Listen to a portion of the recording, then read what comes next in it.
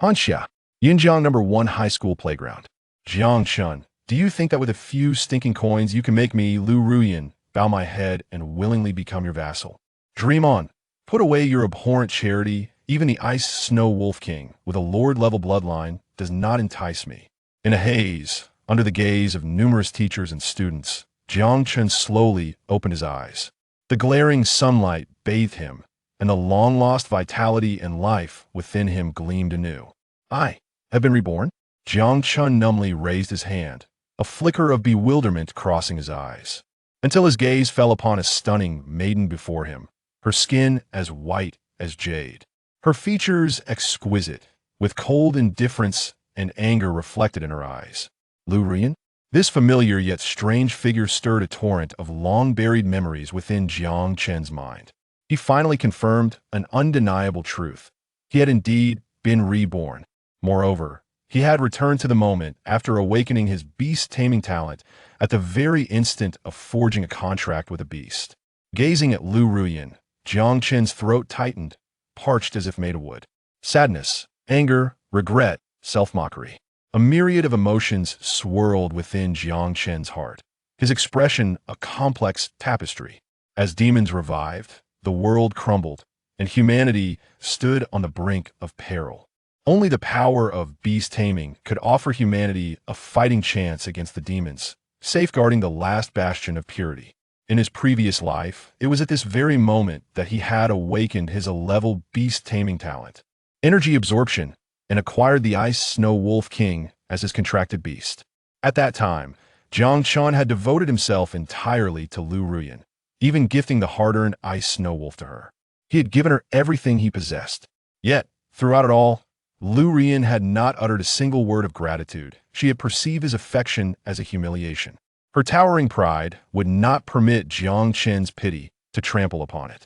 Even when Jiang Chen became the greatest war god of Hanxia and achieved his wish to wed Liu Ruyan, he still could not earn her acknowledgement. In fact, this only birthed resentment within her, as she blamed him for causing her to miss her true love and ruin her life. Thus, during the climactic battle against the 9 supreme demon gods, Liu Ruyan, already positioned at the pinnacle of beast taming, had countless opportunities to intervene and save him, but chose to remain a detached observer. This ultimately led to the fall of Jiang Chen, the mightiest war god of Hanxia. Memories flashed before him like a kaleidoscope, leaving Jiang Chen with an insatiable bitterness. The one who had shared countless nights by his side had ultimately coldly witnessed his demise. How ironic. Jiang Chen inhaled deeply, struggling to catch his breath, his dark eyes fixed on Liu Ruyan, his expression a mask of indifference, revealing no emotion. Jiang Chen, remember this. I, Liu Ruyan, will never yield to you. This time, you shall not impede me. I will become the strongest beast tamer of Hanxia and dominate all. Liu Ruyan's expression was frosty, her words laced with an unprecedented resolve. Before Jiang Chen could respond, she turned abruptly and walked toward one side of the playground.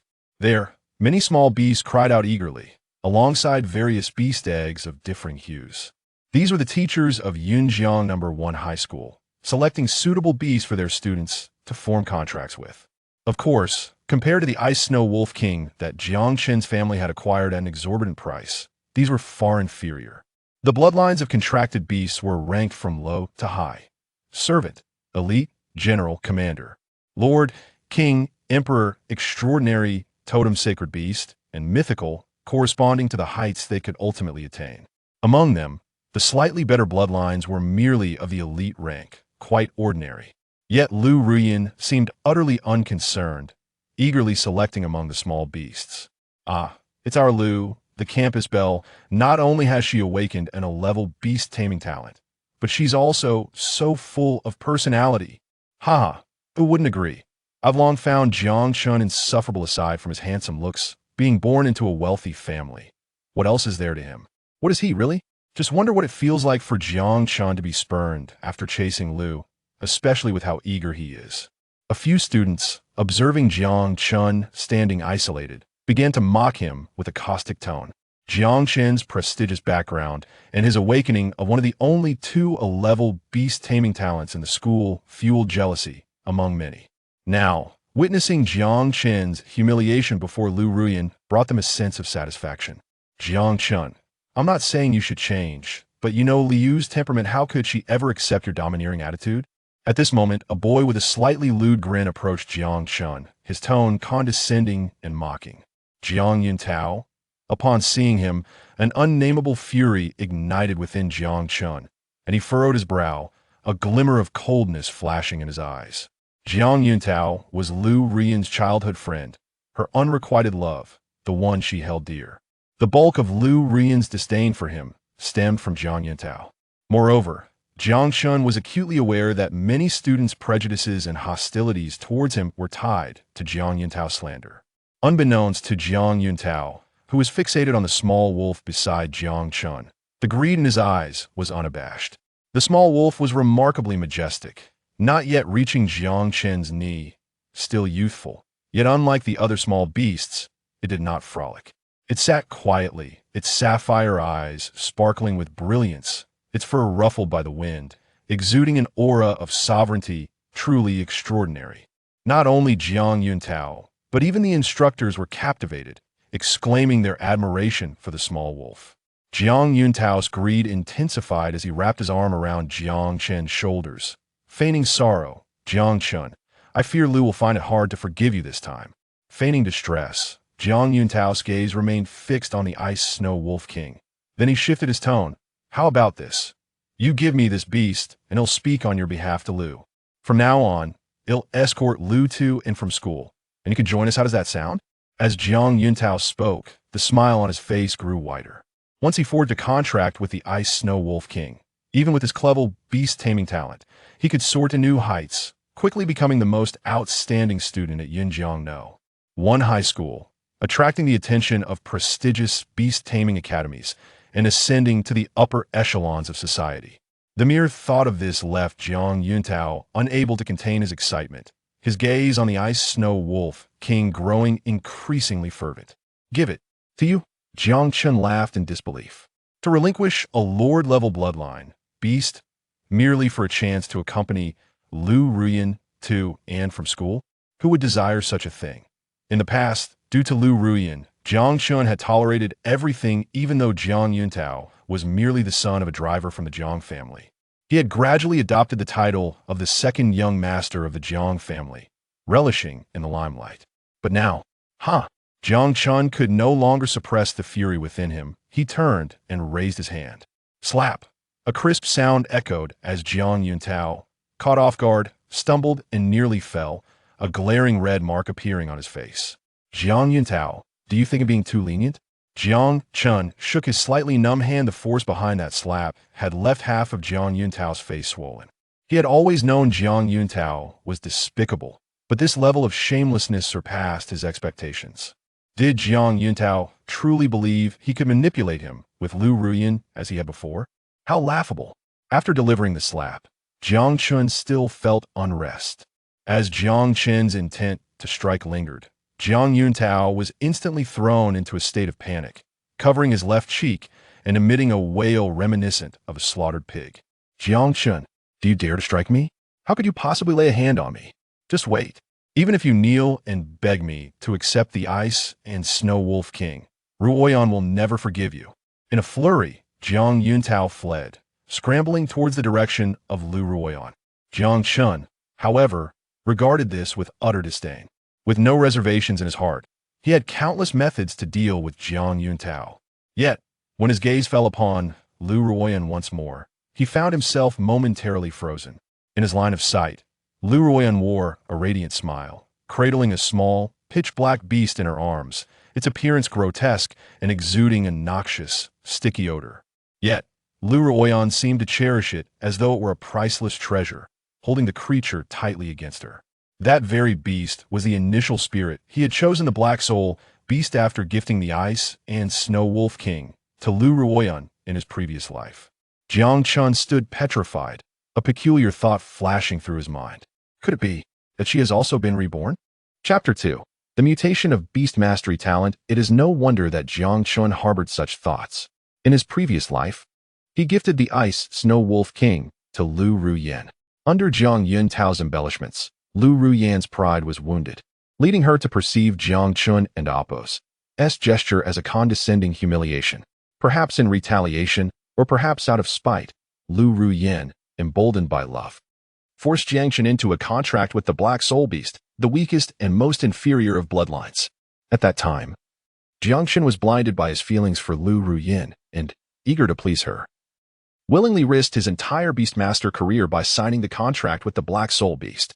However, to Jiang Chen and Appo's astonishment, shortly after the contract was formed, the Black Soul Beast underwent a mutation, transforming its bloodline. As a result, he soared to great heights, achieving recognition as one of the war gods of Hanxia in merely a decade. She must have been reborn. As he observed Liu Ruyan preparing to form a contract with the Black Soul Beast, Jiang Chen and Appo's suspicions were further solidified. If Liu Ruyan had not also been reborn, it would be nonsensical for her to choose the universally acknowledged weakest Black Soul Beast. Jiang Chen's gaze flickered between the Black Soul Beast and Liu Ruyan's arms and Jiang Yuntao, who had scampered in front of her, eliciting a smile from her. Liu Ruyan, is this truly your choice this time? A faint smile curved Jiang Chen and Appo's lips, forming a haunting arc. Very well. I shall indulge your wishes this time. Just then, as Jiang Yuntao's cries resonated, many teachers and students noticed the Black Soul Beast cradled in Liu Ruyan's arms. No way, is the renowned Liu planning to form a contract with the Black Soul Beast? I must be losing my mind to be hallucinating. Who would choose such a pathetic creature, even if it were given for free? The crowd and Appo's reaction to Liu Ruyan and Appo's actions was one of astonishment and confusion. The teachers, in particular, were unable to remain seated. In the entirety of Yunjiang No. 1 High School, apart from Jiang Chen, Liu Ruyan was the student most likely to be admitted to the top 5 Beastmaster academies in Hanxia. Now, she was contemplating choosing the most inferior Black Soul Beast as her initial companion. This was unacceptable. It is essential to understand that the hierarchy of Beastmasters is classified into 10 ranks: Black Iron, Bronze, Silver, Gold, Platinum, Emerald, Diamond, Master, Title, and Divine Seat. Each rank is further divided into 1 to 9 stars. Upon signing the first contract, one would become a Black Iron 1-star Beastmaster. The first 5 years of being a Beastmaster are crucial for growth, a golden period of development. This underscores the significance of selecting an initial beast. The more powerful the bloodline of the beast, the faster the Beastmaster can grow, increasing combat power and reaching greater heights. Yet, the Black Soul Beast, with its meager bloodline, ranked the lowest among the War Servant bloodlines, poses a serious risk that Liu Ruyan may struggle to even attain the rank of Bronze Beastmaster after signing the contract. However, before they could voice their objections, Liu Ruyan pressed her hand to the forehead of the Black Soul Beast. A dark red glow flashed, and the contract was sealed. Throughout the process, Liu Ruyan exhibited no hesitation, her expression resolute. After forming the contract with the Black Soul Beast, Liu Ruyan exhaled deeply, her gaze unwittingly drifting towards Jiang Chen. Indeed, as Jiang Chen suspected, she too had been reborn, armed with the experiences of her previous life. She was acutely aware of the Black Soul Beast and Appo's potential. Even when she had contracted the Ice Snow Wolf King, she had been overshadowed by the Black Soul Beast Jiang Chen had signed, feeling inferior. Now that they had exchanged beasts, she did not believe Jiang Chen could dominate her as he had in her past life. Most significantly, she recalled all the details Jiang Chen had shared about the mutations of the Black Soul Beast. She was confident that, after forming the contract, she would rise swiftly. At this thought, Liu Ruyan and Appo's eyes sparkled with pride. Jiang Chen, this time, it is I who shall become the strongest war god of Hanxia, while you shall forever linger in my shadow, rotting in the damp corners of obscurity. Meeting Liu Ruyan and Appo's gaze, Jiang Chen instantly grasped her intentions. He couldn't and Appo's help but chuckle inwardly. Liu Ruyan truly believed that changing beasts would alter her fate? As a realization dawned upon him, a smile danced in his eyes. Moreover, the Black Soul Beast is far from being as simple as you presume. Seeing Liu Ruyan again, it would be disingenuous to claim he felt no resentment. However, at the moment Liu Ruyan formed a contract with the Black Soul Beast, Jiang Chen gradually shifted his perspective. What could be more exhilarating than watching Liu Ruyan reap the consequences of her choices, step by step, into the abyss? Jiang Chen quickly averted his gaze. In his previous life, he had witnessed the death of loved ones and the tragic demise of friends, leaving him with too many regrets. For Liu Ruyan, he had let down countless individuals. In this new life, she did not merit his excessive energy. A year later, when demons invaded, Yunjiang City faced calamity. The landscape was devastated, cities crumbled, and the entire base city became a bloody hunting ground for demons, rivers ran red with blood, and countless lives were lost. Jiang Chen and Amp, Oppos, expression turned serious as he gazed at the Ice Snow Wolf King by his side. Without a moment and Amp, Oppos, hesitation. He raised his hand and gently placed it on the wolf's forehead, signing the contract. This time, let us protect everything. Oh, the little wolf seemed to sense something, raising its head to let out a howl. Though its voice was youthful, it carried a faint pressure of dominance, causing the smaller beasts to tremble in fear. Curling up on the ground, whimpering incessantly. Among them, the black soul beast in Liu Ruyan's arms was particularly affected, burying its dark head into her chest, shaking uncontrollably, releasing a stream of urine out of sheer fright, soaking Liu Ruyan in the process. How infuriating! Liu Ruyan glared at Jiang Chen, the foul odor making her roll her eyes in disgust, wishing to toss the black soul beast away.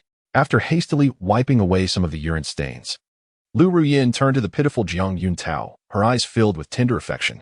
Brother Yuntao, you just said that Jiang Chen, that scoundrel, hit you, right? Jiang Yuntao, witnessing Jiang Chen signing the contract with the Ice Snow Wolf King, felt a pang of heartache and jealousy that reddened his eyes. Suddenly, Liu Ruyan's gentle voice rang in his ears, instantly reviving his spirits. Ruyan, you know, Jiang Chen has always looked down on us. Just now, I thought he upset you, and I intended to have him apologize. He covered his face, words caught in his throat, utterly aggrieved. After a moment of silence, he lowered his head and said, I'm fine, Ruyan. We're classmates. It's no big deal if he slapped me. You scoundrel. Observing Jiang Yuntao's slightly swollen face, Liu Ruyan felt a surge of compassion. Brother Yuntao, from now on, with me around, no one will bully you. Her voice was resolute, and without further ado, she took Jiang Yuntao and Amp, Oppos' hand and marched straight towards Jiang Chen. Jiang Chen apologized to Brother Yuntao immediately. Liu Ruyan and Amp, Oppos' demeanor was fierce, exuding an air of righteous indignation. Seeing this, the teachers panicked. Jiang Chen was in the midst of signing a contract with the Ice Snow Wolf King, and if this process were interrupted, his future as a beastmaster would be irrevocably ruined. Liu Ruyan and Oppos' reckless actions had already cost them a potential student for a prestigious school. They could not allow anything to happen to Jiang Chen. Liu Ruyan, stop right there. A tall female teacher, wearing gold-rimmed glasses and a fitted uniform, quickly positioned herself in front of Jiang Chen. Her wavy hair cascaded down, partially obscuring her furrowed brow. She obstructed Liu Ruyan, her displeasure palpable. This individual was none other than Xiao Qingwei, the homeroom teacher of Class 1 in the 3rd year, and the instructor for both Jiang Chen and Liu Ruyan. Step aside. Today, I shall compel that scoundrel Jiang Chen to kneel and apologize. Liu Ruyan insisted, her gaze fixed fiercely upon Jiang Chen, oblivious to the frost that had settled upon Xiao Qingwei and Oppos' expression. Irritation flickered within Xiao Qingwei. Though Liu Ruyan hailed from a less privileged background, she had always exhibited commendable diligence and possessed remarkable beast-taming talent, which had garnered Xiao Qingwei and Amp, Oppos' favorable regard. However, now, in full view of the public, Liu Ruyan not only dragged Jiang Yutao into this debacle but also contracted a subpar beast, attempting to interrupt Jiang Chen's pact with the Ice Snow Wolf King. Xiao Qingyue's opinion of Liu Ruyan plummeted to an all-time low. Nevertheless, regardless of the circumstances, she could not permit Liu Ruyan to disturb Jiang Chen. Just as Xiao Qingwei contemplated her next move, a powerful howl erupted from behind her, reverberating loudly.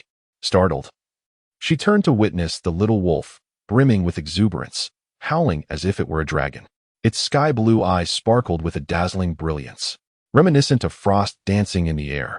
Before the little wolf, Jiang Chen was enveloped in a radiant tapestry of colors, his eyes closed, bathing in the luminous aura, and, astonishingly, his form began to levitate off the ground. Then, as the wind surged and the skies darkened, a thunderous roar akin to celestial thunder erupted, heralding the slow emergence of a chaotic void gate behind Jiang Chen. Simultaneously, a peculiar golden rune manifested at the center of his forehead, appearing as if imprinted by a divine being. A mutation of talent.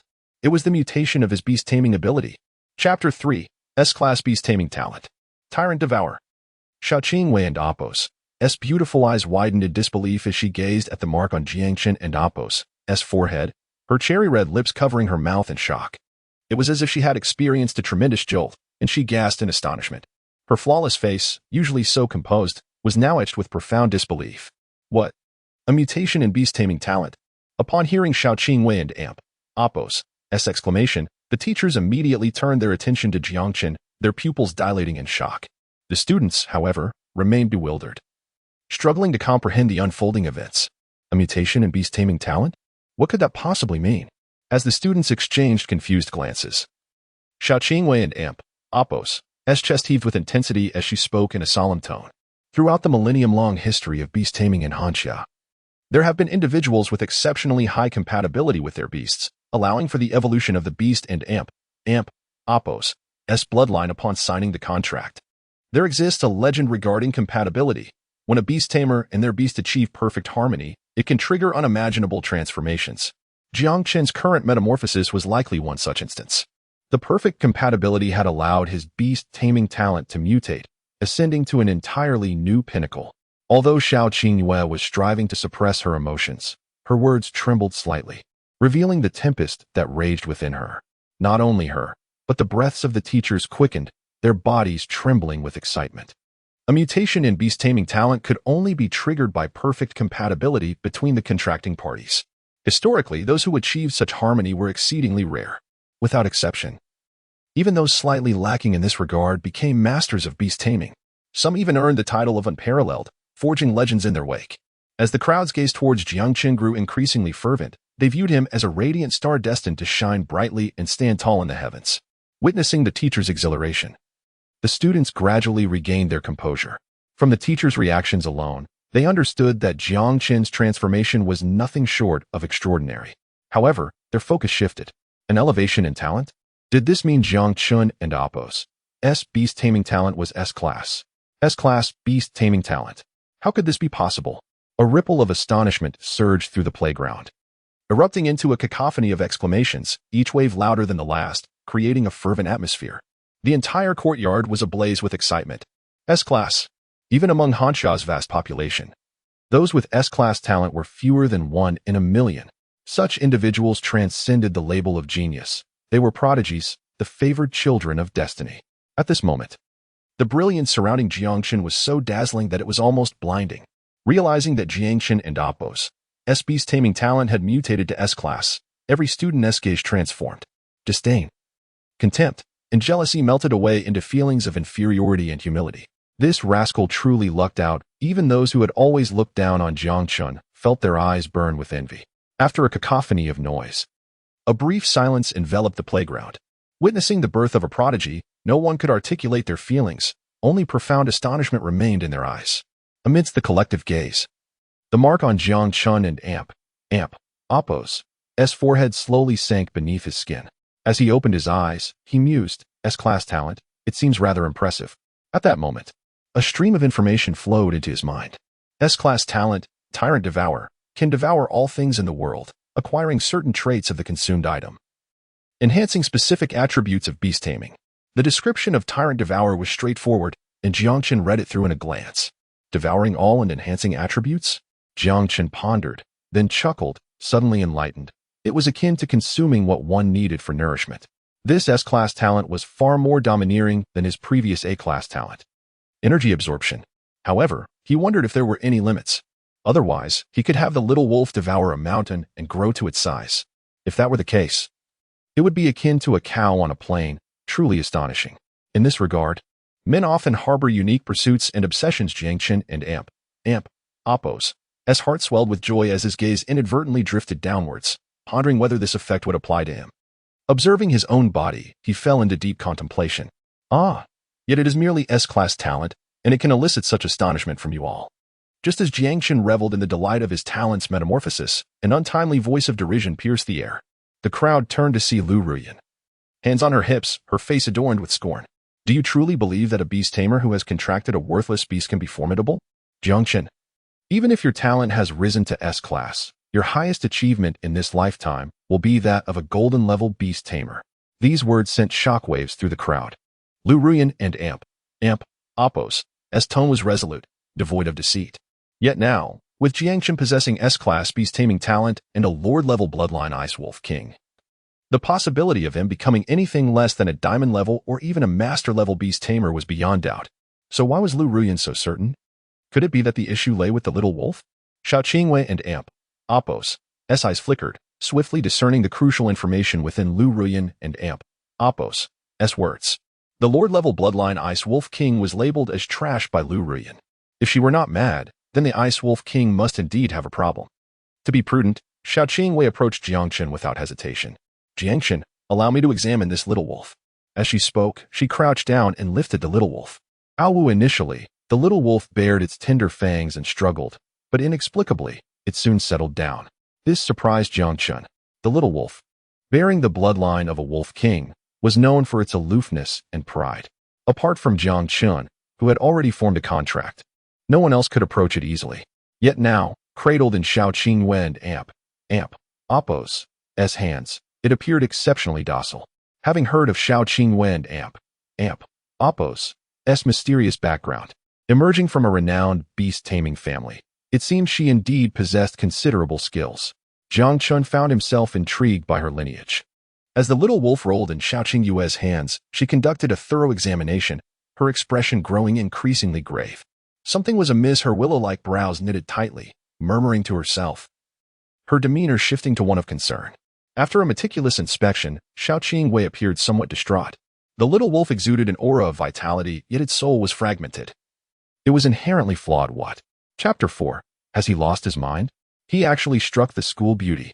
Upon hearing this, a group of teachers found it hard to believe. Has the truth finally come to light?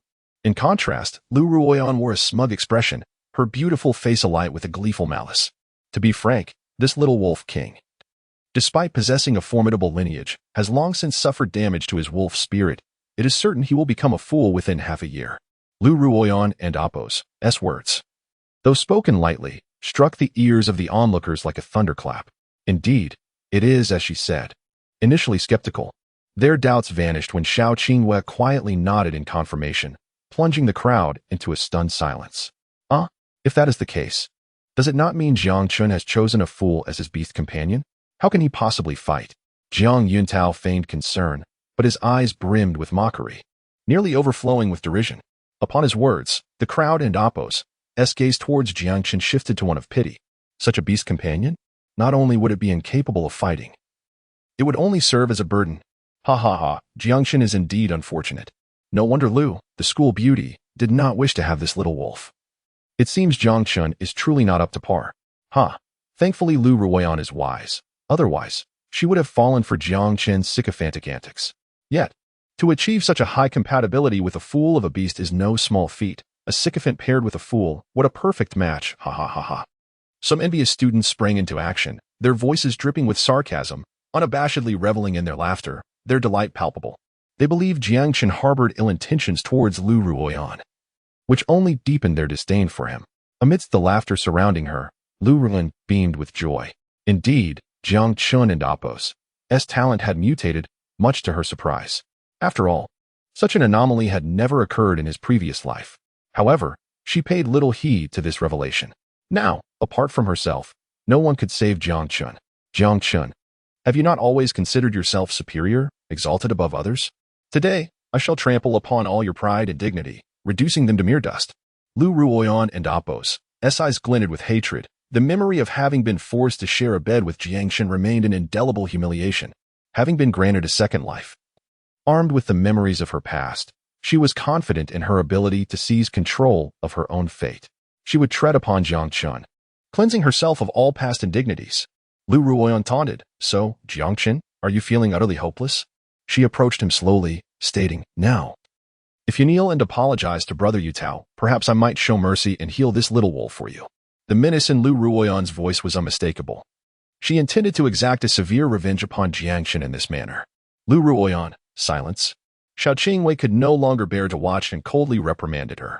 She was perplexed. Liu Ruyan had always been a diligent and promising student, so why had she suddenly become so unrecognizable, even contemptible? As the saying goes, a young man's pride is most profound at the age of 17 or 18. Liu Ruyan and Apos' demands transcended a mere apology from Jiang Chen. They were a blatant humiliation, a flagrant affront. In her eyes, Liu Ruyan and Jiang Chen were classmates and should be helping one another. Jiang Chen and Apos' attack on Jiang Yutao was indeed his fault, and they would impose appropriate punishment. However, That did not justify Liu Ruyan and Appo's coercion and humiliation of Jiang Chen. Under Xiao Qingwen and Appo's watchful gaze, Liu Ruyan not only showed no fear, but appeared emboldened. Regardless, he must kneel and apologize to Brother Yuntao. Liu Ruyan wore an air of indifference, smiling lightly as she added, "Of course, if he possesses the courage of a hero to sever his bond with this little wolf, risking the backlash of his own soul, then he need not heed my words." At this point, Liu Ruyan paused, her smile blooming. The youthful beauty of her face concealed a certain venomous ruthlessness. Liu Ruyan's words, delivered lightly, sent a chill down Xiao Qingyue's spine. The bond between a beastmaster and their beast is one of mutual prosperity and mutual detriment. Jiang Chen and Appo's contract with the little wolf was complete, yet he was merely a black iron one-star beastmaster at present. Given Jiang Chen and Appo's current soul strength, he would surely be unable to withstand the backlash from severing their bond. Should his soul sustain injury, even if he did not become a fool, he would forever be incapable of forming another contract with a beast. Such a choice was far more despairing than the prospect of the ice snow wolf cub becoming a fool within half a year. Liu Ruyan appeared to exert no coercion. Yet each word was a dagger aimed at Jiang Chen's heart, compelling him to make a choice. Xiao Qingwei felt her teeth grind in frustration, her anger bubbling to the surface. Were it not for her status, she would have gladly slapped Liu Ruyan twice. Alas, this inherent defect of the soul was beyond even her ability to remedy. "So, Jiang Chen, have you made your choice?" Liu Ruyan, unwilling to grant him more time to ponder, inquired directly. Her patience was rapidly waning.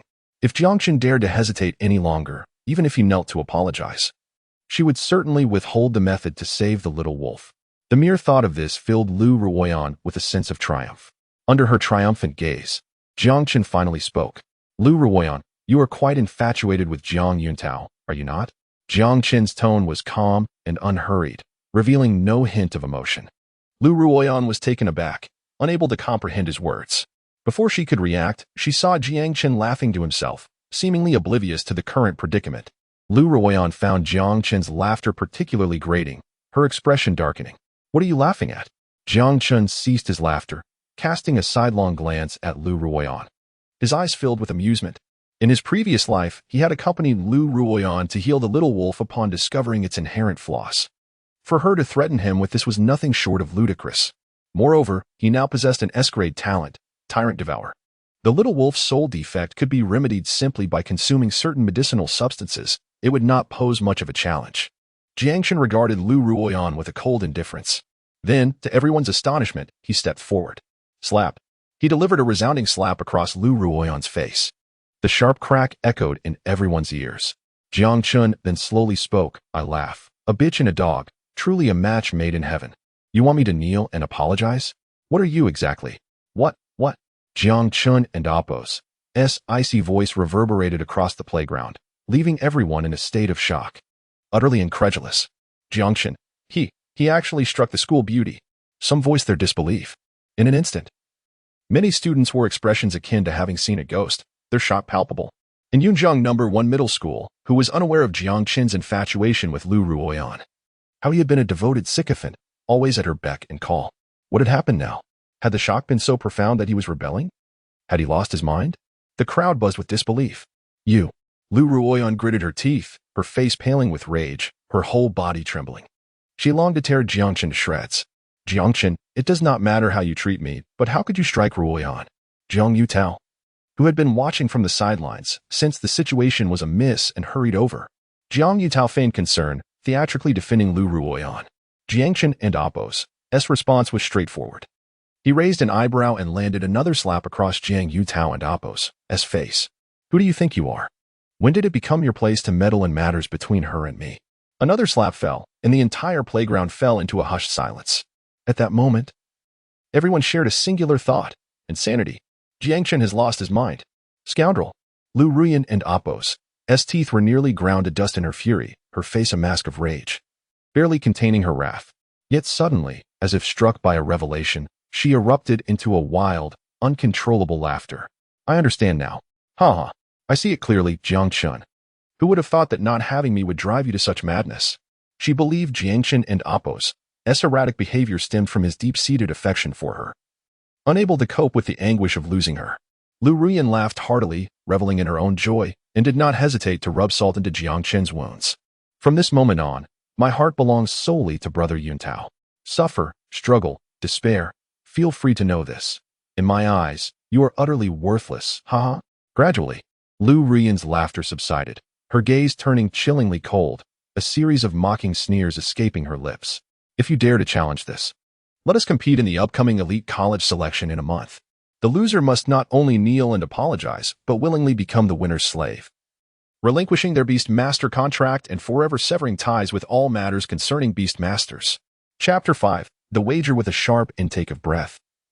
All present were taken aback by the gravity of the proposal.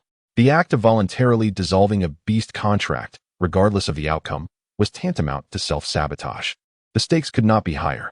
Amidst the curious gazes of the crowd, Liu Ruyan exuded an air of confidence. In her previous life, the little wolf had always been suppressed by Jiang Chen's dark soul beast. Now, with just a slight maneuver, she could unleash the potential of the dark soul beast. In that case, the little wolf would stand no chance against anything other than a dark soul beast. Jiang Chen would undoubtedly lose. With such thoughts swirling in her mind, Liu Ruyan felt a sense of triumph, scarcely deigning to acknowledge Jiang Chen. Do you dare, Jiang Chen? She challenged. Her tone sharpened as she fixed him with a cold stare, her resolve firm. She had determined to bask in glory at the highly anticipated moment of the university selection, and to ruin Jiang Chen. Unexpectedly, Jiang Chen did not exhibit the panic or cowardice she had anticipated. He met her gaze without flinching, a cryptic smile playing at the corners of his mouth. On the surface, he appeared unperturbed, but inside, he could scarcely contain his amusement. It was no exaggeration to say that with his background, eliminating Liu Ruyan would be as effortless as squashing an ant. However, the myriad of sufferings and trials he endured in his previous life warranted that Liu Ruyan savor her own share of anguish. To allow her to perish easily would be an insult to his arduous journey of rebirth from hell, since she was digging her own grave, choosing such a dramatic demise. How could he not assist in her folly? A dangerous smile curved Jiang Chen and Appo's lips, the frosty mirth deepening. Very well. I, Jiang Chen, accept this wager. The declaration momentarily stunned Liu Ruyan. She had expected him to shy away, leaving her momentarily unprepared. Yet soon, her confidence surged. This time, I shall personally send you into the abyss once more, she vowed, her gaze growing colder. Though Jiang Chen and Appo's demeanor felt markedly different, stubborn, indifferent, and even resolute, this only fueled her exhilaration, amplifying her desire to trample him underfoot. The onlookers, however, were far from calm. Particularly, Jiang Yuntao felt as if the world around him was collapsing when he heard Jiang Chen accept the wager. To be fair, Liu Ruyan was indeed a paragon of beauty and poise. Coupled with her identity as a beast tamer, she was a rare gem. A woman capable of standing out in any crowd. Yet in this world, regardless of a woman and Appo's beauty, once stripped of the esteemed title of beast tamer, her allure diminished significantly, rendering her akin to a mere decorative vase. Jiang Yuntao had long regarded Liu Ruyan as his possession and would not permit Jiang Chen to destroy her so easily. Jiang Chen, how could you be so cruel, knowing that Ruyan cannot possibly match you, yet you still accept the wager? You intend to ruin her. Jiang Yuntao's agitation was palpable, his words spilling forth with fervor. Not only Jiang Yuntao, but many others began to murmur amongst themselves. Comparing the Ice Snow Wolf King to the Dark Soul Beast? I could do that myself. The disparity in bloodlines is so vast that even I could triumph. What was Liu Ruyan attempting? Had she lost her senses like Jiang Chen? The crowd was engulfed in confusion. On one side stood Jiang Chen with the Ice Snow Wolf King, and on the other, Liu Ruyan with her utterly worthless Dark Soul Beast. It was evident who would emerge victorious. One merely needed to use their intuition to predict the outcome. This was a wager whose result was glaringly obvious. It was no exaggeration to state that the mere presence of the Ice Snow Wolf King would intimidate the Dark Soul Beast into submission. This sentiment resonated with everyone present, except for Liu Ruyan. Standing amidst the chatter, she felt the weight of sympathetic gazes and clenched her fists, her nails digging into her flesh. Once again, she was met with that detestable pity. You all, none of you have changed. You have all concluded that I, Liu Ruyan, am destined to be inferior. Her expression darkened ominously, her flawless complexion alternating between shades of white and blue.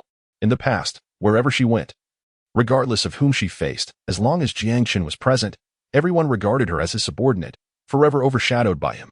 This had been the case before. And it remained so now. Fury surged within Liu Ruyan as her palm broke under the pressure of her nails, a trickle of crimson staining her skin. Yet she felt no pain, consumed instead by her rage. In her previous life, no matter how hard she fought, Jiang Chen loomed like an insurmountable mountain, a perpetual shadow over her existence, suffocating her spirit. But now, that was no longer the case. Everything had changed. With a fiery gaze, Liu Ruyan fixed her attention on Jiang Chen, her resolve solidifying. Jiang Chen, I shall prove to everyone that I, Liu Ruyan, will surpass you. Unfortunately, the others, including Jiang Yuntao, remained oblivious to her thoughts. Jiang Yuntao stood atop his moral high ground, vehemently condemning Jiang Chen. After all this time you've liked Ruyan, how can you act so heartlessly? Doesn't your conscience ache? In Jiang Yuntao's incitement, some naive students began to rally behind Liu Ruyan, believing Jiang Chen to be deliberately tormenting her, coupled with the allure of wealth and beauty. A number of self-proclaimed champions of justice began to speak out. Their voices overshadowed even Jiang Yuntao and Amp Oppo's indignation. Jiang Chen, let me speak fairly. We are all classmates. There is no need to escalate matters so severely. Indeed, it's merely a wager. There is no need to gamble with your future. Let us just let this slide. You could apologize and move on. In the face of the crowd and Oppo's reproach, Jiang Chen remained remarkably composed. As the clamor gradually subsided, he finally spoke. His voice dripping with sarcasm. Ladies and gentlemen, it appears that I was not the one to propose this wager. At this, everyone jolted into awareness. The wager had, indeed, originated from Liu Ruyan herself. They realized they had been led astray by Jiang Yuntao. All eyes instinctively turned to Liu Ruyan. Their voices caught in their throats, unable to utter another word. Jiang Yuntao's face flushed red, equally stifled by the revelation. Yet he was unwilling to concede, his voice rising in protest. Even so, you should not bully her so. He was flushed and fuming, still attempting to defend Liu Ruyan. Jiang Chen could not tolerate Jiang Yuntao's hypocritical facade, retorting, if you care so much and wish to stand up for her, why not take her place in this wager? Jiang Yuntao's anxiety surged. He did not wish for Liu Ruyan to ruin her future, but saw no reason to jeopardize his own. However, before he could express his refusal, Liu Ruyan stepped forward. Very well, Brother Yuntao, as he wishes, we shall accept this wager. Chapter 6. Is this woman perhaps mentally impaired? Liu Ruyan and Oppo's voice was cold and imbued with an ethereal beauty. Yet now, as she spoke, everyone stared in disbelief, as if they had encountered a ghost. Jiang Chen and Oppo's acceptance of the wager was something they could comprehend. After all, engaging in a crushing game was something even he could manage. However, Liu Ruyan, fully aware of her impending defeat, responded with such unwavering conviction. For a moment, their minds seemed to wither. Could this woman truly be mentally impaired? Had I harbored feelings for such a creature for the past 3 years? In an instant, the gazes directed at Liu Ruyan transformed. Affection and admiration vanished, replaced by something decidedly peculiar. They scrutinized Liu Ruyan and re-evaluated themselves. Ultimately, they arrived at a singular conclusion. Jiang Chen had not lost his sanity. It was Liu Ruyan who had succumbed to madness, and not just a little. Otherwise, how could one dare to wager a battle servant and Amp Oppo's bloodline against a lord-level beast and Amp Oppo's bloodline within a mere month? Who could possibly undertake such a feat without enduring 3 years of mental stagnation? Even Jiang Yuntao's expression was one of horror. Ruyan, do not act impulsively. He genuinely wished for Liu Ruyan not to play with fire. Moreover, it was one thing to gamble, but Liu Ruyan intended to drag him into the fray as well, essentially pushing him into a pit of flames. Liu Ruyan gently shook her head, offering Jiang Yuntao a reassuring glance. The decision she had made was one she would see through, and she was confident in her ability to succeed. Jiang Chen, if you seek your own suffering, you cannot blame me. Liu Ruyan and Amp Oppo's lips curled into a cold smile, declaring, so it is settled. I shall wager with you alongside Brother Yuntao. As she spoke, she leaned closer, her voice low enough only for Jiang Chen to hear. Oh, and if you lose, do not think of being dishonest. Otherwise, I will ensure your demise is nothing short of tragic. She licked her red lips, resembling a cold-blooded viper fixating on its prey. Meeting Liu Ruyan and Oppo's icy gaze, Jiang Chen returned a chilling smile. It is a deal. Clap. Their hands met, cementing the wager. It was over. Utterly over. Jiang Yuntao's face contorted in despair, rarely losing control of his emotions, harboring some resentment towards Liu Ruyan. It seemed he lacked confidence in her. Jiang Chen raised an eyebrow, his tone mocking. Liu Ruyan's expression darkened, a hint of displeasure crossing her features as she turned to Jiang Yutao. Brother Yutao, do you not believe in me? But Jiang Yutao was torn between urgency and anger, not wanting to provoke Liu Ruyan while simultaneously unwilling to sacrifice himself. However, the situation had spiraled far beyond his expectations. At this point, despite his reluctance, he had no choice but to accept it. Having grown up alongside Liu Ruyan, he understood her temperament well. Liu Ruyan possessed an intense sense of pride and could not tolerate anyone's distrust, skepticism, or pity. Previously, whenever Jiang Chen had endeavored to win Liu Ruyan and Amp Appos as favor, he had manipulated her pride to prevent her from distancing herself from him. He knew that if he dared to utter a single negative word now, Liu Ruyan would undoubtedly turn on her heel and never speak to him again. This time, he had truly shot himself in the foot. What he intended as a defense for Liu Ruyan had instead entangled him in the mess. You bastard. We shall see. Jiang Yutao glared at Jiang Chen, feeling utterly frustrated, his teeth grinding in silence. When he looked at Liu Ruyan again, he quickly masked his expressions, forcing a smile even more ghastly than tears. Ruyan, I believe in you. Upon hearing this, Liu Ruyan and Appos' expression brightened, her gaze warm as she looked at Jiang Yutao, filled with affection. Brother Yutao, I knew it. Even if I were to stand against the whole world, you would be the only one steadfastly at my side. Faced with the torrent of affection in Liu Ruyan and Amp Appos' eyes, Jiang Yutao felt momentarily overwhelmed, clearing his throat awkwardly. That is. He forced a laugh, nodding repeatedly. Yet within, he had mentally berated Liu Ruyan and Amp Appos' entire family. Fool. Truly a fool. Were it not for your looks, I wouldn't bother with you. Despite his grievances, he could only hope that Liu Ruyan could indeed raise the Black Soul Beast to a level capable of defeating the Ice Snow Wolf King within the month. Just as this thought crossed his mind, Jiang Yutao felt deflated, akin to a punctured balloon. This was no longer a mere fantasy. It was a daydream of the most absurd kind. No, even dreaming held no possibility whatsoever. Lost in thought, Jiang Yutao began devising a plan for how to extricate himself safely after Liu Ruyan's inevitable defeat. If it came to that, Liu Ruyan, you can go ahead and self-destruct. I shall not accompany you. As Jiang Chen and Liu Ruyan finalized their wager, most students shook their heads in dismay. Such a promising school beauty, and yet her mind seemed to have faltered. Xiao Qingwei was equally enraged. This is absurd. Utterly absurd. It was one thing for Liu Ruyan to act recklessly, but Jiang Chen and Amp Appos' involvement was entirely unexpected. Typically, while Jiang Chen had been something of a sycophant, his background, demeanor, and character were commendable. He had always been composed. Yet today, his demeanor was anything but compliant. He had transformed into someone rather forceful. Qingwei, do not be so agitated. It is merely a childish spat between two youngsters. Indeed, do you truly believe Jiang Chen would dare to ruin her? However, to contract a Black Soul Beast with an A-level beast mastery talent is indeed a waste. One wonders how this Black Soul Beast came to be. I must inquire at the beast cultivation base about why such rubbish is sent our way. They have truly lost their senses. The other teachers chimed in, all attempting to soothe Xiao Qingwei. After a moment's reflection, she began to see their point. Given Jiang Chen's usual behavior of trailing Liu Ruyan, she found it hard to believe he would commit any act against her. With this realization, her anger dissipated considerably. In stark contrast, Liu Ruyan clenched her fists. She had observed the reactions of the teachers and students alike, feeling an increasing surge of indignation. He truly dared not act against me. And he certainly could not defeat me. However, I will absolutely ruin him. Liu Ruyan and Amp Appos' expression turned icy, eagerly anticipating the sight of Jiang Chen and Amp Appos' defeat. Begging for mercy before her. Suddenly, a smile broke across her face, one filled with joyous anticipation. She cradled the Black Soul Beast, her training plan firmly set, and turned to leave. Yet before she could depart, Jiang Chen stepped forward and blocked her path. Liu Ruyan was puzzled. In response to her bewildered gaze, Jiang Chen calmly stated, you eat my food, wear my clothes, use my belongings, and yet you intend to leave without returning what belongs to me? Do you truly think I am a fool? Seeing the cold smirk on Jiang Chen and Appos' lips, Liu Ruyan instinctively covered her left cheek, stepping back a fraction in alarm. Chapter 7.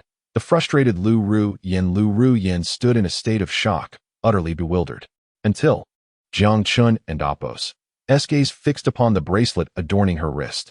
No, absolutely not. Upon noticing Jiang Chen and Appo's stare, Jiang Yuntao reacted like a startled duck, vociferously exclaiming. He tightly grasped the bracelet on Liu Ruyan and Appo's wrist, guarding it against Jiang Chen as if it were a precious treasure, fearful of it being snatched away.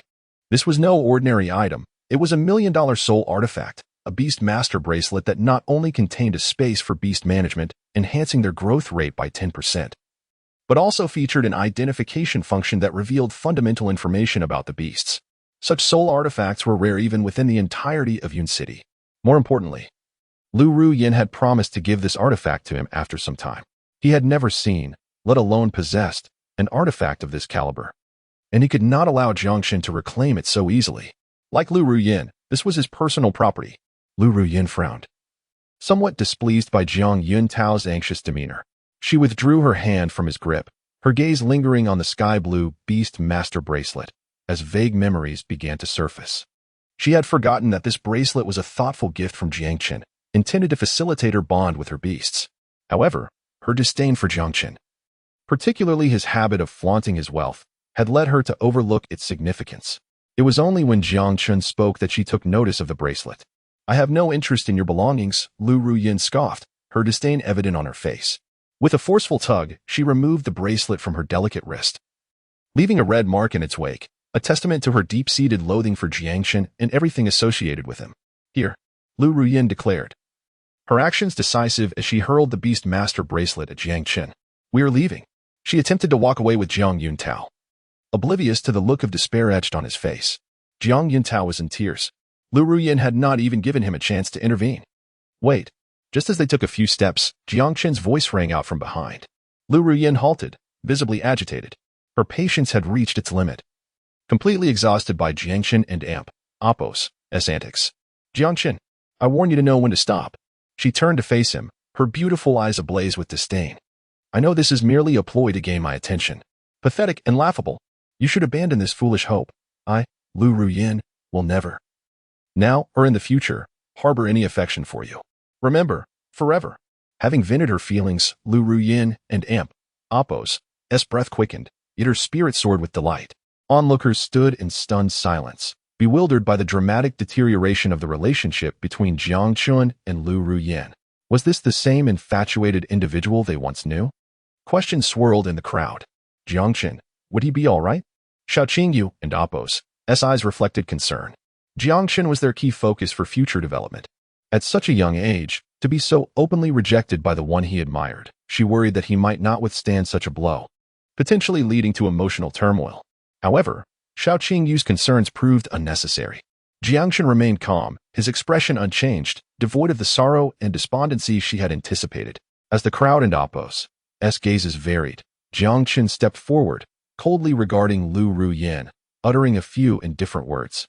Liu Ruyan, do you believe your affection holds any value to me? At that moment, a collective shock rippled through the crowd. The infatuated one had awakened. Liu Ruyan was on the brink of fury. Without a second thought, she retrieved her designer bag from the side of the playground and, in full view of Jiang Chen, emptied its contents onto the ground. Here, all of it for you. In a matter of moments, various objects clattered to the ground. Everything from specialized beast gear to feminine hygiene products, a veritable treasure trove that left many in awe. Isn't that $1,000 teasing stick? Adorned with diamonds? Look at that premium beast food, worth nearly my entire tuition for the year. And that limited edition beast figurine, worth tens of thousands.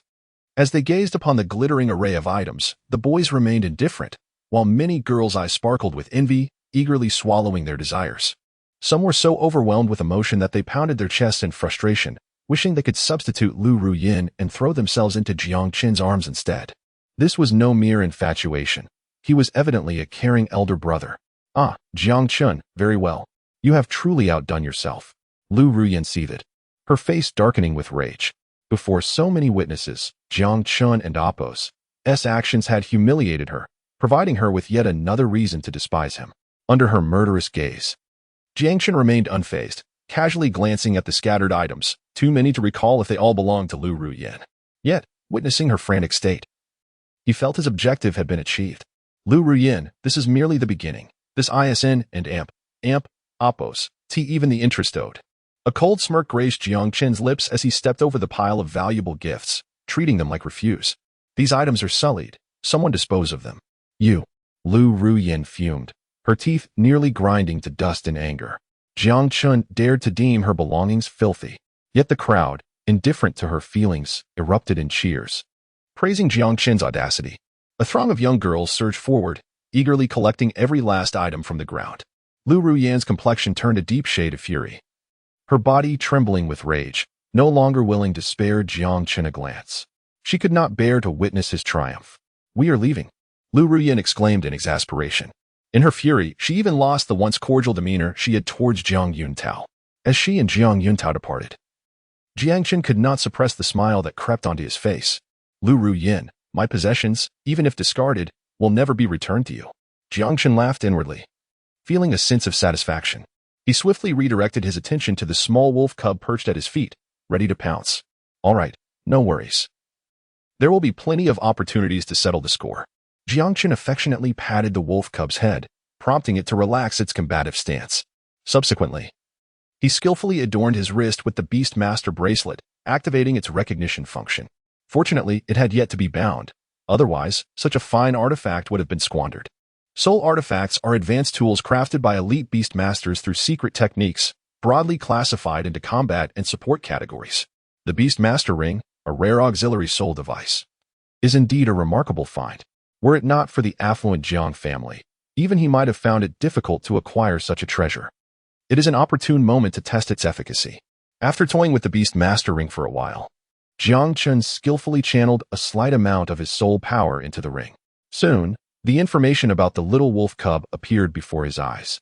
Beast, Ice and Snow Wolf King Juvenile, Bloodline, Lord Level, Attributes, Beast Type, Ice Type, Level, Battle Servant 1 star, Talent Skills, Wolf King's Will, Basic. The bloodline of the Wolf King, inherently noble, exudes a natural pressure of superiority, providing a certain enhancement to combat capabilities. Common Skills, Bite, an instinctive attack skill of juvenile beasts, limited in power. Chapter 8, Father.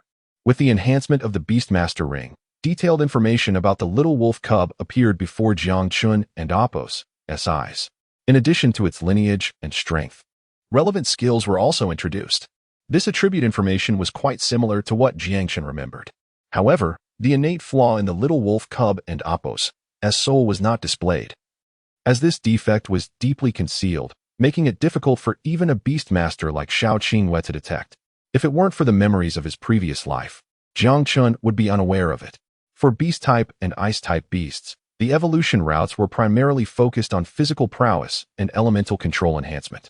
Yet, Jiang Chen recalled that this dual-type beast had another hidden evolutionary path. Unfortunately, the little wolf's strength was too low, and his own realm was pitifully weak. With his current meager soul power at the Black Iron 1-star level, it would be challenging to support the little wolf and Apos' evolution. There was no rush. It was best to first enhance one and Apos' own strength. As Jiang Chen pondered, he had already formed a rough idea of the little wolf cub and Apos' future growth direction. Meanwhile, the crowd on the playground had mostly dispersed. After completing the contract with the beast, it would require a considerable amount of time to cultivate mutual understanding. Only through this could both sides grow more rapidly and unleash greater combat potential. This was an inevitable and slow process. For novice beastmasters like them, it was paramount to increase the time spent alone with their beasts and nurture their bond. Thus, as soon as Liu Ruyan left, the excitement faded, and everyone began to disperse.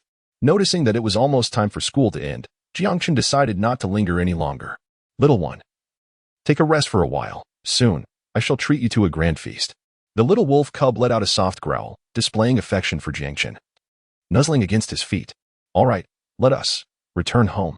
With a subtle thought, a faint blue light enveloped the little wolf cub, transporting it into the beastmaster space within the ring.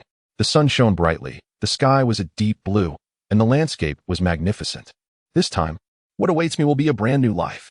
Outside Yunjiang No. 1 High School, as school dismissed, the streets were filled with youthful, radiant smiles. Groups of students gathered, marveling at the various beasts being contracted, their faces illuminated with hope, whether in amazement or envy. Beep beep. Before long, a sleek black Porsche Cayenne navigated through the traffic and came to a halt at the school gate. The luxury vehicle drew attention, captivating many gazes. Even in this world where beasts were revered, material superiority was sufficient to evoke envy. After all, not everyone could become a powerful beastmaster and descend the social ladder. The car window rolled down, revealing a middle-aged man in a suit, complete with a tie and ostentatious sunglasses. His lips curled into a habitual smirk, basking in the envious and admiring looks of those around him, exuding an air of superiority. Jiang Chen, I heard you contracted a beast today. Where is it? Why not bring it out? Is it unpresentable? He mocked. Even a mediocre beast is acceptable. Once Yun Tao becomes a formidable beastmaster, you can ride his coattails. With one arm draped casually over the car window, the middle-aged driver spoke to Jiang Chen with a nonchalant tone, laced with a hint of derision, showing no awareness of his role as a driver. He had known from the start that Jiang Chen intended to give the little wolf cub to Liu Ruyan, and thus assumed Jiang Chen had contracted an inferior beast, feeling embarrassed to show it off. Jiang Chen involuntarily furrowed his brow, saying nothing as he climbed into the back seat. Drive, he stated succinctly, closing the car door behind him. Huh? The middle-aged driver was taken aback. Miss Ruyan and Master Yun Tao have not yet arrived. Shall we wait a moment? He chuckled, completely disregarding Jiang Chen's words, making his own decision. However, he sensed something was amiss with Jiang Chen today. Unlike before, when Jiang Chen would wait for Liu Ruyan and Jiang Yun Tao to return home together. He now seemed resolute. He adjusted his sunglasses down his nose and peered through the rearview mirror at Jiang Chen. Jiang Chen, did you argue with Ruyan? You're not a child anymore. Why act like one? Both Miss Ruyan and Master Yun Tao are sensible. You should learn from them. When they arrive, just say a few kind words. I believe they will forgive you. Jiang Chen and Appo's frown deepened. I said, drive. But the middle-aged driver remained undeterred, continuing to lecture. You really ought to be more considerate towards Yun Tao. Otherwise, when he becomes successful, you might find yourself regretting it. Listening to the incessant chatter, Jiang Chen opened his eyes, his gaze icy and piercing. Jiang Defei, have I given you the right to speak to me like this? Jiang Defei turned to meet Jiang Chen's frigid stare, instinctively shrinking back, cold sweat breaking out in a panic. Before he could utter another word, Jiang Chen and Appo's chilling voice sent shivers down his spine, as if he had plunged into an ice cavern. Have I been too indulgent? Or have you become so arrogant that you no longer recognize your own status? Jiang Defei, you are merely a driver for the Jiang family. Do you think you are worthy to dictate terms in front of me? Furthermore, when did the Jiang family acquire 2 additional young masters and mistresses? That hypocritical waste. Jiang Yun Tao merely plays with schemes. Does he think he can soar like a toad? How laughable. You had better pray that in a month and Appo's time, he still has a chance to comprehend your daydreams. Jiang Chen showed no leniency, stepping out of the car, yanking open the driver and Appo's door, and unceremoniously dragging Jiang Defei out. With a swift push on the accelerator, he sped away for 2 miles, vanishing from sight. Jiang Defei stood there in disbelief, uncertain of what had provoked Jiang Chen's ire, his pristine suit now soiled with dust and exhaust fumes. As he gazed in the direction of the disappearing luxury car, he felt deflated, like a punctured balloon, lost and despondent, collapsing onto the ground. The echo of Jiang Chen's final words rang in his ears. From this moment on, you are fired. Realizing he had lost his job, Jiang Defei, a man in his 40s, broke down in tears, feeling utterly defeated. It's over. All over. At that moment, Liu Ruyan and Jiang Yun Tao emerged from the school, flanked by a throng of excited students. Indeed, it is our Jiang Xiao who is generous. I heard a single dish at Yunding Tiangong costs thousands. Ordinary folks cannot afford it. We are fortunate to be dining with Jiang Xiao. Jiang Yun Tao beamed, his good spirits evident as he busily arranged a gathering for his classmates to celebrate their recent contracts with beasts, marking a significant step towards becoming powerful beastmasters. Surrounded by flattery and praise, Jiang Yun Tao stood tall, reveling in the attention and admiration of his peers. He silently clutched the black card in his pocket, overwhelmed with gratitude. Fortunately, the limitless black card had not been reclaimed by that foolish Jiang Chen. With it in his possession, he no longer had to worry about indulging in lavish meals or procuring materials for nurturing his beast companions. Just as Jiang Yun Tao was reveling in his good fortune, his gaze suddenly fell upon a familiar figure seated on the ground, weeping uncontrollably. His smile immediately froze upon his face. Father. Chapter 9. The Crying Little Girl by the Road. Father? Jiang Yun Tao and Appo's exclamation startled the group of students surrounding him, leaving them in utter astonishment. Wasn't Jiang Xiao the young master of the Jiang family? How could he call a mere driver father? Confusion filled their minds as they scrutinized the two. Jiang Yutao and Jiang Dicai, their expressions perplexed. Upon closer inspection, it was evident that their features bore a striking resemblance, which inevitably sparked suspicion. Clearing his throat, Jiang Yutao abruptly halted his forward motion, discreetly retracting the foot he had already stepped out with. He quickly composed his expression, feigning melancholy as he muttered, "If only Dad could come." His pretense was remarkably swift, with worry and panic fleeting in an instant. The crowd, misunderstanding the situation, assumed Jiang Yutao was merely expressing sorrow, given his public claims of his father's untimely death. Strangely, the driver had yet to arrive with the car. Jiang Yutao, forcing a calm demeanor, murmured in confusion. His comment diverted the group and Oppo's attention, momentarily shifting their focus from Jiang Yutao and Oppo's identity. Indeed, was he not their driver? How could he be so incompetent? Although merely a driver, one would think that a rustic like him could never dream of driving a Porsche Cayenne. Yet, failing at such a trivial task, while sobbing, was truly embarrassing. He appeared so unrefined, and when I dared to approach the car, he berated me several times. Jiang Xiao, deduct his salary. It must be done. Otherwise, I'll have my dad take your place as your driver. He'd surely do a better job, some students sneered, their words dripping with disdain as they ridiculed Jiang Dicai's pitiful state. They remained blissfully unaware of the increasingly grim expression on Jiang Yutao's face. The carefully constructed persona of a privileged young master was not something Jiang Yutao wished to see dismantled so easily. The thought of these individuals discovering he was merely the son of a driver, rather than the so-called young master of the Jiang family, was a fate worse than death. Everyone, please disperse. Once I secure a reservation, we shall gather together. Jiang Yutao forced a smile, masking his inner turmoil, eager to inquire about Jiang Dicai's predicament. He hastily bid farewell and hurried to his side. Father, what on earth is happening? Jiang Yutao's tone held a hint of reproach as he gazed at the tear-streaked face of Jiang Dicai. The latter's appearance had drawn the attention of many onlookers, and amidst their whispers and pointed fingers, he wished fervently to vanish into the ground, utterly humiliated. Yutao, you finally arrived, Jiang Dicai exclaimed, springing to his feet upon hearing his son and Oppo's voice. He neglected to dust off the dirt from his suit, his voice rising as he lamented. That little rascal Jiang Chen actually dared to fire me. Jiang Dicai's emotions ran high as he repeatedly cursed Jiang Chen with fervor. As Jiang Yutao listened to the unfolding events, his fist clenched tighter, knuckles turning white. Jiang Chen, how dare you do such a thing? His face darkened, reflecting his extreme displeasure. What happened? At that moment, Liu Ruyan approached. Upon seeing her, Jiang Dicai's eyes lit up, as if he had spotted a beacon of hope. Ruyan, you finally made it. That little rascal treated me this way. You must help me deal with him and seek justice for your uncle. Liu Ruyan and Oppo's gaze turned cold. Her teeth clenched in fury. Is it that scoundrel again? To attract your attention, Jiang Chen even dared to go after Jiang Dicai. How utterly heartless. Ruyan, you must assist me. If I lose this job, our family will be finished. Jiang Dicai's face was etched with despair. Being a driver for the Jiang family not only carried prestige, but also offered a salary of 100,000 a month for simply transporting Jiang Chen to and from school. It was a lucrative, low-effort position, conveniently located near home. This opportunity was a favor Jiang Chen had extended due to Liu Ruyan and Oppo's influence, making Jiang Dicai's hope rest heavily upon her. Ruyan, please. Jiang Yutao felt overwhelmed. Given the escalating conflict with Jiang Chen, he knew it would be challenging for Jiang Dicai to maintain his position as a driver. However, he understood that with Jiang Dicai and Oppo's lackadaisical nature, losing this job could lead him to scheme against Jiang Yutao. More importantly, if Jiang Dicai were to leave, how would Jiang Yutao continue to be chauffeured and styled to school? Despite knowing the odds were slim, he still wished for Liu Ruyan to intervene and persuade Jiang Chen. To his surprise, Liu Ruyan firmly refused, shooting Jiang Yutao a glare that left him speechless. Then she turned her gaze to Jiang Dicai.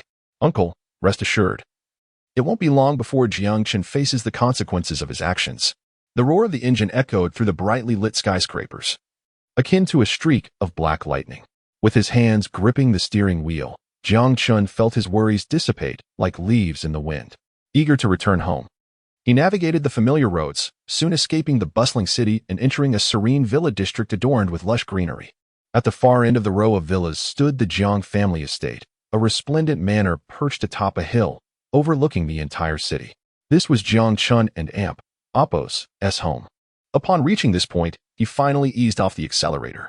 That old man should be at home, waiting for me with a bottle of Seven Wolves. As he recalled the antics of that whimsical old man, a smile crept onto Jiang Chen's face. Suddenly, he spotted a gathering of people beneath a tree not far ahead. An unexpected sight. Among the crowd, a little girl sat on the ground, hugging her knees, her tear-filled eyes brimming with sorrow as she bit her lip, trying to suppress her tears. The girl appeared utterly pitiful, yet the onlookers merely observed, offering no assistance. It was clear they had assumed her to be a fraud. Oh, her acting skills are commendable, Jiang Chen thought, slightly taken aback. However, he merely cast a glance her way, intending to drive past. At that moment, a plump figure emerged, advancing directly toward the little girl with $100 bill in hand. Fuguwei, Jiang Chen exclaimed, astonished and delighted at the sight of his old acquaintance. He quickly parked by the roadside and rushed over. By this time, Wang Fuguwei had already handed the girl the bill. He then munched on a chicken leg, seemingly recalling something, and handed her another 100 to buy some food on the way. Thank you, big brother. You're truly a good person. The little girl expressed her heartfelt gratitude, her eyes glistening with tears as she clutched the $200 tightly before hastily fleeing toward the villa district. Jiang Chen shook his head, chuckling softly as he approached. You truly are generous. Wang Fuguwei turned around, glancing at Jiang Chen with mild disinterest before dismissively turning back to leave. Seeing this, Jiang Chen was both amused and exasperated, hastening to catch up. Aren't you afraid of being deceived? The path was obstructed, and Wang Fuguwei finally cast a glance at Jiang Chen. Subsequently, he quietly withdrew a stack of banknotes from his pocket. However, he insisted, I truly found 2,000. Chapter 10. Oh, the little sycophant has returned. 999. You truly are remarkable. Observing the stack of cash in Wang Fuguwei's hands, Jiang Chen felt his strength drain away, leaving him at a loss for words. Fuguwei, after all, was still the same Fuguwei, possessing a modicum of conscience albeit not much. Why, with your grand family business, must you covet the meager earnings of a young girl? Jiang Chen remarked with irritation. How can I be certain this belongs to her? Wang Fuguwei retorted, casting a sidelong glance at Jiang Chen, his tone indifferent. Besides, for the sake of a woman, you have forsaken your brothers. What right do you have to criticize me? With that, Wang Fuguwei turned to leave, offering Jiang Chen not but a cold shoulder. Jiang Chen could only manage a wry smile, feeling overwhelmed.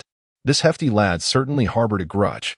Yet, reflecting on his past life, where Wang Fuguwei had perished defending Yunjiang City amidst the chaos of demon disturbances a year later, tears welled in Jiang Chen's eyes. Stop! Jiang Chen shot a glare at Wang Fuguwei and cheerfully declared, of course, brothers are more important. Wang Fuguwei paused momentarily, scrutinizing Jiang Chen with suspicion. This moment of doubt was brief, however, and without a hint of hesitation, he marched away. I must be out of my mind. If a sycophant could change, my friend would devour a ton of food. Wang Fuguwei departed with remarkable decisiveness, disappearing in the blink of an eye. All right, back to scrounging for food, is it? Jiang Chen was utterly speechless. It was understandable that Wang Fuguwei and Appo's demeanor was so frosty. He had committed numerous absurdities for Liu Ruyan, causing a rift with his brothers. Fortunately, they had grown up together, sharing the same bottle of AD calcium milk, and their childhood bond remained unbreakable. Why doubt me? Jiang Chen hurried after him, regardless of whether Wang Fuguwei was listening, recounting the wager he had made with Liu Ruyan. Half an hour later, the two sat by the roadside. Wang Fuguwei staring blankly at Jiang Chen, engulfed in a prolonged silence. Buddy, are you insane? After some time, Wang Fuguwei snapped back to reality, meticulously assessing whether Jiang Chen had lost his mind. He was all too aware of Jiang Chen's relentless pursuit of Liu Ruyan. It could hardly be described as infatuation. It was sheer madness, incomprehensible madness. He found it hard to believe that Jiang Chen would ever come to his senses. Wang Fuguwei and Appo's reaction was anticipated by Jiang Chen. Had he not returned from rebirth, he too would struggle to accept that such profound affection could one day fade away. Well, that's the sequence of events. In a month's time, Liu Ruyan will no longer be a part of my life. Jiang Chen stood up, resting his hands on his knees, feeling remarkably composed. Upon encountering Wang Fuguwei again, he felt a surge of joy. Once Wang Fuguwei grasped Jiang Chen and Appo's newfound clarity, his demeanor underwent a complete transformation, instantly adopting a warm expression. All right. Good. Haha, brother. I knew you wouldn't hang yourself on a crooked tree forever. We must celebrate. Let us go for a barbecue. I must treat you to a lavish meal. Celebrating at my expense? Do you have no shame? Jiang Chen scoffed. Humph, what S yours is mine. And what S mine is still mine. Why should we split it? Jiang Chen, unable to resist Wang Fugue and Appo's enthusiasm, found himself grilling a few chicken legs. After some light-hearted banter, their bond was fully restored. However, the chicken legs were paid for by Wang Fugue. How peculiar. I seem to have misplaced my card. Even as Jiang Chen parked the car in the estate, he could not recall where his black card had gone. The memories were too distant, and many details eluded him. Oh well, I'll report it lost later. Not overly concerned, Jiang Chen strode towards the center of the estate, heading towards the classical architectural structure. At this moment, the estate was brightly lit, with figures bustling about. Upon seeing Jiang Chen's return, they greeted him respectfully. As he approached the fountain in front of the classical building, the crowd thinned considerably. Young master, you've returned. As soon as he arrived, a frail, slightly hunched old butler approached him. Zhao, Jiang Chen greeted politely. The old butler had been managing the estate since Jiang Chen could remember, handling all matters with meticulous care and always treating him well. Unfortunately, he too had perished during the demon disturbances. You should head inside, young master. We have guests. And the master is waiting for you in the reception room. Guests? Jiang Chen frowned slightly. In his previous life, he would have been busy currying favor with Liu Ruyan at this hour, having stayed out all night. He recalled that the next day, his father's face had been dark, and they hadn't spoken for days. It seemed these so-called guests were of considerable importance to his father. Who could it be? With curiosity in his heart, Jiang Chen hastened inside. Upon entering, the spacious hall was illuminated by a soft glow from the white crystal chandelier above him. The crystal lights flanked by spiral wooden staircases leading upstairs. Below the staircases were two long, deep corridors. Jiang Chen entered the left corridor, advancing until he reached a pair of 3-meter-tall redwood doors, slightly ajar. Inside, he could hear intermittent coughing and the conversation of an elderly man and a young woman. Cough, cough. My dear girl, it's rare for you to return and still think of this old bone of mine. How kind of you. Grandpa Jiang. Please don't say that. Our families are old friends. My grandfather often speaks of you, saying that if it weren't for you, he would have perished at the hands of the demons. Cough, cough. That old fellow. He has saved me before too. Why must he keep bringing up those old tales in front of you? But you, my dear girl, if you have any dissatisfaction with that little brat, feel free to tell me. Although the marriage contract was arranged by us old fools, that little rascal has been increasingly outrageous lately. I painstakingly sought out a lord-level beast-controlling bloodline for him, yet he is intent on giving it away, shamelessly courting someone else. It infuriates me. If you dislike this marriage contract, it can be nullified. That little rascal is truly unworthy of you. Jiang Chen stood outside the door, lost in contemplation. After all, he was the grandson. Could he not spare him some dignity? To be called a sycophant was truly embarrassing. And what was this marriage contract all about? As he pondered, a delicate and ethereal face gradually emerged in Jiang Chen's mind. Could it be her? However, before he could contemplate further, that captivating visage appeared before him. Their eyes met, and the air was thick with awkwardness. Oh, the little sycophant has returned. Chapter 11. Jixia. Before Jiang Chen stood a young woman clad in a pale yellow gown. With exquisite features, she possessed a standard oval face. Skin as fair as snow, and a pair of glistening pupils as clear as azure waters, exuding an ethereal charm. She resembled a droplet of morning dew resting on a lotus leaf, crystalline and radiant. The gown accentuated her tall and graceful figure, even surpassing Jiang Chen and Appo's height by a fraction. Particularly striking was the spirit within her, rivaling that of any man, which captivated at first glance and ensnared the heart upon closer inspection. Before such a breathtaking visage, akin to a celestial being, it was nearly impossible to remain unmoved. Yet, Jiang Chen felt a twitch at the corners of his mouth. A little sycophant, not particularly aggressive, but highly insulting. This face bore a stark contrast to the aloof and cold beauty clad in red that lingered in his memory, now infused with a playful, cunning vitality. The person before him was none other than Jixia, the renowned war goddess of the Red Yuan, and the only female deity among the war gods of Hanxia. Jiang Chen had always been aware of the betrothal between himself and Jixia, yet in his previous life, they had only crossed paths a handful of times, exchanging no more than 10 words in total. He recalled their last encounter vividly during his final battle against the 9 great demon gods. At that moment, grievously injured and on the brink of death, he saw a figure clad in red soaring through the air, with crimson clouds enveloping the sky. Jiang Chen, you cannot die. I will not allow it. The heart-wrenching cry that followed was filled with desperation and anguish. After that, his memory faded into darkness. Jiang Chen himself could not fathom why Jixia appeared there, fully aware of his impending demise.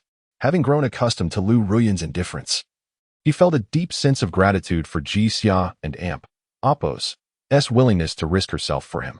However, she appeared somewhat different from the Jixia he remembered, exhibiting a hint of youthful innocence. Gulp. Jiang Chen's throat quivered under Jixia's teasing gaze, leaving him momentarily speechless. Perhaps you should stay and amuse yourself for a few days until that rascal returns. I'll have him show you around. As their eyes met, Elder Jiang approached with a beaming smile. He wished to persuade Jixia to stay longer and foster some connection with Jiang Chen, hoping to salvage the betrothal. However, upon seeing Jiang Chen standing at the entrance, the elder and Amp Appo's expression darkened instantly. Conversely, Jiang Chen and Amp Appo's reaction was entirely different. His nose tingled, and tears welled in his eyes as he embraced the elder tightly. Grandfather, it's so wonderful to see you again. He clung to the elder, savoring the warmth he had long missed. But soon, he sensed something amiss. The surrounding atmosphere felt uncomfortably cold. Following that, the elder's furious roar nearly shattered his eardrums. You little rascal, you dare return. Without hesitation, the seven wolves unleashed a sonic boom in the air. Crack. Oh. Half an hour later. Ah, grandfather, there are others present. Could you not spare me a bit of face? Jiang Chen lamented, rubbing his sore backside, standing obediently as any larger movement sent him wincing in pain. The elder wielded the seven wolves with remarkable ease, leaving Jiang Chen suspecting he might have split his rear in two. Face. What a load of nonsense. You've embarrassed me enough already. Elder Jiang sat on a carved pearwood chair, panting heavily, utterly infuriated.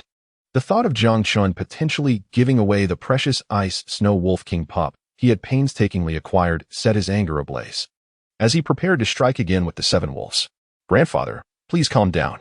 Jixia, with a smile in her eyes, watched the grandfather and grandson exchange glares, finding the scene quite amusing. Little girl, I hope you're not frightened. You see, this fool only learns through discipline. Elder Jiang was notably gentle towards Jixia, yet his ire towards Jiang Chen was palpable. No, grandfather, your health is delicate. It's unwise to become agitated. Jixia and Appo's radiant smile offered reassurance, soothing the elder somewhat. As the elder and Appo's anger began to dissipate, Jiang Chen breathed a sigh of relief. But before he could fully relax, Jixia looked at him with a bright smile, suggesting, how about tomorrow I venture into the Xian mountain range to capture a few monsters for you to vent your frustrations? Jiang Chen, are you really suggesting that a fledgling, black iron tier beastmaster face off against monsters? Are you trying to serve them a feast? Be human. You seem more like a monster yourself. How can such a delicate little mouth utter such cold words? Jiang Chen felt utterly exasperated. He realized that the so-called war goddess of the Red One was not only lacking in aloofness but also possessed a hint of cunning. Witnessing Jixia and the elder growing increasingly animated in conversation, Jiang Chen understood he had to intervene. Grandfather, I admit my wrongs, truly. I sincerely apologize. With a genuine attitude, he quickly changed the subject, feigning ignorance, and may I ask who this esteemed guest is? Elder Jiang rolled his eyes, glaring at Jiang Chen. What guest? Call her sister. You are both betrothed. He emphasized this point. The mention of the betrothal only fueled the elder's ire further, muttering incessantly. Look at your sister Jixia. She gained admission last year to one of the 5 prestigious beastmaster academies, the Zhuke Academy, and at such a young age has already achieved the rank of golden tier beastmaster.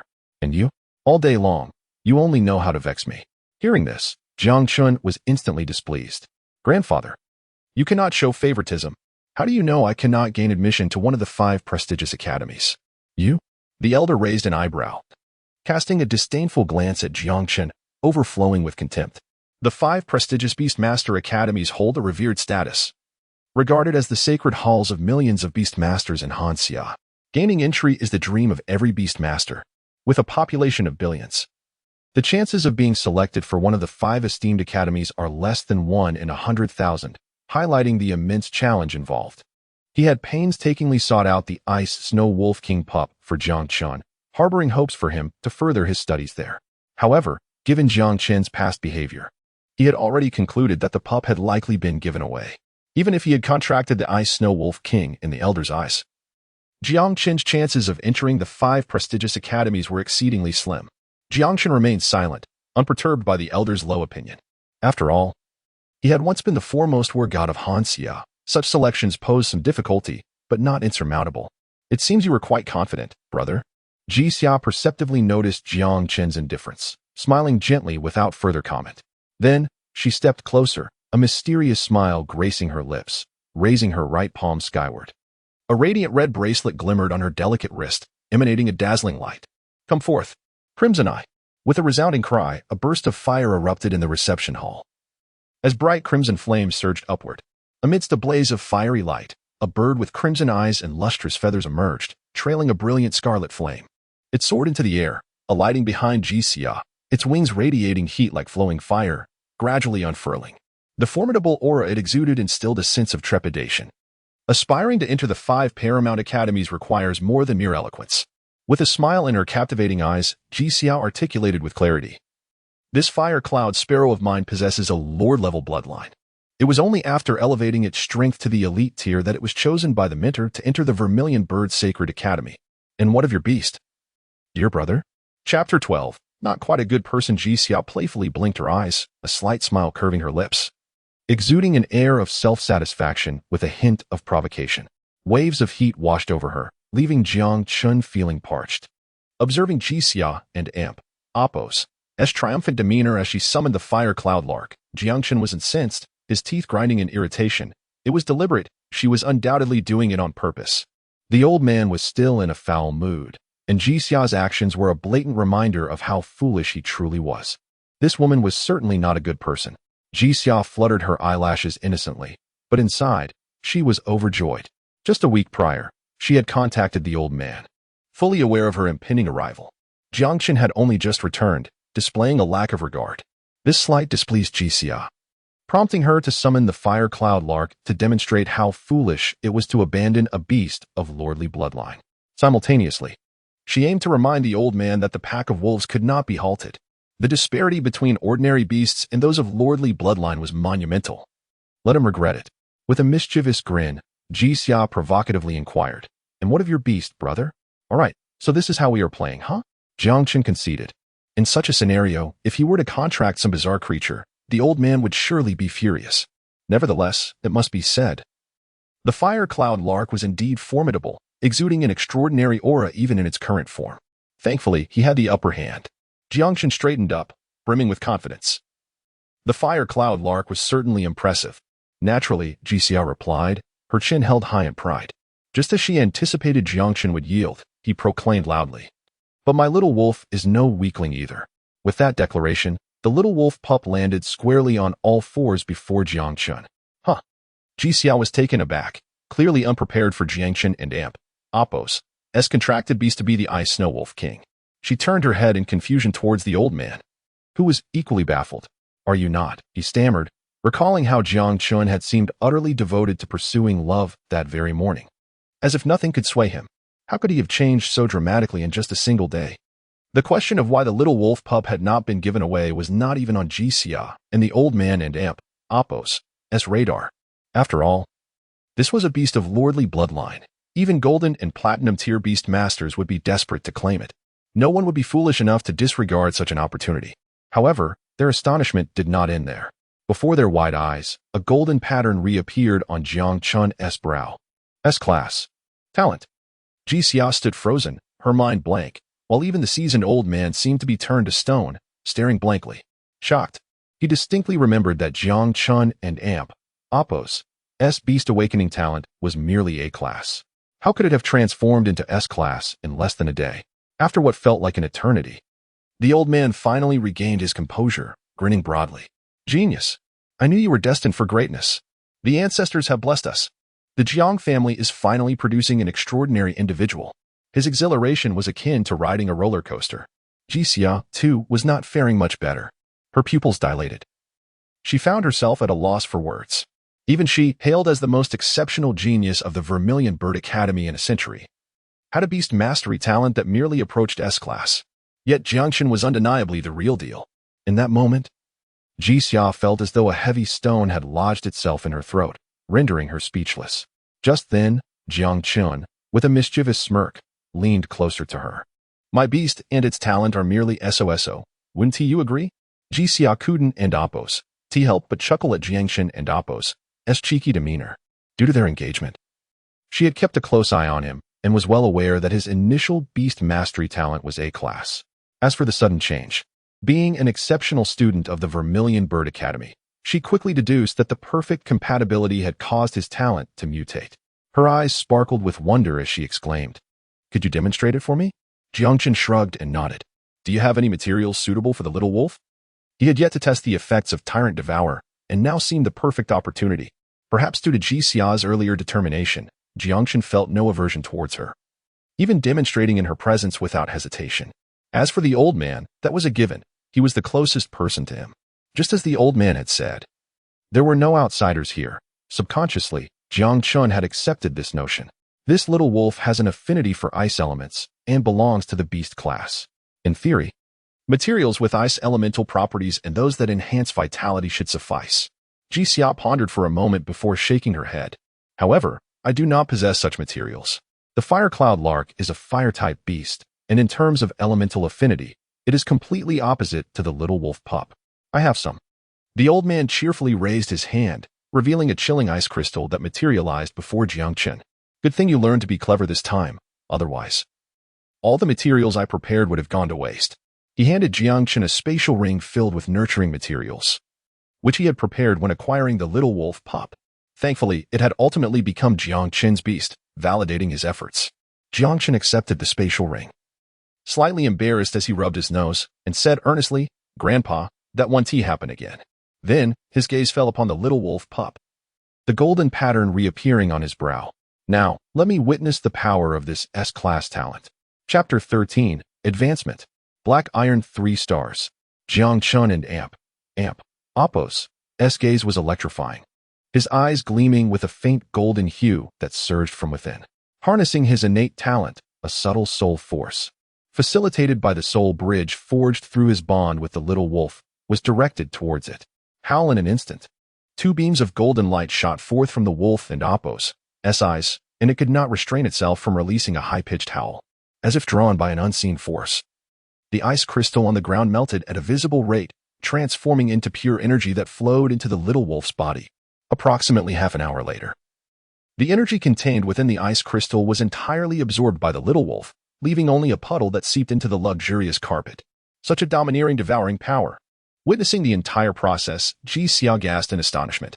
This ice crystal was a common material for ice-type beast tamers, containing a modest amount of ice elemental power. Yet, for a one-star battle servant beast, even a wolf with a bloodline reaching the Lord level would typically require at least 3 to 4 hours to completely absorb the energy from such a crystal. Now, however, this speed had been reduced by more than tenfold. To put it differently, with the talent of Tyrant Devour, Jiang Chen and Apos' cultivation speed for beast tamers was 10 times that of others. Such a talent was truly astounding. It is worth noting that even she, after entering the Zhuke Academy and utilizing some special methods, could only achieve a growth rate of 5 to 6 times for her Huiyun sparrow, which paled in comparison to the speed exhibited by the little wolf. What precisely is this talent? Jixia was filled with curiosity, having never before witnessed such a formidable ability. Tyrant Devour. Jiang Chen's tone grew solemn, equally astonished. The effects of Tyrant Devour far exceeded his expectations. To him, it felt as if, with sufficiently powerful soul force, he could consume everything in existence, oppressively magnificent. This talent's function bore a striking resemblance to the great malevolence recorded in ancient legends. Jiang Chen's vision transcended Jixia's current understanding, swiftly associating it with the legendary being that existed only in tales, the one that devoured heaven and earth, a glutton for mountains and rivers. Even at this level of black iron 1 star, the effects were already so potent, one could only imagine the results when his soul force increased. Jiang Chen felt a surge of excitement. "Grandfather, I am off to the training facility." Without a second thought, Jiang Chen scooped up the little wolf and dashed towards the training hall constructed at the rear of the estate. In that brief moment, he could distinctly sense the enhancement in his physique and soul force. At this rate, he was confident he could ascend to the level of bronze beast tamer within the next month. "Hey, aren't you going to eat?" Jixia remarked, slightly exasperated. This child was always so restless. Both Ji Xia and the elder voiced their thoughts, watching Jiang Chen vanish in the blink of an eye. Genuinely happy for him. Aspiring to become a powerful beast tamer, talent was undeniably crucial, yet diligence was equally indispensable. After all, this world is not lacking in talent. Why? Is he still the same as I remember? Can he really be a sycophant? Ji Xia tilted her head, troubled. Jiang Chen and Apos' enthusiastic demeanor was reminiscent of the little tail that once trailed after her, sniffling and calling her incessantly. Bright and optimistic. Well, there were differences.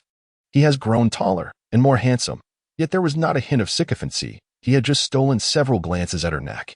After a prolonged silence, Ji Xia suddenly turned to her grandfather, saying, "You're right. I should spend more time with you." Elder? Not leaving? So suddenly? Jiang Chen jogged through the back garden until he reached a vast expanse of grassland at the back of the estate. In the center of the grassland stood an imposing training facility. Originally a golf course, the elder had made the painful decision to convert it into a training hall when Jiang Chen was in his third year of high school. To facilitate his training as a beast tamer, the training hall was well equipped and brightly lit, resembling a large indoor gymnasium. During idle times, some beast tamers hired by the Jiang family would also train here. After much delay, when Jiang Chen finally stepped into the training hall, it was nearly 11 o'clock. The hall was empty, even the cleaning staff had clocked out. This was perfect, it was quiet, with no one to disturb him. Jiang Chen found a spot to sit. How the little wolf, having absorbed the energy of an ice crystal, appeared quite excited, its pair of glossy black eyes fixed on Jiang Chen, brimming with a desire for power. Hey, don't rush. Jiang Chen patted the little wolf's head and quickly began to sort through the materials in his spatial ring. In addition to 500 or 600 ice crystals, he also had a considerable amount of materials like purple gold ginseng that could enhance vitality. Even the little wolf and Apos' favorite snowfield mice had been prepared as dried treats, serving both to satisfy its appetite and to act as dental chews, a thoughtful gesture indeed. Moreover, there were 3 kinds of rare materials, all exceedingly precious: the ice-type rare material ice spirit grass, snow lotus, and the beast-type vitality material barbarian source oregon. Without exception, even these 3 expensive rare materials were plentifully displayed. After organizing everything, excluding the million-worth spatial ring, the value of just these materials likely exceeded $1 million.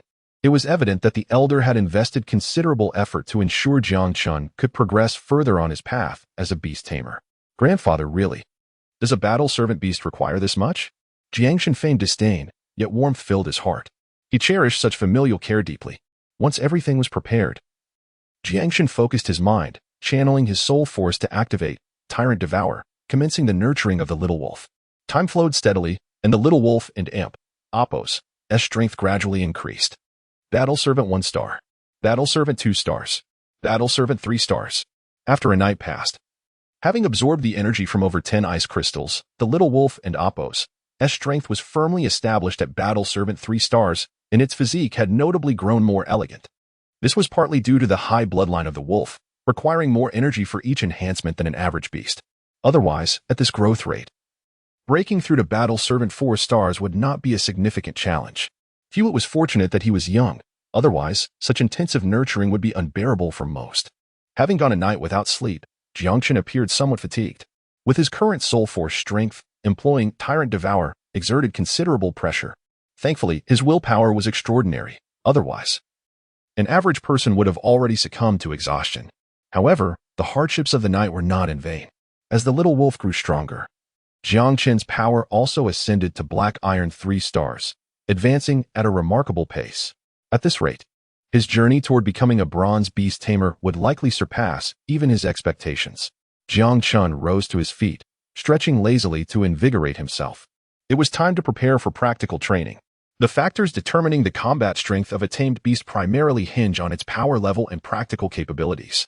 With the S-class beast taming talent, Tyrant Devour, he had no concerns regarding the enhancement of the little wolf's power level. However, he placed significant emphasis on its practical abilities. Typically, after forming a contract with a tamed beast, the school would organize regular combat training sessions for the students. Yet, such training lacked the intensity needed to truly refine the little wolf. He wondered if Mr. Xiao would take them into the wilderness. Engaging in battles with those bloodthirsty demonic beasts would allow the tamed beast to grow at a remarkable pace. With these thoughts in mind, Jiang Chen returned to his room for a shower. Noticing that the old man had not yet risen, he casually had a light breakfast before driving his Porsche to school. Chapter 14. Is this considered being 80? In Class 1 of senior year at Yunjiang No. 1 High School, the novelty of the contract beast had not yet worn off. Upon entering the classroom, Jiang Chen observed many students playfully interacting with their beasts, the atmosphere filled with laughter and the sounds of small creatures, creating a lively scene. As a key class, the students in Class 1 exhibited considerable talent with their beasts, and the mood appeared relatively relaxed. Jiang Chen occupied a seat by the window in the front row, adjacent to Liu Ruyan, with Jiang Yutao seated nearby. However, due to the recent betting incident, both of their spirits seemed rather low. Jiang Yutao, in particular, wore a dark expression, his hands gripping something tightly, producing a crunching sound as he vented his frustrations. Upon seeing Jiang Chen approach, Jiang Yutao immediately sprang up, exclaiming, "Jiang Chen, why did you do that?" With Jiang Dekai and Appo's expulsion, Jiang Yutao was desperate to maintain his faade as a wealthy heir. Early that morning, he visited a car rental shop, hoping to hire a luxury vehicle to save face. However, to his dismay, his unlimited black card was suddenly rendered useless, unable to withdraw a single cent. This sent Jiang Yutao into a rage. Setting aside the matter of the luxury car, he had already boasted about treating his classmates to a lavish meal at the Cloud Summit Palace. If he failed to deliver, his carefully crafted persona as a rich heir would be shattered, and he dreaded the judgment of his peers. The thought of this drove Jiang Yutao nearly to madness. His eyes bloodshot and filled with frustration, Jiang Yutao, still possessing a sliver of rationality, lowered his voice deliberately. "Why did you deactivate the black card?" "Huh?" Jiang Chen initially did not grasp the situation until he noticed the twisted black card in Jiang Yutao and Appo's hand. Realization dawned on him. "So, this is in your possession." Jiang Chen cast a disdainful glance, replying nonchalantly, "What does it matter to you?" He shoved Jiang Yutao aside and plopped down in his seat. He had been curious about the whereabouts of the black card, surmising that Jiang Yutao had acquired it from Liu Ruyan earlier. No wonder Liu Ruyan had not mentioned it in the package she gave him. Ultimately, since it was his property, Jiang Chen believed he had the right to dispose of it as he pleased, without needing Jiang Yutao's interference. "Jiang Chen, you."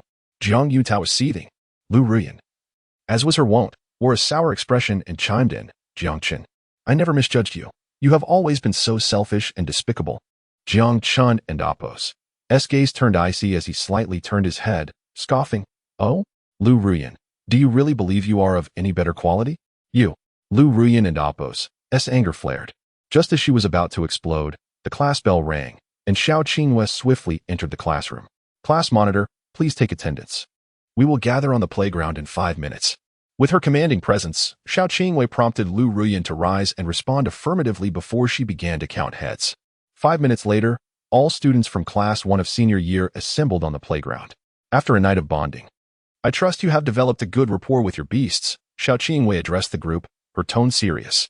"In 1 month and Appo's time, the selection for higher education institutions will commence.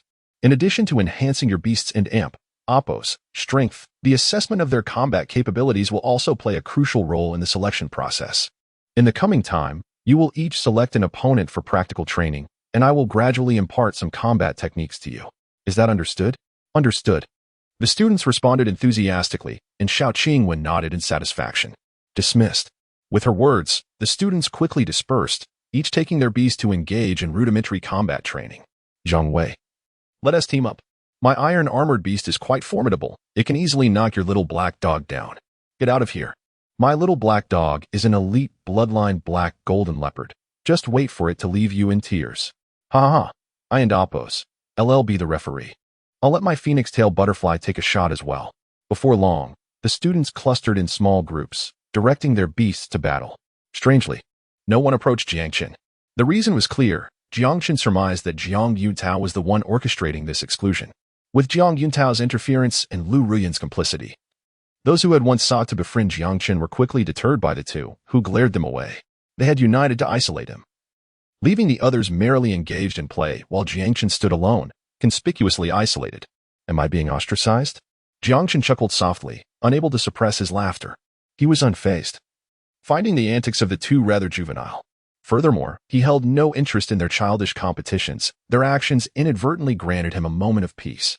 Relishing his solitude, Jiang Chen strolled to the edge of the playground and sat down, summoning the little wolf from his beast ring. Oh, the little wolf shook its head, yawning, appearing still half asleep. While the beast ring allowed the little wolf to rest comfortably, Being confined within it forced the creature into a sleep state, which was not ideal for extended periods. Consequently, Jiang Chen decided it was best to let the little wolf stretch its legs. Oh, under the sunlight. The little wolf's paws refracted icy light, resembling a glimmering crystal, which intrigued Jiang Chen. Has it absorbed enough ice elemental power to activate its ancestral abilities? A surge of joy filled his heart. As a beast with a high bloodline, the little wolf possessed significant inherent capabilities passed down through generations, primarily combat skills and survival instincts. Each ability was a legacy of these noble bloodlines, honed through time to suit their unique combat styles. Of course, aside from inheriting skills through bloodlines, beasts could also learn abilities through diligent training. However, such skills often required observation of beast markings as a prerequisite, making them somewhat difficult to acquire. Jiang Chen glanced at a training post nearby and issued a command. Little wolf, attack the post with your claws. He surmised that the little wolf was on the verge of awakening a skill, and this training would expedite its activation and mastery. Oh, the little wolf growled, quickly shaking off its lethargy, and energetically began clawing at the training post, putting in considerable effort. Meanwhile, Jiang Chen found a comfortable position to recline, basking in the sun with a sense of leisure. Before long, as Jiang Chen was on the verge of dozing off, Xiao Qingwei approached. It seems you and this little wolf have formed quite a bond. Chapter 15. A delightful encounter. She naturally settled beside Jiang Chen, her tone gentle. Teacher Xiao. Upon hearing her voice, Jiang Chen sat up, devoid of the typical trepidation most students exhibit in the presence of their homeroom teacher. He smiled and replied, "It and amp, oppos, as fine. He's just a child, quite obedient." Xiao Qingwei chuckled softly, finding amusement in Jiang Chen's mature demeanor. Aren't you a child as well? Why sit here alone instead of engaging with your classmates? She earnestly advised, you will all become beast tamers in the future. It's inevitable that there will be times when you can assist each other. Strengthening your bonds with classmates is beneficial. Jiang Chen smiled but remained silent. The youth and Apos' body housed an old soul, leaving him uncertain whether to regard himself as an adult or a child. Furthermore, he held little interest in such trivial pastimes. Noticing Jiang Chen's silence, Xiao Qingyue furrowed her brow and glanced at the little wolf, expressing her concern. I did some research when I got home. Its condition is quite unique. Perhaps I could invite my teacher to take a look? After discovering the little wolf's spiritual flaw, she had spent the entire night poring over materials, but to no avail. Deep down, she genuinely wished to assist Jiang Chen, seizing any opportunity to help him. Thank you for your concern, Teacher Xiao. Jiang Chen sincerely expressed his gratitude. It was evident to him that Xiao Qingwei genuinely wanted to help. Of course, he believed that anyone encountering such a situation would not stand idly by, despite her often stern demeanor, earning her the title of the ruthless teacher at a young age. Jiang Chen understood that Xiao Qingwei was a quintessential example of a kind-hearted individual beneath her cold exterior. As for the issue concerning the little wolf, he had already devised a solution. Materials to mend its soul were currently being procured. However, Xiao Qingwei remained uneasy and was about to say something more when a dull thud resonated across the playground, followed by a chorus of student adulation. Well, as expected of young Master Jiang, 10 consecutive victories. Impressive. Of course, look at who stands before you. Even with just an elite-level bloodline palm bear, he can take on 10 opponents. Amidst the flattery, Jiang Yutao basked in his glory, his pride soaring. Liu Ruyan, standing nearby, blushed, transforming into a cheerleader, unabashedly displaying her admiration. Perhaps sensing Jiang Chen and Apos' gaze, the two exchanged knowing looks, brimming with pride. Jiang Yutao remarked, "So what if my card was stopped? Everyone still revolves around me." Liu Ruyan retorted, "This is the man I've chosen. Can you compete?" Jiang Chen chuckled, observing their interaction, only 2 words remaining in his mind. Control. Just then, a clear voice rang out. Jiang Chen turned to see the wooden post before the little wolf collapsed to the ground. At the base of the post, claw marks were visible, scattered with shards of ice, shimmering under the sunlight. Simultaneously, the skills section of the little wolf's attribute panel underwent a transformation. Ice Claw, the latent power within the bloodline of the Ice Snow Wolf King, inflicting ice attribute damage upon attack, capable of freezing the enemy. The bloodline power activated so swiftly? Jiang Chen was taken aback, observing the little wolf, still brimming with determination, inspired a new idea within him. Teacher Xiao, I believe it is indeed worthwhile to foster stronger ties with my classmates. Xiao Qingyue was left bewildered by Jiang Chen's sudden declaration, especially given the ominous tone with which he emphasized strengthening ties. In the midst of her confusion, Jiang Chen With the little wolf in tow, approached Jiang Yuntao step by step. I have come to join you in your fun. Jiang Chen flashed a bright smile, revealing a row of pristine white teeth. His unexpected appearance startled many, including Jiang Yuntao, who had clearly intended to isolate Jiang Chen. Under normal circumstances, anyone subjected to such treatment would likely seek solace in tears. Yet, Jiang Chen appeared entirely unfazed, devoid of any signs of distress or anger. What brings you here? Jiang Yuntao asked, eyeing Jiang Chen warily. Despite Jiang Chen's cheerful demeanor, something about that smile sent a chill down his spine. It exuded an unmistakable sense of malice. I told you, I came to join in the fun. Jiang Chen shrugged nonchalantly. What? The illustrious young master Jiang is afraid of me? Ridiculous. Why would I be afraid of you? Jiang Yuntao blurted, his brain struggling to catch up with his mouth. But as soon as the words left his lips, he regretted it. He was well aware that Jiang Chen and Apos' beast was a young ice snow wolf king, a lord-level bloodline, while his palm bear was merely an elite-level bloodline. The disparity was staggering, though he had improved the palm bear and Apos' combat skills under Liu Ruyan's guidance, making it capable of defeating ordinary battle servants. Facing Jiang Chen and Apos' little wolf made him feel anything but confident. Among classmates, isn't it all about being unafraid? Jiang Yuntao quickly attempted to backtrack, insisting on the importance of harmony. Harmony? Jiang Chen laughed, his gaze fixed on Jiang Yuntao, fully aware of the truth. This so-called harmony was merely Jiang Yuntao's fear of a humiliating defeat. Were it not for Jiang Chen's pact with the Ice Snow Wolf King, Jiang Yuntao would undoubtedly have shown no mercy, reveling in his victory over Jiang Chen. This was not mere speculation. It was a reality Jiang Chen had lived. Enough with the pleasantries. Jiang Chen dismissed Jiang Yuntao's attempts at evasion. He stepped back, creating space, and called out, "Little wolf," sensing its master's intent. The little wolf crouched slightly, readying itself for battle. "Jiang Chen, what are you doing?" Jiang Yuntao exclaimed, panic washing over him. He had not anticipated that Jiang Chen would provide him no opportunity for escape, launching straight into an attack. Instinctively, he stepped back several paces, fear and confusion gripping him. Observing Jiang Yuntao and Apos' flustered state, Jiang Chen and Apos' lips curled into a dangerous smile. "What am I doing?" "Simply inviting you to enjoy my favorite pastime. Attack." With a swift motion, Jiang Chen commanded the little wolf, which darted forward like an arrow released from a bow. "Block it. Quickly stop it." Jiang Yuntao's legs turned to jelly as panic took hold, his mind racing as he frantically directed the palm bear to engage. Roar. The palm bear trembled in the face of the little wolf's advance. The oppressive aura of the superior bloodline rendered it utterly devoid of any momentum in the presence of the little wolf, shrinking back like a great brown rodent. Its ferocity completely diminished. Compelled by Jiang Yuntao and Apos' command, the palm bear steeled itself and charged forward.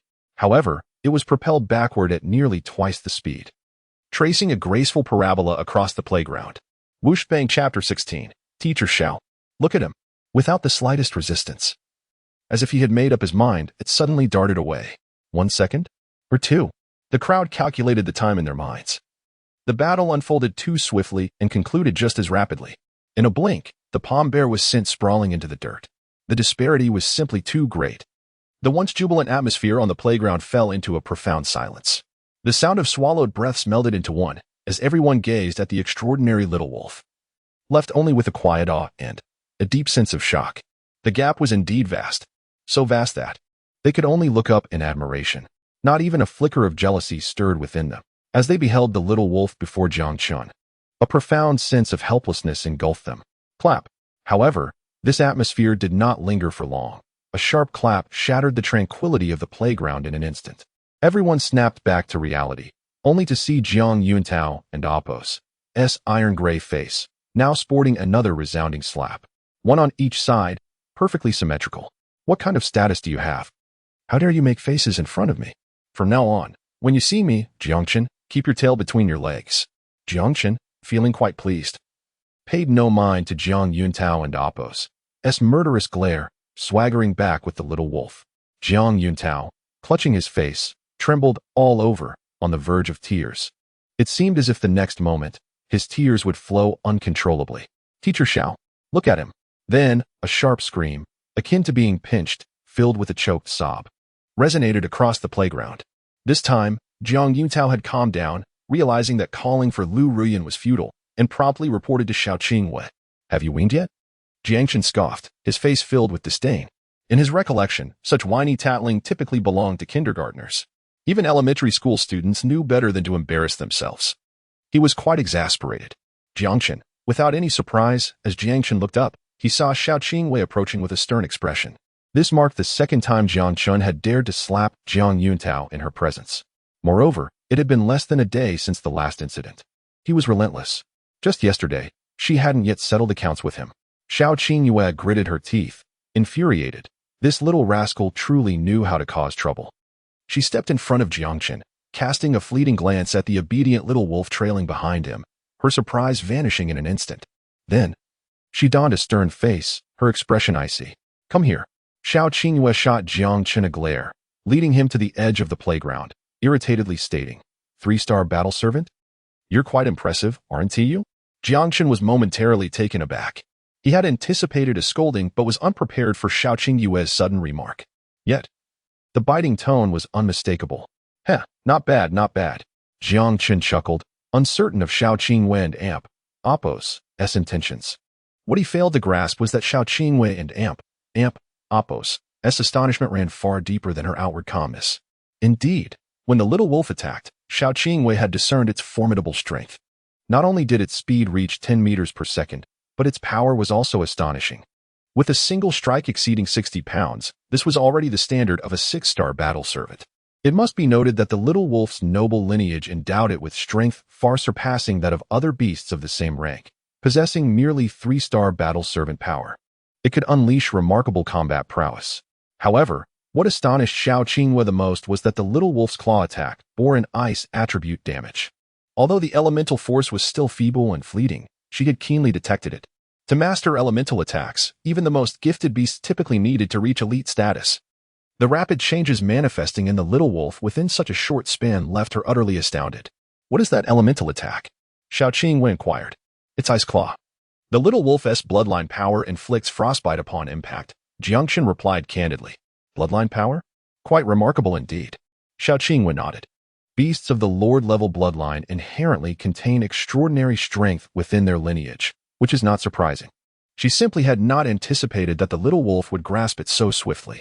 Wait, frostbite effect? Suddenly, as if struck by a revelation, Xiao Qingyue's expression darkened. In the next moment, Jiang Yuntao's heart-wrenching cries echoed forth. "Xiongba, my Xiongba, you mustn't die."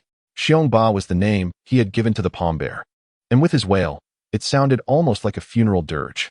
Recognizing the gravity of the situation, Xiao Qingyue knew things had taken a turn for the worse. "Look at the trouble you've caused." She shot Jiang Chen an exasperated glare before rushing to Jiang Yuntao's side. At this moment, the palm bear lay still on the ground, utterly motionless, with a fresh crimson claw mark on its chest, yet no blood flowed. Under the sunlight, a faint chill emanated, seemingly freezing its very blood. This had caused its wound to remain unhealed, with signs of necrosis beginning to appear in its flesh. Jiang Yutao slumped beside the palm bear, weeping uncontrollably. Surrounded by a circle of onlookers. "It's just a minor frostbite. Everyone, step back." After carefully examining the palm bear and Appo's condition, Xiao Qingyue finally let out a sigh of relief. Thankfully, the little wolf had only recently mastered Ice Claw, and its application was still unrefined. Thus it was not a lethal injury. After dispersing the crowd, she brought her hands together, fingers interlaced, as a complex seal manifested in her palms, radiating a verdant energy glow. Under Xiao Qingyue's healing, the coldness in the palm bear's chest gradually dissipated. Before long, the wound began to heal, leaving only a faint white mark where the claw had struck, quite miraculous. It was a healing-type soul technique, truly a rare sight. Jiang Chen stood behind Xiao Qingyue, marveling in awe. Soul techniques, akin to the skills of beast tamers, are abilities that beast tamers can wield through their spiritual power. However, employing soul techniques demands a high level of competency from the beast tamer. Generally, only silver-tier beast tamers can perform them. Healing-type soul techniques, in particular, require even greater prowess. One's strength must be no less than platinum tier. Moments later, the palm bear let out a low growl, quickly rousing from its stupor.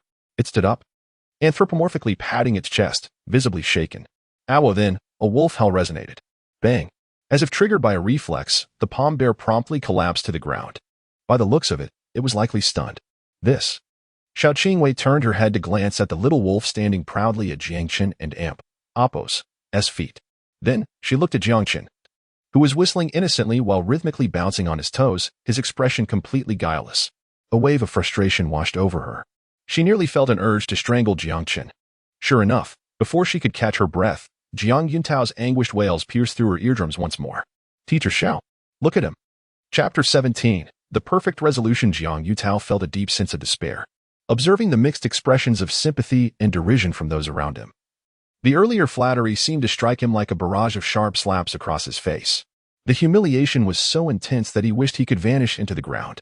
He never anticipated that the palm bear would be so utterly defeated in front of the little wolf. It was not even a battle, but a one-sided annihilation.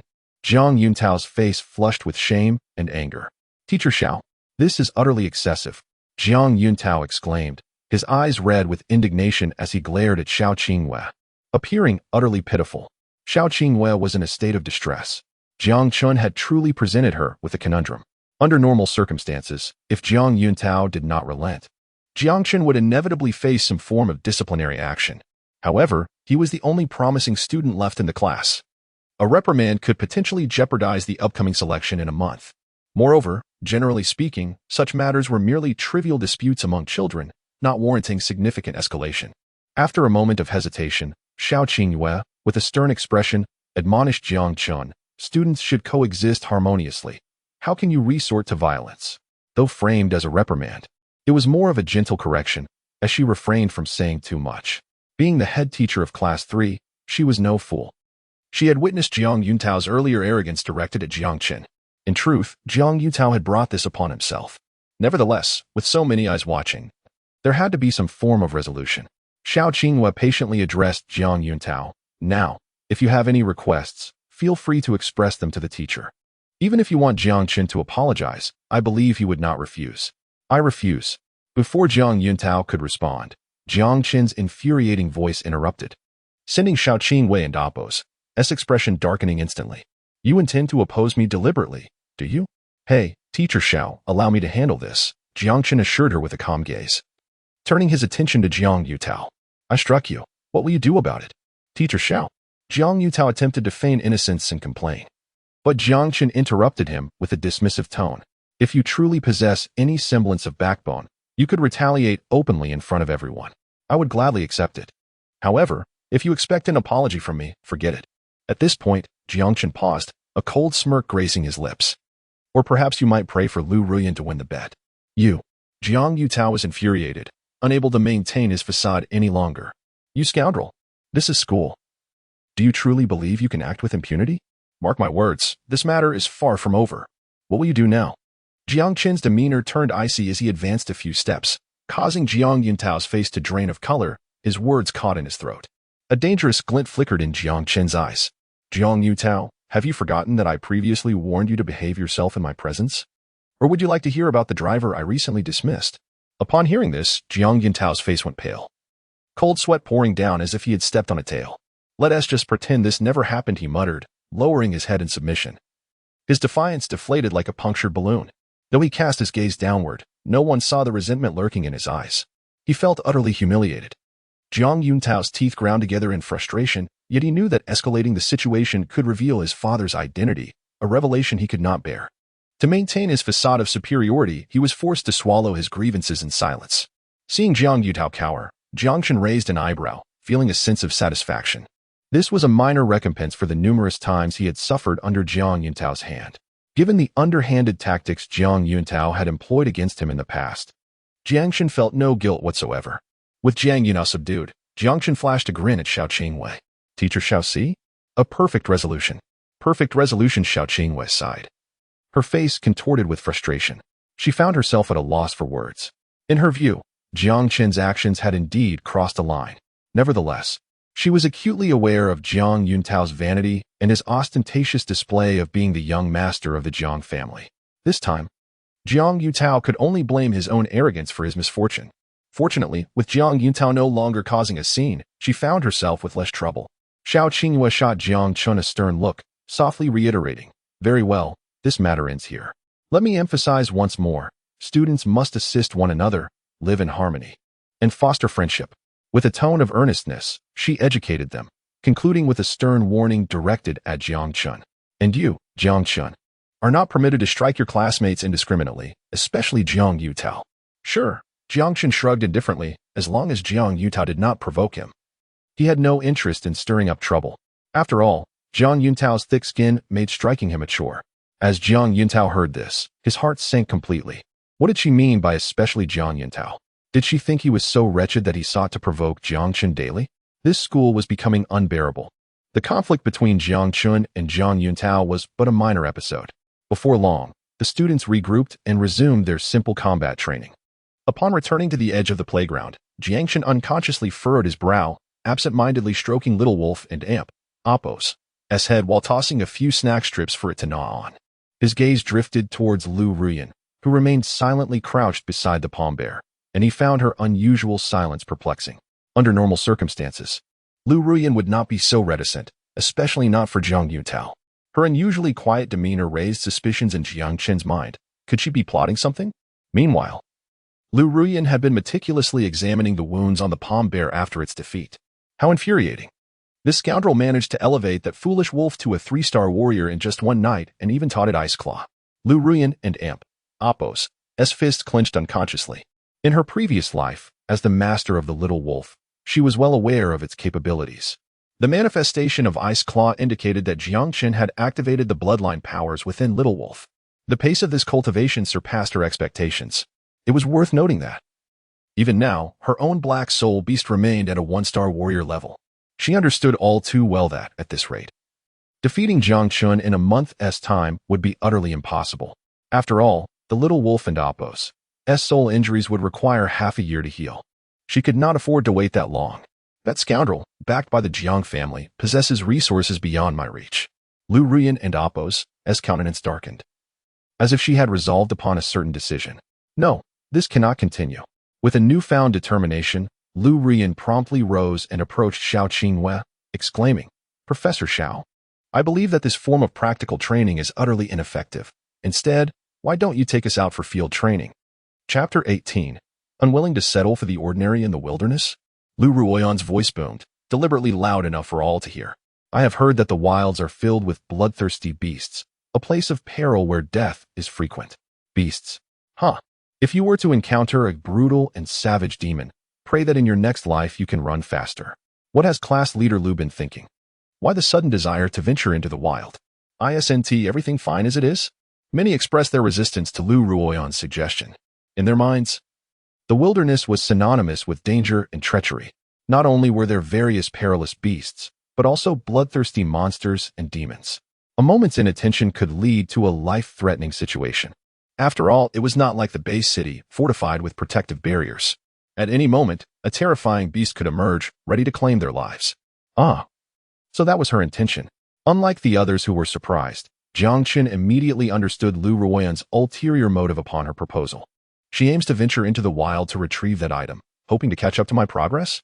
Jiang Chen smirked.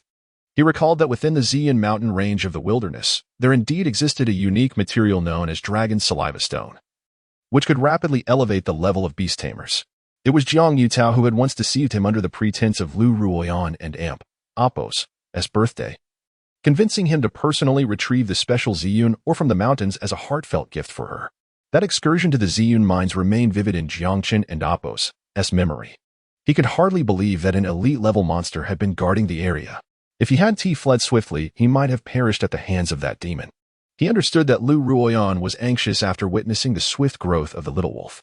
She was eager to obtain the Dragon's Saliva Stone to expedite the growth of the Black Soul Beast. While her ambition was commendable and indeed offered a way to swiftly bridge the gap between the Black Soul Beast and the Little Wolf, the wilderness was fraught with complexity and numerous beasts, not to mention the possibility of encountering monsters. A single misstep could lead to tragic consequences, a burden even Xiao Qinghue would find difficult to bear. Perhaps after some time, as everyone's levels increased, Liu Ruyan's suggestion might hold merit. But at this moment, Xiao Qinghue would never acquiesce. Xiao Qinghue's reaction aligned well with Jiang Chen's expectations.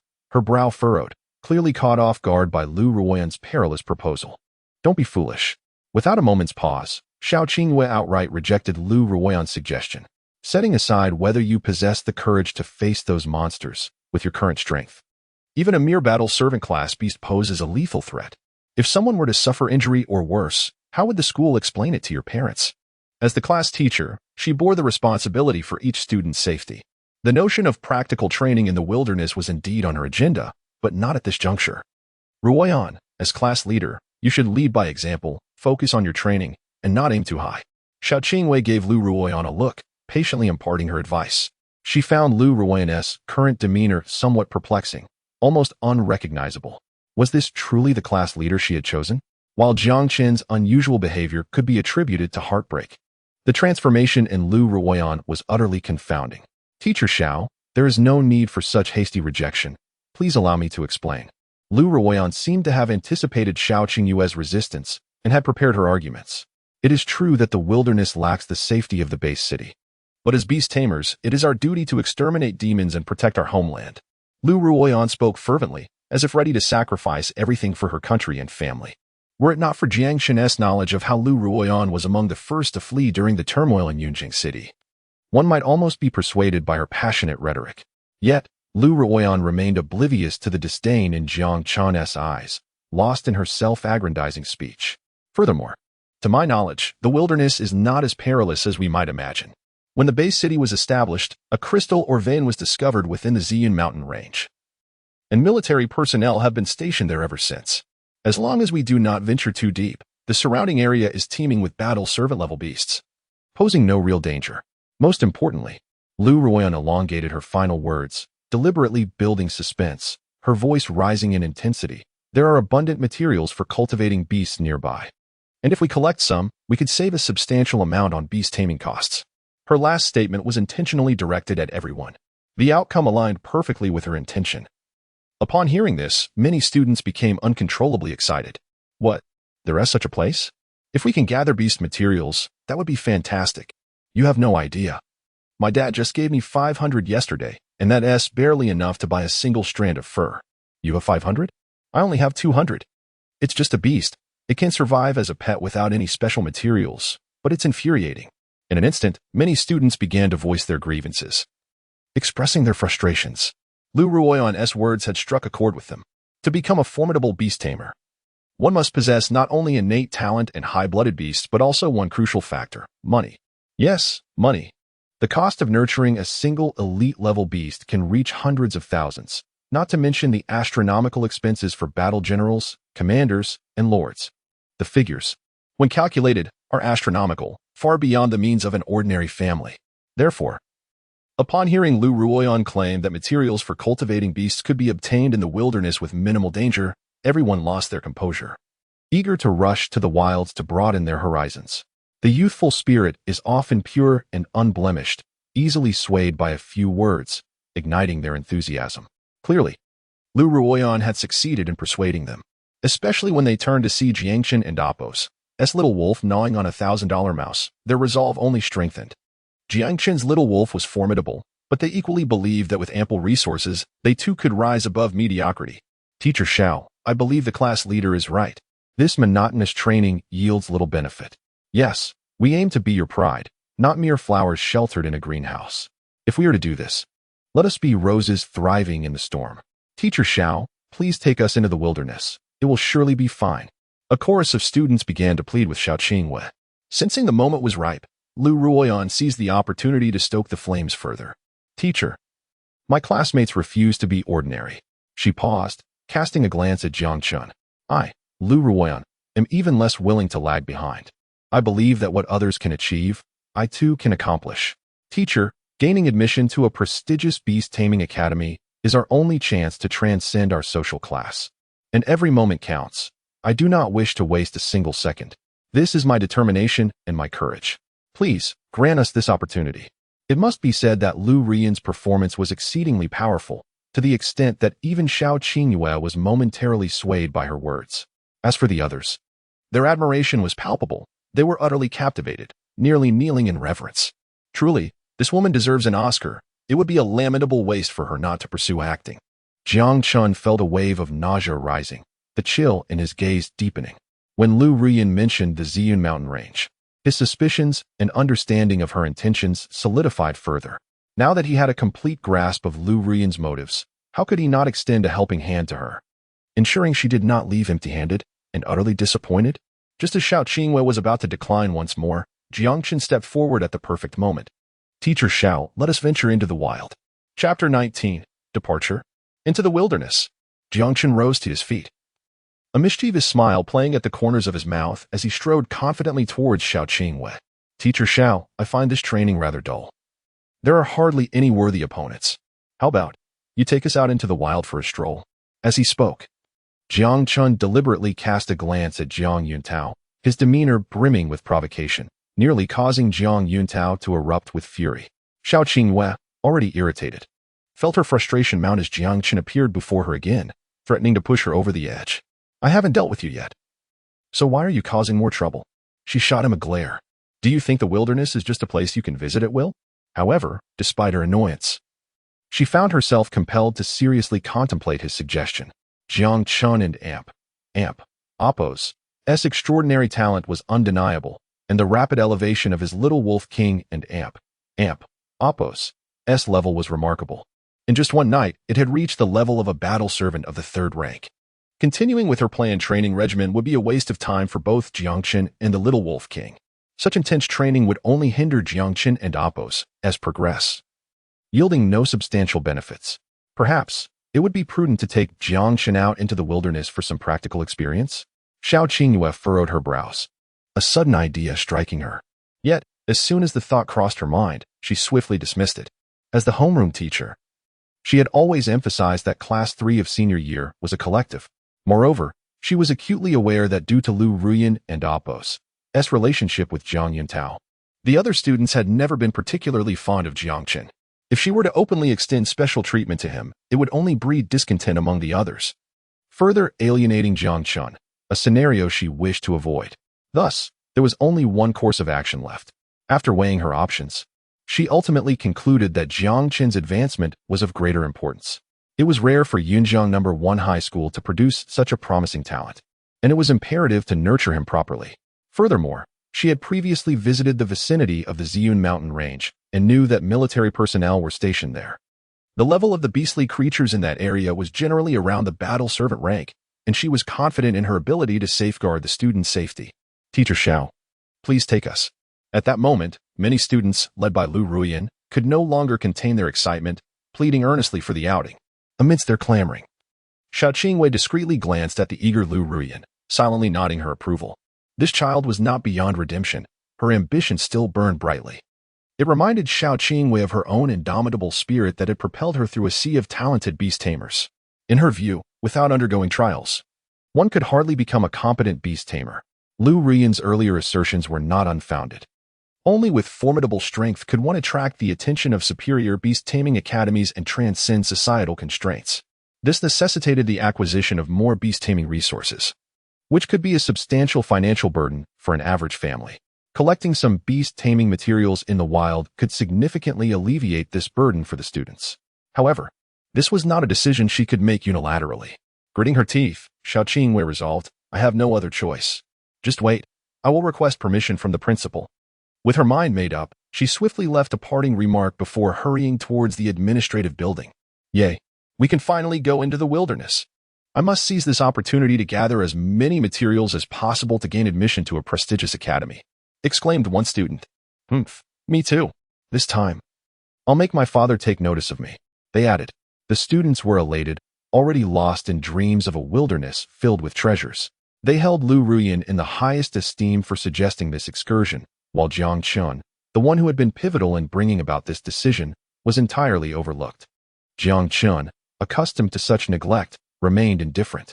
Observing the jubilant crowd, he felt a twinge of sympathy. Should he inform them about the military and Appo's recent withdrawal? He hesitated. Despite Liu Ruyan's grandiose proclamations, the truth remained that she was primarily motivated by her own interests. The area around the mineral vein was indeed guarded by military personnel, ensuring a higher level of safety. However, Liu Ruyan conveniently omitted a crucial detail. The mining operations had been ongoing for quite some time and were nearing depletion. In just a few days, the military would be withdrawing. By then, the previously driven-away beast would return, rendering the situation perilous, nothing like the safety Liu Ruyan had described. The military's operations were typically shrouded in secrecy. Had he not been misled by Jiang Yuntao's fabrications in his previous life, he would have remained unaware of the lurking dangers. Xiao Qingwei was likely oblivious to this information as well. Jiang Chen rested his chin on his hand, deep in thought. Ultimately, he decided against sharing this information. After all, imparting knowledge to others is a hundredfold, while lessons learned through experience are grasped in an instant. Given the attitudes others held towards him, it was likely that his warnings would be met with skepticism or even used against him by Jiang Yutao and Liu Ruyan. It was not worth inviting trouble upon himself. Ruyan, are we really going into the wild? Jiang Yutao, feeling disheartened as Xiao Qingwei hurried off to the administrative building, tugged at Liu Ruyan's sleeve. Though Jiang Dicai was merely a driver in the Jiang family, he had been exposed to the upper echelons of society and had heard many tales. He understood that even powerful beast tamers needed to tread carefully in the wilderness. It was fraught with danger. Yes, Brother Yuntao, Liu Ruyan replied with a smile, offering him a reassuring glance. Don and Apos, T worry. Once we return from this trip, that scoundrel Wan and Apos, T dare to flaunt his superiority in front of us anymore.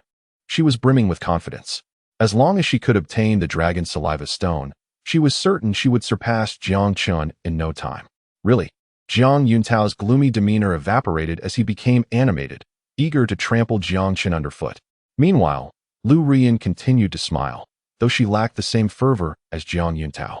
She regarded Jiang Chen with a curious eye. Since forming a contract with her beast, Jiang Chen had consistently opposed her. This time, he was surprisingly agreeable to her suggestion. Was it blind confidence, thinking he could be reckless in the wilderness? Or, a fleeting thought crossed her mind, but she quickly dismissed it. It was impossible for two individuals to experience rebirth simultaneously. She scolded herself for overthinking. As for Jiang Chen's newfound defiance, she attributed it to his fragile pride. A mere facade. She was fully aware of how much he cherished himself. Ironically, the closer she grew to Jiang Yuntao, the more jealousy Jiang Chen exhibited. It wooed and Apos, TB long before Jiang Chen and Apos, as pitiful pride would shatter, and he would come to her, begging for forgiveness, just as he had done countless times before. At this moment, however, she was utterly unconcerned. Jiang Chen and Apos, as repeated humiliations of Jiang Yutao in her presence necessitated that she reclaim every ounce of indignity from him. Unaware of Liu Ruyan and Apos, as in her thoughts, Jiang Chen happily strolled with the little wolf, his spirits high. Next, all that remained was to await the arrival of Xiao Qingwei and Apos' application. After half an hour, she returned briskly, a radiant smile illuminating her face, instantly capturing the attention of everyone present. How did it go, Teacher Xiao? The students inquired eagerly. With a mysterious smile, Xiao Qingwei replied, Why is everyone staring at me? Get ready. We shall depart shortly. Wonderful. Teacher Xiao is the best. In an instant, a deafening cheer erupted, reverberating throughout the entire school. Some younger students, still in class, curiously peered out of the windows, only to witness two buses entering the campus, carrying the students of Class 3 from their final year away. Chapter 20, Jiang Xiao? Where is your bodyguard? On the bus, the students were filled with exuberance, eagerly anticipating their upcoming outdoor excursion. Yet, even with Xiao Qingyue's assurances and the school's consent, taking these students into the wilderness was no simple feat. It required the approval of their parents. Fortunately, this process unfolded more smoothly than expected.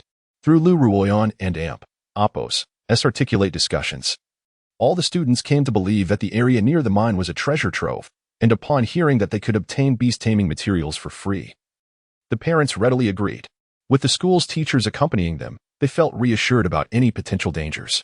The instructors from Yunjiang No. 1 High School were all formidable beast tamers, and Xiao Qingwei, in particular, stood out. Having only arrived 3 years prior, she had already obtained her senior beast tamer qualification, which further eased their concerns. All right, students. Since we and Apos, VE decided to embark on this outdoor trip, I must address some pertinent matters, Xiao Qingwei stated sternly, standing by the bus door. This practical training session is a specialized program for our senior class, spanning 10 days.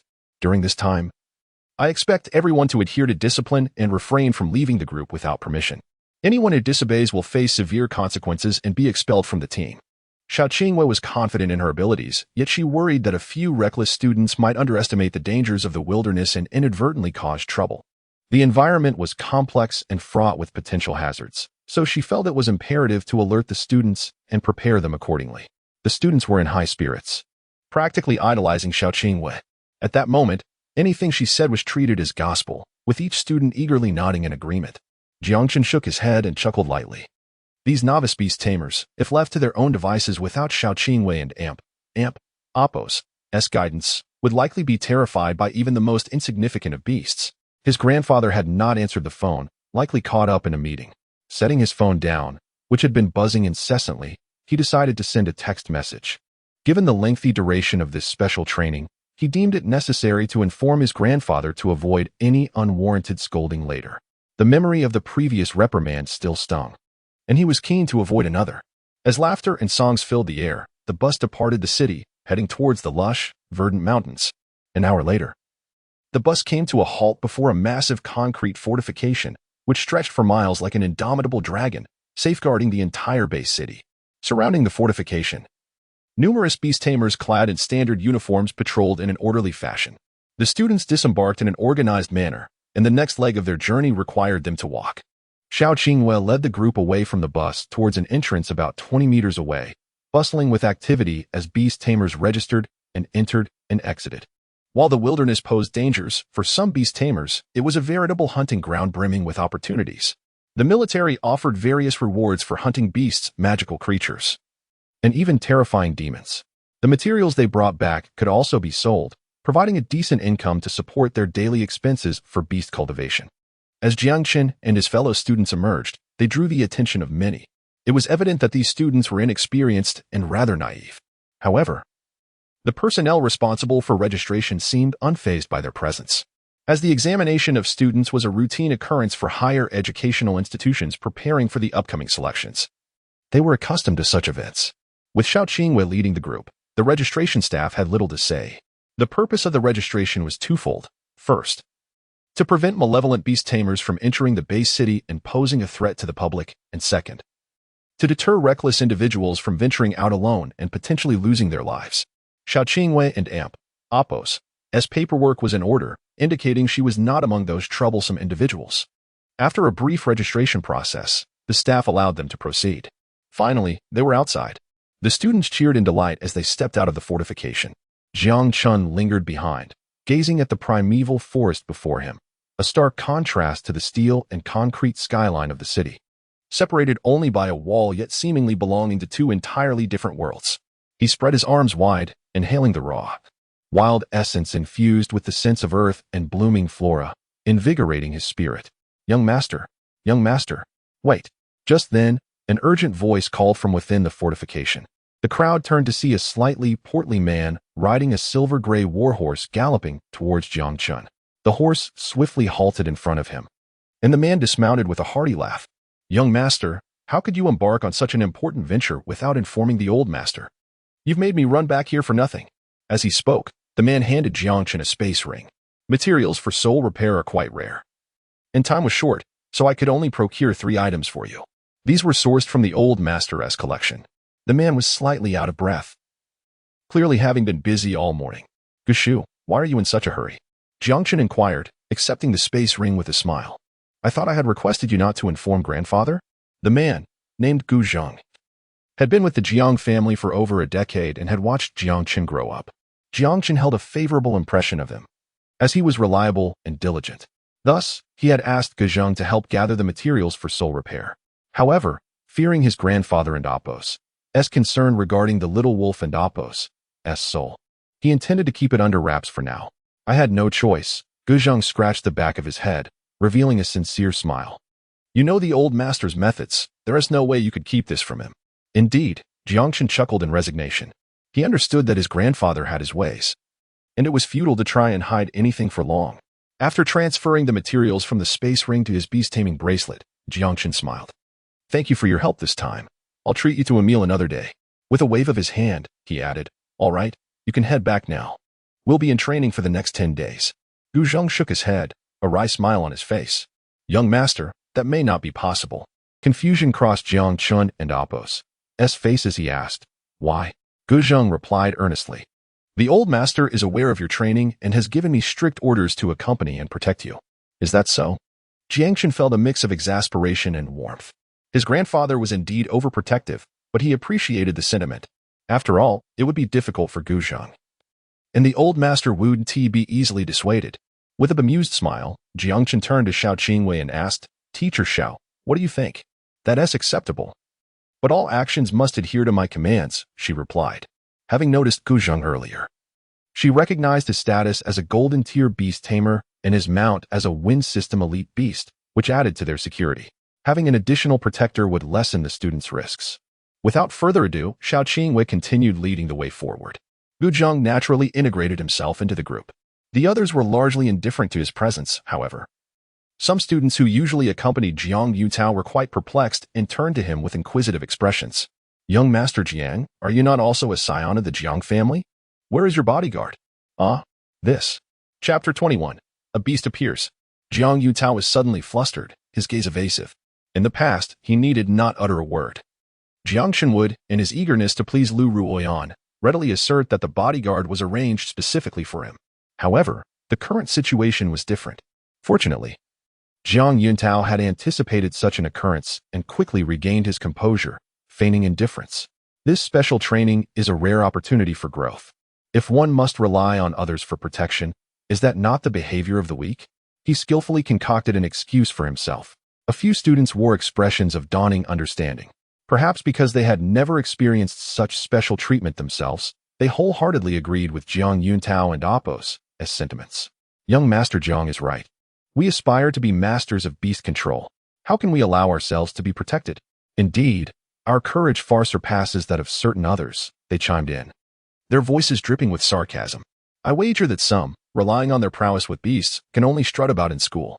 Should they encounter a true monster? Who knows how they would react? Their habitual mockery, though devoid of explicit names, was unmistakably aimed at Jiang Chen. Many had grown accustomed to it. The clique led by Jiang Yutao often took pleasure in deriding Jiang Chen, seizing any opportunity to disparage him.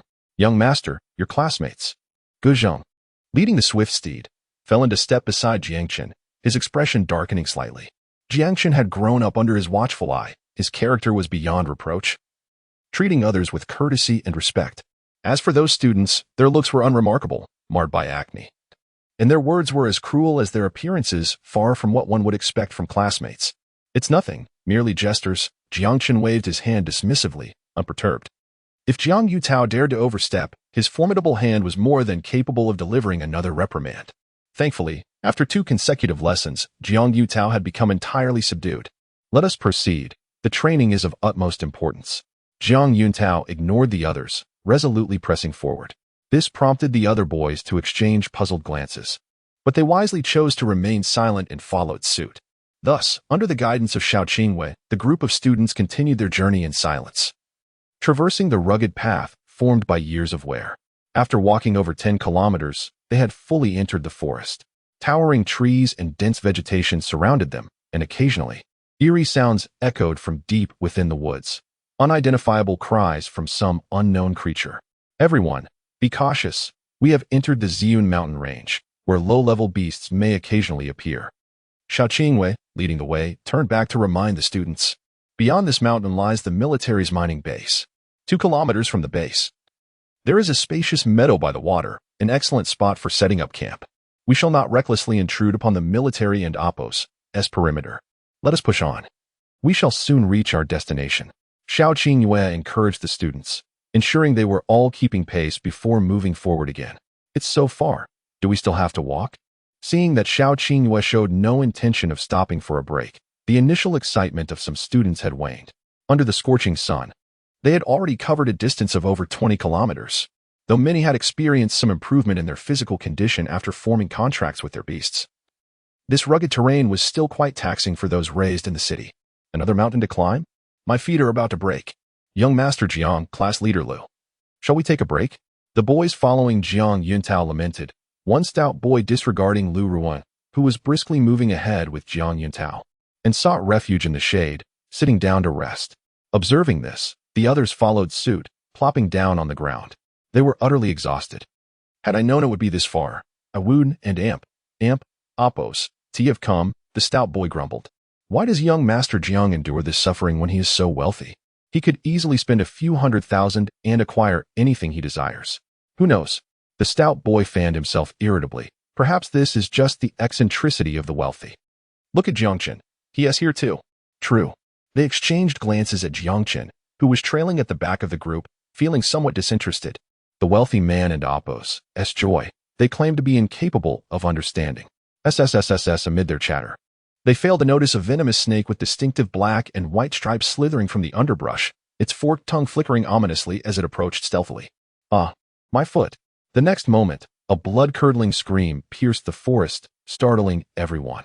They turned to find that a venomous snake had unexpectedly emerged. The snake's body, a striking pattern of red and white, had coiled around the stout boy's calf, its jaws agape, sinking its fangs deep into his flesh, causing him to wail in agony. Within mere moments, he was frothing at the mouth, legs thrashing, before collapsing. A beast. There's a beast. Panic seized the group as they tumbled down the hillside in a frantic scramble, shouting for help. Several tall boys, measuring over 6 feet, were reduced to tears by a snake no thicker than a thumb. Their anguished cries shattered the tranquility of the group, sending everyone into a state of shock. Turning to look, they appeared as if they had seen a ghost. It's just a little snake. How can it frighten you so? In their line of sight, Jiang Chen stood with one hand on his hip, perched atop a rock, the other hand triumphantly holding a venomous snake over a meter long. He was casually swinging it as if it were a mere toy. Oh my God. A few girls, unable to withstand such intense sensory overload, turned pale and fainted, prompting those around them to rush to perform first aid. In stark contrast, Jiang Chen remained utterly composed. The snake in his grasp was treated as a plaything, devoid of any threat. Had it not been for the stout boy still convulsing on the ground, it would have been hard to believe that what Jiang Chen held was anything lethal. After swinging the snake a few times, it succumbed to unconsciousness, and Jiang Chen carelessly tossed it aside. By a stroke of misfortune, it landed right at the feet of the now crying boys, triggering another round of wails. Who was truly terrified here? Jiang Chen smirked, a look of disdain on his face, and mockingly called out, "Come on. Someone get these aspiring beastmasters a change of pants." Chapter 22. Peculiar Preferences of Serpent Kisses. Jiang Chen chuckled. At first, he genuinely believed a beast had arrived. However, upon discerning the true appearance of the serpent, he could hardly contain his amusement. This was no beast, it was merely an ordinary venomous snake. There was no need for the little wolf to intervene. He could easily handle it himself. As a beastmaster, he felt embarrassed for his companions, who had been so frightened by a mere snake. What happened? Xiao Qingwei rushed over, her urgency palpable. Nothing much, Teacher Xiao. It's just a little snake. And I've already dealt with it, Jiang Chen replied calmly. Brother? You resolved it again? Xiao Qingwei was skeptical until her gaze fell upon the chubby boy, who was frothing at the mouth and convulsing uncontrollably. This is your idea of resolve? Xiao Qingyue's expression darkened once more. I did resolve it. Jiang Chen feigned innocence. Xiao Qingwei was on the verge of exasperation. She had no time for banter with Jiang Chen and quickly crouched beside the chubby boy. Fortunately, it was merely a common venomous snake, and he was not in life-threatening danger. Noticing that the snake that had bitten the chubby boy was not a so-called beast, she finally breathed a sigh of relief. With a swift motion, she produced an antidote from her pouch and helped the boy drink it. In a short while, his complexion returned to normal, and the blackened blood began to flow from the wound on his leg, gradually restoring its color. Xiao Qingwei wiped her brow, relieved that the situation had not escalated. Yet, she remained quite angry. What is going on? She glared at Jiang Chen. In response, Jiang Chen leaned back casually, hands behind his head, exuding a relaxed demeanor. The moment I turned around, I saw him playing with the snake. I was wondering if he had some peculiar preference for serpent kisses. How absurd. Serpent kisses. What nonsense. Xiao Qingyue's lip twitched in irritation. You've truly outdone yourself, child. You've made me laugh in anger. At times, she genuinely wished to pry open Jiang Chen and Apos' head to see what thoughts resided within. How could he utter such ridiculousness without a twinge of guilt? Ah? Xiao Qingwei found herself at a loss for words with Jiang Chen and Apos' antics. At this moment, Gu Zhang meticulously explained the situation. These students had strayed from the group and had been bitten by the snake. Is that so? Xiao Qingwei nodded, scrutinizing Gu Zhang's earnest expression, her face a mixture of disbelief and intrigue. If it were truly the case, she doubted that the esteemed golden-level beastmaster Gu Zhang would have overlooked it. The fact that such a snake could bite a student only suggested one thing. Gu Zhang had feigned ignorance. It became clear to Xiao Qingwei that neither Jiang Chen nor Gu Zhang was a source of comfort. She could not help but glare at Jiang Chen again, and then turned her attention to the several boys, who were pale and trembling, desperately trying to hold back tears. Stop crying. Xiao Qingyue's patience wore thin. You all have disobeyed orders, and once this training is over, each of you will write me a 3,000-word reflection. Ah, Teacher Xiao, please don't. The boys turned ashen, tears streaming down their faces. These few had spent their days idling with Jiang Yuntao, struggling to write even an 800-word essay, let alone a 3,000-word reflection. It felt like a death sentence. One more word, and it'll be 10,000 words. Xiao Qingyue showed no mercy, her expression stern. Before their departure, she had emphasized repeatedly the necessity of following orders and not straying from the group. These students had ignored her warnings and nearly caused a tragedy. If she did not enforce discipline now, who knew what other troubles might arise? Before long, the chubby boy regained consciousness. It hurt so much. The intense pain made him cry out uncontrollably. Then he saw Xiao Qingyue's face darken like coal. Silence. You will crawl back to camp today, or I will send you all home immediately. Now move out, this instant. With that, Xiao Qingyue stood up, ready to leave. The chubby boy was left stunned, rooted in place. Just then, an urge to urinate struck him. His face flushed crimson as he weakly raised his hand, covering his pants. Hesitantly saying, Teacher Xiao, wait. What now? Xiao Qingyue was nearly driven to madness. Before she could explode, the chubby boy mumbled, I want to change my pants. Soon after, the other boys, also blushing, chimed in, we want to change too. Exhausted, Xiao Qingyue merely sighed. Prepare yourselves. Let us move out again. From behind, Xiao Qingyue's once straight back now slumped, her demeanor lacking vitality. In stark contrast, Jiang Chen's laughter resonated throughout their trek. The chubby boy and the other boys, their faces reddened with embarrassment, wished for a hole to hide in. They trudged forward, not daring to lift their heads, thoroughly chastened. Indeed, the youthful blush surpassed all else, and Jiang Chen found immense amusement in the situation. I knew it. These students are nothing but fools, Guzheng remarked. Adding to the jest. Quite perceptive, Jiang Chen agreed, giving Guzheng a friendly pat on the shoulder, his laughter growing even louder. The remainder of their journey proceeded smoothly, devoid of further incidents. By afternoon, as scheduled, Xiao Qingyue led her students to the downstream of the mine. The grass was lush, and the stream babbled gently. The scenery was expansive, with endless woods ahead and rolling mountains behind. It was an ideal camping spot, allowing for early detection of any disturbances. However, since they had begun their descent from the hillside, Xiao Qingyue had appeared increasingly fatigued, as if she had lost her spark. This was compounded by the presence of the boys, who had soiled their pants. The boys will set up the tents while the girls gather food. We must prepare our meal before nightfall, she instructed weakly, not rushing to organize the search for beast materials. She was utterly exhausted. Jiang Chen, aware of Xiao Qingyue's volatile mood, refrained from provoking her. Instead, he sought a quiet spot to set up 2 tents alongside Guzheng. After their labor, Jiang Chen settled by the stream, relishing the breeze and humming a tune, thoroughly enjoying the moment.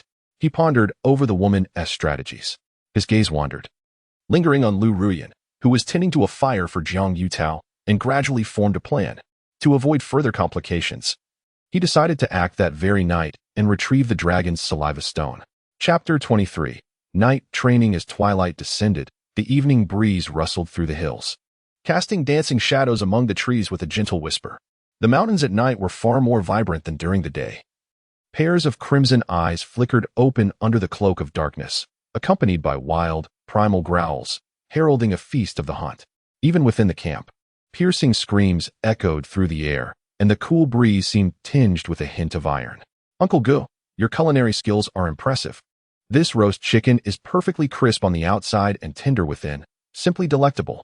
Jiang Chen sat by the campfire, savoring a bite of chicken leg, the juices exploding in his mouth, a moment of pure satisfaction. Indeed. As beast tamers, we often traverse through storms and face monstrous foes. Mastering survival skills in the wild is essential, Guzheng replied with a hearty smile. Without some wilderness survival skills, one might as well starve. Jiang Chen reveled in his meal, while others around him were not so fortunate. They were still grappling with the challenge of preparing a meal, their efforts resulting in either charred remnants or undercooked fare. Some had yet to even spark a flame. Liu Ruyan, perhaps we should forget it. A simple salad will suffice. Liu Ruyan found herself among those struggling, her face covered in soot after futilely toiling by a pile of hay without a glimmer of success. Impossible. Brother Yutao, I must ensure you have a warm bite. Liu Ruyan stubbornly blew into the haystack. Suddenly, with an explosive puff, flame shot up 1/2 meter high, nearly singeing her eyebrows. Accustomed to having her needs met, she had little experience in cooking. Jiang Chen cast a casual glance at Liu Ruyan before redirecting his attention. He turned to Guzheng, Uncle Gu. It seems teacher Xiao has been gone for a while. Guzheng nodded. She should be returning soon.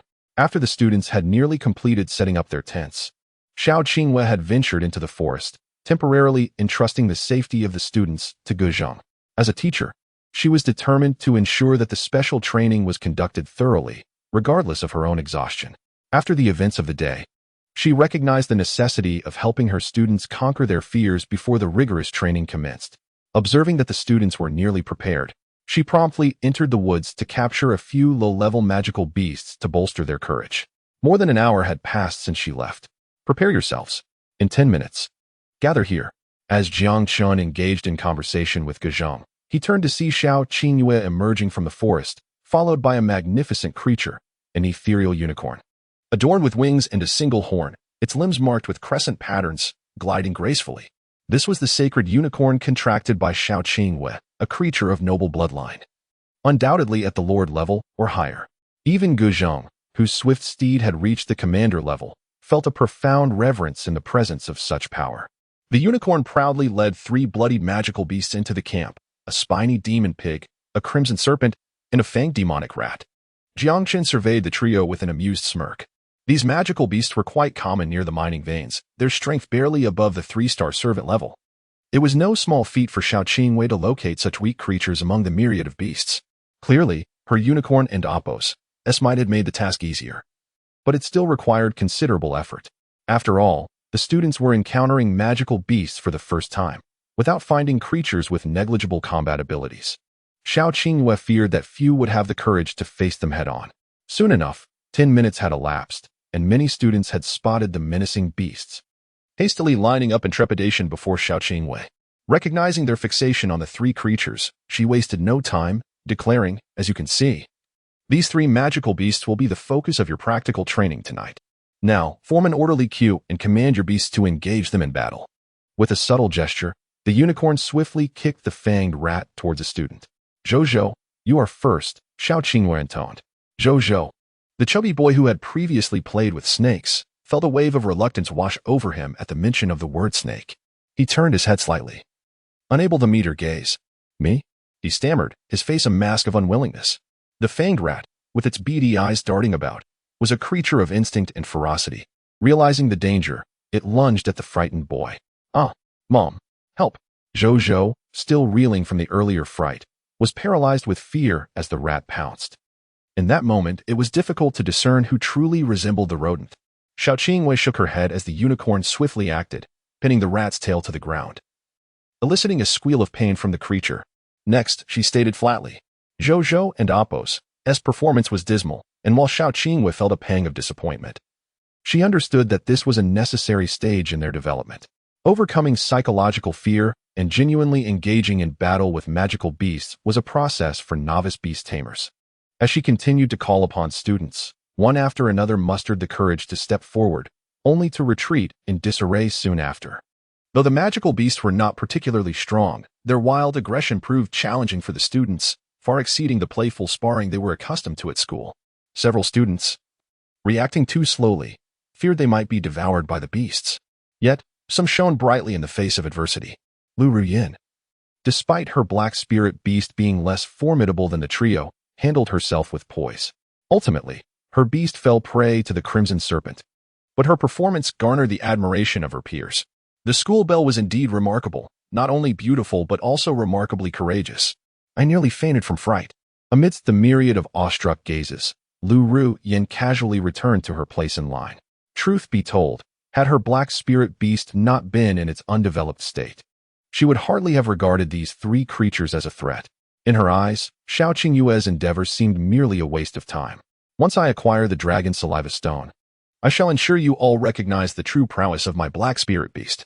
Chapter 24. The Unremarkable Victory. Liu Ruyan and Appos' dark ponytail arched high, resembling a proud swan amidst the gaze of the crowd. She walked straight to Jiang Yuntao, offering a gentle smile and an encouraging glance. Yuntao Gij, give it your all. Indeed. Jiang Yuntao nodded firmly, brimming with self-assurance. At that moment, his palm bear stood as the strongest among all, save for the little wolf. The chance of securing a first victory seemed promising. Xiao Laoshi, let it come forth, Jiang Yuntao commanded, pointing towards the red signal snake. Poised for battle as his palm bear prepared itself. Wait, Xiao Qingwei interjected calmly, your opponent is this. The sound of a pig's squeal echoed. And the spiked demon pig charged forth with reckless abandon. Jiang Yuntao and Appo's expression faltered instantly. Xiao Laoshi, this is not acceptable. In terms of sheer size, the spiked demon pig dwarfed the other two beasts, even outmatching the juvenile palm bear. The visual impact was overwhelming. Jiang Yuntao felt a surge of trepidation, having witnessed the spiked demon pig send another beast and its handler flying just moments ago, leaving the latter unconscious. The combat prowess of the spiked demon pig was unparalleled among the three beasts Xiao Qingyue had captured, and he felt utterly unprepared to face it.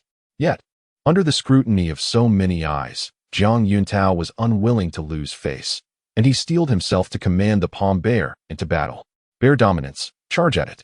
As the command was given, the palm bear, on all fours, emulated the charge of the spiked demon pig. Bang! The two collided head-on.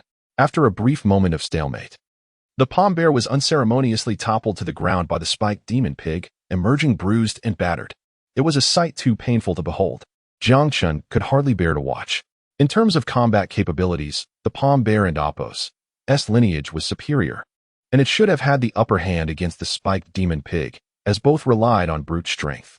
However, Jiang Yuntao's mistake lay in directing the palm bear to engage in a head-on confrontation with the very fighting style that favored the spiked demon pig. The spiked demon pig had lived in the wild for years, constantly facing threats from humans and other beasts, resulting in a battle instinct far beyond that of the palm bear. Facing an equally matched style, how could the still-weaning palm bear hope to triumph against the spiked demon pig? With a successful strike, the spiked demon pig became emboldened and lunged at the palm bear, viciously tearing at its flesh with its tusks. Fortunately, the palm bear and Appo's tough hide saved it from becoming the spiked demon pig and Appo's dinner. As Jiang Yuntao witnessed the palm bear sustain several wounds, bleeding profusely, he could no longer restrain himself and resorted to the brawling tactics he had seen on the streets. Bear dominance. Kick it. Quickly, kick its underbelly. The palm bear complied without hesitation, delivering a swift kick to the lower half of the spiked demon pig. OWWW. The spiked demon pig recoiled in pain, staggering backward, howling in agony, rolling on the ground in distress, tears streaming down its face. At that moment, a wave of empathy washed over some of the male students, their expressions contorting as if they felt the pain themselves. Phew, that was close. Jiang Yuntao sighed in relief, patting his chest. Thanks to his quick thinking, the palm bear managed to turn the tide of the battle. More importantly, the spiked demon pig, incapacitated by pain, could no longer stand, while the palm bear, sustaining only minor injuries, remained combat-ready and would recover in a couple of days. Clearly, he had emerged victorious in this confrontation. Xiao Laoshi, I won. Jiang Yuntao exclaimed, his face beaming with barely contained excitement. However, curiously, Xiao Qingwei remained silent. And even the chubby classmates who had been cheering him on wore expressions of bewilderment. Indeed, while Jiang Yuntao had won and was the first student to triumph over a beast, the manner of his victory was anything but graceful. It was marred by clumsiness. Xiao Qingwei, being a teacher and an experienced individual, cleared her throat and quickly adjusted her demeanor. Well done. She acknowledged Jiang Yuntao and Appo's performance, stating, battles with beasts are brutal. A fight for survival. In critical moments, employing desperate measures is entirely reasonable. You reacted swiftly, very well indeed. After a long pause, Xiao Qingwei finally managed to muster a compliment, albeit a rather lukewarm one. She genuinely struggled to praise Jiang Yuntao, as she had anticipated that, with the palm bear's capabilities, he should have easily secured victory rather than resorting to such desperate measures. Nonetheless, as the first student to conquer a beast, some encouragement was necessary to maintain morale. Let us proceed. With that, Xiao Qingwei began to call on the next student. Reluctantly, Jiang Yuntao returned to the ranks, feeling dejected. He had expected that after such a hard-fought victory, Xiao Qingwei would shower him with praise, and that his peers would regard him with admiration. Alas, that was not the case. Night training soon came to a close, and among all the students present, Only Jiang Chen had yet to engage with the three beasts. Xiao Qingyue cast a glance at Jiang Chen, showing no inclination to allow him to participate. It was ludicrous. With the little wolf's strength, those three beasts would be dispatched with a mere swipe. She intended to continue using the beasts to test the students' resolve and had no intention of letting Jiang Chen join in. As time drew near, she announced the conclusion of the training. All right, that will be all for tonight. You all must be weary from the day. Return to your tents and rest. Xiao Qingyue methodically tied up the three beasts and turned to Gu Zhangdao. Mr. Gu, let us take turns keeping watch tonight. Once the students acclimate to this environment, we can rotate shifts. Not at all. You should rest. I will take the watch tonight, Gu Zhangdao replied with a smile, fully aware of Xiao Qingyue and Appo's frustrations throughout the day. Eager to help Jiang Chen regain some favor during the selection process, he was more than happy to ease Xiao Qingyue and Appo's burden. Very well, thank you. Xiao Qingyue nodded, not sparing Jiang Chen a glance as she retreated into her tent. Jiang Chen found himself bemused and contemplative. Was this what it felt like to be discriminated against? Despite the laughter, he understood that Xiao Qingyue believed that with the little wolf and Appo's combat prowess, his participation was unnecessary. Perfectly fine, Jiang Chen thought, as he welcomed the ease of the situation. The flickering flames danced, and the moon rose above the treetops. Exhausted from the day and Appo's toil, everyone succumbed to sleep, regardless of whether they had filled their bellies. The camp quickly fell silent, save for the sounds of snoring and the crackle of burning wood. After some time, a figure gradually approached Jiang Chen and Appo's tent. Young master, just as you predicted, those two students have left the group and are heading towards the mining site. Chapter 25. The acquisition of Dragon and Appo's saliva stone inside the tent. Jiang Chen opened his eyes, emanating two beams of brilliance. They are even more anxious than I am. However, do they truly believe that the dragon saliva stone can be so easily obtained? With a cold smirk, Jiang Chen stepped out of the tent. After the special training concluded, he instructed Guzheng to keep an eye on Liu Ruyan and Jiang Yuntao. He had a premonition that they might take action tonight. Unexpectedly, his intuition proved correct, slightly exceeding Jiang Chen's expectations. Nonetheless, it was not difficult to understand Liu Ruyan's urgency. She was inherently competitive, and after facing several setbacks while witnessing the rapid growth of the little wolf, her impatience was only natural. Uncle Gu, guard the camp well. I am going out for a while, Jiang Chen advised Guzheng, summoning the little wolf and setting off in a particular direction. Young master, do you not need me to accompany you? Guzheng inquired softly, somewhat concerned. No need, Jiang Chen shook his head confidently. Rest assured, I shall return shortly. He was thoroughly familiar with the surrounding environment, having endured much hardship to return here. Even if Liu Ruyan and Jiang Yuntao moved first, he was confident he could reach the dragon's saliva stone before them. Moreover, arriving too early or too late might not necessarily be advantageous either. Well, all right then. After a moment's hesitation, Guzheng, understanding Jiang Chen's determined nature, so similar to the old master, decided against dissuading him further. As Jiang Chen moved farther away, he still felt uneasy and softly reminded, Young master, should anything arise, use the signal flare I provided, and I will come immediately. Relax. Jiang Chen waved his hand and soon vanished into the darkness of the forest. The moonlight cascaded down the mountainside, draping the verdant pines in a silvery veil, providing a commendable visibility. Jiang Chen navigated through the woods, following the route etched in his memory, making his way toward the mineral vein. After prolonged mining, the terrain was rugged, with pits and abandoned shafts scattered about. One misstep could lead to a fall. Fortunately, Jiang Chen had a good memory and took a shortcut.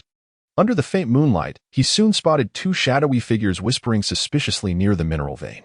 Is there truly the special material you mentioned, Ruyan? Jiang Yuntao, feeling guilty, glanced around nervously. They were within the military and Appo's restricted area, and he feared discovery. If that happened, not only would they face military accountability, but Xiao Qingyue might also be furious about their unauthorized departure, potentially sending them back to school. That would be a tremendous loss.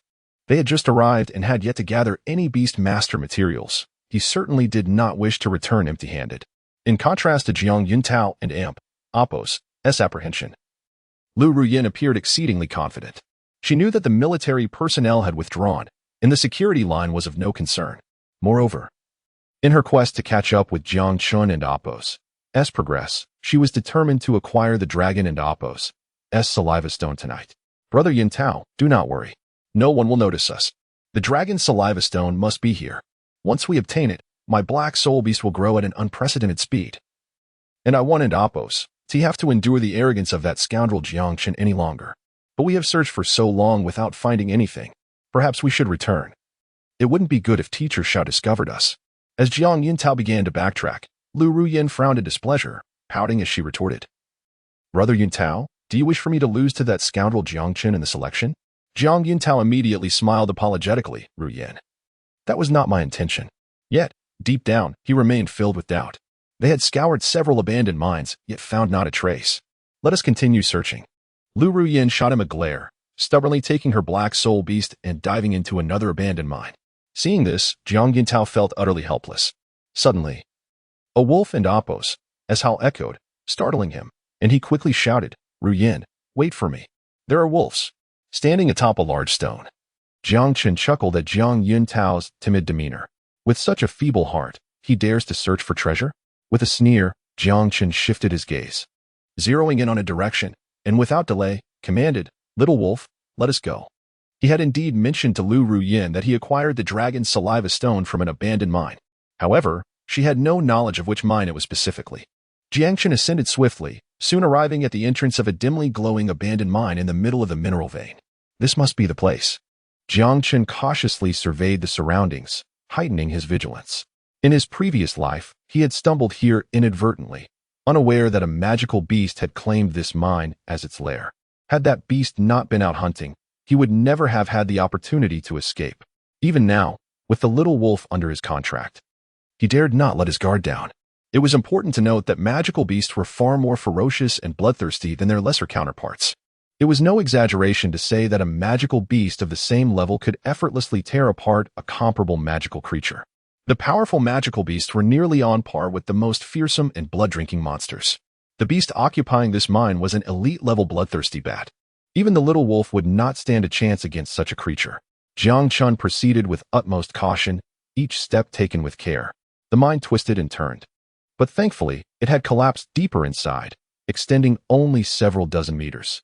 Upon reaching the mine's end, he spotted a cluster of palm-sized bats hanging from the rock walls, sleeping soundly. There were at least 50 or 60 of them, all possessing 1- or 2-star combat slave strength. Beneath the bats lay a stone shimmering with faint light, easily visible.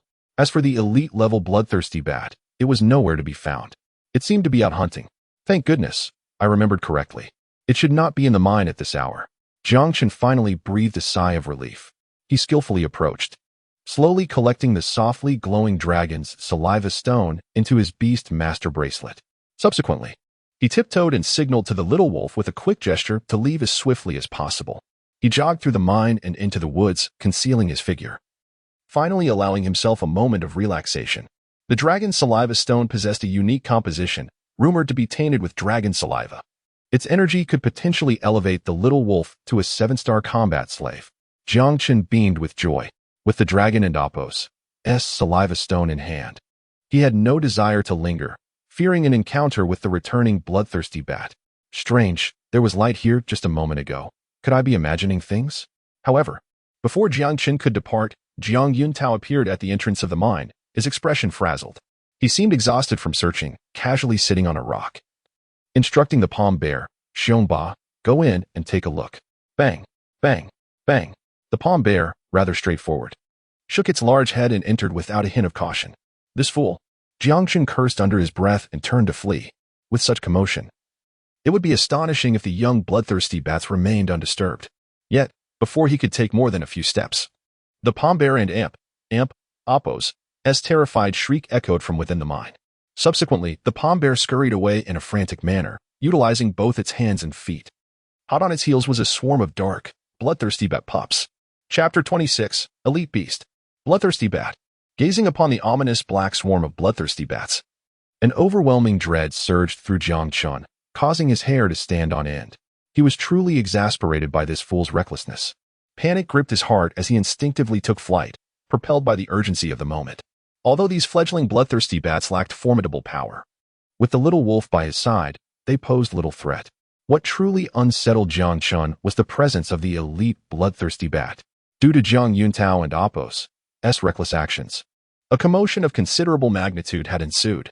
He was certain that the elite bat had already sensed the disturbance and was swiftly returning. An elite beast was not something Jiang Chen could contend with at present. If he did not flee now, he would inevitably fall victim to Jiang Yuntao's folly. With a surge of speed, Jiang Chen darted through the forest, accompanied by the little wolf.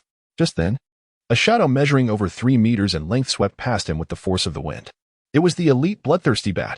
A gust of wind cascaded through the trees, sending leaves spiraling to the ground.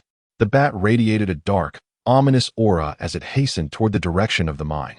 Witnessing this, Jiang Chen dared not linger, exerting every ounce of strength to escape. Fortunately, the bat and Appo's singular focus on returning to the mine meant it paid little attention to him, allowing Jiang Chen to escape a considerable distance. Could this fool have brought about his own demise?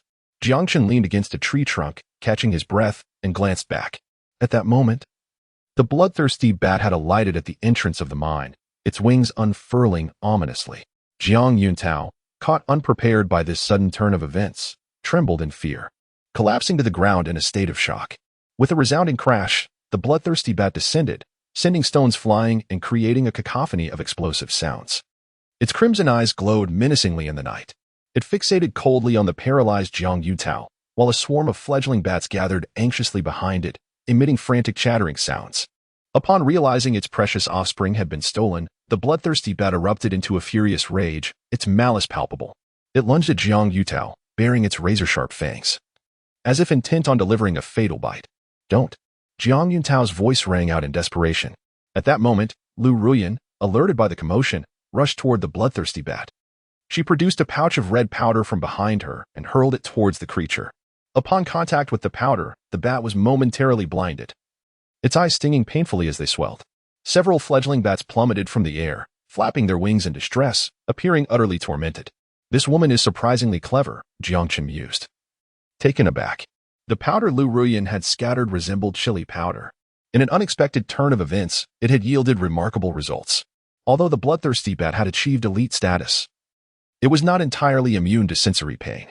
Liu Ruyan and Appo's timely intervention afforded Jiang Yuntao a moment to escape. "Brother Yuntao, we must flee." Liu Ruyan grasped Jiang Yuntao's arm and turned to run. At last, Jiang Yuntao regained his wits, his gaze falling upon the towering bloodthirsty bat. And an icy dread coursed through him. Faced with the oppressive threat of death, he unleashed an astonishing potential.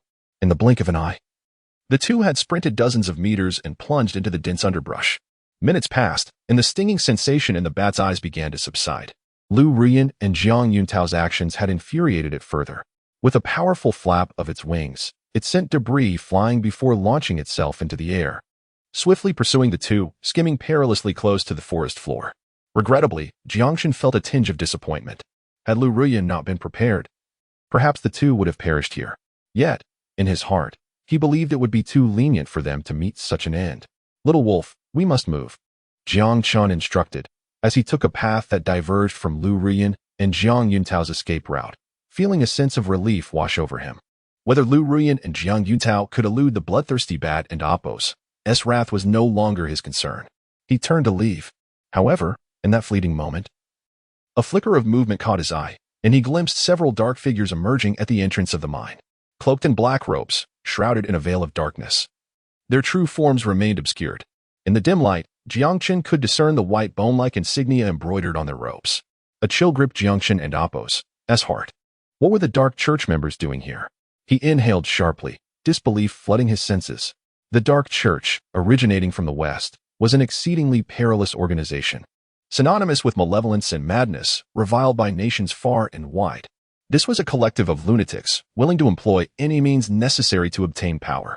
In a previous era, they had inflicted unspeakable horrors upon beast tamers, even implanting special beasts within newborns, transforming them into vessels for cultivating dark creatures. Their brutal methods and atrocious deeds had incited universal outrage, prompting nations, including Hanxia, to issue the highest-level warrants for their capture. For a long time, they had vanished from the Blue Star, and Jiang Chen had never anticipated encountering these foul vermin here. He was certain these robed figures hailed from the Dark Church. What were their intentions here? Jiang Chen concealed himself behind the trees, observing with utmost caution. In his line of sight, several members of the Dark Church stood at the mine's entrance, scanning their surroundings while emitting a series of sinister cackles. After a prolonged vigil, they turned their attention to Liu Ruyan and Jiang Yuntao, who were fleeing in terror. One of the figures shook his head slightly, raising an arm to reveal a serpentine creature enveloped in black mist that swiftly darted forth, positioning itself stealthily beneath the enraged, bloodthirsty bat, releasing a plume of dark vapor.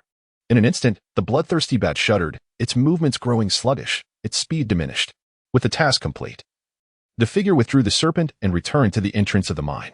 With this assistance, the bloodthirsty bat would find it challenging to pursue Liu Ruyan and Jiang Chen for the time being. The members of the Dark Church then vanished into the shadows, as if they had never existed. They arrived swiftly and departed just as quickly, leaving Jiang Chen in a state of utter turmoil. Could it be that they had been fixated on me since this very moment in a past life? The thought sent a shiver down his spine, and he felt a wave of icy terror wash over him. Chapter 27. The Holy Spirit. Confinement. On the day of the contract beast and amp, Apos, as summoning. The appearance of the Black Soul Beast was indeed a deliberate act orchestrated by the Dark Court. Jiang Chen's face darkened as he pondered his thoughts. He had often wondered how he managed to survive the encounter with the elite bloodthirsty bat in this mine during his previous life. It now seemed that the members of the Dark Court had been covertly observing the Black Soul Beast all along, purposely placing the Dragon Saliva Stone here to accelerate the beast's mutation. Jiang Chen contemplated this notion. In his past life, shortly after acquiring the Dragon Saliva Stone, the Dark Court approached him, not only informing him of the Black Soul Beast's powerful and malevolent evolutionary path, but also leading him to reject their offer without a second thought. At that time, his sole focus was on gifting the Dragon Saliva Stone to Liu Ruyan, indifferent to any notions of power. Subsequently, the Dark Court ceased their pursuit. Reflecting on these events, it appeared that everything had been premeditated. Were these insidious rats attempting to conduct some frenzied experiment through the hands of an ordinary beastmaster? Jiang Chen's thoughts gradually crystallized, and his expression began to take on a more intriguing demeanor. So, Liu Ruyan, would you choose to endure the excruciating pain of heart and blood consumption to resist the demonic aura within the Black Soul Beast that threatens to corrupt your soul?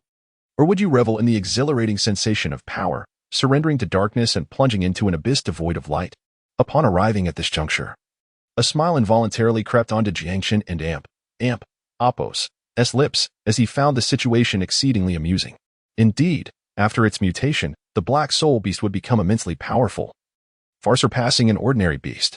However, what Liu Ruyan did not realize was that the path of the Black Soul Beast's mutation and evolution was limited to two distinct routes. One was the path of dark evolution, granting it mastery over supreme dark powers and rapid growth. The other was the path of demonic evolution, where each mutation would significantly enhance the Black Soul Beast's bloodline, strength, and rank. The former retained a semblance of rationality and could be controlled by a beastmaster. In his previous life, Jiang Chen had relied on his indomitable will to repeatedly withstand the onslaught of the demonic aura, ultimately guiding the Black Soul Beast to evolve into a nine-headed demon dragon, wielding formidable power while remaining within the realm of control. In contrast, the latter was akin to an addictive poison. Each acquisition of power would awaken the deepest greed within the human heart, leading to eventual consumption by darkness. Jiang Chen couldn't and Apos' help but feel a sense of anticipation regarding Liu Ruyan and Apos' choice. Undoubtedly, regardless of her decision, she would endure unparalleled suffering. This was also the reason Jiang Chen had not hastened to confront Liu Ruyan. Brother Yintao, we must escape. At that moment, a loud shout interrupted Jiang Chen and Apos' thoughts.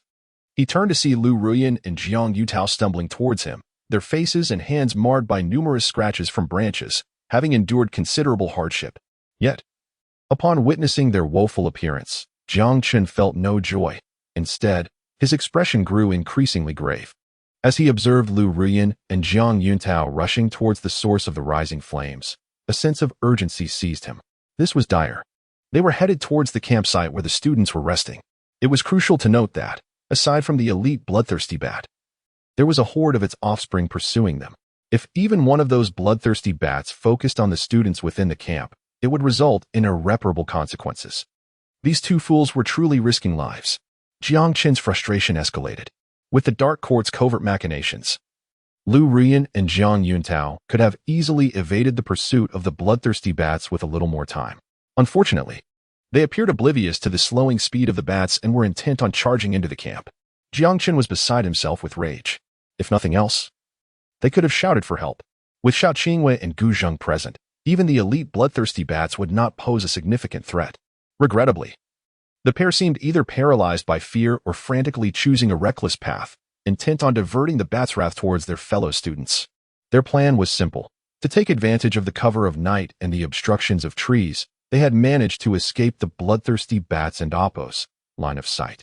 But this shot would reveal their location. Thus, despite their frantic flight, the two dared not breathe heavily. As the bloodthirsty bats drew ever closer to the camp, Jiang Chen could no longer afford to hesitate and sprinted towards the campsite. "Teacher Xiao, Uncle Gu, we are under attack by magical beasts," he shouted, exerting all his strength to warn them. However, he was still some distance from the camp, and his voice lacked the power to carry far, almost hoarse from shouting. He hoped fervently that Uncle Gu remained vigilant. Jiang Chen leaned heavily on his knees, his strength nearly spent. Fortunately, his cries were not in vain. Guzheng emerged from the camp at once. "Where do these magical beasts come from? How dare they show their ferocity before me?" Guzheng bellowed, his swift steed, the wind chaser, darting forward, leaping high into the air, and landing with a thundering stomp. With a whoosh, a blade of wind, equal in size to that of the bloodthirsty bat, rapidly formed above the wind chaser. Jiang Chen barely caught a glimpse before the wind blade sliced through the air, hurtling forth. In an instant, the ferocious bloodthirsty bat was cleaved in two, its body severed at the waist. However, before Guzheng could relax, a swarm of bloodthirsty bat offspring surged from the dark forest, pouncing towards the students' tents. "Wind chaser!" Quickly, Guzheng's heart raced. If even one of these young bats entered the tents unnoticed, they would wreak havoc among the students. Alas, after the elite bloodthirsty bat perished, the offspring seemed to go mad, attacking everything in sight. Despite the wind chaser's remarkable speed, some of the young bats managed to slip through and dart towards the tents, perilously close to entering. What else could go wrong? Just then, Xiao Qingwei finally emerged from her tent. Clad in a delicate pink silk nightgown, her perfect curves were accentuated, and her eyes were still heavy with sleep. Her dark hair cascaded naturally over her shoulders, revealing a hint of her delicate neck, flushed and inviting, exuding a languid beauty. "Teacher Xiao, please wake up." Yet, in the face of such peril, Jiang Chen could hardly afford to admire the sight and shouted urgently. At the sound of his voice, Xiao Qingyue's half-lidded eyes finally opened. Upon seeing Liu Ruyan and Jiang Yuntao fleeing in disarray towards the rear of the camp, and the dozens of bloodthirsty bat offspring attempting to invade the students and Oppos' tents, she was understandably alarmed. Without hesitation, a flash of light illuminated the area as the Holy Spirit unicorn materialized before Xiao Qingyue. Holy Spirit. Confinement. Chapter 28. The Beast Core in an instant. The moonlight shimmered brilliantly, illuminating the entire camp. Xiao Qingyue bathed in the silvery glow, her presence transcending to a realm of purity, nobility, and unblemished grace. Two delicate crimson spots adorned the front of her nightwear, resembling drops of fresh blood. The horn of the unicorn radiated beams of moonlit brilliance, as if imbued with some arcane magic. At that very moment, all the bloodthirsty batlings were rendered immobile, ensnared by the light. For reasons unknown, Xiao Qingyue and Oppos' cheeks flushed slightly as she furrowed her brow and shot a glare at Jiang Chen, admonishing, "What are you staring at? Hurry and help." "Oh, right." Jiang Chen snapped back to reality, his face reddening with embarrassment as he sheepishly commanded the little wolf to attack. Swish, swish, swish, the little wolf moved with astonishing speed. With every paw strike, a bloodthirsty batling was encased in frost, plummeting to the ground. Thanks to the control of the holy unicorn, the little wolf and the swift steed dispatched the batlings with remarkable ease. In no time, the area surrounding the camp was littered with the corpses of the bloodthirsty batlings. What happened? What is all this commotion? Some students, who had been blissfully asleep, were roused by the noise. One by one, they peeked out of their tents, clearly bewildered by the unfolding situation. "Young master, are you all right?" After dealing with the batlings, Guzheng hurried to Jiang Chen's side. Upon seeing the elite beast under Jiang Chen's command, he broke into a cold sweat. If anything were to happen to Jiang Chen, he would be ashamed to face his elder. He circled Jiang Chen, inspecting him closely. Upon confirming that he was unharmed, he finally exhaled in relief. However, he noted, "But, young master, you seem a bit strange. You've been silent for quite a while." Guzheng was puzzled as Jiang Chen stood there, staring intently in one direction. Did the young master freeze in fear? Guzheng's heart sank, and in a fluster, he waved his hands in front of Jiang Chen's eyes. "Young master, don't scare me." His loud outburst finally elicited a reaction from Jiang Chen, who grimaced in annoyance. What do you take me for? A statue? Gu Zheng was momentarily taken aback, failing to grasp the situation. Meanwhile, Jiang Chen sighed with a hint of longing, his gaze reluctantly retracting from the direction of Xiao Qingyue's tent. Quite intriguing indeed, he mused, a grin spreading across his face as he savored the moment. As Xiao Qingyue returned to her tent, the rustling of fabric suggested she was dressing. Jiang Chen felt a wave of disinterest wash over him. He had scarcely glimpsed her before she noticed. A fleeting sense of loss flickered within him, but he shook his head, dismissing it. While everyone else was in a state of disarray over the battling corpses, Jiang Chen approached the elite bloodthirsty bat. Little wolf, go investigate. He gestured casually, and the little wolf trotted over to the carcass. Under Jiang Chen and Appo's guidance, the little wolf sniffed around, its nose soon stained with blood. Before long, it seemed to discover something, sniffing the head of the bloodthirsty bat before taking a decisive bite. A crisp sound of metal clashing echoed as the little wolf shook its head, revealing a crystal the size of a broad bean, which it presented to Jiang Chen. Well done. Jiang Chen crouched down and tossed the little wolf a strip of meat as a reward. He picked up the crystal, holding it aloft in the moonlight. The crystal exhibited a faint blood hue, glimmering with a subtle red radiance under the moon's glow, quite an extraordinary sight. Gu Zheng was taken aback. Young master, we are fortunate indeed. From an elite beast, we've managed to obtain a beast core. Typically, beast cores are a rarity on elite beasts, with a probability of occurrence being less than 1 in 10,000. Jiang Chen and Appo's luck was indeed commendable. Indeed, quite fortunate, Jiang Chen replied with a smile. Gu uncle, since you dealt with the bloodthirsty bat, the core should rightfully belong to you. However, considering your swift steed has already ascended to the commanding level, I will purchase the core from you, and later, I shall transfer the money. The beast core contains the essence of the beast and Appo's power, a valuable material. This core could significantly enhance the little wolf and Appo's strength, marking a modest gain. Such talk is unnecessary, young master. At this level, this beast core is of little use to me. You should keep it. Gu Zheng chuckled. With his swift steed and Appo's current prowess, he had long outgrown such trifles. The little wolf, however, was still at the servant level, making the core quite suitable for its use. Even brothers must settle accounts clearly. Gu uncle, do not decline. Jiang Chen jested. Fine, fine. Gu Zheng relented, not wishing to dwell further on the matter. Hey, that beast core should belong to us. At that moment, Liu Ruyan stormed over, her demeanor fierce. She fixed her gaze on the beast core in Jiang Chen and Appo's hand, akin to a ravenous wolf.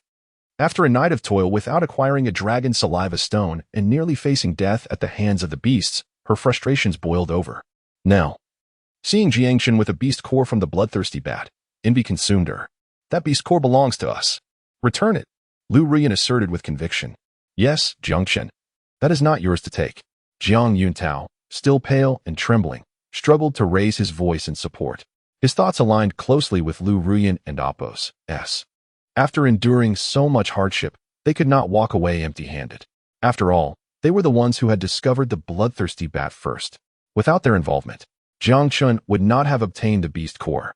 Thus, instinctively, they both regarded the beast core as their rightful possession.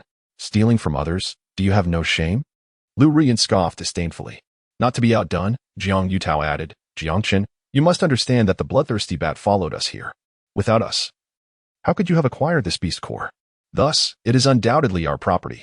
The two argued back and forth, convinced that the beast core rightfully belonged to them. Who is stealing from whom? Jiang Chen found the situation amusing. Typically, the distribution of such beast cores belongs to the slayer. In this case, Gu Zheng had slain the bloodthirsty bat, and thus the core belonged to him. Jiang Chen had merely purchased it from Gu Zheng, making it his own. Meanwhile, Liu Ruyan and Jiang Yutao, having been chased by the bat, sought to claim the beast core for themselves. Their audacity verged on shamelessness. The commotion attracted a crowd, and Jiang Chen intended to address the two intruders. Yet, before he could utter a word, he spotted Xiao Qingyue approaching from the back of the throng. Thus, an idea struck him, and he deliberately inquired, who do you think the beast core belongs to? Naturally, it belongs to us, Jiang Yutao declared triumphantly. For it followed us to the camp. As Xiao Qingyue drew closer, Jiang Chen's lips curled into a mischievous smile. What was that? I didn't quite hear you. Jiang Yutao, growing impatient, crossed his arms and raised his voice. I said, the beast followed us here, and therefore, the beast core should belong to us. Oh. Jiang Chen revealed an expression of understanding, yet the mischievous smile at the corner of his mouth could not be contained. Observing Jiang Chen and Appo's playful demeanor, Jiang Yuntao felt an unsettling sensation. In the next moment, a voice filled with rage erupted from behind him. What do you mean? How did that monstrous beast arrive? Chapter 29, Liu Ruyan. You have truly disappointed me. Xiao Qingwei had changed into a fresh outfit, radiating vitality. Yet her complexion was ashen, her entire being trembling with rage, teetering on the brink of an explosive outburst. As Jiang Yuntao turned around, he was met with Xiao Qingwei's frigid glare, akin to an eternal glacier, causing the blood to drain from his face, rendering him as pale as a ghost. Xiao. Teacher Xiao, it's not as you think. Jiang Yuntao stammered, desperately attempting to clarify, yet his conviction faltered, his voice dwindling into a whisper, as if ensnared in his throat. Ultimately, he was left voiceless, consumed by guilt. Jiang Yuntao, you possess an audacity beyond measure. Do you believe that my silence allows you to disregard my words? Without warning, Xiao Qingwei erupted. To everyone's astonishment, she bellowed. Her face contorted with a fury they had never witnessed before. The students fell into a hushed silence, paralyzed by fear, scarcely daring to breathe. Jiang Yuntao, overwhelmed, staggered back a few steps and, in a moment of carelessness, fell to the ground in a disheveled heap. Jiang Chen stood to the side, taken aback by Xiao Qingwei's reaction. In his recollection of the 3 years during which Xiao Qingwei served as the homeroom teacher for Class 3, she had never expressed such intense anger. Though she often appeared stern and strict, she had never unleashed her wrath like this. It was evident to all that Xiao Qingwei was genuinely incensed. It seemed that tranquility would be a distant prospect for a while. Jiang Chen understood that given Xiao Qingwei's current demeanor, a volcanic eruption of emotion was imminent. Not just him, but everyone else was equally terrified, their composure shattered. The students instinctively retreated, wary of being collateral damage. Soon, a wide berth formed around Jiang Yuntao. Only Xiao Qingwei remained, her ire palpable, her cold gaze fixed upon Jiang Yuntao. Taking deep breaths, Xiao Qingwei sought to rein in her nearly uncontrollable temper. Yet, at that moment, Liu Ruyan, witnessing Jiang Yuntao's distress, foolishly rushed forward. Why are you being so harsh with Brother Yuntao? Jiang Chen. For a moment, Jiang Chen and Appo's mind went blank. Are you all right? Are you really okay? Sister, are you out of your mind? Before their departure, Xiao Qingwei had emphatically asserted that no one was to breach discipline or leave the group without permission. Now, Jiang Yuntao had not only strayed from the group, but had also openly confessed to provoking the bloodthirsty bats. With such irrefutable evidence at hand, how could she be questioned for her severity? What was she supposed to do? Set off firecrackers in encouragement? Jiang Chen couldn't help but mock within. He couldn't fathom what was going on in Liu Ruyan's mind. She was cunning and shrewd before him, yet when it came to addressing Jiang Yuntao and Appo's issue, she seemed utterly bereft of sense. Clearly, there was a double standard at play. Strike her. Xiao, please, strike her, fiercely. Let her understand the harsh realities of life. Jiang Chen silently lamented, relishing the unfolding drama. At that moment, it became strikingly evident to all that the instant Liu Ruyan stepped forward, Xiao Qingwei's expression darkened visibly. Her breath quickened uncontrollably, her chest heaving violently. The volcano was on the verge of eruption. However, Liu Ruyan appeared entirely oblivious to Xiao Qingwei's changing countenance. Her focus remained solely on Jiang Yuntao, whose panic-stricken demeanor, brought on by Xiao Qingwei's wrath, tugged painfully at her heart. Regardless of Jiang Yuntao's actions or words, he was the one she had chosen. And she would not allow anyone to bully him, not even Xiao Qingwei. With her gaze turning frigid, she fixed her stare upon Xiao Qingwei's blazing eyes. Exuding an air of formidable defiance, reminiscent of the first battle goddess of Hanxia, and proclaimed, "Your actions have incensed me. I must inform you. I aspire to become the most formidable beastmaster in Hanxia. My people shall not be subjected to humiliation by anyone. Before I unleash my full fury, you had best." Slap. A resounding slap echoed through the night, catching everyone off guard. No one could comprehend what had transpired. Instinctively startled, they witnessed Xiao Qingwei, panting heavily. Her palm slightly reddened, having delivered a sharp slap to Liu Ruyan. The sound was crisp, laden with uncontainable fury. The volcano had erupted. All present were momentarily stunned, their minds blank, grappling with disbelief. In Class 3, who didn't know how much Xiao Qingwei valued Liu Ruyan? She had never even raised her voice at her, let alone struck her. Her demeanor towards Liu Ruyan was incomparable to her treatment of others. Even when criticism was necessary, it was usually done privately, affording Liu Ruyan respect and care. Who could have anticipated that the teacher, who had always shown such fondness for Liu Ruyan, would strike her before the entire assembly? Such an occurrence was akin to a meteor colliding with Earth, utterly shocking. Insanity. Utterly mad. Not only the students, but even Liu Ruyan stood there, momentarily stunned. Her expression one of disbelief, completely taken aback by Xiao Qingwe's slap. Jiang Chen, observing the scene, could hardly contain his joy, grinning broadly, nearly leaping up in applause. Xiao Qingwe's slap struck precisely at the heart of his desires, akin to a long-awaited fantasy. Yet, this slap was merely the precursor to an even greater eruption.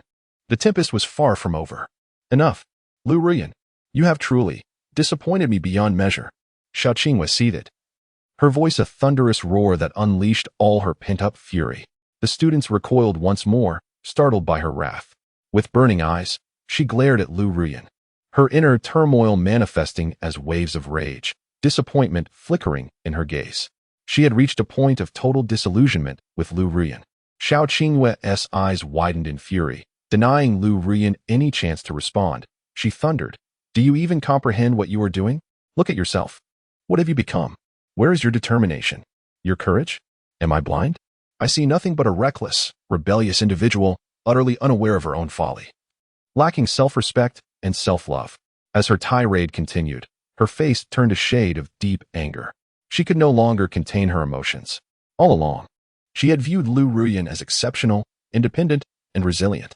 Acknowledging the struggles they both faced as women, she had consistently endeavored to lend her support.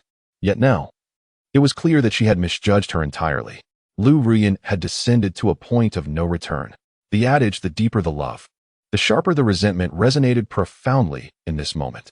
Otherwise, given her temperament, she would never have resorted to such a severe reprimand. After a considerable pause, Xiao Qingwe finally managed to regain some composure. Her voice icy as she declared, "I have stated before, once we are in the wilderness, adherence to discipline is paramount. No matter who violates the rules I have established, endangering the safety of others, I will not show leniency. Thus, in my capacity as the class monitor, I have decided to revoke Jiang Yutao and Appo's as privileges." Just as Xiao Qingwe was articulating her thoughts, Jiang Chen playfully interjected, "Teacher Xiao, let us not forget Liu Ruyan. She, too, has breached the rules." Xiao Qingwe felt a surge of frustration, casting a sharp glare at Jiang Chen, urging her to remain silent. Of course, she was acutely aware that Liu Ruyan was also implicated.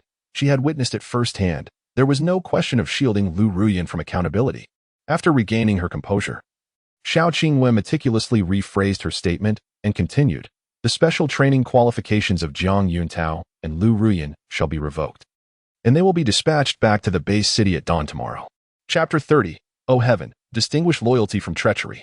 As the words fell, like a thunderclap on a clear day, Jiang Yuntao's face turned pale, and he could no longer contain himself, bursting into tears. The other onlookers gazed at Xiao Qingwe with astonishment. No one anticipated that Xiao Qingwe would be so severe this time, directly revoking Liu Ruyan's and Jiang Yuntao's qualifications for special training. They had only just arrived on their first day, without gathering any materials. To be sent back like this would be an utter disgrace. At this moment, amidst Xiao Qingwe and Appo's unrelenting reprimands, Liu Ruyan finally regained her senses. She felt a mix of anger and grievance, still unable to believe that Xiao Qingwe would treat her in such a manner. Fortunately, that slap from Xiao Qingwe had jolted her awake. She was no longer the wife of the first war god, but rather an ordinary third-year student. A seemingly insignificant Xiao Qingwe had managed to make her submit. How infuriating. When I become the strongest, I will repay this grievance 1,000-fold. Liu Ruyan vowed fiercely in her heart, yet outwardly, she dared not show any displeasure towards Xiao Qingwe. Not to mention that the dragon saliva stone had yet to be found. She had not even collected a single material. If she were to return in such a dejected state, it would be utterly unacceptable. With tearful eyes, Liu Ruyan pitifully pleaded, "Teacher Xiao, you cannot treat us this way. I only had good intentions, wanting to help everyone familiarize themselves with the surroundings in advance for tomorrow's training. I inadvertently attracted those bloodthirsty bats." She racked her brain to come up with a plausible excuse. However, Xiao Qingwe had long since lost all hope in her. No matter what Liu Ruyan said now, It fell on deaf ears. Xiao Qingyue coldly interrupted Liu Ruyan, stating directly, "If you truly had everyone in Appo's best interests at heart, you would not have left the team without permission, nor would you have brought danger to the camp, let alone show such disrespect to your superiors. I will report this to the school, and for the duration of this special training, you will remain at home and reflect." Xiao Qingyue had thoroughly seen through Liu Ruyan's claims of breaking down class barriers and rejecting mediocrity. It was all nonsense. Her convoluted efforts to venture into the wild were solely for her own benefit. It was fortunate that she had felt even a flicker of emotion at the time. Upon reflection, it seemed like a waste of expression. Of course, had Liu Ruyan merely left the team without permission, Xiao Qingyue would not have been so enraged. Based on Liu Ruyan's previous behavior, a simple reprimand would have sufficed. What truly infuriated her was that Liu Ruyan, for her own sake and Jiang Yuntao's, had completely disregarded the safety of the students and had become so unreasonable. No longer willing to engage in futile conversation with Liu Ruyan, she sternly addressed the students. "I shall say this one last time. If anyone dares to violate discipline again, this outdoor special training will be immediately cancelled." As her words echoed in the air, many students couldn't and Appo's help but sigh in despair. "Oh no, Teacher Xiao, please don and Appo's T." They had envisioned a sense of freedom in the wild, free from the constraints of school rules. However, after the commotion caused by Liu Ruyan and Jiang Yutao, it was evident that Xiao Qingyue would only become stricter during the upcoming training. Their dreams of liberation had been dashed, and one by one, they pleaded with Xiao Qingyue. Alas, she had made up her mind. No amount of their pleas would sway her. In an instant, resentment brewed among the students, and their gazes towards Liu Ruyan and Jiang Yutao became distant, even tinged with disdain. How could they be so reckless at such a late hour, wandering off without any purpose? From the very beginning, they had noticed the exchanged glances between the two, and rumors began to circulate about their possible nocturnal escapades. Whispers spread, and the way they looked at Liu Ruyan and Jiang Yutao changed, filled with presumptuous curiosity. The whispers of youth are often fanciful, and with Liu Ruyan and Jiang Yuntao's unusual behavior, it was difficult for them not to speculate. The disdainful looks from their peers ignited Liu Ruyan's fury, especially when she caught sight of Jiang Chen stifling a laugh. It made her want to lash out. Since the situation had reached this point, she was determined not to let Jiang Chen off the hook. With that thought, Liu Ruyan no longer pretended to be pitiful and indignantly exclaimed, "You are targeting us." Xiao Qingyue, who was preparing to rest, was taken aback by Liu Ruyan's outburst, her expression turning icy. "So you want to keep me from resting? Then no one will sleep tonight." She turned to glare at Liu Ruyan, curious to see what sort of trouble she would stir up next. All eyes were now on Liu Ruyan. They were genuinely frightened, afraid that this troublemaker would provoke Xiao Qingyue into canceling the hard-won outdoor training. Under the anxious gazes of her peers, Liu Ruyan raised her hand, pointing at Jiang Chen. "He left the team without permission as well. Why not punish him? Is it because of his distinguished family background that you choose to shield him?" Taking a step forward, Liu Ruyan adopted an unyielding stance. Her reasoning was simple. Since she had gained nothing from this ordeal, Jiang Chen should not escape unscathed either. She had seen him run back from the woods, drenched in sweat. As for where Jiang Chen had been, or whether he had truly left the team without authorization, she did not care. She only knew that she had seen him absent from the camp. "Teacher Xiao, are you deliberately shielding Jiang Chen?" Liu Ruyan reiterated, her confidence unwavering. "If you do not punish him, then I shall not accept your punishment today." Liu Ruyan stood her ground, displaying an audacity that Jiang Chen inwardly cursed. Seeing everyone's gaze upon him, he quickly wiped the smile off his face. "Teacher Xiao, with your unparalleled beauty and intellect, you must see that she is merely lashing out in desperation." Jiang Chen feigned innocence, blinking at Xiao Qingyue with a pitiful expression, as if to say, "Oh heavens! Discern loyalty from treachery." "Teacher Xiao, you must stand up for me." If it weren't for the inappropriateness of the situation, Jiang Chen would have leaped forward to embrace Xiao Qingyue and Appo's legs in protest. Flattery was of no use. Xiao Qingyue rolled her eyes, her tone flat. "Explain yourself. Why were you outside the camp firing a signal gun?" Upon seeing Jiang Chen, who was indeed drenched in sweat, doubt crept into her mind regarding whether he too had left the team without permission. If that were the case, she would have to add another name to the list of those to be sent back. Xiao Qingyue pondered this internally, but unexpectedly, Jiang Chen deviated from the expected script. Suddenly, he appeared bashful, fidgeting as he spoke. "Oh, Teacher Xiao, you know how it is. Boys have their days each month, and I needed to uphold the traditional craft." Xiao Qingyue was caught off guard by Jiang Chen and Appo's unexpected response, her anger dissipating significantly as she stared at him. Bewildered. What I know about that? Laughter erupted among the boys, who seemed to share an understanding, their expressions suggesting camaraderie. Xiao Qingwei was left even more perplexed. Jiang Chen continued. At that moment, I was suffering from excruciating stomach pains and fearing that the unsavory elements might tarnish the teacher and Apos' exquisite beauty. I rushed into the woods to relieve myself. The release came swiftly, a continuous flow, and then it was over in an instant. As Jiang Chen and Apos' tale grew increasingly absurd, Xiao Qingwei, with a cold expression, interrupted him, insisting, "Get to the point." "All right." Jiang Chen obediently nodded. Just as I was rising to my feet, my legs numb from sitting, I noticed classmates Liu Ruyan and Zhang Yuntao emerging from the thicket, panting heavily, drenched in sweat, and disheveled. Wow. At this, the crowd and Apos' interest was piqued, their imaginations already conjuring vivid images. "Speak. Focus." Xiao Qingwei and Apos' frustration was palpable. Sensing the atmosphere had shifted, Jiang Chen refrained from further jesting and remarked, "Then, we saw them charging into the camp, accompanied by a swarm of bloodthirsty bats. You know, after squatting for so long, I had to stretch a bit. That's when I set off the warning signal." Xiao Qingwei was left speechless, her thoughts racing.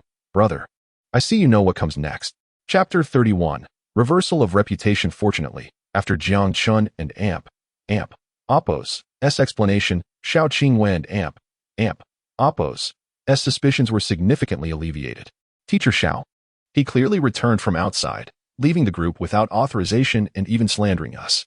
You cannot simply let him off the hook. However, Liu Ruyan was unwilling to relent. "This scoundrel." She gritted her teeth. The explanation was one thing, but Jiang Chen had the audacity to drag her and Jiang Yutao into the mess. Now, her reputation was utterly compromised. Liu Ruyan's face turned a shade of green with anger. "Yes, Teacher Xiao, you cannot take his word at face value." At last, Jiang Yuntao regained his composure and firmly asserted that Jiang Chen had indeed left the group without permission. In response, Jiang Chen remained unfazed. "You claim I slandered you. Yet I witnessed you both returning in disarray." He raised an eyebrow and continued, "Do you have any evidence to prove that I left without permission?" His confidence was unshakable. Throughout the ordeal, he had remained hidden, undetected even by the members of the Dark Church, let alone Liu Ruyan and Jiang Yuntao, who were solely focused on escaping and oblivious to his presence. The two were left speechless. "No evidence, I see." Jiang Chen shrugged, turning to Xiao Qingwei. "Teacher Xiao, I can prove that I did not leave without authorization." With a subtle gesture, he signaled Guzhang, who immediately understood.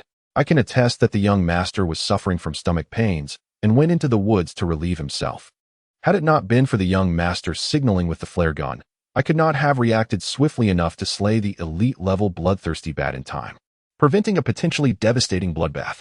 Guzhang added, "If the young master had not spotted those bloodthirsty bats in time, many lives could have been lost tonight." After hearing Guzhang's words, Xiao Qingwei remained nonchalant, while some students directed grateful glances toward Jiang Chen. "So that's how it was. We owe our thanks to Jiang Chen. He saved us. I truly did not realize that this guy had such a good heart. I had wrongly judged him before." In an instant, Jiang Chen and Apos' reputation underwent a complete turnaround, garnering much affection from his classmates. In the face of their gratitude and praise, Jiang Chen remained humble and graciously waved his hands. "Oh, it was nothing." While feeling triumphant, he cast a look of appreciation toward Guzhang. "Well done. I could just strangle that scoundrel." Liu Ruyan, witnessing Jiang Chen and Apos' escalation and the fall of her own reputation due to baseless accusations, felt her anger boiling over. However, before she could further complicate matters, Xiao Qingwei made a decisive statement. "In light of this, Jiang Chen, you have performed admirably this time." She offered a cool compliment before instructing the students to return to their tents to rest. Once most had dispersed, Xiao Qingwei sauntered over to Jiang Chen, glaring at him fiercely. "You better behave yourself. If you dare act recklessly, I will kick you back." She had suspected Jiang Chen from the beginning, and with Guzhang speaking on his behalf, her doubts solidified. After all, what were the odds that Jiang Chen would coincidentally discover the bloodthirsty bat attack? Nevertheless, she refrained from probing further. Evidence was paramount, and unfortunately, she had none. What was there to pursue? "Understood, Teacher Xiao." Jiang Chen chuckled, realizing that Xiao Qingwei had chosen to let him off the hook. However, She did not wish for anyone else to overhear their conversation. So she deliberately moved closer to him. A gentle breeze carried a faint fragrance, allowing him to catch a whiff of her unique scent, not perfume or makeup, but the alluring, natural fragrance of a woman. Jiang Chen smiled brightly, inching closer. Teacher Xiao, I believe you look even better in pajamas. Without warning, Xiao Qingwei and Appo's face flushed crimson. Under the soft glow of the moonlight, it was evident that the skin beneath her hair was flushed. Jiang Chen, she exclaimed, biting her silver teeth, raising her hand as if to deliver a well-deserved reprimand. But Jiang Chen was far too cunning. Anticipating her embarrassment, he swiftly made his escape. Oh dear, time for sleep. Sleep in pink pajamas, with pointed ends, sweet dreams await. How lovely. Observing Jiang Chen's light-hearted stride and joyful laughter, Xiao Qingwei felt herself blushing furiously. Bah, pervert, she spat, rolling her eyes dramatically. Frustration welled within her as she was now certain that Jiang Chen had seen everything. Each night, in pursuit of comfort, she would let herself be completely at ease. It puzzled her, tilting her head in confusion. I wasn't Appo's this mature at such a young age. Every time she thought of standing in the moonlight in her pajamas, Jiang Chen and Appo's clear gaze would invade her thoughts, causing her ears to redden.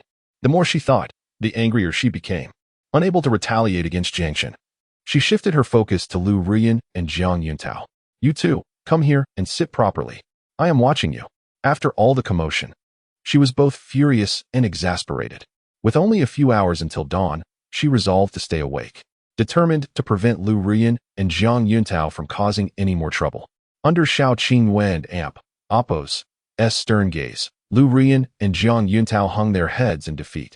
They had initially planned to sneak off to the mine while it was still dark, but now that hope was dashed, Liu Ruyan slumped down by the campfire, filled with murderous intent toward Jiang Chen. That scoundrel. The night passed without incident, calm and serene. Perhaps due to a good mood, Jiang Chen slept soundly, emerging from his tent only when the sun had risen high. Many students had already awakened, washing up and exercising, yet none dared to run amok again. Having witnessed the fates of Liu Ruyan and Jiang Yuntao, they now behaved like obedient little lambs. Meanwhile, Liu Ruyan and Jiang Yuntao had vanished without a trace. Jiang Chen learned from Guzheng that Xiao Qingwei had sent them back early that morning. Judging by the time, they were likely still on the road. Finally, he could enjoy a period of peace. Out of sight, out of mind, Jiang Chen was quite pleased with the current state of affairs. After a casual wash, he settled in front of the tent and summoned his little wolf. With Xiao Qingwei absent, the students were free to roam. Without Liu Ruyan's incessant nagging, he found the time to focus on planning the training of the little wolf. Jiang Chen produced a glimmering dragon saliva stone and a magical beast core, both appearing in his hands. Gazing at the dragon saliva stone, Jiang Chen's eyes brightened. I recall that after absorbing the energy from the dragon saliva stone in my previous life, the little wolf and Appo's level skyrocketed. Moreover, it contains a trace of dragon power, which the little wolf can completely merge with, awakening even stronger abilities from its bloodline. I remember, that ability was called Wolf Dragon Berserk Blood. As for this elite-level magical beast core, while it contains considerable energy, the attributes of the bloodthirsty bet do not perfectly align with those of the little wolf, but it could be useful during bloodline evolution. I will keep it for now. Chapter 32. The Dragon and Appo's Saliva Stone. The power of the divine dragon after a moment of contemplation. Jiang Chen first stored away the crystal core of the magical beast, leaving only the dragon saliva stone before him. He recalled that the wolf dragon blood fury was one of the little wolf's several lethal abilities. Once awakened, it could exponentially enhance combat power within a short duration. However, due to the formidable nature of this ability, awakening it proved to be quite challenging. Even in his previous life, despite his assistance, it was only when the little wolf had absorbed the energy from the dragon and Appo's saliva stone and advanced to the golden level that Liu Ruyan successfully facilitated the perfect fusion of the divine dragon and Appo's power within the little wolf, enabling the comprehension of wolf dragon blood fury. Moreover, the mere act of absorbing the energy from the dragon's saliva stone had consumed Liu Ruyan over 3 months. However, with Jiang Chen and Appo's exceptional talent, such a duration would undoubtedly be significantly shortened. As for whether the little wolf could ultimately grasp wolf dragon blood fury, he could only attempt to see. With this thought, Jiang Chen hesitated no longer and turned to enter the tent. The effect of Tyrant Devour was astonishing. with a tenfold increase in the growth rate of beast tamers, a feat that was fearsome no matter where it was applied. He was aware of certain secret techniques capable of ruthlessly plundering a beast tamer's innate talents. Thus, without a proper means of self-protection, he was reluctant to expose himself before others. Seated cross-legged on the bed, he placed the dragon and Apos' saliva stone beside his leg and instructed the little wolf to sit calmly. After preparing everything, the imprint on Jiang Chen's forehead flickered into visibility. Tyrant Devour, activate. The overwhelming devouring force immediately enveloped the dragon's saliva stone, causing its surface to radiate a golden sheen as pure energy seeped into the little wolf's body.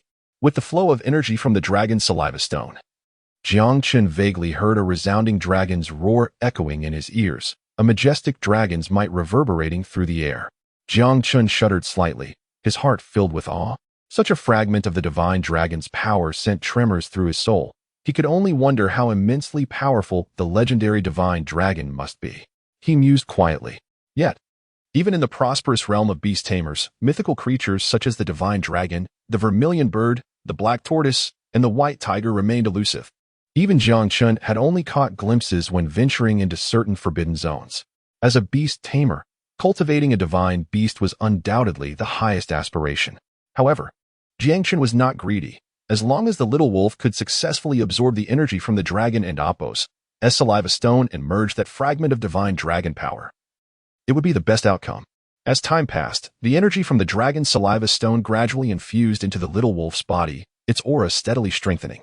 Half an hour later, Jiang Chen, who had been keeping his eyes closed, suddenly opened them, halting the use of Tyrant Devour. It seemed that the little wolf's soul defect had worsened with the increase in power. Jiang Chen's brow furrowed deeply. He remained focused, acutely sensing that the innate injuries on the little wolf's wolf soul were showing signs of expansion during the process of aiding its absorption of the dragon's saliva stone's energy. This was not a good omen. It should be noted that throughout the little wolf's entire advancement to the 3-star combat servant level, such a change had not occurred. This compelled Jiang Chen to cease his efforts. It appeared that as the little wolf's strength increased, its condition would only deteriorate further. Addressing the soul injury needed to be prioritized to avoid irreparable consequences. Reluctantly, Jiang Chen stored the dragon and Apos' saliva stone away for the time being. With the energy still abundant within the stone, he was confident that over the next 9 days, he could elevate the little wolf and Apos' strength to the 9-star combat servant level. Thus, there was no need to rush. Subsequently, Jiang Chen retrieved the 3 materials he had acquired from Gazheng, which were capable of healing the soul. Before him lay a cluster of flower petals and 2 withered branches. These 3 materials were the twin soul flowers, rootless floating wood, and 7 spirits wudong root, each possessing remarkable efficacy in enhancing soul power and restoring soul injuries. They were exceedingly precious, nearly impossible to procure on the market, despite their value. Even some emerald or diamond-level beast tamers would scramble to seize them upon discovery. Their worth was comparable to half of what his grandfather had collected. Jiang Chen smiled lightly. His grandfather had always doted on him excessively. No, this was beyond mere affection. It was sheer indulgence. Otherwise, he would not have allowed Jiang Chen to act recklessly, permitting him, the sole scion of the Jiang family, to shamelessly pursue Liu Ruyan. Jiang Chen could not help but feel a twinge of nostalgia. It seemed that the loss of his parents had profoundly affected his grandfather, leading him to indulge Jiang Chen's whims. He resolved to find an opportunity to comfort his grandfather upon returning home. The departed were gone, but the living must forge ahead. With a sigh, Jiang Chen cradled the little wolf before him, placing the 3 soul recovery materials around it. Little wolf, let us continue. Jiang Chen gently patted the little wolf and Apos' head. His mental focus sharpened. The quality of these 3 materials was exceptionally high, under normal circumstances. The little wolf would be incapable of absorbing their energy due to its current strength. However, with Jiang Chen's assistance and the enhancement of Tyrant Devour, it became significantly easier. The little wolf let out a low growl, quietly lying before Jiang Chen as it rapidly absorbed the energy from the 3 materials. In a brief moment, 3 faint glimmers of soul light blossomed, rising like wisps of smoke into the little wolf's forehead. These 3 materials were incredibly rare and absorbed far more easily than materials like ice crystals that enhance strength. Approximately an hour later, the 3 materials melted away like snow under the sun, fully merging into the little wolf's body. As the last remnants of the 3 materials dissipated, Jiang Chen opened his eyes, his expression devoid of joy, his brow furrowed. The little wolf soul defect was far more severe than he had anticipated. Jiang Chen sighed. After absorbing the energies meant for soul restoration from the three materials, the little wolf had indeed experienced some relief, with a minor repair to its fractured soul. However, for the little wolf, the improvement remained negligible. Based on Jiang Chen's estimation, to fully heal the little wolf soul defect would require at least 1,000 such materials. Such colossal consumption would be insurmountable, even for the Jiang family, let alone the most affluent beast-taming families in Nexi. I had underestimated the situation, Jiang Chen lamented. Yet, he did not dwell in disappointment for long, quickly regaining his composure. If this path proved unfeasible, he would have to wait until he returned home to acquire the top-tier materials for soul restoration from the Beast Tamer Guild to completely heal the little wolf. In his previous life, Jiang Chen had endured numerous hardships to obtain that one material, with Liu Ruyan's assistance ultimately helping the little wolf mend its soul defect. He understood that if he wished to swiftly resolve the little wolf's lingering concerns this time, he could only proceed in such a manner. Everyone, gather together. We shall commence the special training program immediately. At that moment, Xiao Qingyue's voice echoed from outside the tent. Jiang Chen had no choice but to set this matter aside and stepped out of the tent with the little wolf. Chapter 33, 10-Day Intensive Training, Bronze-Level Beast Tamer. Soon, everyone had assembled in the clearing of the camp, awaiting Xiao Qingyue's command. The so-called intensive training was rather straightforward. Xiao Qingyue first released the 3 bound magical beasts, allowing the students to further hone their courage. This entire process continued until lunchtime. After the previous evening's rigorous training, coupled with Xiao Qingyue's noticeably heightened strictness, many students mustered their bravery, managing to face the 3 magical beasts. Although they were still some distance from defeating the beasts, their progress compared to the previous night was indeed encouraging. Following this, they engaged in wilderness survival training, which included making a fire and cooking. Many students, having endured hunger throughout the night, were eager to enjoy a warm meal. Without hesitation, they set about igniting a fire. Even though the dishes they prepared resembled dark culinary disasters, some burnt, others charred, they were nonetheless able to savor a hot meal. After filling their stomachs and taking a brief respite, Xiao Qingyue led the students on an exploration of the mining area. While gathering materials, she also aimed to familiarize them with the outdoor environment. Of course, during this process, Xiao Qingyue was exceptionally cautious and called upon Ge Zheng to assist. The two of them directed the Holy Spirit Unicorn and the Swift Steed to patrol the area surrounding their exploration zone, ensuring that no detail was overlooked. Any magical beasts that appeared were swiftly dispatched by Xiao Qingyue and Ge Zheng before they could even contemplate an attack. This allowed the students to concentrate on collecting materials, enhancing their understanding of the wilderness environment. What had previously existed only in textbooks was now vividly before their eyes, constituting a lively and engaging lesson. It is worth mentioning that during this process, Jiang Chen was not idle. It wasn't he for lack of desire, but rather because Xiao Qingyue offered him no such opportunity. According to Xiao Qingyue, can you afford to slack off on gathering beast-taming materials? No chance for laziness. Stay close and help me eliminate the surrounding magical beasts. Jiang Chen felt quite helpless in this regard, left with no choice but to silently resist, feeling that this was nothing short of revenge. He was absolutely certain that Xiao Qingyue was settling a personal score, still remembering the few extra glances he had cast her way.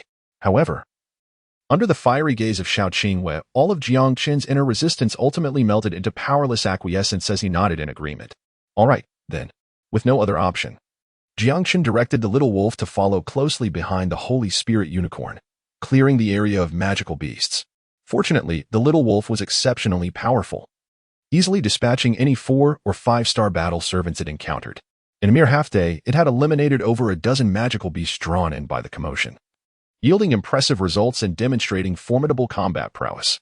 That said, Jiang Chen couldn't shake the feeling that Xiao Qingyue was deliberately setting him up. After all, how could so many magical beasts bypass the Holy Spirit Unicorn, which was merely 30 meters away, to confront the little wolf? As their exploration deepened, it seemed that the military personnel had completely withdrawn. Eventually, even 6-star battle servants appeared, though the little wolf managed to handle them without incident.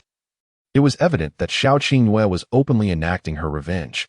Fortunately, under Jiang Chen's intentional guidance, the little wolf made remarkable progress through this high-intensity combat. By the end of the day, its combat experience and skills had matured significantly, showing rapid improvement. As beast tamers hail from mountainous regions, the most primal battles could evoke the most fundamental powers within them. It could be said that no method of growth could match the acceleration afforded by combat. Thus, even though Xiao Qingyue aimed to make him endure some hardship, Jiang Chen kept this to himself, finding joy in the process. With the protective oversight of Xiao Qingyue, Ge Zheng, and Jiang Chen, the students' material collection became remarkably smooth. By the end of the afternoon, many had filled their backpacks with an abundance of materials, both common and rare. After finally enjoying dinner, just as the students were eager to use the materials they had gathered to cultivate their beasts, Xiao Qingyue urgently commenced another round of courage training. She even added a quiz on identifying wilderness creatures. By the end of the day, the students were thoroughly exhausted. Their delight in their material haul all but extinguished, and they collapsed into slumber. Only Jiang Chen, after the others had fallen asleep, took some time to steadily enhance the little wolf and Appos, as strength using ice crystals and other materials. The following days saw the intensive training maintain a consistent theme. The students' courage, as well as their beasts' prowess, gradually improved through subtle influences. Among them, Jiang Chen exhibited the most rapid advancement. After all, he was not involved in the adaptive training against magical beasts, nor did he need to collect materials. His daily routine consisted solely of allowing the little wolf to absorb energy from dragon saliva stones to enhance its strength while engaging in battles with various magical beasts. As the final day of intensive training approached, the little wolf's strength had risen to 9-star battle servant status, just a step away from achieving elite level. Jiang Chen himself had also seen swift improvement, possibly due to the feedback from the 3 types of soul repair materials. He had prematurely ascended to the rank of bronze beast tamer, an astonishing advancement compared to his previous life. Feeling the surge of soul power within him, even Jiang Chen found it somewhat surreal. It is important to note that in his previous life, he had contracted a black soul beast, which not only had a lowly bloodline but also possessed pathetically weak combat strength. He often found himself unable to compete against others of the same rank. And when facing those of higher rank, the odds were heavily stacked against him, leading to countless taunts and ridicule. Everything changed only when Jiang Chen withstood the initial onslaught of demonic energy, and the Black Soul Beast underwent its first evolution. Those torturous times were filled with tears. Unlike the current Ice Snow Wolf King, which not only exhibited astonishing growth but also terrifying combat prowess, Jiang Chen was exceedingly confident that if he were to encounter that elite-level bloodthirsty bat again, the little wolf would undoubtedly defeat it with ease, perhaps even tear it apart. This was the advantage bestowed by high-level bloodlines. With exceptional combat power came rapid growth. As for any dissatisfaction, it lay in the fact that once the little wolf had completely absorbed the energy from the dragon saliva stone, it had yet to grasp the power of wolf-dragon blood fury. After the dragon saliva stone's energy was depleted, that trace of dragon power seemed to have completely subsided within the little wolf's bloodline. When it would truly merge remained uncertain in Jiang Chen's mind. Moreover, as the little wolf's level rose to such heights, Jiang Chen increasingly sensed that the little wolf's soul injuries had worsened. The restoration of the little wolf and Appos' soul defects had become an urgent matter. Chapter 34. The End of Special Training in the Depths of His Heart. Jiang Chen resolved to return to the base city as swiftly as possible and head to the Beastmaster Guild to assist Little Wolf in healing its spiritual trauma. Although he did not wish to rush, the condition of Little Wolf was indeed concerning, perhaps due to the rapid enhancement of its abilities. Little Wolf often exhibited a dazed expression, its eyes vacant. At times, it seemed to disregard Jiang Chen's commands entirely, lying listlessly to the side, exhibiting signs of intellectual impairment. Frequently, it would doze off without warning. Just then, while Jiang Chen was momentarily distracted, Little Wolf had once again collapsed onto the grass. Sound asleep. Thankfully, he had a contingency plan. Otherwise, this little creature might truly have become mentally impaired. Jiang Chen chuckled at his own self-deprecation, feeling a sense of relief in his heart. It was fortunate that he understood Little Wolf so well and had been attentive to its needs. Otherwise, he would have been left helpless, unable to do anything but watch Little Wolf struggle to survive on its own. Beep. A whistle sounded, and the students quickly gathered. After 10 days of training, they had completely adapted to such signals.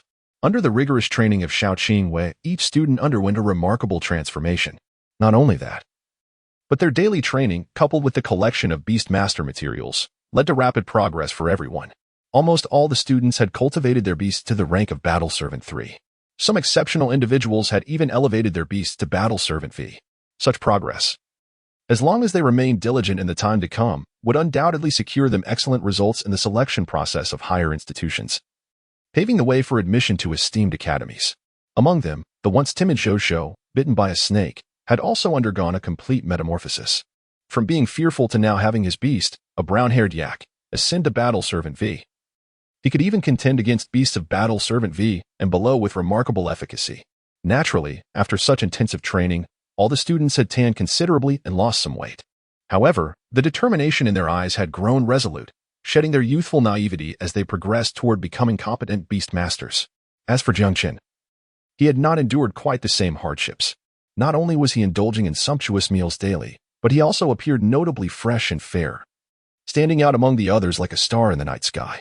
What was hardship to him? Having never truly experienced it, he had little fondness for such things. In the span of 10 days, he and Guzheng had transformed their tent into a modest lakeside retreat, enjoying a varied menu of barbecues and seafood each day. Life had been exceptionally pleasant. It would not be an exaggeration to say that while others were here for special training, he felt as though he were on vacation. Without Liu Ruyan and Jiang Yutao around, he felt utterly at ease. Xiao Qingwei, accompanied by a unicorn, strode to the front of the line, observing the spirited students. She couldn't help but nod in satisfaction. Very well, she exclaimed, lavishly praising them. In these 10 days, aside from some initial hiccups, everyone's performance has surpassed my expectations. I believe this experience will remain an indelible memory in your journey as beastmasters.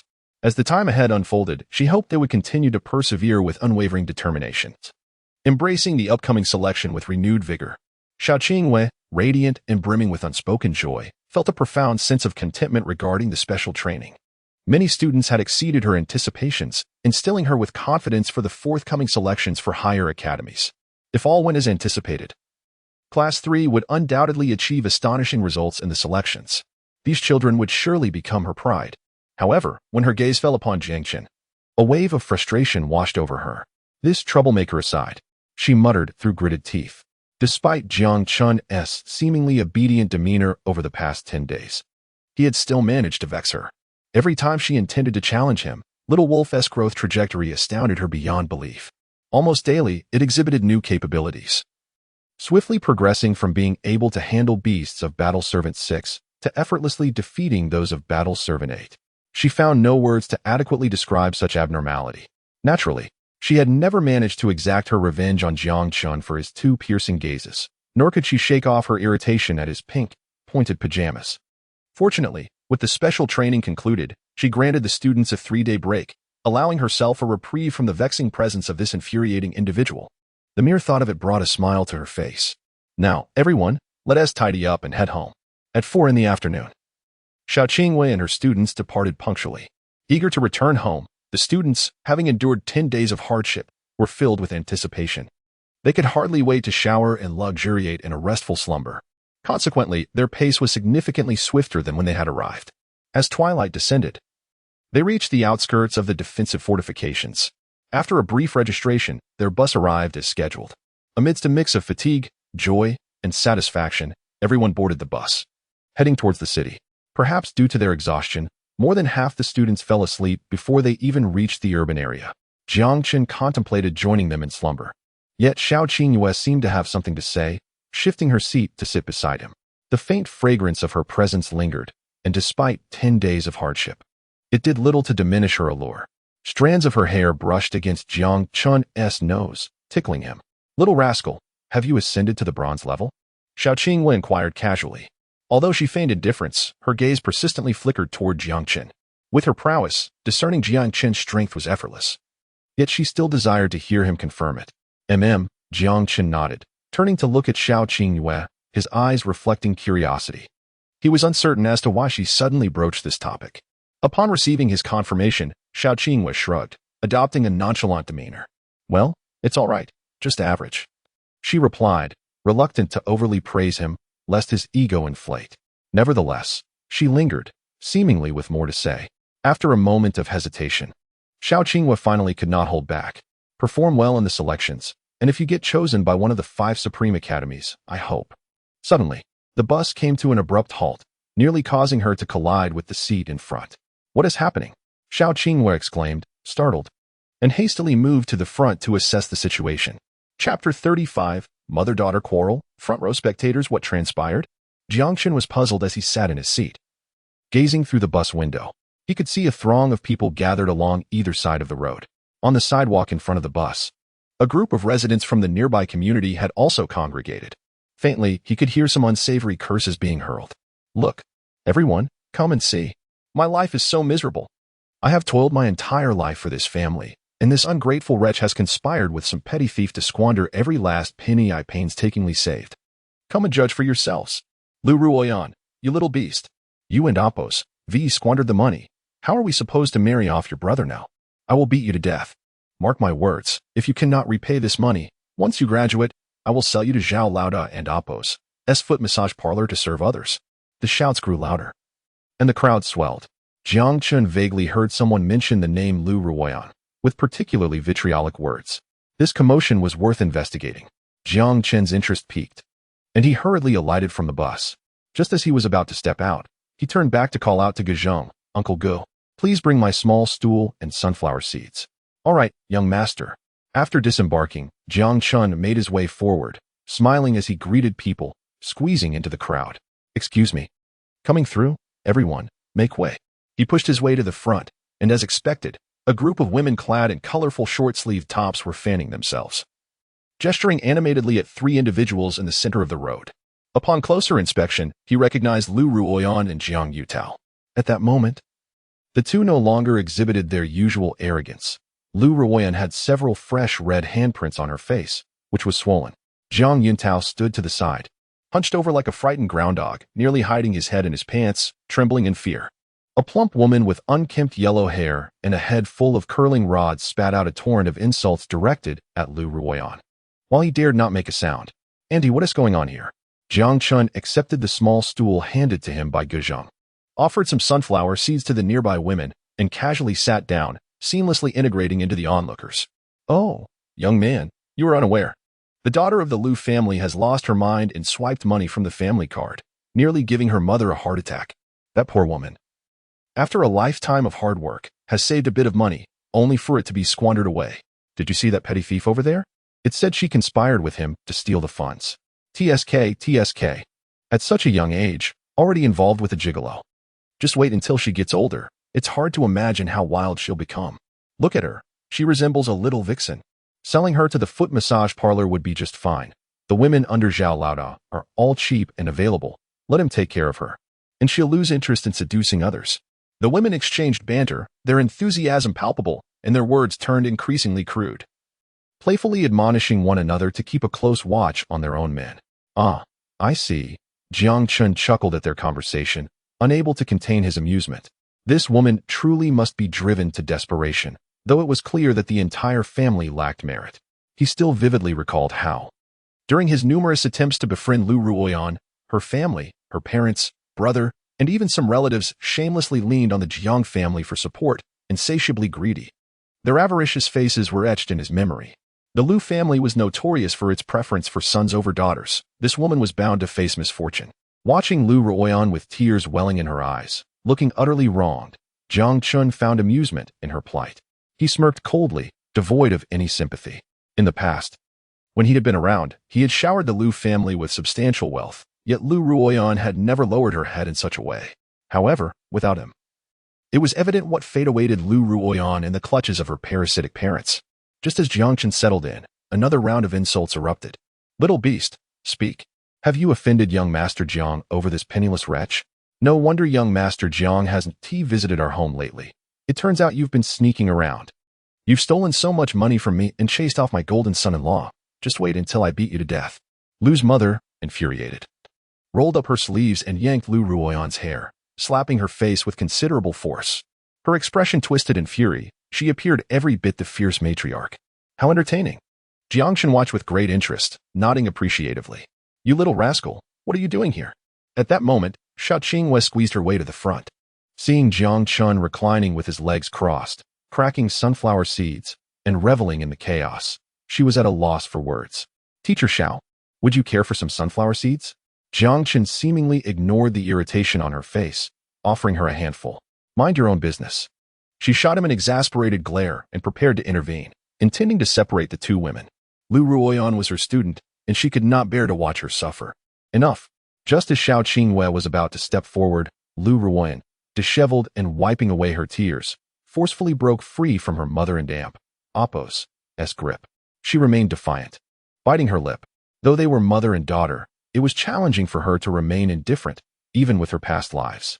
You can hit me, curse me, whatever you like, but why must you slander me like everyone else? Tears brimmed in Liu Ruyan and Apos' eyes.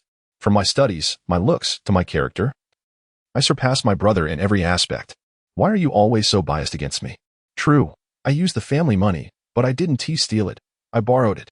Soon enough, I will become the most formidable beastmaster in Huanxia.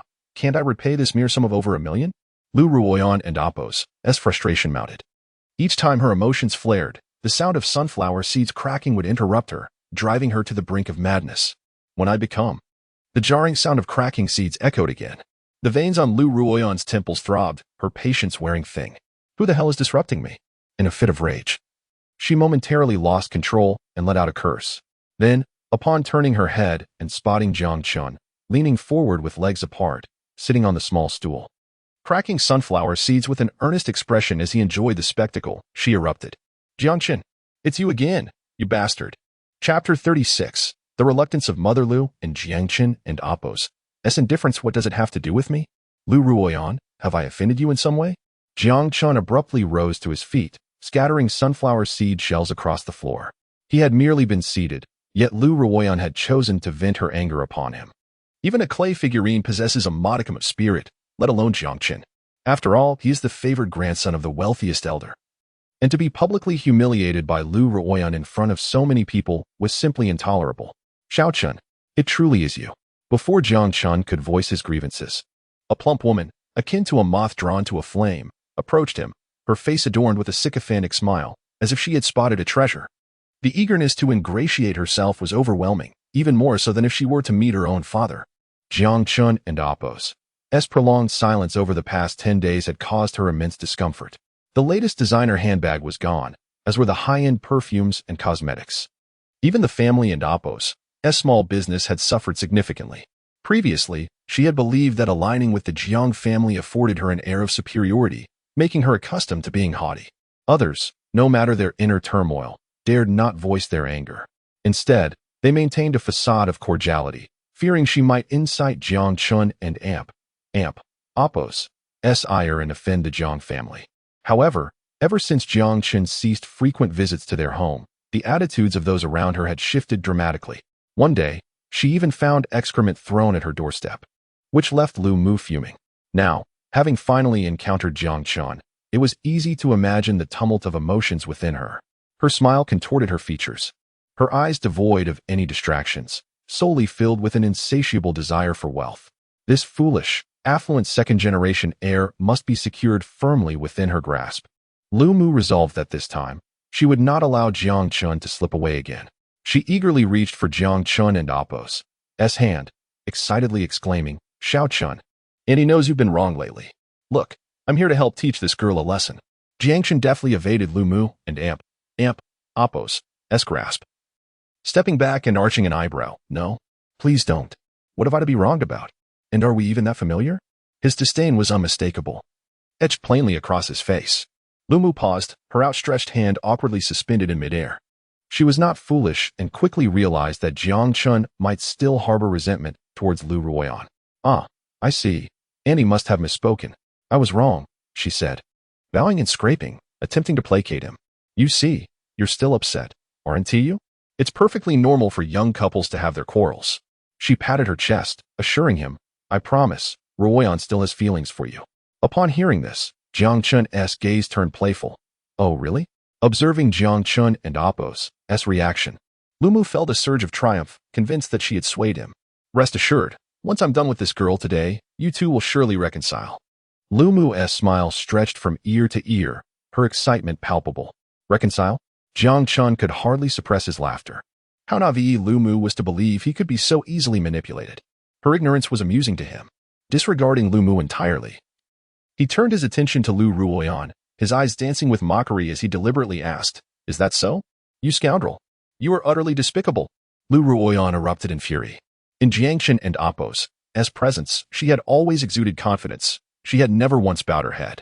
That had been true in the past, and it remained unchanged in the present. Liu Mu's incessant flattery and attempts at appeasement only served to deepen her humiliation.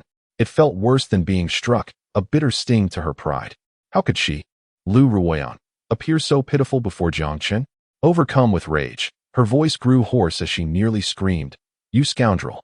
You will not see me bow down. I, Liu Ruyan, shall never allow you a place in my heart." Her desperate cries echoed around them, infused with a maddened intensity that sent chills down spines. Simultaneously, Liu Ruyan's commanding shout summoned the Black Soul Beast, which emerged with an imposing presence. Compared to 10 days prior, the beast had undergone significant transformation. Its fangs bared and eyes glinting with ferocity. Its sudden appearance frightened off several onlookers. A 6-star battle servant, Jiang Chen was taken aback as well. The beastmaster's ring promptly relayed the creature's information to him. Yet, beyond its remarkable newfound strength, what astonished him more was the sight of dark veins subtly emerging along Liu Ruyan's previously flawless neck, a sinister web seemingly enveloping her. Despite her efforts to suppress the torment she endured, her pallor could not be concealed. She clenched her fists tightly, struggling to stifle her cries of agony. Sensing her plight, Jiang Chen, without a second thought, understood what had transpired, a cold smirk creeping upon his lips. Liu Ruyan was perpetually battling the insidious corruption of demonic energy. The excruciating pain of countless ants gnawing at her heart must be unbearable. Having pilfered her family's wealth to recklessly enhance the Black Soul Beast's power, she now faced the repercussions of an intensified demonic backlash. Jiang Chen was all too familiar with this sensation. In the past, when the Black Soul Beast and Appos, as power was feeble, the disdainful gazes he received had pierced his heart like daggers, driving him to despair. Back then, he too had carelessly elevated the beast and Appos, as strength, nearly succumbing to the demonic energy that threatened to transform him into a creature neither human nor beast. In essence, what Liu Ruyan now endured mirrored his own past experiences. Perhaps even more painfully. Rest assured, Liu Ruyan, the suffering I have faced is one you cannot evade. Contemplating the agonies of his previous life, Jiang Chen's gaze turned icy. This moment represented the peak of struggle, the nadir of darkness. Perhaps I should lend you a hand, Liu Ruyan. Observing the Black Soul Beast as its ferocity began to surface, Jiang Chen wore a faint smile, yet it bore a chilling edge. He shook his head, feigning regret as he sighed. "Annie, did you hear that? It seems I have truly overestimated the situation." Upon hearing this, Lu Mu panicked. "Xiao Chen, no, it's not like that. You must listen to me. It's all a misunderstanding." Lu Mu was like a frantic ant on a hot pan, stumbling over her words in a desperate attempt to explain. However, Jiang Chen had no interest in her pleas. He turned his back and walked away from the crowd, leaving Lu Mu with a heart shattered beyond repair. Soon, the cacophony of enraged insults and Liu Ruyan and Appos' frenzied shouts intertwined, escalating into chaos. Chapter 37. A hint of exaggeration in performance. Jiang Chen stood before the car door, turning back to observe Liu Ruyan, whose dignified image had vanished. She was grappling with Liu's mother in the streets, cursing vehemently, and he could not help but let out a cold chuckle. As the commotion seemed to reach its peak, Jiang Chen casually instructed Guzhong, "Uncle Gu, our Yunjiang city is a civilized metropolis. It is rather undesirable to allow some idle onlookers to continuously obstruct traffic and mar the city's appearance. Wouldn't you agree?" "Indeed, young master is quite right." Guzhong chuckled knowingly, instantly grasping Jiang Chen's implication. He swiftly dialed a number. Within 3 minutes, a large group of uniformed personnel arrived to disperse the crowd. Soon, the bus resumed its journey. However, at Jiang Chen's special behest, as the bus passed the sidewalk, everyone caught sight of Liu Ruyan in her disheveled state, looking haggard, alongside Jiang Yutao, whose face was bruised and battered. They lacked the audacity of Jiang Chen. Without the permission of Xiao Qingwei, none dared to disembark to witness the spectacle. Initially, they only vaguely heard Liu Ruyan's name, uncertain of its significance. It was not until they witnessed the former school beauty, now a mere shadow of her former self, sobbing by the roadside and subjected to inquiries from relevant authorities, that their composure began to waver. "See, I told you. I heard Liu Ruyan got beaten." While Liu, the campus belle, who used to bask in the adoration of everyone, how could she have changed so drastically in just 10 days? Who knows? Look. Jiang Yutao is there too, looking battered. He must have been attacked. Could it be that they were caught in a secluded grove by their families? Surely not. Even if that were the case, Jiang Yutao has always claimed to be the young master of the Jiang family. Who would dare to strike him? The crowd murmured in speculation, astonished by Liu Ruyan's disgrace while also beginning to question Jiang Yutao's standing. After all, They had never witnessed a wealthy heir being so publicly humiliated. Unfortunately, they remained in the bus, their knowledge limited. As the bus entered the city, weariness overcame them, and no one was inclined to gossip any longer. Yet, unbeknownst to them, a pair of vengeful, hate-filled eyes followed the bus and Appo's movement. Akin to the fiercest beast lurking in the shadows, exuding a bloodthirsty gleam. Bastard! Just wait. I will make you kneel and beg. As the bus gradually merged into the stream of bustling traffic, Xiao Qingwei ensured the safe return of each student to their homes. As for Jiang Chen, there was no need for Xiao Qingwei's assistance. As soon as the bus approached the vicinity of the school, he drove off in his Maybach. Uncle Gu, you have worked hard these past few days. I will speak to grandfather and request a few days off for you to rest, Jiang Chen said. Bidding farewell to Gu Zheng. Given Gu Zheng and Appo's recent performance, he could easily score 101 out of 100. Previously, Jiang Chen had merely perceived Gu Zheng as simple and diligent, but having spent these days together, he discovered many hidden strengths in him. It was no wonder the old man felt secure allowing him to accompany Jiang Chen alone. It's no trouble at all. It is my honor to protect the young master, Gu Zheng replied with a smile. To be frank, this recent outdoor excursion had not been as taxing as executing his usual tasks. Moreover, he found interacting with Jiang Chen quite comfortable, devoid of any constraints. Were it not for the training period being limited to 10 days, he would have preferred to linger longer. Suddenly, Gu Zheng seemed to recall something and cautioned Jiang Chen. Young master, I sense something amiss with that black soul beast. Now that you've embarrassed Liu Ruyan so publicly, you must exercise caution at school. He couldn't pinpoint the cause but felt that Liu Ruyan's beast was acting strangely. Jiang Chen chuckled. She has embarrassed herself before me more than once, rest assured. I can handle it. With that, he waved goodbye and departed, offering no further explanation to Gu Zheng. The demonic aura within the black soul beast would grow stronger as its power increased. Initially, even the most formidable beastmasters might not perceive anything amiss, only instinctively resisting. It was not surprising that Gu Zheng felt this way. However, if Liu Ruyan took a misstep, the dark beast master was not accepted by society. Liu Ruyan, you must endure for a month. Do not destroy yourself. Jiang Chen's gaze darkened as he sped away. At that moment, he wished to avoid contemplating anything related to Liu Ruyan, desiring only to enjoy a refreshing bath and a restful slumber. By 9:00 and Appo's clock that evening, Jiang Chen returned to the estate punctually. However, upon stepping out of the car, he sensed something was distinctly off. At this hour, the staff, be they bodyguards or cleaners, would usually greet him warmly.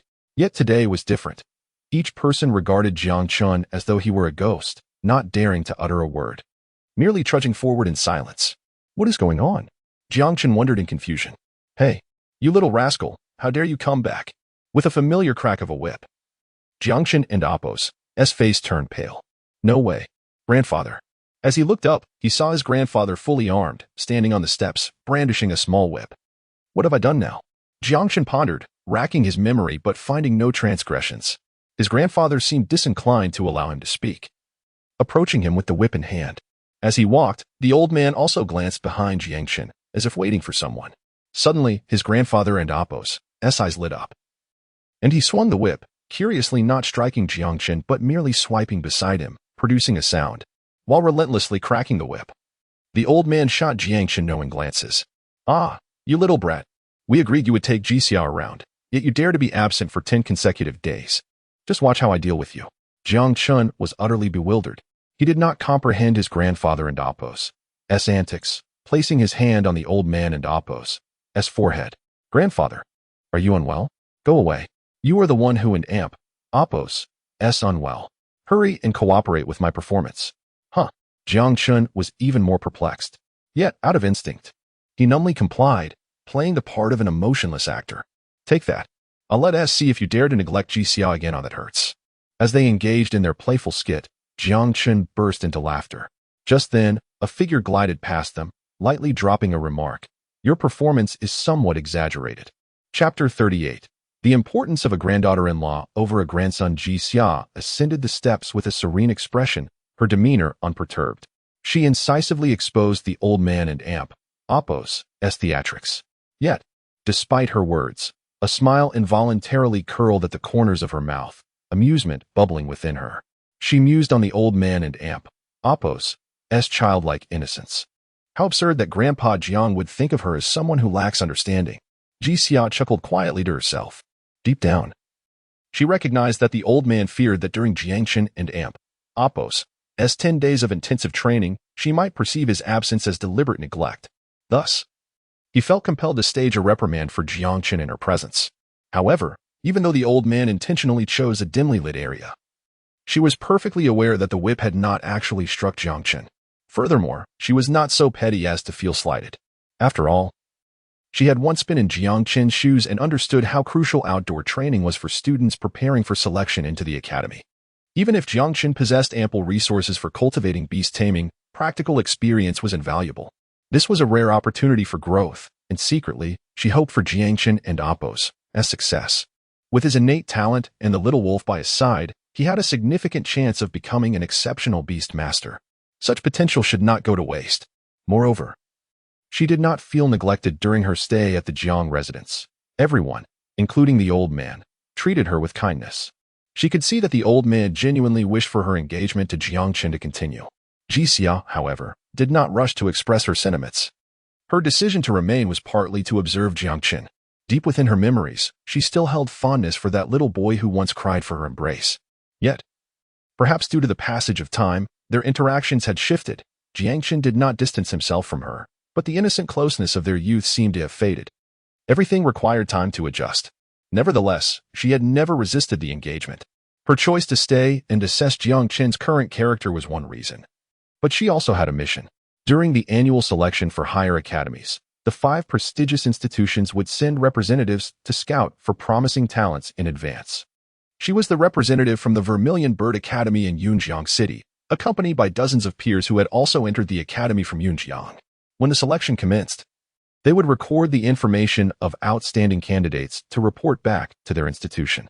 The final admission decisions, however, were beyond their control. The academy's instructors would evaluate based on the final results and the submitted information. This time, Jixia felt that it might not be necessary to go through the usual process. Jiang Chen and Appo's talent had already reached the level that qualified him for direct admission to the Vermilion Bird Academy. She pondered whether to inform the instructors to come and witness his abilities firsthand. Perhaps she should wait and observe his performance a bit longer. As Jixia turned to glance at Jiang Chen, she was suddenly frozen in place, taken aback by an unexpected revelation. "You have advanced to the bronze level." Her eyes widened in disbelief. How could it be that in just 10 short days, Jiang Chen had leapt from a black iron 3-star beastmaster to a bronze level? Such speed, it was a feat only a few prodigies in the academy could achieve. Jixia momentarily lost her train of thought. For context, even she had taken half a month to progress from black iron to bronze level. In comparison, Jiang Chen was truly extraordinary. With a nonchalant shrug, Jiang Chen did not deny her observation. His calm demeanor only heightened Jixia and Appo's anxiety. She resolved to notify the instructors without delay. The old man, having overheard their conversation, was momentarily taken aback, but his surprise quickly transformed into pride and joy. After living most of his life, he did not show his emotions overtly. Instead, he hurried over to Jixia and said softly, "So what if he has advanced to the bronze level? This boy has neglected you for so long, and I will ensure he pays for it."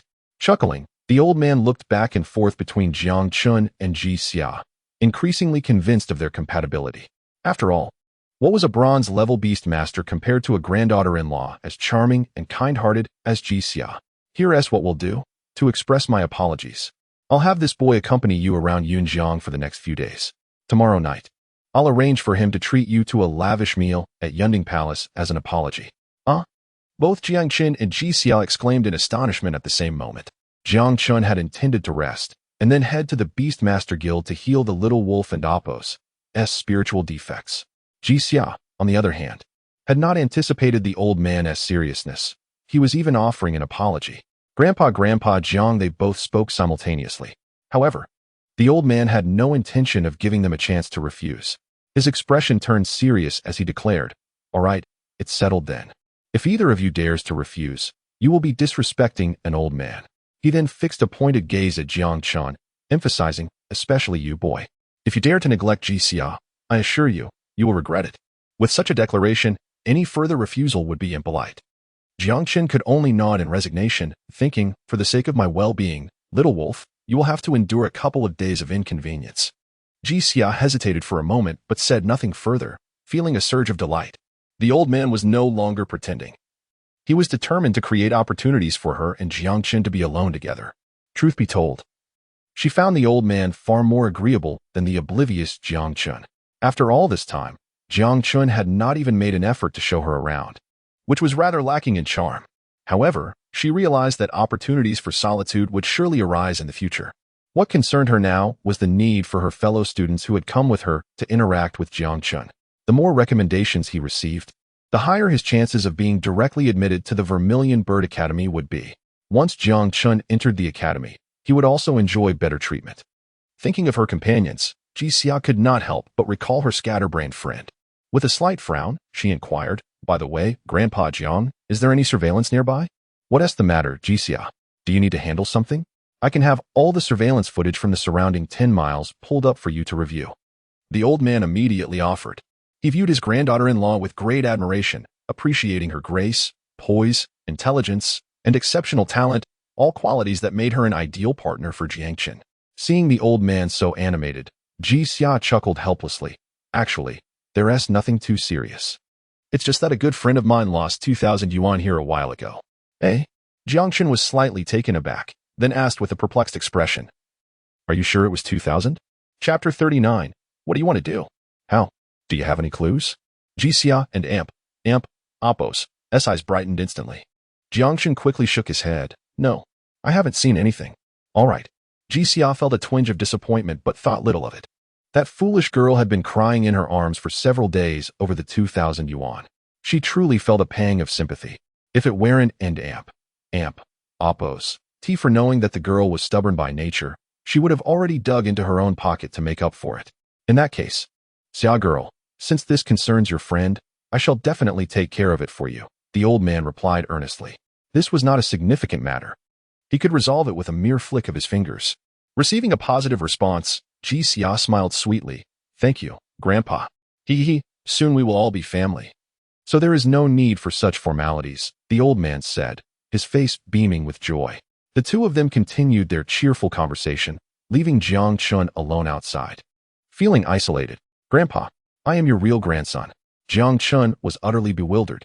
He understood that the old man was immersed in the joy of gaining a granddaughter-in-law and naturally had no time to attend to him. However, from Jiang Chen's perspective, this matter had not even begun to take shape. Once they departed, Jiang Chen felt at ease and returned to his room, indulging in a comfortable bath before collapsing into slumber. The night was hazy and long. While some slumbered deeply, others were destined to remain awake all night. In Honggang community, by the roadside, Liu Ruyan sat on the grass of the greenbelt, hugging her knees, her profile resting against them, with traces of sorrow still visible in her eyes. She appeared utterly haggard. Her vacant eyes, disheveled hair, and tattered school uniform revealed the scars of her turmoil. With even her white shirt torn in several places, exposing her smooth skin and a few traces of blood. Occasionally, when a ray of spring light broke through, Zhang Yuntao could not help but lean forward slightly, bending over discreetly. How could she treat me like that? Why did she turn against me? Liu Ruyan still could not believe that the one she held dear would sever ties with her over a mere million. In the past, she would have never accepted such a notion. After all, back then, she wooed and Appo's have even glanced at a few billion, let alone a measly million.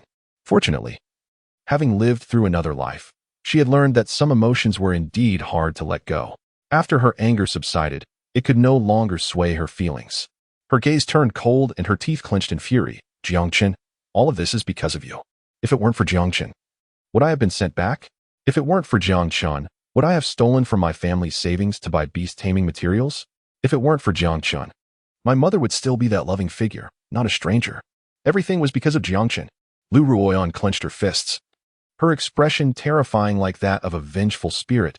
"You bastard. Once I retrieve that item from the Beast Tamer Association, I shall see you begging on your knees." After a thorough outburst, Liu Ruyan's emotions gradually eased. She stood up, looking at Jiang Yutao who had remained by her side, her gaze softening. "Brother Yutao, I'm glad to have you." Perhaps the atmosphere had shifted. Liu Ruyan naturally embraced him.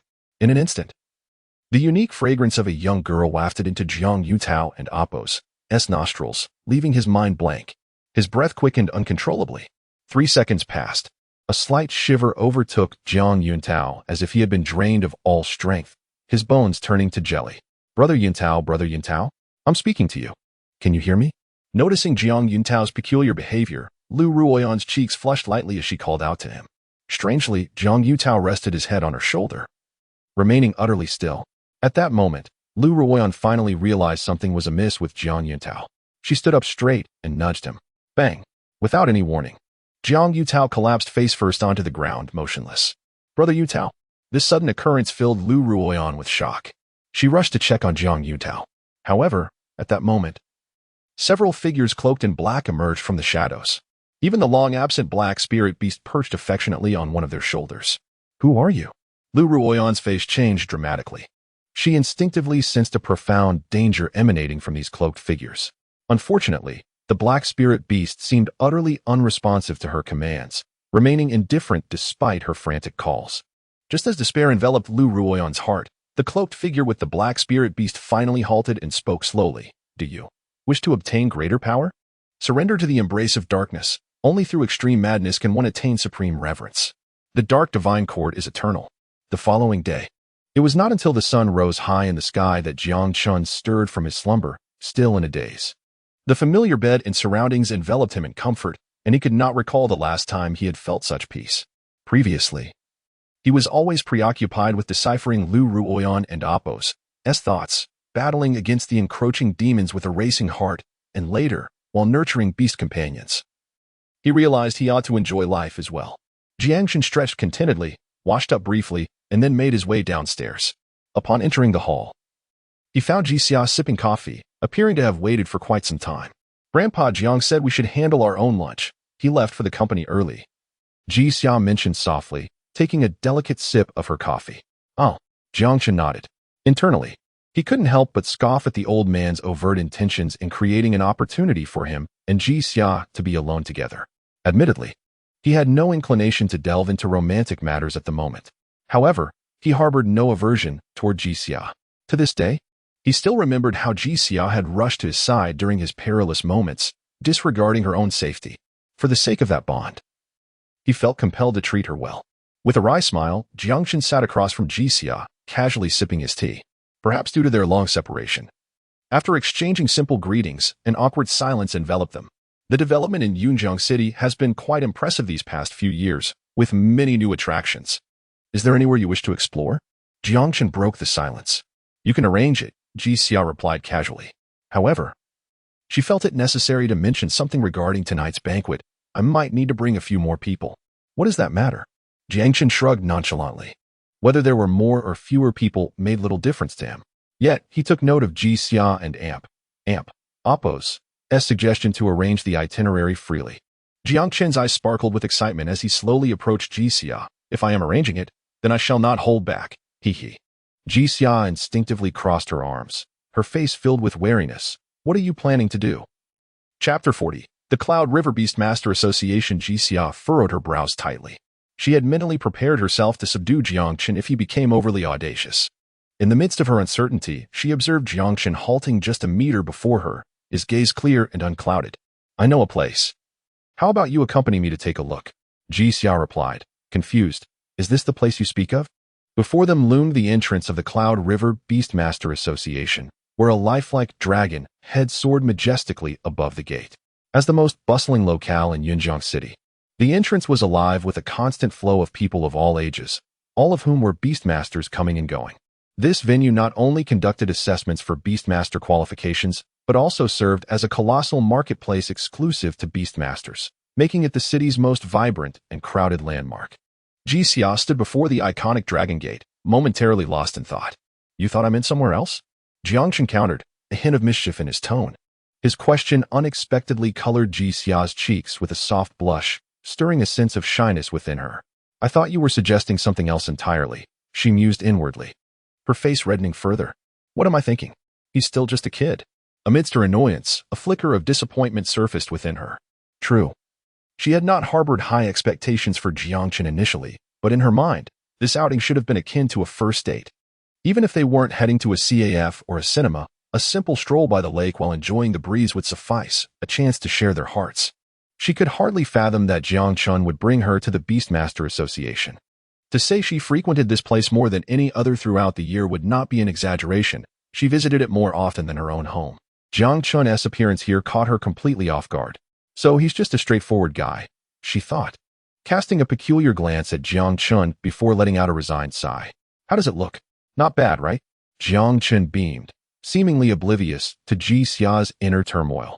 His thoughts were straightforward. Since Ji Xia had no particular destinations in mind in their Weiren and Apos, many attractions in Yunjiang City, why not come directly to the Beastmaster Association?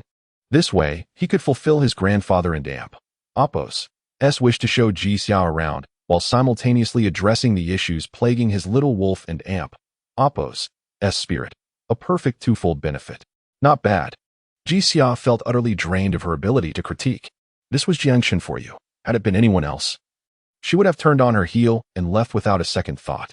Yet, how could she simply walk away from him? Despite her reluctance, she found herself following Jiang Chen into the Beastmaster Association. Side by side, they soon entered the bustling interior of the association. The layout was quite simple. The first floor housed a comprehensive hall where various bounty tasks were posted, including requests for rare Beastmaster materials and special creature hunts. Beyond that, the hall's depths led to a large trading market, where one could find all manner of cultivation materials, peculiar items, and even pure-blooded beasts for sale. Numerous speculators could be seen lurking in this treasure trove, hoping to strike it rich amidst the abundance of wares. However, Jiang Chen's goal was not the first-floor hall. He headed straight for the second floor. The evaluation for the Beastmaster qualification was conducted upstairs, and as long as one successfully passed the assessment, they could obtain their qualification certificate within half an hour. In a world where beasts reigned supreme, the Beastmaster qualification certificate was immensely valuable. The most common use was to redeem merit points upon slaying beasts or monsters, which would be meticulously recorded. These merit points could be exchanged for breeding materials at any Beastmaster association across the realm, once accumulated to a certain degree. They also offered special rewards from the official sources, including materials, beasts, soul artifacts, and soul techniques, among others. Indeed, Jiang Chen's visit to the Beastmaster Association was partly to acquire his qualification certificate. But his primary aim was to secure a special reward from the assessment, an exceptional material capable of mending the little wolf and Apos' spiritual wounds. The assessment itself was not overly complicated. One merely needed to pass through any of 5 difficulty levels: simple, ordinary, difficult, hell, and nightmare. Even completing the simplest level would suffice to earn the corresponding qualification certificate. However, to obtain the special soul-repairing material, the challenge was more formidable. Only by conquering the hell-level difficulty could one acquire the coveted item. Given the little wolf and Apos' superior bloodline and Jiang Chen and Apos' experience, passing the hell-level challenge should not prove too troublesome. If he could succeed, he would have no concerns about nurturing the little wolf thereafter. With confidence, Jiang Chen strode ahead, while Ji Xia, trailing behind, grew increasingly curious. Which difficulty level do you intend to challenge? As Jiang Chen made his way to the second floor, she was well aware of his intention to obtain the Beastmaster qualification.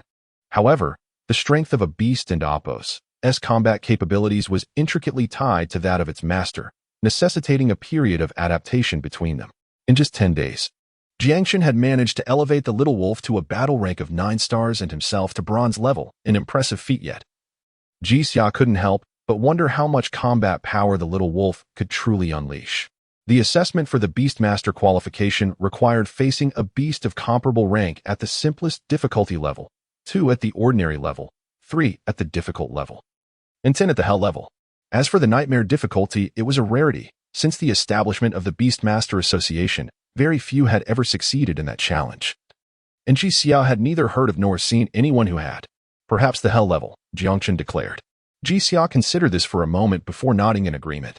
All right, let and Amp Apos' give it a try. In her estimation, the hell level was indeed the most suitable for Jiang Chen. After all, there were no limits on attempts. If they failed, they could simply try again. Hey, what are you doing here? Suddenly, an astonished, angry, and somewhat aggrieved voice rang out. As Jiang Chen and Ji Xia proceeded forward to register for the assessment, they turned to find Liu Ruyan and Zhang Yuntao standing at the far end of the second-floor corridor, their expressions fierce. Chapter 41. Coincidence or Accident? Upon the appearance of Jiang Chen, the expressions of the two were as if they had ingested something foul, utterly grotesque.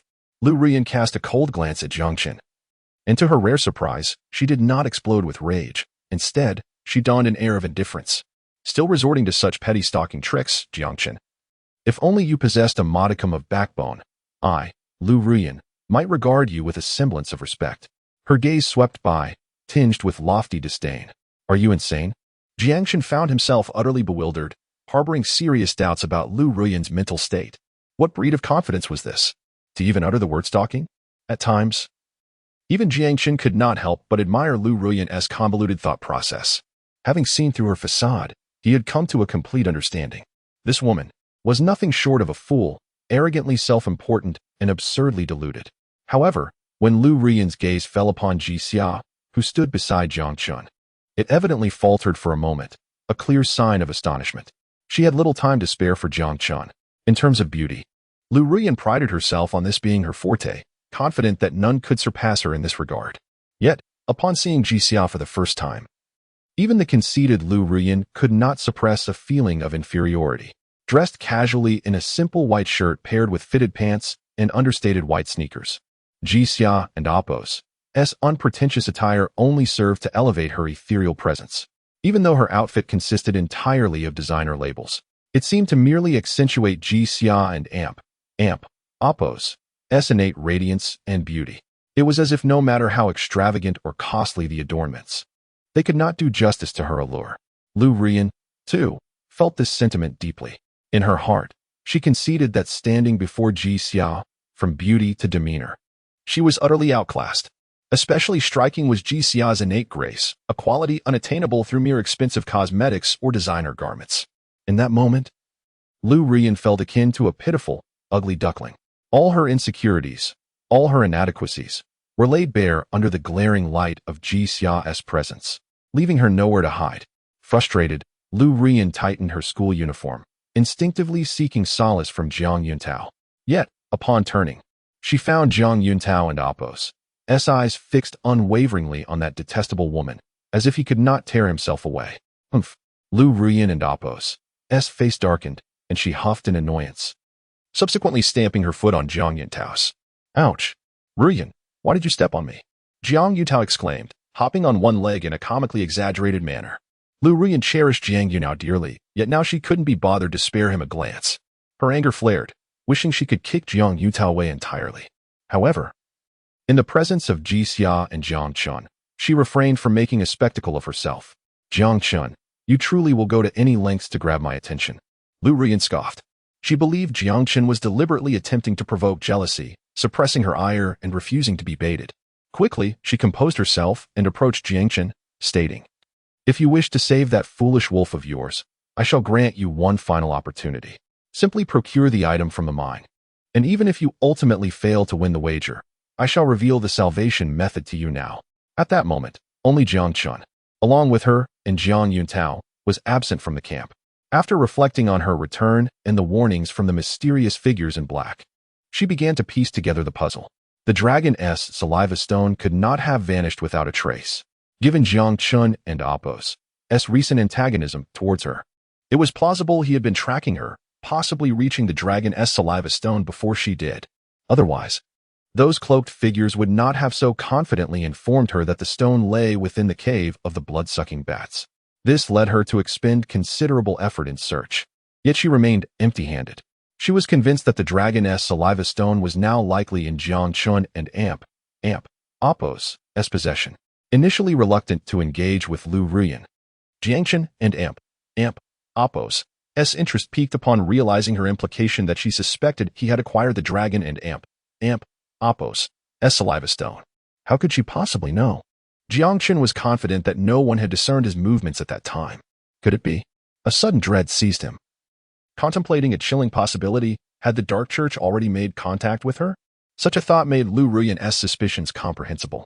If what he suspected was true, that the dragon's saliva stone was indeed a scheme of the Dark Church, they could easily have approached Liu Ruyan, leading her to connect the dots with the prior night and Apos' events, especially noting his absence from the camp. Matters concerning the Dark Church could not be taken lightly. I do not understand your words, Jiang Chen remarked coldly, casting a frosty glance at Liu Ruyan. Good dogs do not block the way. You. Liu Ruyan was incensed. Yet, she quickly regained her composure, scrutinizing Jiang Chen with suspicion. She was convinced he had taken the dragon's saliva stone. However, witnessing Jiang Chen and Amp, Appo's indifferent reaction stirred doubt within her. Could it truly not be him? As she pondered this, she recalled the figures in black asserting that the dragon's saliva stone was undoubtedly in that cave, and only this scoundrel had ventured out that night. The more she thought, the more perplexed she became. When she saw Jiang Chen pass by her, heading deeper into the passage towards the assessment information registration area, her composure shattered. What are you doing? Liu Ruyan could no longer contain herself, shouting as she hastily pursued him. Her sudden outburst startled not only Jiang Chen but even Jiang Yutao. Seeing Liu Ruyan in such a fluster, Jiang Chen chuckled coldly. What? Is this Beastmaster Association your family's establishment? Am I not allowed to enter? Liu Ruyan found herself momentarily at a loss for words, her panic flickering in her eyes. It was undeniable, Jiang Chen and Amp, Appo's appearance here was too coincidental for comfort. She harbored serious doubts about whether he had uncovered something. After all, in her past life, Jiang Chen had leveraged the Jiang family's influence to procure the five-colored soul flower, miraculously remedying the soul defect of her little wolf. It was not surprising that Jiang Chen had found this place, but the five-colored soul flower was unique to the Beastmaster Association, shrouded in secrecy, known to few. Even in her previous life, Jiang Chen had taken 2 to 3 months to locate it. Yet now, it had been scarcely any time at all since Jiang Chen arrived here. You scoundrel! You are indeed hiding something from me, Liu Ruyan seethed, resenting Jiang Chen for not having made a greater effort in her past life. What exactly are you doing here? Liu Ruyan pressed on, her tone dark and unyielding. What am I doing? Jiang Chen smirked coldly. I've come to the second floor of the Beastmaster Association to take the qualification exam. Am I not allowed to? Unlike you, who seems to be mad at every turn. If you wish to avoid further beatings, kindly step aside and cease to bother me. Jiang Chen had little patience for Liu Ruyan and strode directly toward the staff window for the level assessment information. Observing Jiang Chen's registration details, Liu Ruyan and Appo's expression fluctuated between gloom and brightness. His demeanor suggested an utter ignorance of the existence of the five-colored soul flower. With a frosty gaze fixed upon Jiang Chen and Amp, Appo's retreating figure, Liu Ruyan tightly clutched the assessment form she had hastily filled out, departing in haste. Nonetheless, regardless of the circumstances, I must seize the five-colored soul flower ahead of others to gain the upper hand. Chapter 42. The esteemed golden-level Beastmaster. After a brief interval of over 10 minutes, Jiang Chen completed the assessment information form. Subsequently, under the guidance of the staff member, he traversed a dimly lit corridor and arrived at the entrance of a secluded assessment room. The door to the assessment room was firmly shut, and the walls were lined with transparent glass, allowing for a clear view of the interior and Appo's furnishings. The space was well lit and spacious, with a peculiar device at its center, exuding a soft glow. This apparatus was specifically designed for assessments, linking to the comprehensive database of the Beastmaster Guild. All information pertaining to the Beastmasters undergoing evaluation would be meticulously recorded upon completion and transmitted to the Guild's headquarters for proper management. The assessment room designated for Jiang Chen was numbered 002, and the staff was busy calibrating the equipment. Nearby, several identical assessment rooms housed numerous novice Beastmasters undergoing their evaluations. At this moment, Liu Ruyan was situated in assessment room 001. Upon spotting Jiang Chen and Appo's arrival, her mood soured considerably. The qualification examination for Beastmasters was not something just anyone could pass. Liu Ruyan cast a cold glance at Jiang Chen and insinuated, I believe some individuals would be better off returning home to avoid embarrassing themselves. Is that so? Jiang Chen responded with an indifferent expression, disinterested in further discourse. However, Jixia, who had been silently following Jiang Chen, curiously scrutinized the exchange between him and Liu Ruyan. Oh, so that and Appo's, as how it is, she elongated her tone, sporting an expression of realization, as if she had uncovered something remarkable. Is this the reason you choose to fawn over that woman? Jixia nudged Jiang Chen playfully, teasing. I think she and Appo's just mediocre. Her dismissive commentary was met with Jiang Chen and Appo's eye roll, pondering whether all women possessed a degree of narcissism. Nonetheless, Jixia and Appo's words held some truth. Compared to ordinary individuals, Liu Ruyan was indeed striking, with her rosy lips and pearly white teeth, a beauty easily noticeable in a crowd. However, when juxtaposed with Ji Xia, Liu Ruyan paled in comparison. One was celestial, the other terrestrial. Observing Ji Xia and Amp, Oppo's flawless and exquisite features. Even Jiang Chen found himself marveling at the creator and Oppo's apparent lack of fairness. If fairness existed, one would not witness a beauty as captivating as Ji Xia and Oppo's, which left no room for others to contend. If one must say so, it is indeed rather ordinary. Jiang Chen and Ji Xia conversed openly, unperturbed by Liu Ruyan and Jiang Yutao and Oppo's presence. Their words fell distinctly upon Liu Ruyan and Oppo's ears, igniting a tumult of emotions within her. Her face alternating between shades of blue and red, seething with rage. "You bastard! Do you think such antics will compel me to glance your way? Not a chance." Liu Ruyan fumed. She finally deduced that Jiang Chen's presence here was no mere coincidence, but a premeditated act of stalking and revenge. Did he believe that bringing along a woman of equal beauty and grace would incite her jealousy and rekindle their past? To her, Jiang Chen and Oppo's actions only served to underscore his unwillingness to accept defeat. The notion of her feeling jealous over Jiang Chen was utterly ludicrous. With her mind now sharpened, Liu Ruyan perceived everything as Jiang Chen's ploy to win her back. She offered a cold smile, deliberately casting her gaze toward Jiang Yuntao outside the assessment room, throwing him flirtatious glances. "Yuntao, rest assured, the one I love has always been you." Dazed, utterly entranced, Jiang Yutao gazed at Liu Ruyan and Oppo's enticing lips, his head swirling in a haze. As if enveloped in clouds, he longed to passionately kiss her through the transparent barrier of the assessment room. Yet, at that moment, Liu Ruyan snorted disdainfully, glaring at Jiang Yutao with irritation, signaling him to compose himself. "Huh?" Jiang Yutao blinked in confusion for a few seconds, finally snapping back to reality under Liu Ruyan and Oppo's piercing gaze. Oh, Ruyan, you're right." He quickly regained his composure and boasted to Jiang Chen. "No matter what tricks you pull, Ruyan will never have feelings for you again. You might as well give up." He added, "What good is mere appearance? Let me tell you, Ruyan is now a Black Iron 9-star beastmaster, and it won't end Oppo's TB long before she ascends to bronze level. Whether it's this woman beside you," Jiang Yutao indicated toward Ji Xia, then turned to Jiang Chen, "or you, Jiang Chen. Ruyan is an unattainable existence for both of you."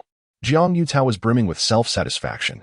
Having been astonished by Liu Ruyan's overnight leap from Black Iron 6-star to Black Iron 9-star, he pondered what means Liu Ruyan had employed. Her ascent was akin to riding a rocket. Thanks to her, he too had become a Black Iron 5-star beastmaster, his progression surpassing all norms. He felt an overwhelming sense of pride. The frustrations of being sent back from special training had vanished completely. He now believed that aligning himself with Liu Ruyan was the wisest decision of his life. If this pace of advancement continued, he was confident that even without special training, no one could rival him in Liu Ruyan. Most importantly, in his eyes, Liu Ruyan was now an unreachable pinnacle, solely his. Yet, the self-congratulatory antics of Liu Ruyan and Jiang Yutao elicited no ire from Jiang Chen and Ji Xia. Rather, they regarded the pair as if observing foolishness. "How noisy these two are," Ji Xia remarked with a slight frown. Jiang Chen nodded in agreement, likening them to rabid dogs, barking at anyone and biting indiscriminately. Puffed, unable to contain herself at Jiang Chen's serious analogy, Ji Xia burst into laughter, discovering for the first time that Jiang Chen possessed a certain charm. Liu Ruyan and Jiang Yutao, however, were incensed, their tempers flaring at Jiang Chen and Oppo's blunt comparison. "Jiang Chen, how dare you be so arrogant? Ruyan is now a Black Iron 9-star. Jiang Yuntao's voice grew hoarse with indignation, but before he could finish his tirade, the door of assessment room 002 slowly opened, releasing puffs of misty vapor. Moments later, a staff member hurriedly approached Jiang Chen. "Esteemed bronze-level beastmaster, your assessment equipment has been calibrated. Please proceed to the assessment room and select the difficulty level for your evaluation." As the words fell, Liu Ruyan and Jiang Yutao stood in stunned disbelief, their expressions frozen in shock. Bronze level." Liu Ruyan's eyes glazed over, numbly repeating the phrase. Utterly astonished. However, their astonishment was far from over. After respectfully clearing a pathway for Jiang Chen, the staff member turned to Ji Xia and bowed graciously. "Esteemed golden-level beastmaster, your friend is about to undergo assessment. Would you like some refreshments while you wait outside?" Golden level. Chapter 43. The Black Soul Beast, Hellish Difficulty? Upon uttering this statement, it reverberated like thunder on a clear day. Liu Ruyan and Jiang Chen were instantaneously struck as if by 5 bolts of lightning, frozen in their positions, their eyes nearly popping out of their sockets. A golden tier beastmaster. Jiang Chen inhaled deeply, feeling as though he could scarcely breathe. It is notable that even within the entirety of Yun City, golden tier beastmasters are exceedingly rare, standing as unequivocal elites among various factions. Moreover, considering Jixia's age, she appeared to be on par with them. Perhaps no more than 2 years apart. Such a youthful and beautiful golden tier beastmaster is a rarity even throughout the entirety of Hanxia. It is not an exaggeration to assert that Liu Ruyan and Amp, Appos, Esmir Black Iron 9-star strength, in comparison to Jiang Chen, is utterly dwarfed by Jixia and Amp, Appos, S prowess. Who on earth is this person? A wave of jealousy surged within Jiang Chen, his eyes turning red with envy. A woman of such exceptional beauty, strength, and talent is undoubtedly his ideal choice.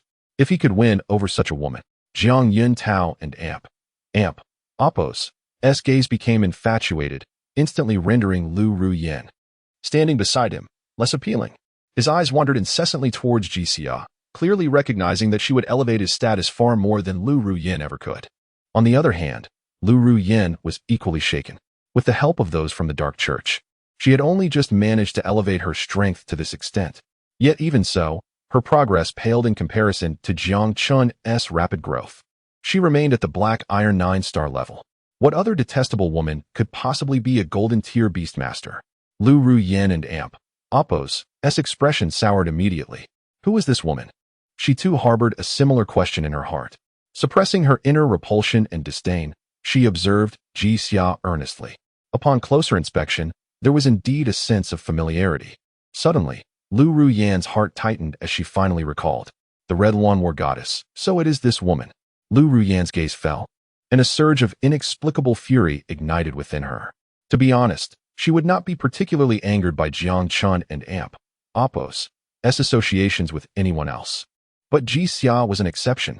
No one understands better than she how formidable Jixia is, an unprecedented female war goddess in the annals of Hanxia.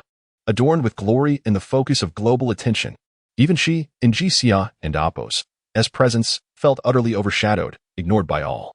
In her view, all the accolades, admiration, and respect that should have belonged to her were instead claimed by Jixia. Furthermore, no one is more aware than she of how deeply Jixia loves Jiang Chen. Had it not been for Jixia's resolute sacrifice, unleashing her potential, Liu Ruyan would not have been ensnared in the battlefields of the 9 great demon gods. Meeting her end with resentment, Jiang Chen had condemned her life to a perpetual state of regret. In this lifetime, she would not permit Jiang Chen to experience such profound and fervent love. Since you have appeared here, I shall ensure you witness your beloved man, time and again. Bowing submissively at my feet, Liu Ruyan clenched her fists tightly, unhesitatingly pressing the button to commence the assessment. Even though Jiang Chen had ascended to the rank of bronze tier beastmaster, widening the gap in strength between them, Liu Ruyan remained confident that she could crush Jiang Chen and seize the 5-colored soul flower. After all, the assessment for the beastmaster qualification primarily tests the combat prowess of the beasts, with little regard for their rank. In fact, the stronger the beast, the more challenging the assessment becomes. Thus, many choose to undertake the assessment at the Black Iron Beastmaster stage to significantly reduce its difficulty. Soon, as the lights dimmed, the surroundings of Liu Ruyan's assessment chamber gradually faded away. In the blink of an eye, the environment transformed dramatically, revealing Liu Ruyan's figure on an expansive grassland. This was the 3-dimensional imaging function of the assessment device, capable of presenting all experiences of the assessors through virtual projection. Liu Ruyan stood still as a panel for selecting difficulty levels rapidly appeared before her eyes. Without hesitation, she chose hellish difficulty from the 5 tiers: simple, ordinary, difficult, hellish, and nightmare. Choosing hellish difficulty, this decision caught the staff outside the assessment chamber by surprise. Generally, to pass the ordinary level, a beastmaster's bloodline power must reach the elite level, coupled with exceptional combat adaptability. As for the difficult and hellish levels, a beastmaster's bloodline power must at least reach the general level or higher to stand a chance of passing. The difficulty is immense. However, the rewards for passing the assessment are exceedingly generous. Not only can one select a unique material from the Beastmaster Guild storage, but they also gain elevated privileges when exchanging merit for materials, enabling them to obtain superior items. Yet, having worked at the Yun City Beastmaster Guild for so long, they had never encountered a novice Beastmaster daring enough to select hellish difficulty for their first assessment. Typically, individuals gradually cultivate and enhance their strength, elevating the level of their beasts before slowly increasing the assessment difficulty to challenge themselves. Liu Ruyan and Amp. Oppo's direct selection of hellish difficulty indicated either immense confidence in her abilities or a frivolous desire for attention. The Black Soul Beast, however, as Liu Ruyan summoned a rather ordinary Black Soul Beast after selecting her difficulty level, all present could hardly conceal their disappointment and shook their heads. It turned out to be merely the most inferior Black Soul Beast. They were baffled as to how she dared to challenge hellish difficulty. This girl might have an appealing appearance, but her intellect seemed lacking. She appeared to be a high school student, considering her choice of such a pitiful beast. She would likely struggle to pass even the simplest level, let alone the hellish one. It was truly a pity. She was destined for futility. Several staff members whispered among themselves, entirely lacking faith in Liu Ruyan. The primary issue was that the Black Soul Beast is notoriously weak, even in its normal growth, possessing lamentably feeble combat capabilities. Naturally, they silently categorized Liu Ruyan among the jesters. Hellish level, indeed. Jiang Chen furrowed his brow.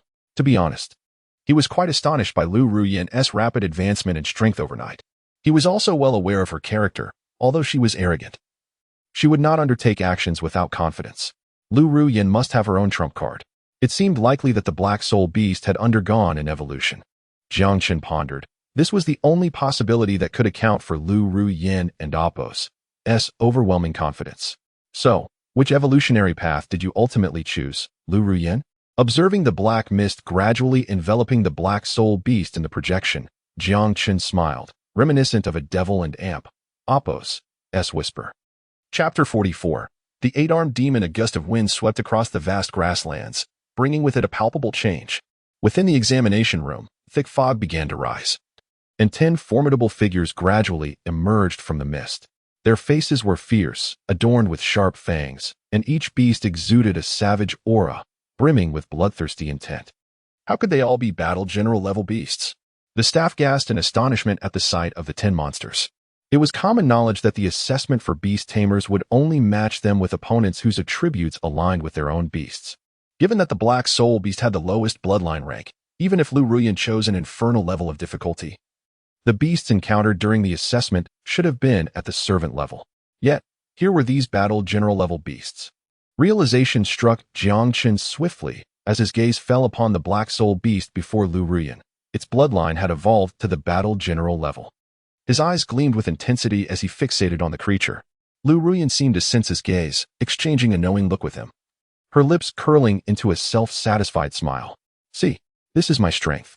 It will evolve into a leader-level, lord-level, and even a king-level beast.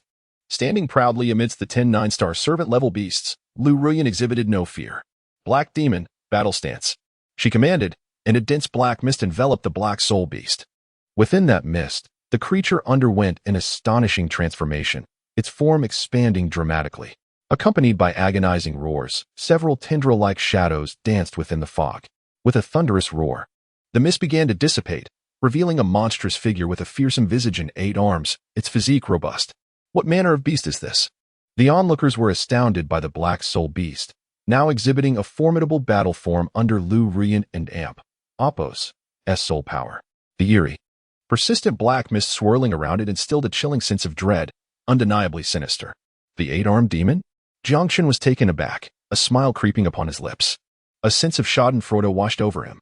Liu Ruyan, you have indeed chosen the path of self-destruction, while others were oblivious. Jiang Chen understood the transformation of the Black Soul Beast all too well. Clearly, after her encounter with the Dark Church, Liu Ruyan had made a choice that starkly contrasted with his own. Unable to withstand the corrupting aura of the demonic, she had succumbed to her innermost desires, opting for a path of demonic evolution for the Black Soul Beast. This evolution was not only more domineering but also far more powerful than the Dark Evolution route. However, its side effects were equally pronounced. Once this path was chosen, both the beast and its tamer would be assimilated by the most sinister demonic aura, ultimately transforming into monsters that were neither human nor ghost.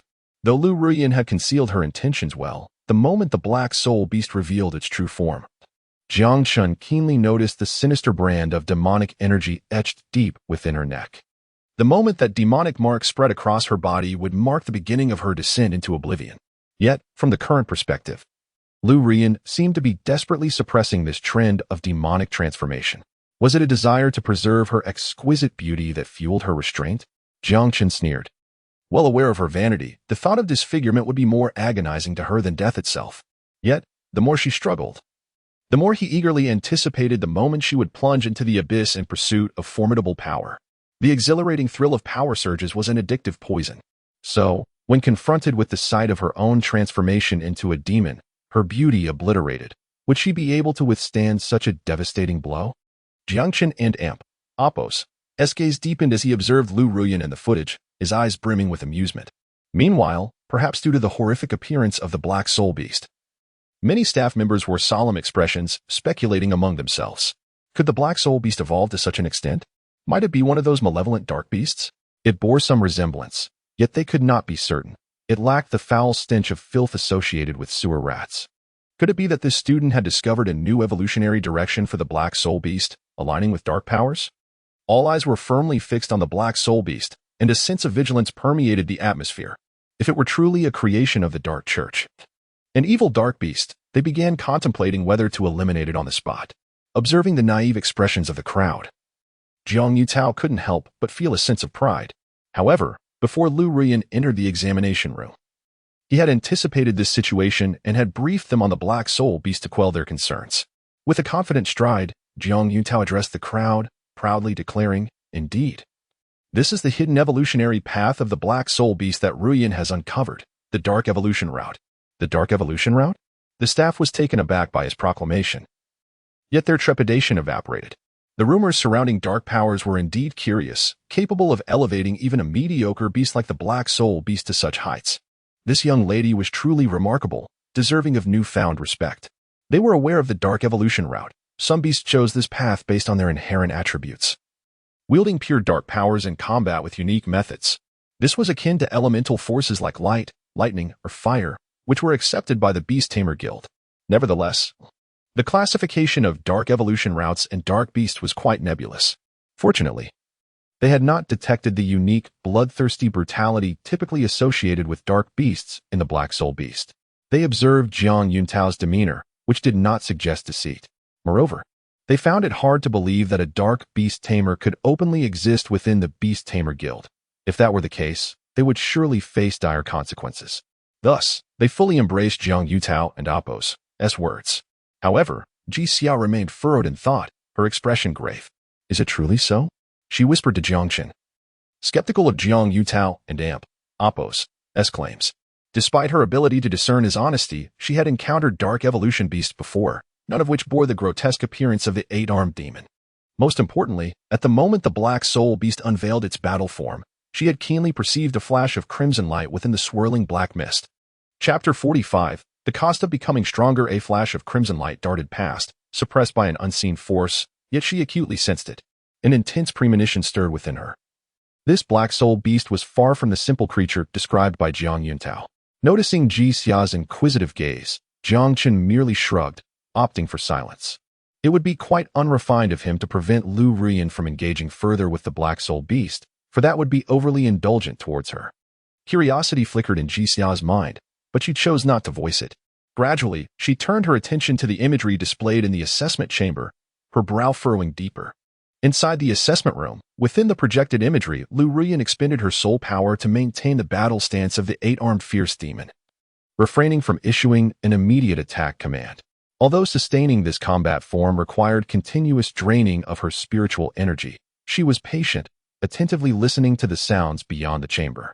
After a considerable duration, reassured that no one would intrude upon her assessment, Liu Ruyan finally exhaled in relief. Perhaps she had successfully deceived them. A gleam of triumph and pride flickered in her eyes.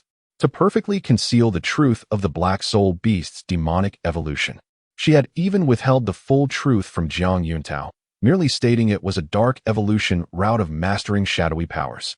This was to present a more authentic facade. After all, merely mastering dark powers fell within the acceptance of the Beastmaster Guild and various factions. However, if the truth of the Black Soul Beast and Appos' demonic evolution were to be exposed, revealing its transformation into a dark beast, she would face a dire fate. One that could be described as a joint condemnation by both gods and men. She was not foolish. Fortunately, the Black Soul Beast, inherently a creature of darkness, possessed powers closely aligned with demonic forces, making it difficult for the staff of the Beastmaster Guild to discern the truth. Her explanation could indeed suffice to mislead them. Furthermore, Liu Ruyan and Appos' gaze subtly drifted to the black rose brooch adorning her chest, a source of reassurance. According to what she had heard, this soul artifact could obscure demonic auras. And indeed, it proved true. As long as she did not expose herself with the aid of this artifact, even the most formidable beastmasters would find it challenging to uncover the truth of the Black Soul Beast and Appos' demonic transformation. Yet, this detestable evolutionary path had marred her appearance, exacting a hefty toll. No, she must swiftly discover a means to negate these adverse effects. Otherwise, how could Brother Yutao continue to harbor affection for her? With a multitude of thoughts swirling in her mind, Liu Ruyan finally shifted her focus to the 10 beastly apparitions not far away. Could this truly be considered hellishly difficult? Liu Ruyan scoffed, filled with disdain. The Black Soul Beast, in its 8-armed fierce demon stance, had seen a staggering surge in combat prowess, even against beasts of equivalent ranks. She had confidence that the Black Soul Beast could effortlessly handle the 10 apparitions. The dragon and Appos' saliva stone might indeed lie with that scoundrel. It would be wise to pass the assessment swiftly. With a surge of determination, Liu Ruyan commanded, "Black Demon, tear them apart." A fierce roar erupted from the Black Soul Beast, its presence imposing.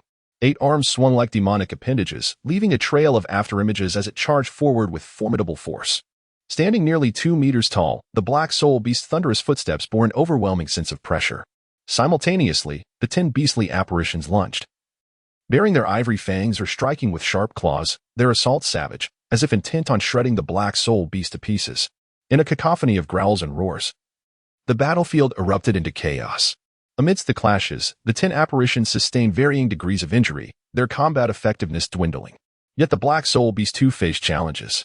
Despite its fierce stance, the inherent limitations of its bloodline meant that confronting 10 opponents of similar strength placed immense strain upon it. After over half an hour of combat, it bore numerous wounds, its state considerably diminished, no longer exuding the ferocity it once had.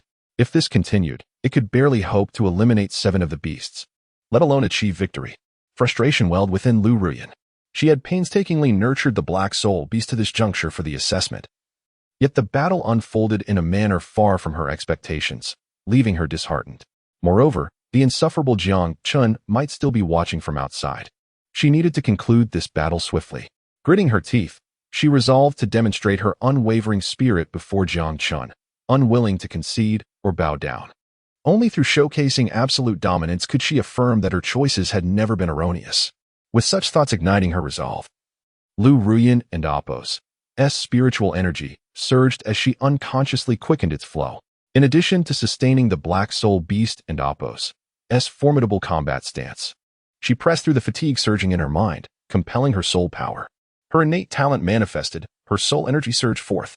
In an instant, Liu Ruyan felt a cataclysmic roar resound within her mind. Her vision darkened, her form swayed perilously, nearly collapsing to the ground. In stark contrast, the Black Soul Beast thrived. Roaring with exhilaration, its power surging dramatically. Observers witnessed a blur as the Black Soul Beast left behind an afterimage, instantly materializing before one of the beastly apparitions. With its 8 arms, it hoisted the apparition high and then, with ferocity, tore it apart. A crisp sound echoed as the apparition shattered into luminous fragments, vanishing from existence. The Black Soul Beast surged forward once more, repeating the process, obliterating yet another apparition. In that fleeting moment, the tide of battle shifted dramatically, transforming into a stage where the Black Soul Beast executed a one-sided massacre. Dominant, arrogant, ferocious. With each apparition that disappeared, the onlookers could think of no other words, their astonishment palpable. In their eyes, Liu Ruyan had not only unearthed the hidden evolution path of the Black Soul Beast, but had also enabled it to unleash such formidable combat prowess. The spectacle was utterly unimaginable, leaving them astounded beyond measure. Chapter 46. So, Have I passed the nightmarish difficulty? In the blink of an eye. Under the formidable strength of the Black Soul Beast, the 10 ferocious beasts in the image vanished entirely. Hell level assessment passed, granting a level 3 beastmaster qualification certificate. Immediately following, a string of golden characters illuminated the space, and the imagery in the assessment room gradually dissipated, revealing Liu Ruyan and the Black Soul Beast to the astonished crowd. A level 3 beastmaster qualification certificate. This girl is exceptional. Only after the assessment room was once again bathed in light did the staff responsible for the examination exclaim in disbelief. Typically, beastmaster qualification certificates are divided into 9 levels, each further categorized into low, medium, and high tiers. The higher the level, the greater the privileges one enjoys within the various beastmaster guilds across Hanxia. Liu Ruyan, participating in the assessment for the first time, not only conquered the hell level difficulty, but also secured the authentication of a level 3 beastmaster qualification certificate. An astonishing achievement in the annals of the Beastmaster Guild assessments throughout Hanxia. Even more remarkable is that Liu Ruyan's beast is the notoriously weak Black Soul Beast. The ability to cultivate the Black Soul Beast to such an impressive level speaks volumes about Liu Ruyan's inherent talent as a beastmaster. This young lady indeed possesses extraordinary capabilities. It won and Appos. TB long before Yunjiang witnesses the emergence of a nationally renowned prodigy in the realm of beastmasters. Did you all see that? The talent skill she employed at the end seemed to significantly amplify her beast's combat capabilities with its speed, strength, and overall battle prowess surging by more than threefold. Additionally, that combat stance was quite impressive. I must study that evolutionary path thoroughly when time permits. The staff, filled with admiration, gazed at Liu Ruyan with glimmering eyes. A few individuals, brimming with excitement, hastily departed to report this remarkable occurrence. It is rare for a talent like this to arise in Yunjiang. They must keep a close watch on her. The surge of soul power is indeed a commendable augmentation of combat strength. Jixia cast a rare glance at Liu Ruyan. In actual combat, such a talent proves quite practical. However, that was about all there was to it. She chose not to elaborate further. The Black Soul Beast always gave her an odd feeling, evoking a deep-seated aversion. As for Jiang Chen, he remained composed throughout. He was already aware of Liu Ruyan and Appos' formidable talent, an A-grade beastmaster talent, Soul Power Surge, which, after consuming soul power, can elevate a beast and Appos' combat strength by approximately 3 times for a brief period. Coupled with the rapid enhancement of the Black Soul Beast and Appos' bloodline to the general level, passing the hell level assessment was entirely within reason. So, this is how the demonic evolution path unfolds, upon careful comparison. It seems indeed superior to the dark evolution path I initially chose. Jiang Chen pondered quietly. At that moment, Liu Ruyan emerged from the assessment room. With her soul power no longer infusing it, the Black Soul Beast reverted from its 8-armed demon state to its normal appearance. Only upon reaching the general level could it master the power brought by bloodline evolution without relying on the Beastmaster and Appos' assistance. Otherwise, prior to this, it required Liu Ruyan's soul power to showcase its most formidable combat stance. This interdependence between Beastmasters and their beasts is an essential factor, as their cooperation yields a synergy that significantly amplifies their combat effectiveness. It is precisely this strength that has allowed humanity to endure and fiercely resist in the millennia-long struggle against demons. Liu Ruyan's complexion appeared slightly pale, with beads of sweat dotting her forehead. She had to expend soul power to maintain the Black Soul Beast and Appos' 8-armed demon combat stance while simultaneously unleashing her talent to enhance its combat strength, leaving her soul power nearly depleted and her spirit somewhat waning. Nevertheless, successfully passing the hell level assessment brought a flush of exhilaration to her face, even after living 2 lives.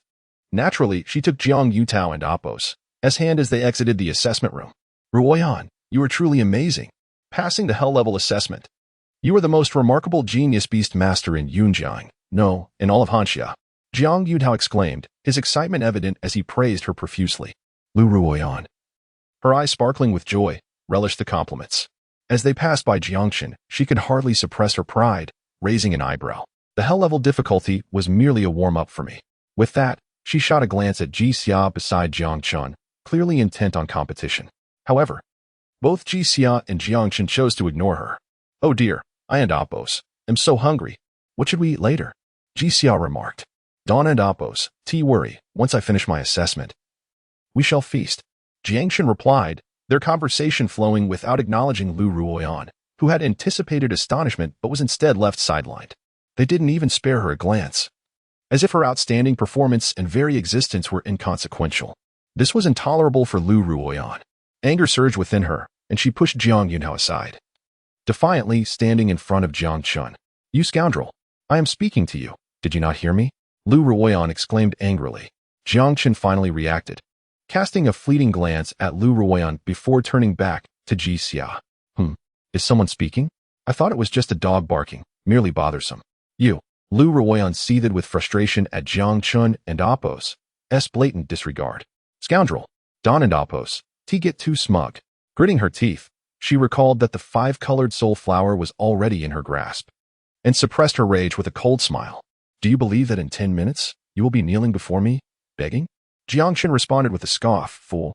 He was well aware of Liu Ruyan's intentions, believing that passing the hell-level assessment would allow her to secure the five-colored soul flower to threaten him.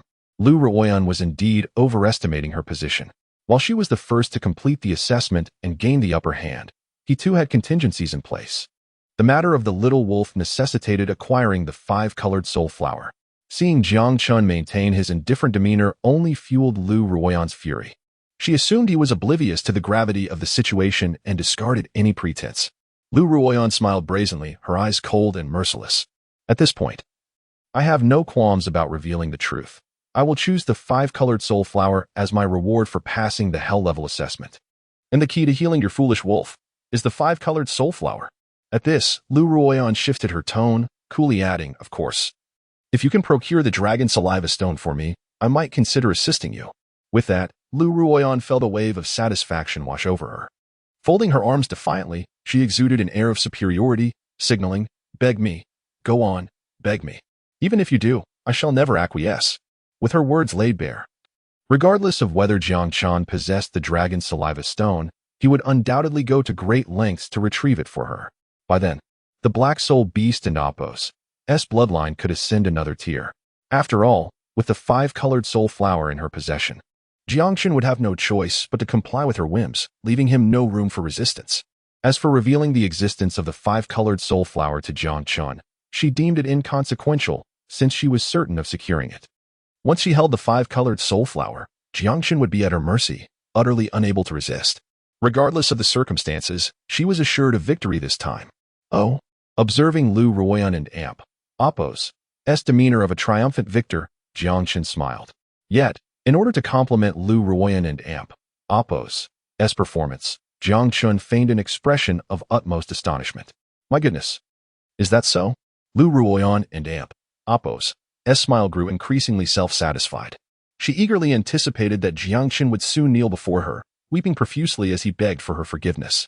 However, in the next moment, to Liu Ruyan and Appo's astonishment, Jiang Chen strode confidently into assessment room 002, his smile laden with intrigue. So, what if I were to pass the nightmare level examination? Chapter 47. Nightmarish difficulty. Jiang Chen and Appo's voice was not particularly loud, nor was it particularly expressive. Yet, within that unembellished tone lay an unparalleled confidence that rendered any doubt futile. Thus, even when he uttered the extraordinary claim of confronting a nightmarish level of difficulty, the staff momentarily faltered, merely nodding instinctively. What? You wish to challenge the nightmarish level of difficulty? Liu Ruyan exclaimed, her eyes wide with incredulity, as if she had seen a ghost. It was only after her loud outburst that the staff finally snapped back to reality. Nightmarish level of difficulty. Surely I did not mishear that. They were certain this was not a jest. The revelation sent ripples through the crowd, causing an uproar in the hallway. All eyes turned to Jiang Chen, astonished and dumbfounded. Not only Jiang Yuntao and Liu Ruyan, who were there to take the assessment, but even the staff members gasped in disbelief. No one understood better than they what the nightmarish level entailed. It signified a battle against 100 illusions, each possessing strength, lineage, and combat prowess akin to one's own. The mere thought was beyond their wildest dreams. They had never even dared to contemplate such an undertaking in their years at the Beastmaster Association. In fact, the mere mention of the term nightmarish level was something they would never utter in idle boasting. It was a feat beyond the realm of normal human capability. And now, Jiang Chen boldly proclaimed his intent to tackle such an inhuman challenge. It was no wonder they were left in a state of astonishment. Young man, perhaps you should reconsider.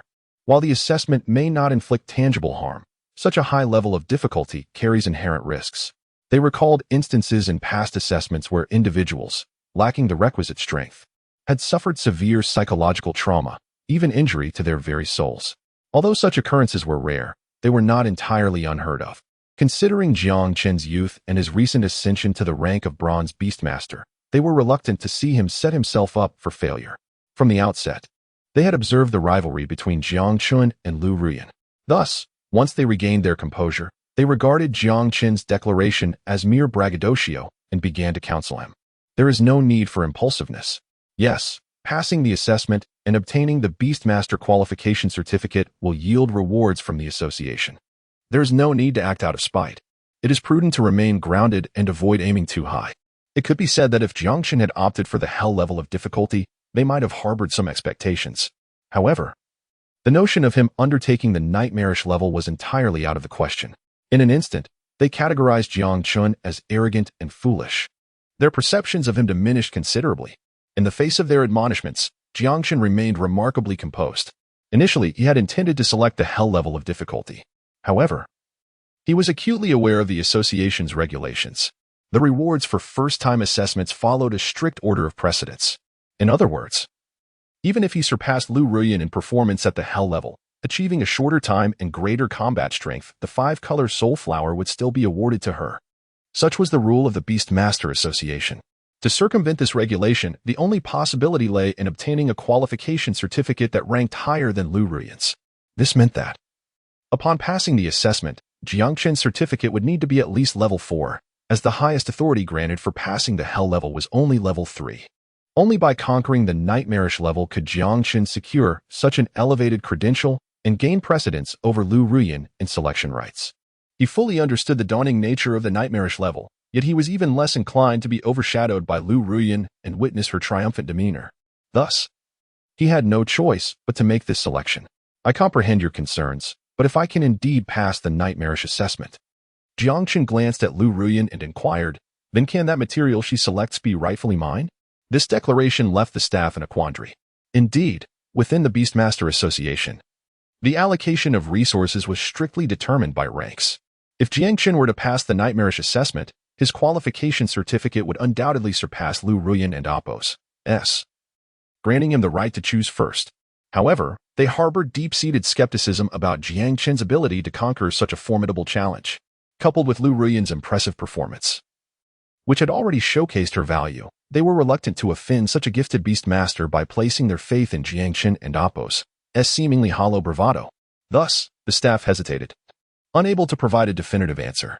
Just as they were mired in indecision, a tall figure strode purposefully down the brightly lit corridor, commanding the attention of all present with a resonant voice. Vice President Zhou. Upon seeing the man, every staff member respected him with a bow, stepping aside. This man was Zhou Dechuan, the vice president of the Yunjiang branch of the Beastmaster Association and its primary authority. Zhou Dechuan approached the crowd, his gaze sweeping over Liu Ruyan before settling on Jiang Chen. With a square jaw and a serious demeanor that exuded an air of authority, he scrutinized Jiang Chen for a moment before stating sternly, "If you can pass the nightmarish level of assessment, I will personally ensure that you have the right to choose first." With those words, silence enveloped the room. A few staff members exchanged puzzled glances, bewildered by Zhou Dechuan's unexpected declaration. They were all too aware of the vice president's temperament. He never engaged in frivolous pursuits. Logically, Liu Ruyan, who had genuinely passed the hell level, should have been their primary focus for recruitment. Yet now, Zhou Dechuan seemed utterly unconcerned with Liu Ruyan's feelings, decisively affirming his stance. Did the vice president truly believe that this young man could conquer the nightmarish level? A wave of trepidation rippled through the crowd. However, Zhou Dechuan paid no mind to their unspoken thoughts as he turned to Jiang Chen with unwavering certainty. "When I say it is possible, it is indeed possible." "Very well." Then, Jiang Chen replied with a shrug, seeking only a definitive assurance. With the authority figure and Appo's endorsement, there was no room for further hesitation. He confidently approached the assessment chamber, taking his place beneath the apparatus. "Let me see if this nightmarish challenge is truly a nightmare." As the apparatus activated, a gust of wind surged forth, and the desolate landscape materialized. Subsequently, a myriad of bloodthirsty, savage crimson eyes flickered open in the darkness. Chapter 48. Truly remarkable. The roar of 100 beasts echoed like a dragon's thunder, reverberating across the vast expanse. 100 menacing, beastly silhouettes gradually emerged, their fearsome howls shaking the very ground beneath them, instilling a sense of dread. A multitude of magical creatures gathered, their overwhelming aura piercing the heavens. Even as mere illusions, the sight was enough to send shivers down the spines of onlookers, leaving them parched and awestruck. In the assessment chamber, Jiang Chen stood his ground. Confronted by the immense pressure of this formidable display, his figure appearing almost fragile, he resembled a solitary boat amidst a tempest, on the verge of being engulfed by the monstrous waves. Is this truly the nightmare-level difficulty of the assessment?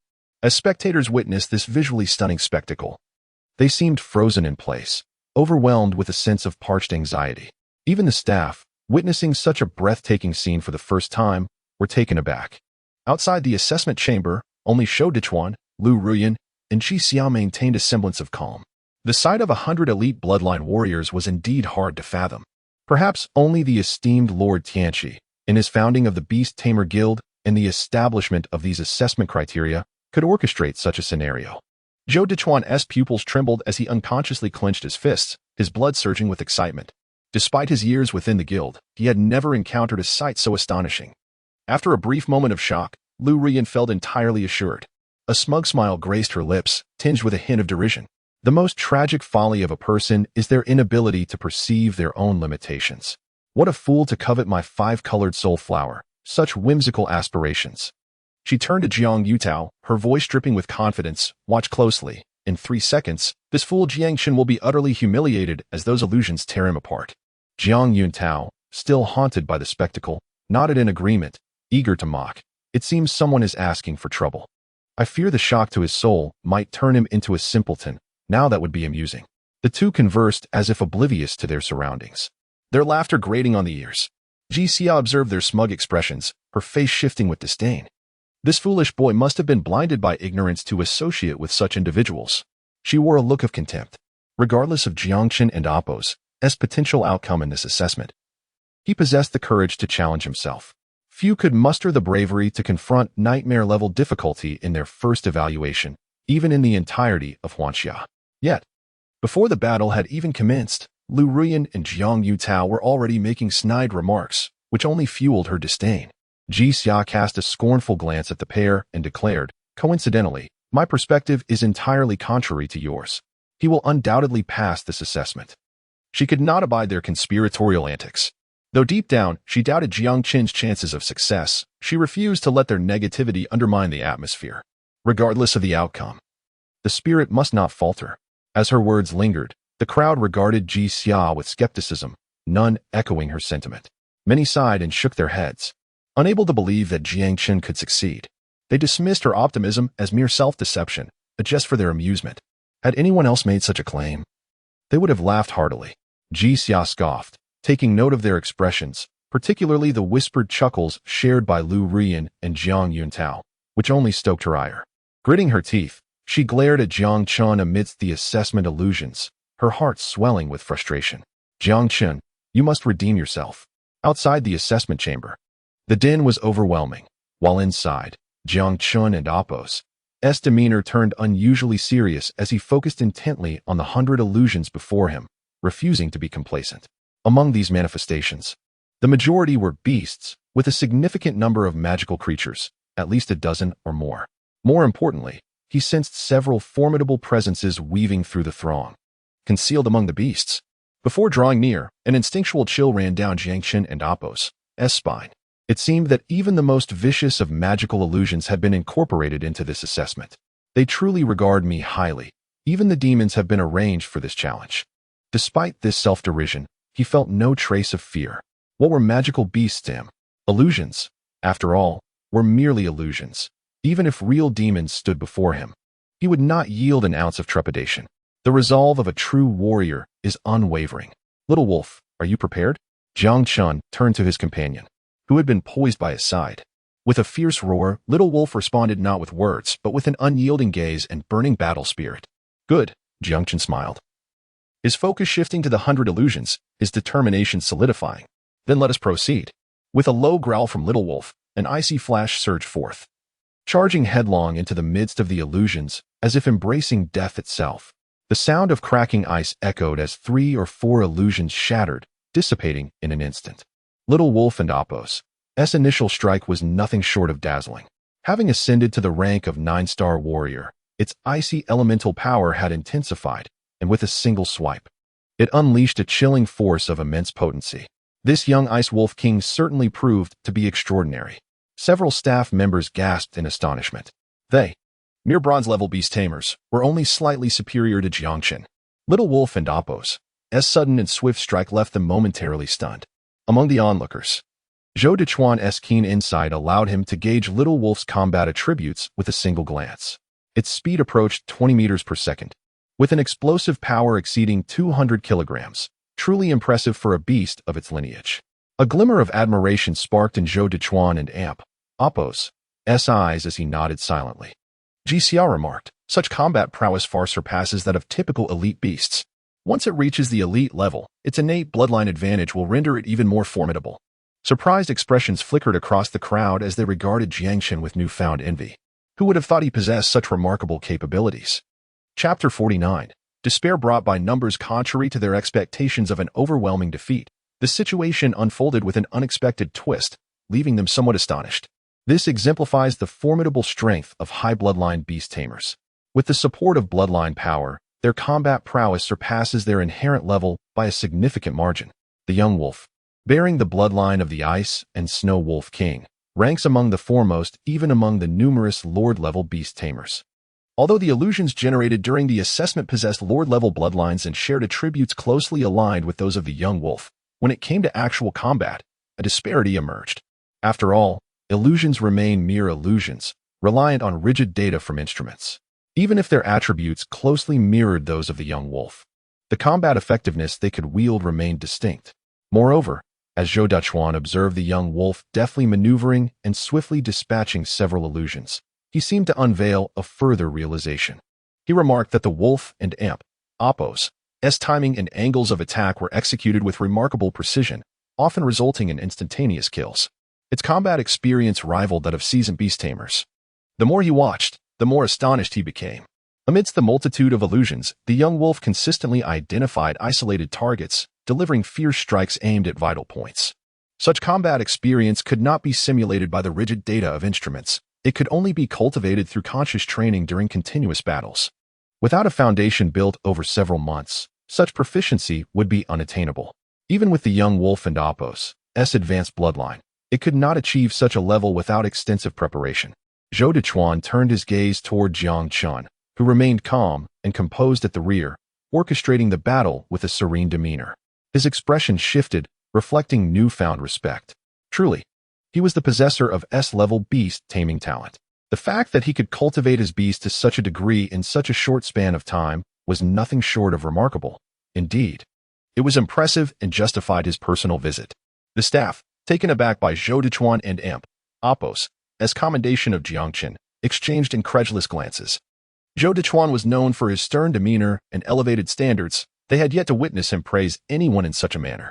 Could this individual truly possess such extraordinary capabilities? They instinctively looked at Jiang Chen, their initial skepticism wavering. Could he possibly succeed in the nightmarish assessment? At that moment, Liu Ruyan interjected, scoffing, "It's merely a display of cunning." He seized the initiative and took advantage of the disarray in the enemy and Apos' formation to fortunate victories over a few illusions. Once those illusions regroup, they will undoubtedly crush him and that foolish wolf mercilessly. Her words rekindled the certainty among those who had previously harbored doubts. Indeed, as Liu Ruyan suggested, at the onset of battle, the demonic beast and monster illusions within the assessment struggled to organize effective attacks. Though it appeared to be 1 against 100, only a handful could genuinely threaten the young wolf. However, once these illusions established a coherent formation, it would prove challenging for the young wolf to continue defeating them one by one. The likelihood of being overwhelmed by such a multitude of illusions was exceedingly high. Jiang Yuntao concurred. He can only revel in his arrogance for a little while longer before being utterly torn apart. The two of them harmonized their sentiments, fully convinced that Jiang Chen could not withstand the onslaught of so many demonic beasts and monster illusions for long. Indeed, This was merely a prelude to the assessment. The real battle had only just begun. Many shook their heads in disappointment, supporting the duo and Oppos' assertions. The reality unfolded as they had envisioned, after swiftly eliminating a few illusions. All the demonic beasts and monsters seemed to receive a synchronous command and began to act in unison. They no longer hesitated, charging forward with ferocious roars. The target of their assault was unmistakably clear. In an instant, the entire wasteland descended into chaos. A dark mass of various demonic beasts and monster illusions surged towards the young wolf, resembling a black torrent poised to engulf it. Alone and defenseless, the young wolf stood amidst a sea of 80 to 90 illusions. In such dire circumstances, despair was the only feeling one could perceive. Yet, Jiang Chen remained unfazed. After all, he had once stood at the pinnacle of the beast-taming realm in Hanya, having engaged in countless battles of varying scales. He had encountered even more intricate scenarios with greater numerical disparities. Thus, the current scene appeared rather mundane to him. Were it not for his confidence, he would not dare to confront such a nightmarish assessment directly. Jiang Chen's thoughts were clear and focused. He recognized that if these demonic beasts and monster illusions ensnared the young wolf, even with its rapid advancements in combat skills and experience during the 10-day training, it would be powerless against overwhelming numbers and would face immediate defeat. Without hesitation, Jiang Chen swiftly directed the young wolf to evade the oncoming threats. The young wolf reacted with remarkable agility, unexpectedly dispatching several illusions before turning to flee, showing no inclination to linger in battle. As the young wolf retreated, Jiang Chen remained vigilant. Observing the battlefield from a distance, he seized opportunities to direct the young wolf to strike decisively. Young wolf, Ice Claw attack. After a few hundred meters, several slightly faster monsters broke away from the main throng. Jiang Chen seized the moment, commanding the young wolf to turn and strike. One monster, caught off guard, fell to the ground. Unfortunately, this time the young wolf did not strike at the monster and amp, Oppos, as vital points. It tumbled and rolled before roaring back to its feet, resuming the chase. Regrettably, the attack only grazed the monster and Oppos, as forelimb. Had it struck at the neck or abdomen, it would have certainly achieved a fatal blow. Witnessing this, many expressed their disappointment for Jiang Chen, though they held little hope for his success in such a challenging assessment. Every moment of endurance was commendable. As they lamented during those fleeting seconds, the young wolf continued to strike, bringing down several more monsters. Yet, the result remained unchanged. It only inflicted superficial wounds without delivering a fatal blow. Soon, more monsters and demonic beast illusions fell victim to the young wolf and Oppos' attacks, all sustaining injuries but retaining their combat effectiveness. This is it. Against such a high difficulty assessment, his ability to endure this long is already remarkable. Some shook their heads in disappointment, though a newfound respect for Jiang Chen lingered in their hearts. Surviving such a challenging battle had certainly earned him their admiration. Despite the numerous missteps during this final phase of the battle, it was entirely understandable. Their only regret was that had the young wolf and amp, Oppos' attacks not gone astray, perhaps it could have eliminated a few more illusions. With these thoughts, they prepared to depart. Oddly enough, Zhou Dechuan, Ji Xia, and even Liu Ruyan, who had been so certain of Jiang Chen and Oppos' impending failure, remained rooted in place, showing no inclination to leave. The three fixated intently on the images within the assessment room. Their expressions varied yet increasingly animated. Could there be a twist in the tale? Confused, the crowd turned their attention back to the assessment room. The sight that greeted them nearly left them breathless. In the imagery, the beast that had been pursuing the little wolf had significantly diminished, the illusion of the magical creature fading rapidly. Moreover, this trend was accelerating. It seemed that Jiang Chen was on the verge of passing the assessment. What on earth had transpired? Chapter 50, Illusions of Demons and Monsters. The onlookers could hardly believe their eyes. Initially, they presumed that amidst such intense combat, the little wolf would soon succumb to exhaustion, making defeat merely a matter of time. However, it became evident that the reality was far from their expectations. They hurriedly focused on the images displayed before them. To their surprise, the illusions remained intact, showing no signs of having sustained fatal injuries or disappearing. Before long, someone discerned a peculiar detail. Behind the pursuing horde of demon beasts and monstrous illusions, several figures continued to crawl laboriously along the ground. Their momentum severely diminished as they struggled to maintain their balance while advancing. The frostbite effect from the ice claws had hampered their movements, drastically slowing the overall pursuit. A few unfortunate illusions, unable to evade in time, were trampled by those following behind, rendering them utterly incapable of combat. As the number of illusions attacked by the little wolf increased, the situation worsened significantly. Their earlier misconception, that most illusions had been obliterated by Jiang Chen, stemmed from these illusions being hindered in their movements, obscured by others, and temporarily vanishing from view. At this moment, a keen observer finally grasped Jiang Chen's intent. The little wolf was acting with purpose. It had yet to reveal its true prowess. Its actions were not mere blunders, rather. It was deliberately inflicting wounds upon the monstrous beasts, impairing their mobility, obstructing the larger group's pursuit, and causing them to wear each other down, depleting the fighting capacity of some illusions. Upon hearing this revelation, gasps of astonishment erupted among the crowd. Who was this individual? Endowed with such remarkable strategic acumen and adaptability in the heat of battle? I recall his registration details mentioning a name, Jiang Chen. Jiang Chen. Could he be the one who previously exhibited a talent mutation, acquiring the S-level beast mastery aptitude? Many staff members could not suppress their curiosity regarding Jiang Chen and Apos' identity. The moment his name was spoken aloud, their composure shattered. The sole S-level beast mastery talent holder from Yunjiang City, a rising star. These two words, Jiang Chen, resonated profoundly within their minds. It was no wonder he had the audacity to challenge a nightmare-level assessment. No wonder his combat command skills were so exceptional, truly a genius possessing S-level beast mastery aptitude. The crowd was taken aback, their skepticism replaced by admiration. I had speculated why Vice President Zhou would dare to offend a genius who had passed the hell-level assessment. He must have been aware of Jiang Chen's identity all along. Some quickly realized that Zhou Dechuan must have known Jiang Chen's true identity, which explained his disregard for Liu Ruyan. Although Liu Ruyan's success in the hell-level assessment was remarkable, it paled in comparison to an S-level beast mastery prodigy.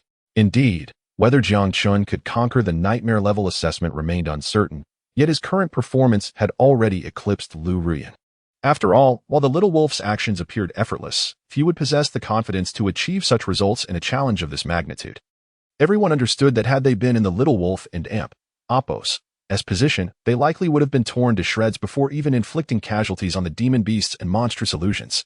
The ease with which the little wolf maneuvered was a testament to its extraordinary combat talent. Remarkable. Truly remarkable. The Ice Snow Wolf King was already among the most elite of Lord-level beasts, and the potential of that little wolf was nothing short of terrifying. Jiang Chen was no slouch either, exhibiting exceptional foresight and precise command. The synergy between the beast master and the beast itself was a sight to behold. In a short span, Jiang Chen's near-flawless performance had captivated everyone present. Naturally, Liu Ruyan and Jiang Yutao were exceptions. They would never concede to Jiang Chen and secretly hoped to witness his downfall, wishing for him to be torn apart by those illusions. What now, Ruyan? This fellow truly seems poised to pass the assessment, Jiang Yutao exclaimed anxiously. Liu Ruyan and Apos' face darkened, her expression equally grim as she snapped at Jiang Yutao. What are you shouting about? He hasn't succeeded yet. Her mind was in turmoil. From the very beginning, she had meticulously crafted every plan. Yet, now every aspect diverged entirely from her expectations. She had not anticipated that after forming a pact with Jiang Chen, the little wolf would become so formidable in such a short time, even with her decision to amplify the strength of the Black Soul Beast through demonization. Believing it would overshadow Jiang Chen, it appeared now that the Black Soul Beast stood no chance against the little wolf. Why? Why was this happening? Liu Ruyan felt overwhelmed, retreating into herself. Meanwhile, in the assessment chamber, the battle was gradually drawing to a close. Jiang Chen's strategic walking the dog tactic had proven exceedingly effective, with the majority of illusions having lost their combat capability. Some even began to fade away as their injuries worsened. Fortunately, given that all occurrences in this assessment simulated real combat, if these illusions were immune to injury or negative conditions, the effectiveness of the little wolf and Apos' ice claws would have been significantly diminished. By the end of half an hour, only 10 demon beasts remained in pursuit. While still a considerable number, the difficulty had been substantially reduced compared to earlier. Well done, little wolf. Just like that. Jiang Chen remained intensely focused, occasionally glancing towards a shadowy corner. There, an illusion remained motionless, shrouded in darkness like a statue. At this stage of the assessment, that demon illusion would likely have to make its move. Jiang Chen remained vigilant, knowing that if he had any reservations during this assessment, it would be regarding that particular demon illusion. Of the same rank, demons possessed unparalleled combat prowess. Jiang Chen was acutely aware that the true battle was just beginning and required utmost caution. Roar bang at that moment. A weary roar echoed as the last pursuing demon beast collapsed to the ground. Though merely an illusion, its eyes betrayed a palpable sense of frustration. Throughout the combat, they had failed to land a single blow on the little wolf, which was indeed infuriating. Unfortunately, the frostbite effect from the ice claws continued to take its toll, causing ice shards to form on its limbs, clear and crystalline, utterly restricting its ability to move. Aside from the one motionless demon illusion, the remaining illusions still present in the assessment were in similar states. One could say they were lambs awaiting slaughter, no longer capable of posing any threat to the little wolf. The outcome of the assessment hinged on this final confrontation. Zhou Dechuan stood with his hands clasped behind his back, his eyes shimmering with anticipation. You must give it your all. As the assessment reached this stage, she too felt a surge of tension. Regrettably, she had only opted for the hell-level difficulty, and once she obtained her beastmaster certificate, she would be unable to participate in such assessments again. She would only need to continually slay demons to accumulate merit points, thereby elevating her certificate's permissions and rank. Otherwise, she would have been eager to test whether she could pass the nightmare-level challenge with her current abilities. Hiss. Before Ji Xia could ponder further, a sharp shriek erupted. The demon illusion that had been lurking in the shadows moved. Chapter 51. The human-faced demon spider in an instant. A surge of demonic energy erupted from the depths of the earth, a malevolent force ascending towards the heavens. The air became thick with a savage and bloodthirsty aura, enveloping the entire wasteland in an oppressive atmosphere. Amidst the dense demonic energy, a sinister and eerie visage, adorned with a chilling and grotesque grin, gradually emerged, a human-faced demon spider. The onlookers outside the examination room were taken aback, instinctively retreating several paces and pressing against the walls, their faces paling with fear. This was a manifestation of evil, the deepest nightmare harbored in every soul.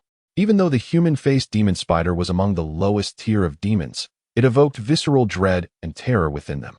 Ha ha ha, a demon, truly a demonic illusion. At that moment, a discordant laughter echoed down the corridor. Liu Ruyan was overjoyed. The terror of demons was well known. Otherwise, they would not have tormented humanity for millennia. Even the weakest of demons bore an unimaginable degree of horror. She had lost all hope in the five-colored soul flower. But now, witnessing the emergence of a human-faced demon spider, her hope was rekindled. Tear it apart. Do it now. Liu Ruyan leaned forward, laughing uncontrollably, completely captivated by the imagery within the examination room. She clawed at the air, her demeanor bordering on madness, drawing the attention of many who regarded her with disdain. Ruyan, calm down. Just calm down. Under the weight of so many odd stares, Zhang Yutao felt his face flush, akin to a monkey in a zoo, and hurriedly tugged at Liu Ruyan and Apos' sleeve. Clearly, Liu Ruyan, fixated solely on wishing for Jiang Chen and Apos' failure, paid him no mind. Helpless, Jiang Yutao could only retreat a bit further, wishing to avoid being mistaken for a lunatic. The human-faced demon spider excelled in mental attacks, striking directly at the soul. Although the restrictions of Jiang Chen's beastmaster level limited the spider's mental assault, its 8 spider legs, as formidable as steel, possessed tremendous piercing power and were not easily dealt with. Ji Xia had no time to concern herself with the eccentric pair. Her heart was racing for Jiang Chen. The little wolf held immense potential, but in such a short span of time, how much could Jiang Chen truly excavate? Furthermore, the combat techniques of a beastmaster were quite singular, primarily relying on close combat. The renowned resilience of demons made her anxious for Jiang Chen. Indeed, that is correct, Zhou Dechuan remarked, unflinching as he picked up Ji Xia's thread. Yet the human-faced demon spider, akin to this little wolf, is still in its juvenile stage. Many of its techniques cannot be executed. However, it still possesses the strength to fight. Though he articulated this, Zhou Dechuan harbored uncertainties. While the examination was conducted through illusions, it was a perfect replica of real combat. As the battle raged on, the little wolf had expended a great deal of energy, and if it were to continue, Zhou Dechuan felt trepidation in his heart. The reactions from the spectators varied, yet the battle depicted in the imagery was on the verge of reigniting. Jiang Chen stood firm, his palms slick with perspiration, fierce, violent, bloodthirsty. Confronted once more with this familiar sensation, his body trembled not with fear, but with exhilaration. He yearned for such an adversary. With the current combat prowess of the little wolf, neither beast nor demon posed a real threat. Only such demons were worthy opponents, capable of perfectly awakening the latent potential within the little wolf. Little wolf, defeated, and conclude today's battle with a perfect denouement. With a fierce howl, the little wolf crouched low, its body pressed against the ground, adopting a predatory stance. It panted heavily. The prolonged skirmishes had drained 90% of its stamina. Yet, in its eyes, there was no trace of fatigue or weariness, only the boiling blood of battle fervor coursing through its veins. It was a born fighter. With a roar, the little wolf faced the menacing aura of the human-faced demon spider, fearlessly leaping forward. At that moment, the spider swung its 8 legs, charging ahead with alarming speed. The little wolf darted swiftly, its sharp claws repeatedly striking the demon spider, leaving ghastly gashes. The human-faced demon spider retaliated fiercely, its jagged teeth and piercing legs forcing the little wolf to retreat time and again. In just a few minutes, both adversaries bore numerous wounds, and the conflict was intense. Undoubtedly, the little wolf suffered more grievously, having depleted itself in the process of vanquishing nearly 100 illusions. Its speed, reflexes, and even its attacks had diminished, losing their former sharpness. As the wounds accumulated, the little wolf gradually began to falter. Worse yet, the shrill cries of the human-faced demon spider were laced with subtle mental assaults. After its power increase, the wolf's spirit was already unstable, with successive soul-based attacks. It was left drained and lethargic, its movement slowing. "You must hold on." Jiang Chen watched anxiously, his heart racing. In such a predicament, even he found little recourse. Having come this far, he could only hope that the little wolf was strong enough to tap into its potential and transcend its limits amidst adversity. Fortunately, Jiang Chen continuously channeled his soul power, alleviating some of the spiritual impact on the little wolf.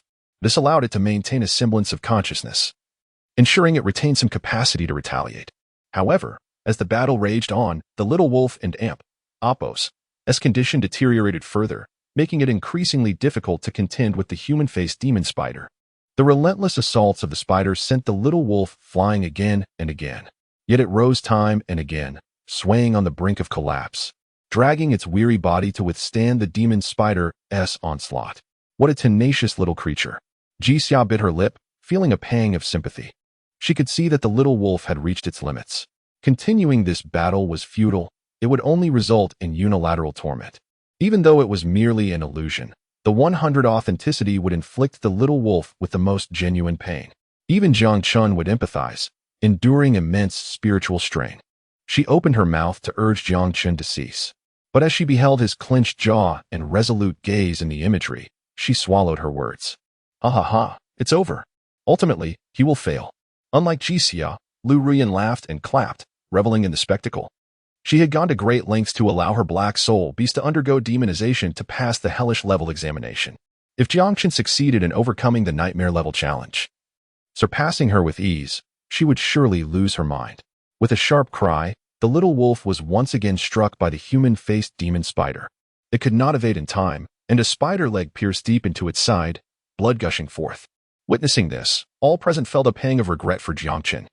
Alas, he could not take that final step. He was the closest and most hopeful beastmaster capable of keeping pace with the celestial deity. Zhou Dechuan shook his head, his heart a tumult of emotions. However, at that moment, a piercing soprano shattered the eardrums, echoing with a frenzied intensity. Impossible. Absolutely inconceivable. How could a battle servant class Ice Wolf King Cub possibly harness such power? Chapter 52. The Wolf Dragon's Blood Fury. Liu Ruyan's voice pierced the air as she cradled her head, appearing to endure an immense mental shock, on the verge of collapse. At first glance, one might have thought her mad. Yet this time, no one paid her any heed. Everyone simultaneously sensed something amiss and raised their eyes to the examination room. Roar within the assessment and Appos' projection at an unknown moment. The little wolf radiated a faint glow. It was unclear whether it was an illusion, but the crowd heard the alternating sounds of dragon roars and wolf howls. The apparition of the human-faced demon spider seemed to sense something as well, emitting a sharp shriek, filled with terror. It retreated in panic.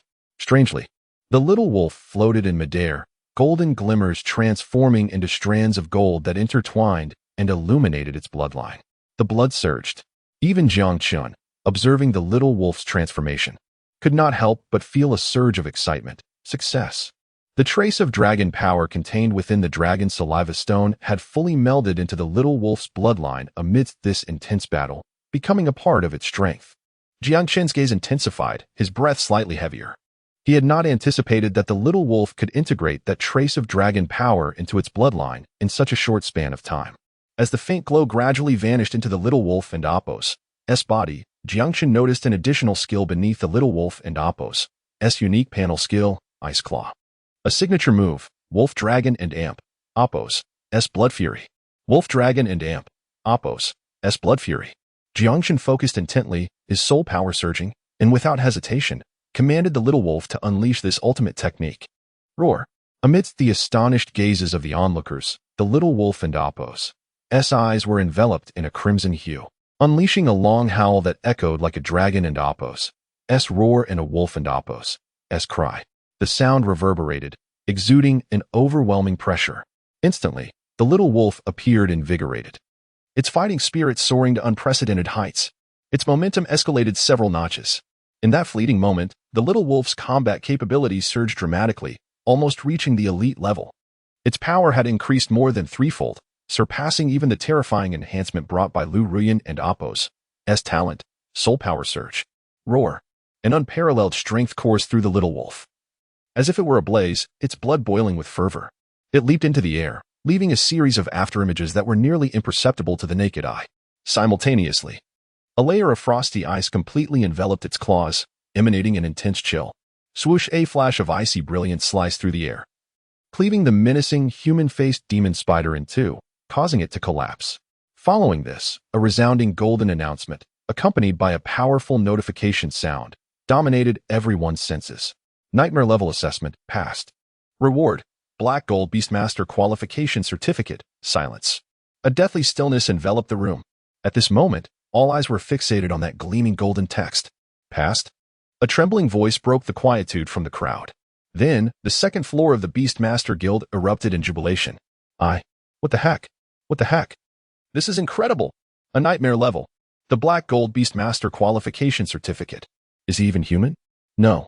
Someone tell me this isn't an illusion. I can't tell anymore. I truly can't tell. The crowd struggled to contain their exhilaration, their faces flushed with excitement, arms flailing uncontrollably, unable to contain their astonishment. It could be said that in this very moment, Jiang Chen had undeniably forged history, creating a monumental milestone for their entire Beastmaster Guild. Jiang Chen became the first individual in the entirety of Hanxia to pass the nightmare level assessment since the guild's founding. His future is limitless. Zhou Dechuan's serious demeanor finally broke into a smile, a sense of satisfaction washing over him. He could already envision a star destined to illuminate all of Hanxia, radiating brilliance. Outside, cheers resounded, while within the assessment room, Jiang Chen felt utterly exhausted. He sat in the apparatus, beaming at the equally fatigued little wolf, who appeared nearly drained. Little wolf, you were remarkable. This time, you truly surprised me. Jiang Chen gently patted the little wolf's head, his emotions still somewhat stirred. Wolf Dragon's Blood Fury is not merely an ordinary skill. It is the little wolf's ultimate technique. When unleashed, its power is astonishing, dramatically enhancing combat prowess, propelling the little wolf into a frenzied state. In such a state, even the ferocious human-faced demon spider could be easily vanquished by the little wolf, showcasing an extraordinary ferocity. However, such an ultimate move cannot be executed solely by the little wolf.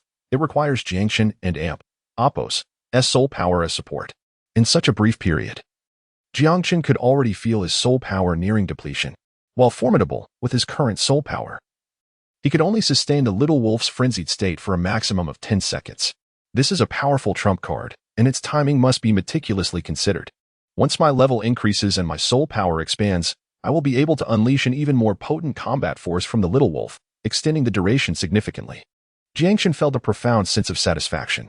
After resting for over half an hour, he had only just begun to regain some vigor before storing the little wolf in the Beastmaster ring to rest and stepping out of the assessment room. Clap, clap. The moment he emerged, he was met with a crescendo of applause, rising in waves, each louder than the last. Impressive. Even Ji Xia raised her thumb, praising him extravagantly. Basic skills, no need to show off. Jiang Chen flashed a radiant smile, revealing 2 rows of gleaming teeth. He was exceedingly pleased with the little wolf and Apos' performance. If the little wolf continues to grow at this rate, then even a year from now, when the beast tide strikes, I should be capable of holding my own to protect my grandfather and the others.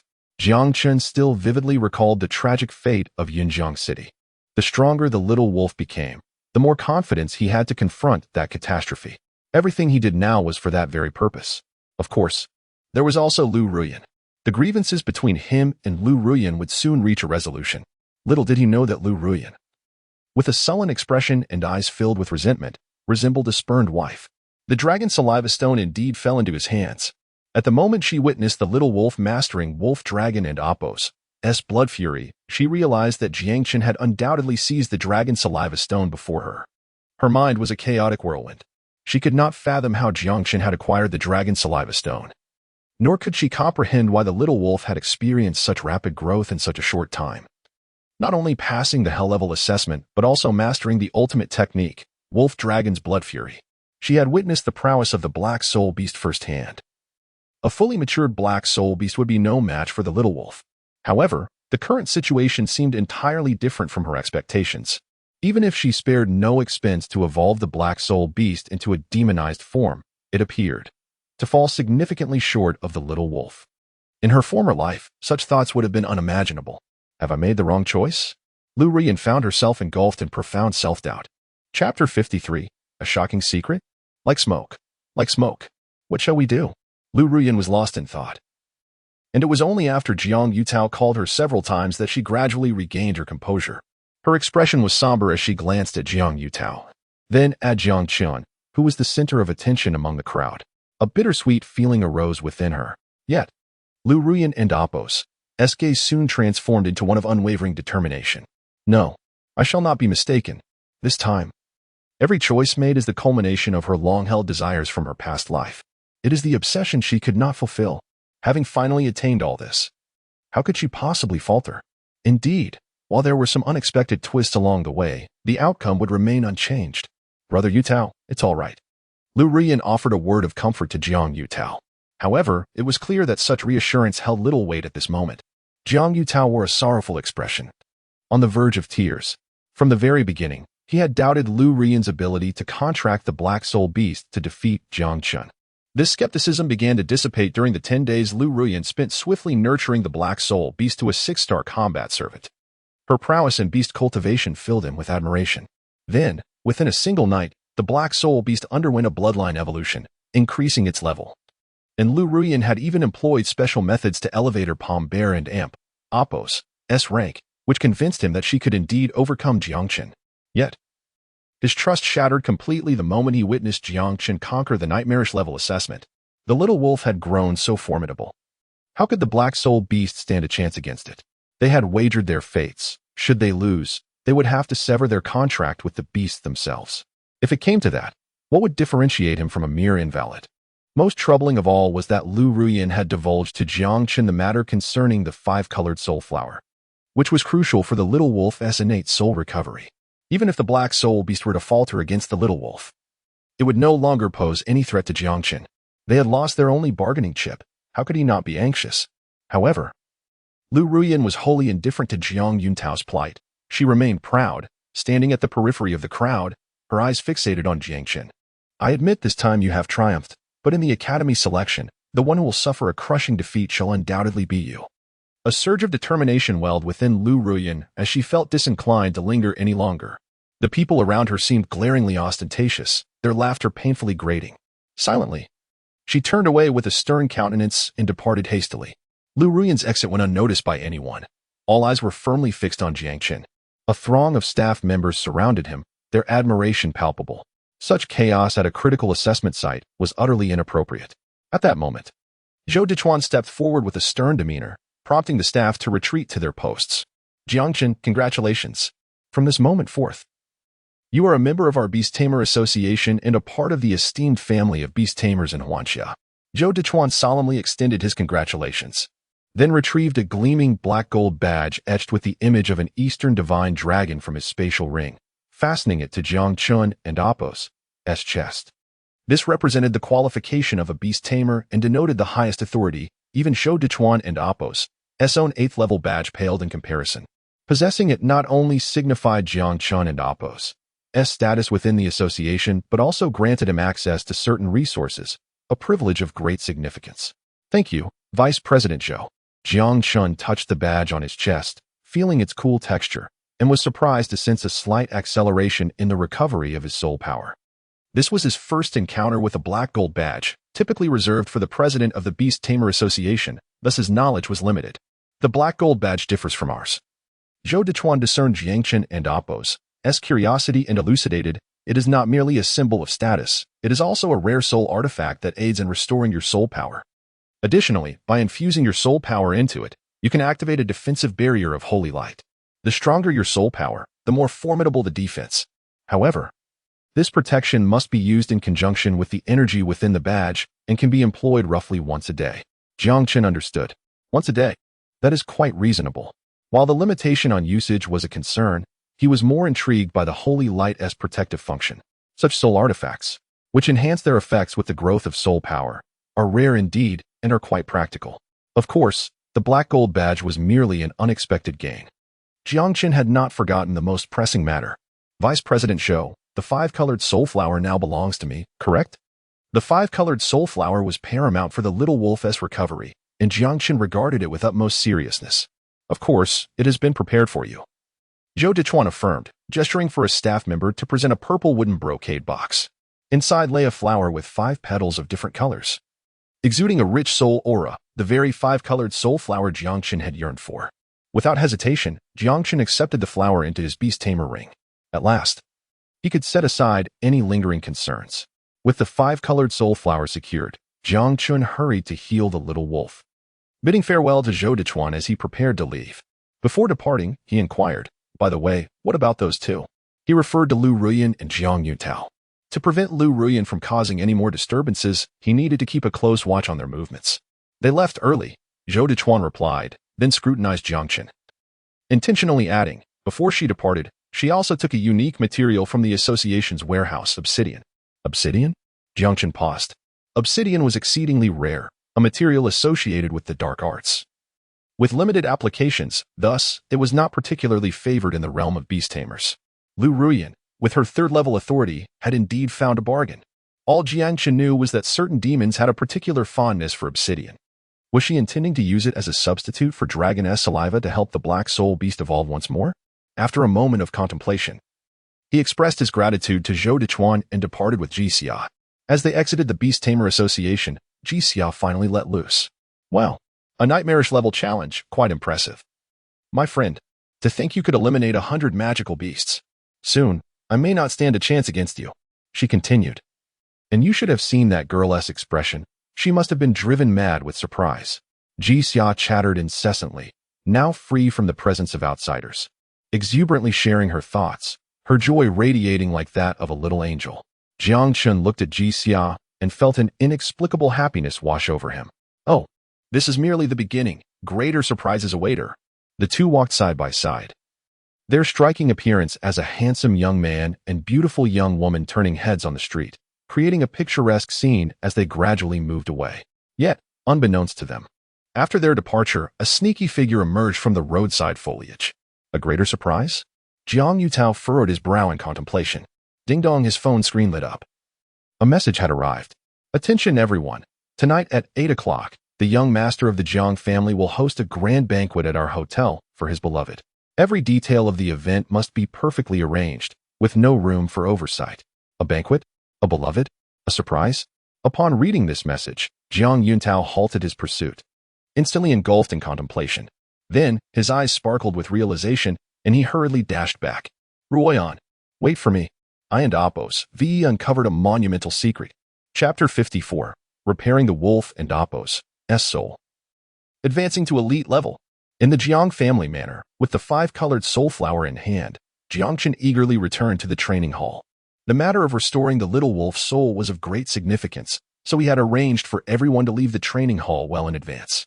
As for Jixia, she, being quite understanding, recognized that Jiang Chen had pressing matters to attend to and chose to spend time shopping with her friends instead. He felt a bit guilty for not taking better care of her, but he would make it up to her when he had the time. With great enthusiasm, Jiang Chen took out the 5-colored soul flower. The little wolf appeared before him, still in a deep slumber, perhaps due to exhaustion. After calling its name several times, the little wolf finally sat up groggily. Just hold on a little longer. Once we get through this, The sky will be yours to soar and the sea yours to swim, Jiang Chen encouraged, stroking the little wolf's smooth fur. The little wolf affectionately rubbed against Jiang Chen's palm, as if aware of what was about to transpire, quickly gathering its spirit. Once the little wolf was ready, Jiang Chen took a deep breath, cradling the five-colored soul flower in his palm. Let us begin.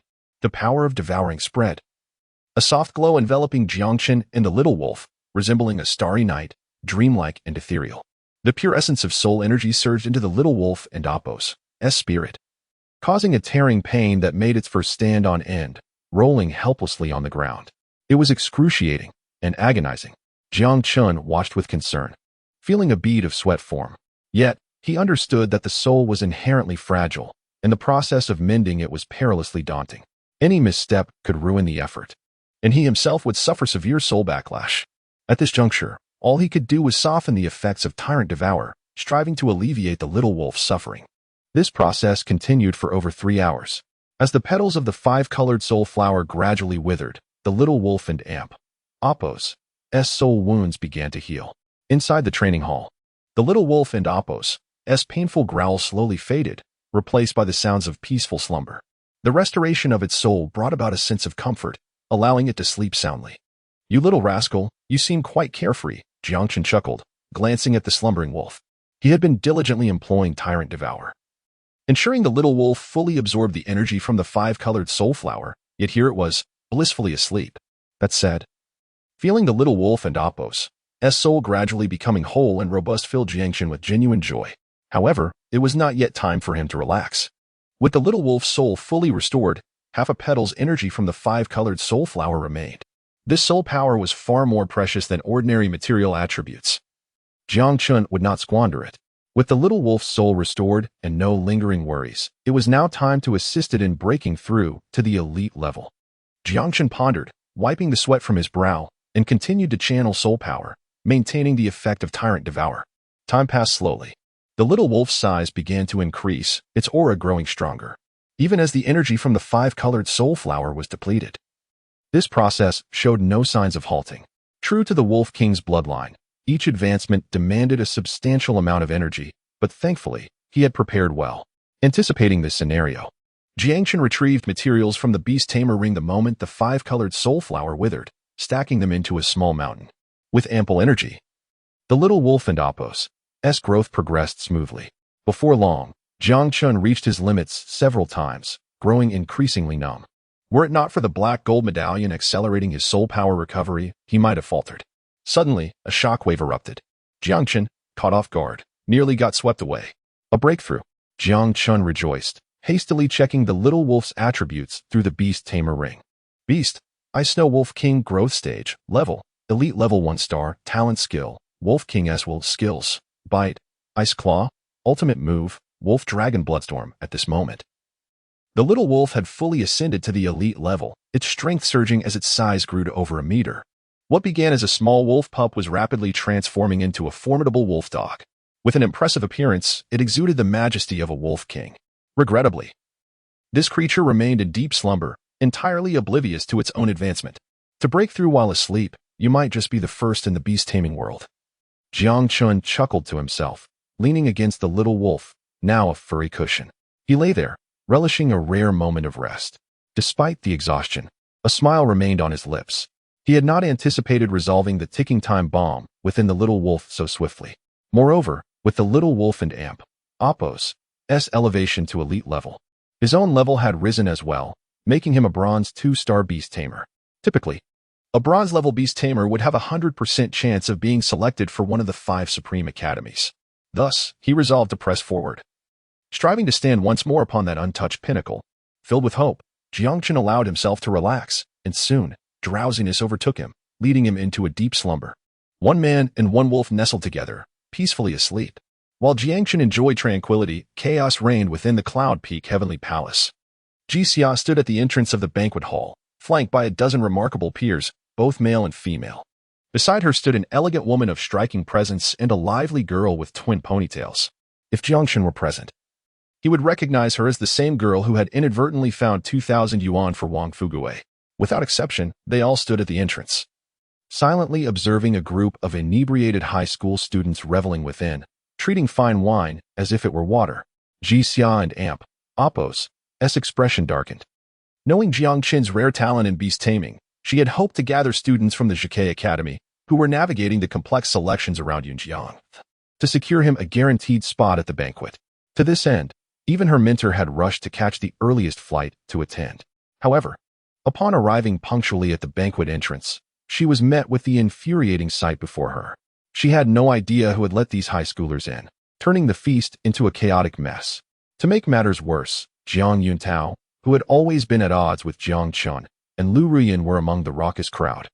Upon seeing her, Jiang Yuntao, reeking of alcohol, slurred, "Oh, it and Apos, SU. What brings you here? Surely not to see Jiang Chen? I knew it. Jiang Chen would just use you and toss you aside, haha." He laughed boisterously. "Look around. This banquet was all set up to impress Ruyan. Everything I did was for her, ha ha ha." Chapter 55. To the most beloved one standing outside, blocked by Jiang Yuntao. Jixia felt an overwhelming urge to unleash her fury. Were it not for the prohibition of violence within the city, she would have relished the thought of having the fire lark incinerate Jiang Yuntao. Jixia, could it be that there is some misunderstanding here? A mature woman hesitated before voicing her inquiry. Beside Jixia, a young girl interjected, "Xia. Didn't you say this banquet was organized specifically for us by Jiang Chen? Why are there other people here?" While the two managed to maintain their composure, the others were far less restrained, their expressions sour with dissatisfaction. After all, they were all prodigies of the Vermilion Bird Academy. Not only was Jiang Chen late, but this gathering had also been muddled by a group of irrelevant individuals, leaving them feeling belittled and seething with anger. Among them, one impeccably dressed young man, his hairstyle meticulously styled, appeared particularly displeased. "Miss Jixia, I believe we need not enter. I see no sincerity on his part." He spoke with a measured tone, mindful of his image. "Is it truly necessary to let these people ruin our spirits for a gathering? I shall treat everyone to another venue, if you like." Upon hearing this, many faces brightened, nodding in agreement. "If Senior Song is treating, it would be our utmost honor." Some attendees turned their gaze toward the undeniably handsome Song Mingyuan, who had been fixated on Jixia, and began to cheer him on. "Xia, look at Senior Song. He and Apos, is not only dashing and capable but also comes from a family of equal standing. Why not consider him instead of Jiang Chen?" In the Vermilion Bird Academy, it was common knowledge that among Jixia's many suitors, Song Mingyuan was the most fervent. From the very first day Jixia entered the academy, he had publicly declared his affection and pursued her relentlessly. However, Jixia had maintained her distance, and their relationship had not progressed further. Listening to the raucous encouragement from behind, Song Mingyuan remained silent, but Kuden and Apos, he suppressed the slight upward curl of his lips. He instinctively adjusted his hairstyle and, with utmost courtesy, inquired, "Miss Jixia, what is your view on this?" Seeing this, Jixia felt a headache coming on. Although her time with Jiang Chen had been brief, she was confident that he would not be so irresponsible. Moreover, she understood that he was likely delayed due to matters concerning Xiaolang. As for why Jiang Yuntao and Liu Ruyan were present, Jixia was uncertain.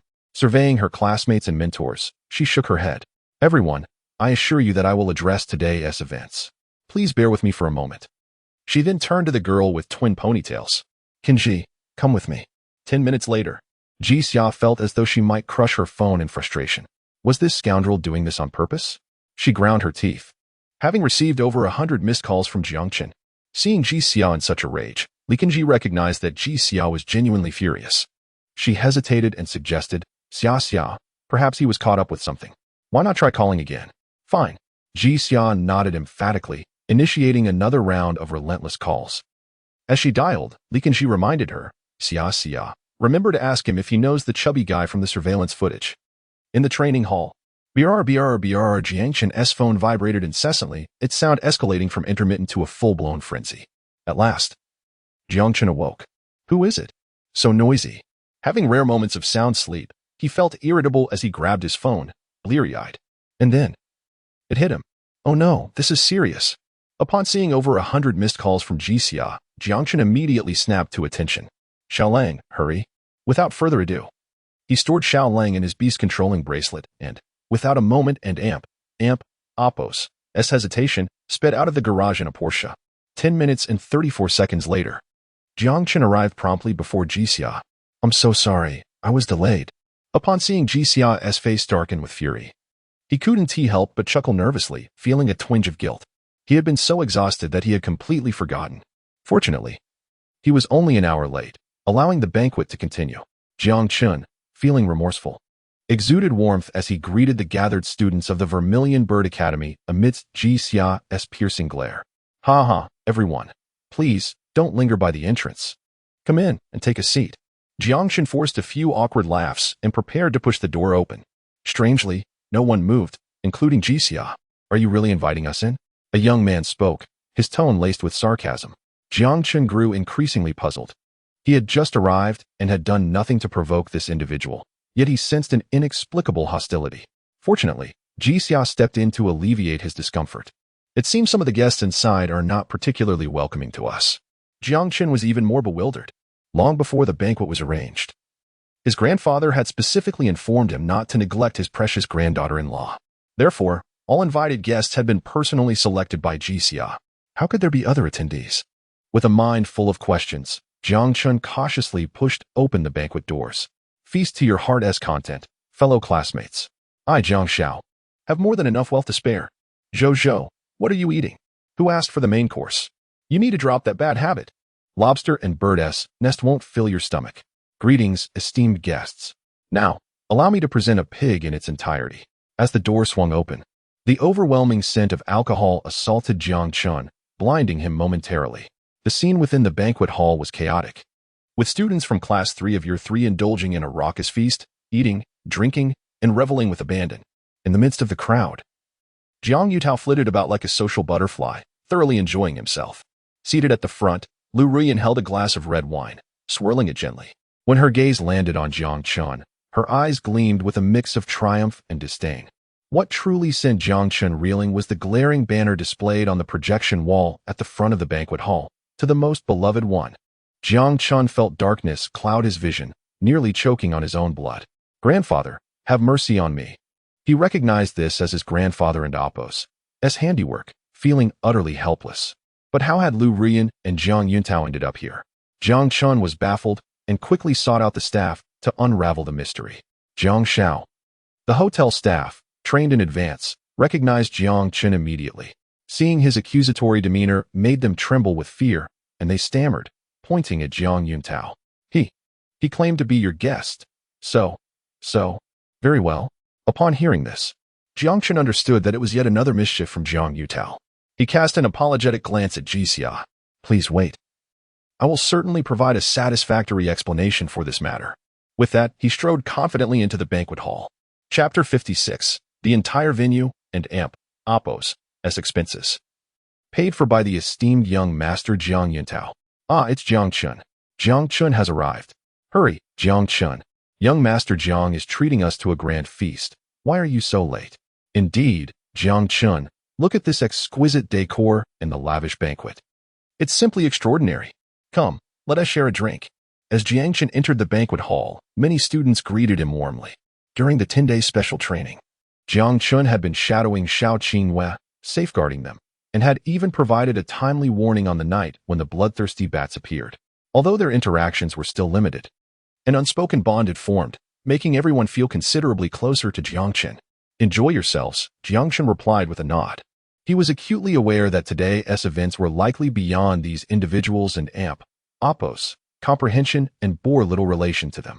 With a clear objective in mind, he approached the spirited Jiang Yutao, who was weaving through the crowd. I heard, you're treating us tonight? Jiang Chen's cold gaze fixed on Jiang Yutao, and a mocking smirk escaped his lips, startling Jiang Yutao. Noticing Jiang Chen's unwelcoming demeanor, Jiang Yutao felt a shiver run down his spine, causing him to sober up considerably. Driven by an innate fear of Jiang Chen, he instinctively considered fleeing. However, he quickly regained his composure and chuckled smugly. Jiang Chen, you've been biding your time, but you're still trying to put on a FAA day in front of me. Jiang Chen furrowed his brow, failing to grasp Jiang Yutao's intentions. On the contrary, Jiang Yutao appeared emboldened. He swayed slightly, barely steadying himself, and leaned closer to Jiang Chen, whispering with a sly grin. This banquet, it's all for Ruyan, isn't it? Heh. How does it feel to have your little scheme exposed ahead of time? Are you dumbfounded? Haha. Jiang Yuntao reveled in his perceived cleverness.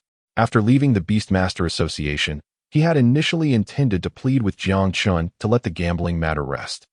Little did he know he would inadvertently learn of Jiang Chen's surprise for Liu Ruyan. Suddenly enlightened, he realized that Jiang Chen's recent confrontations with Liu Ruyan were merely part of a strategy to win her back with a grand surprise. Jiang Yutao hadn't anticipated that Jiang Chen was playing such a grand game. Yet, as long as he was present, Jiang Chen's aspiration to win over Liu Ruyan was nothing but a futile dream. Upon returning, many questioned his identity, and people had deliberately distanced themselves from him. Most notably, the few ruffians from Zhuzhou had even ignored his calls after returning to the base city. This was intolerable. Upon learning of Jiang Chen and Appo's planned banquet, he eagerly organized a feast for the entire class, also informing Liu Ruyan in advance to ensure Jiang Chen's plans would not succeed. The more he contemplated, the more he believed himself to be exceptionally clever. Spending Jiang Chen's money to win the class's favor and making Liu Ruyan see through Jiang Chen's intentions, thus fostering her disdain, was simply perfect. I'm truly a genius. Jiang Yuntao grinned widely, convinced that Jiang Chen was unable to let go of Liu Ruyan, which only emboldened him further. Jiang Chen, you wish to make a world-shattering confession on Ruyan's birthday. I underestimated you. Jiang Yuntao boasted. Since you're here, settle the bill and prepare us some dishes. Stand by and serve us tea. If you can make me happy, I might just let Ruyan drink with you. Ha ha ha. That would make all your efforts worthwhile. Jiang Yutao believed he had Jiang Chen firmly in his grasp, reveling in his audacity. However, he failed to notice the increasingly frigid gaze emanating from Jiang Chen. Settle the bill and serve us dishes? Jiang Chen found the request laughable. He had almost forgotten that it was Liu Ruyan's birthday, and he could not comprehend Jiang Yutao's audacity in addressing him so brazenly. Yet he surmised that Jiang Yutao had likely misunderstood the situation. With a cold smile, Jiang Chen, realizing Jiang Yutao's arrogance, seized the moment. Did you hear that? Bring out the finest dishes your hotel has to offer, one of each for everyone. Jiang Chen instructed the waiter trailing behind him, emphasizing the words one for each with intensity. Hey, at least you're perceptive, Jiang Yutao beamed, overjoyed. He missed the thrill of such extravagance, spending lavishly in high society. With Liu Ruyan present, Jiang Chen? Huh. That insignificant Jiang family heir was merely a servile dog at his feet. However, as Jiang Yutao basked in his triumph, he was blindsided by Jiang Chen's next statement, which plunged him into despair, nearly sending him into a faint. Remember, tonight, all expenses will be covered by Jiang Yutao, the esteemed young master. The words struck like a thunderclap, hitting Jiang Yutao squarely between the eyes. His inebriation evaporated instantly. He could scarcely believe his ears. Jiang Chen expected him to settle the bill? In an instant, cold sweat drenched him, and the world spun as darkness enveloped him, collapsing straight to the ground. The sky had fallen. The waiter glanced at the terrified Jiang Yuntao, then at the serene Jiang Chen. Young Master Jiang. This, he stammered, clearly distressed. The Cloud Apex, renowned as the finest hotel in Yun City, had arranged this banquet with utmost grandeur. The costs alone would start at a minimum of $1 million. It was that he looked down on Jiang Yutao, but such expenses would hardly suffice to purchase him, even if he sold his entire family. Jiang Chen's smile grew broader. Since Jiang Yuntao wished to play, he would oblige with gusto. He was indifferent to whether Jiang Yuntao could handle the financial burden. With a grand gesture, he displayed his extravagance. What are you waiting for? Can't you see young Master Jiang is so happy he has nearly fainted? Hurry. We must ensure our esteemed young master enjoys himself tonight. Under Jiang Chen's urging, despite the waiter's hesitation, he promptly relayed the order to the kitchen. In light of Jiang Chen and Appo's status, it was not within his purview to offend him, and he dared not show any negligence regarding Jiang Chen's instructions. At that moment, Jiang Yuntao finally regained his senses. Panic-stricken, he attempted to stop the waiter, but Jiang Chen preempted him, chuckling mockingly. Ah, young Master Jiang, enjoy yourselves. Jiang Yuntao could no longer maintain his composure. Jiang Chen, I curse you, he shouted, furious, spewing saliva. He felt as though he could die from the sheer weight of the financial burden. Even if he sold his entire family, he couldn't possibly cover such a sum. Having said his piece, Jiang Chen was disinterested in further bickering with Jiang Yutao over how he would settle the bill. You bastard. Didn't I tell you not to bully Brother Yuntao? At that moment, Liu Ruyan stormed over, her eyes blazing with fury, but more so with astonishment. Before arriving, Jiang Yutao had confidently assured her that Jiang Chen was preparing a surprise for her, putting her at ease. When Jiang Chen first entered, she had assumed he was there to seek reconciliation and curry favor. She had even prepared herself to humiliate Jiang Chen thoroughly. Yet, in the blink of an eye. Jiang Yuntao had fainted from anger several times, leaving her utterly bewildered. Liu Ruyan rushed over, but Jiang Chen had anticipated this. He couldn't even be bothered to cast her a glance. Liu Ruyan, you ought to be grateful that the Bay City still upholds the rule of law. With this nonchalant remark, Jiang Chen turned without hesitation and departed. Bastard! Liu Ruyan seethed with fury, momentarily frozen in place. Within that single statement, she discerned an unprecedented chill in Jiang Chen's eyes. There was no longer a trace of affection to be found. Chapter 57. I humbly request guidance from this esteemed senior song. Without a backward glance, Jiang Chen exited the banquet hall, leaving the chaotic mess for Liu Ruyan and Jiang Yuntao to grapple with. The exorbitant bill they had incurred was far beyond their means. Even if they were to sell everything they owned, it would not suffice. Jiang Chen could already envision the dismal life that awaited them. Liu Ruyan, without me, what are you truly worth? He scoffed quietly, feeling an immense sense of relief. Who would have thought you possessed such a cunning nature? Upon Jiang Chen's exit, Jixia greeted him with a warm smile and playfully teased him. She couldn't help but cast a lingering glance at Jiang Chen. In their childhood, he had been rather simple-minded, often brought to tears by her antics. She had never realized he harbored such a shrewd side. I apologize for today's events. Jiang Chen expressed regret. While it was Jiang Yuntao who had stirred up trouble, he recognized his own share of responsibility in the situation. Hey, what are you talking about? Young man, it's not your fault. Jixia feigned seriousness as she patted Jiang Chen's shoulder, disregarding the matter. She could tell he was unaware of the circumstances. Otherwise, if he were still being foolishly obstinate, she would have certainly summoned her grandfather to intervene.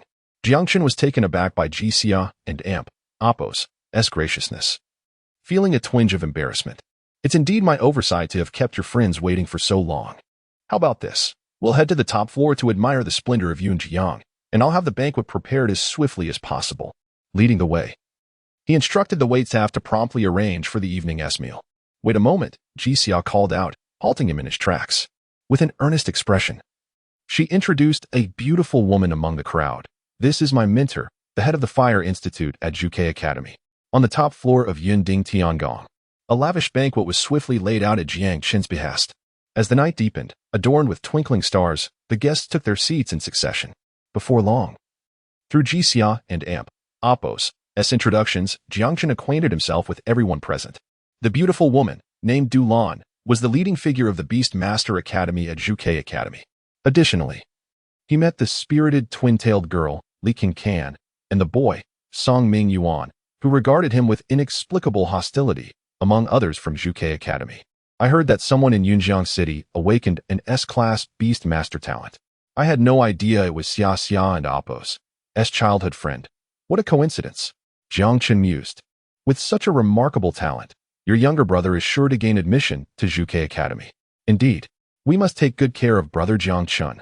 With Jixia fostering a lively atmosphere, the previous unpleasantness was soon forgotten, and the group lavished praise upon Jiang Chen.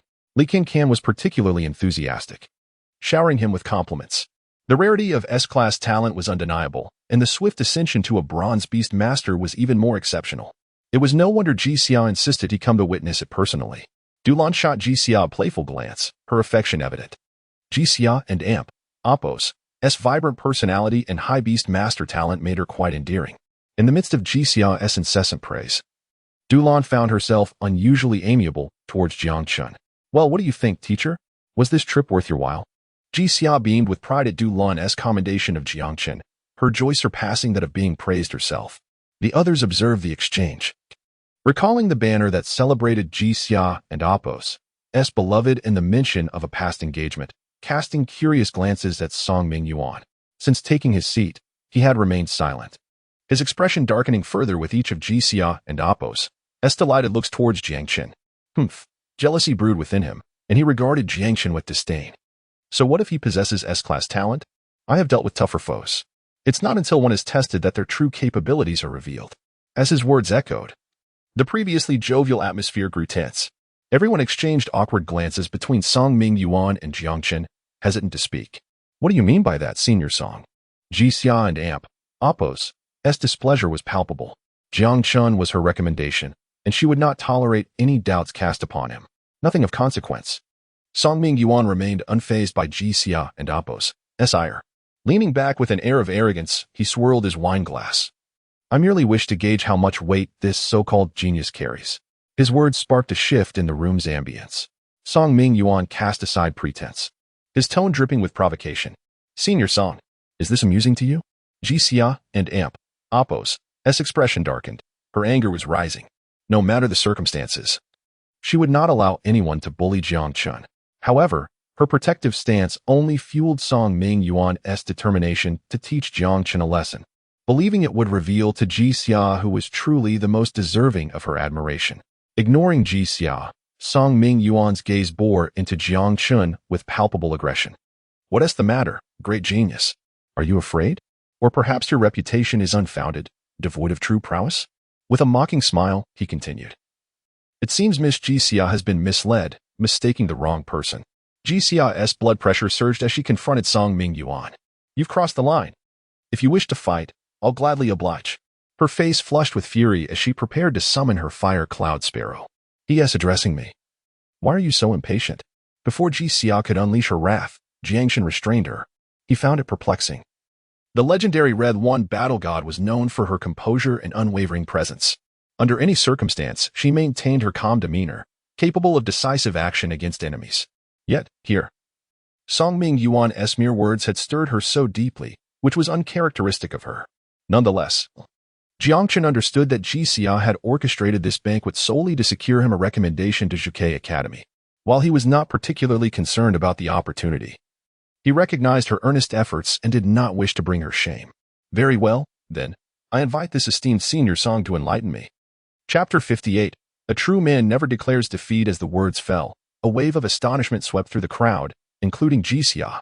Indeed, Song Ming Yuan exhibited a somewhat aggressive demeanor, yet Jiang Chen and Amp, Appo's assertiveness was palpably more pronounced. The very title he used to address Song Ming Yuan indicated his utter disregard, setting the stage for a fierce confrontation.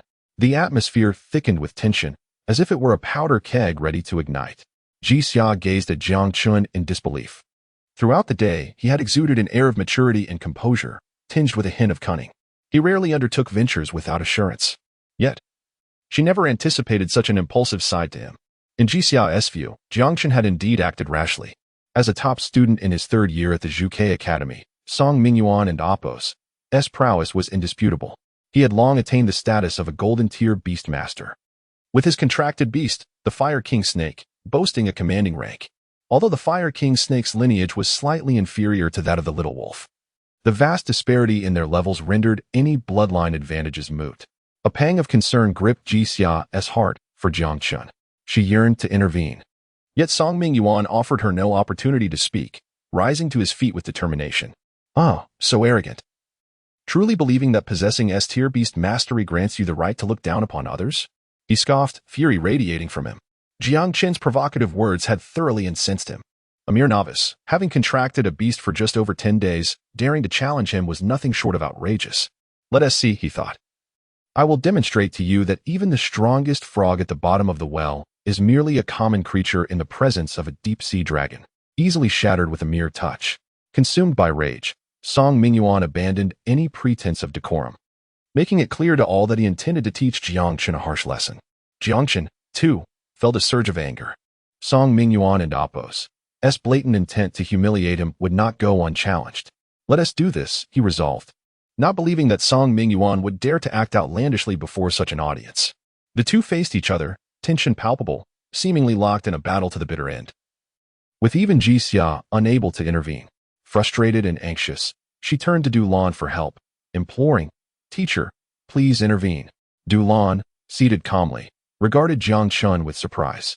Upon catching Jixia's pleading gaze, she smiled unexpectedly, saying, encouraging young people to engage in dialogue is not a bad thing. In fact, I wish to observe the capabilities of your brother. Jixia and Appo's eyes widened in disbelief, unable to fathom such words coming from Dulan. Teacher, how could you join in this madness? She exclaimed, her temper flaring. It was evident that Jiang Chen was about to face a disadvantage. Dulan's failure to intervene, coupled with her encouragement, left her utterly perplexed. With Dulan and Appo's approval, Song Ming Yuan felt emboldened. Without hesitation, he strode to the back of the dining table. positioning himself before the expansive observation deck. A flash of fire erupted as a 10-meter-long Fire King snake materialized behind him, its body as thick as an adult human. Its crimson tongue flickered ominously, and its piercing triangular eyes locked onto Jiang Chen, exuding an overwhelming presence. My beast is merely of the 3-star commanding rank. It should not frighten you too much, Song Mingyuan boasted, a smug grin creeping across his face. In Yun City, a beast of commanding rank was already a rarity. And as a student of Zhuke Academy, he possessed ample grounds for arrogance. As the Fire King snake appeared, he scrutinized Jiang Chen's every move, noting with disappointment that Jiang Chen exhibited none of the fear he had anticipated. Undeterred, Song Mingyuan remained resolute in his intent to humiliate Jiang Chen, believing that a show of overwhelming force was the only way to achieve his desired outcome. Yet, Dulan had no intention of allowing Song Mingyuan to have his way. Since this was a test of strength, the disparity in power could not be excessive. With a casual wave of her hand, she placed a circular soul device around the Fire King snake's neck. Instantly, the creature became agitated, yet its strength was insufficient to escape Dulan's control. As the soul device glimmered with energy, the Fire King snake's size rapidly diminished, its rank subsequently decreasing. This soul device is called the Magic Restraint Ring. It can suppress the strength of demons and beasts alike, Dulan explained, casting a glance at Jixia.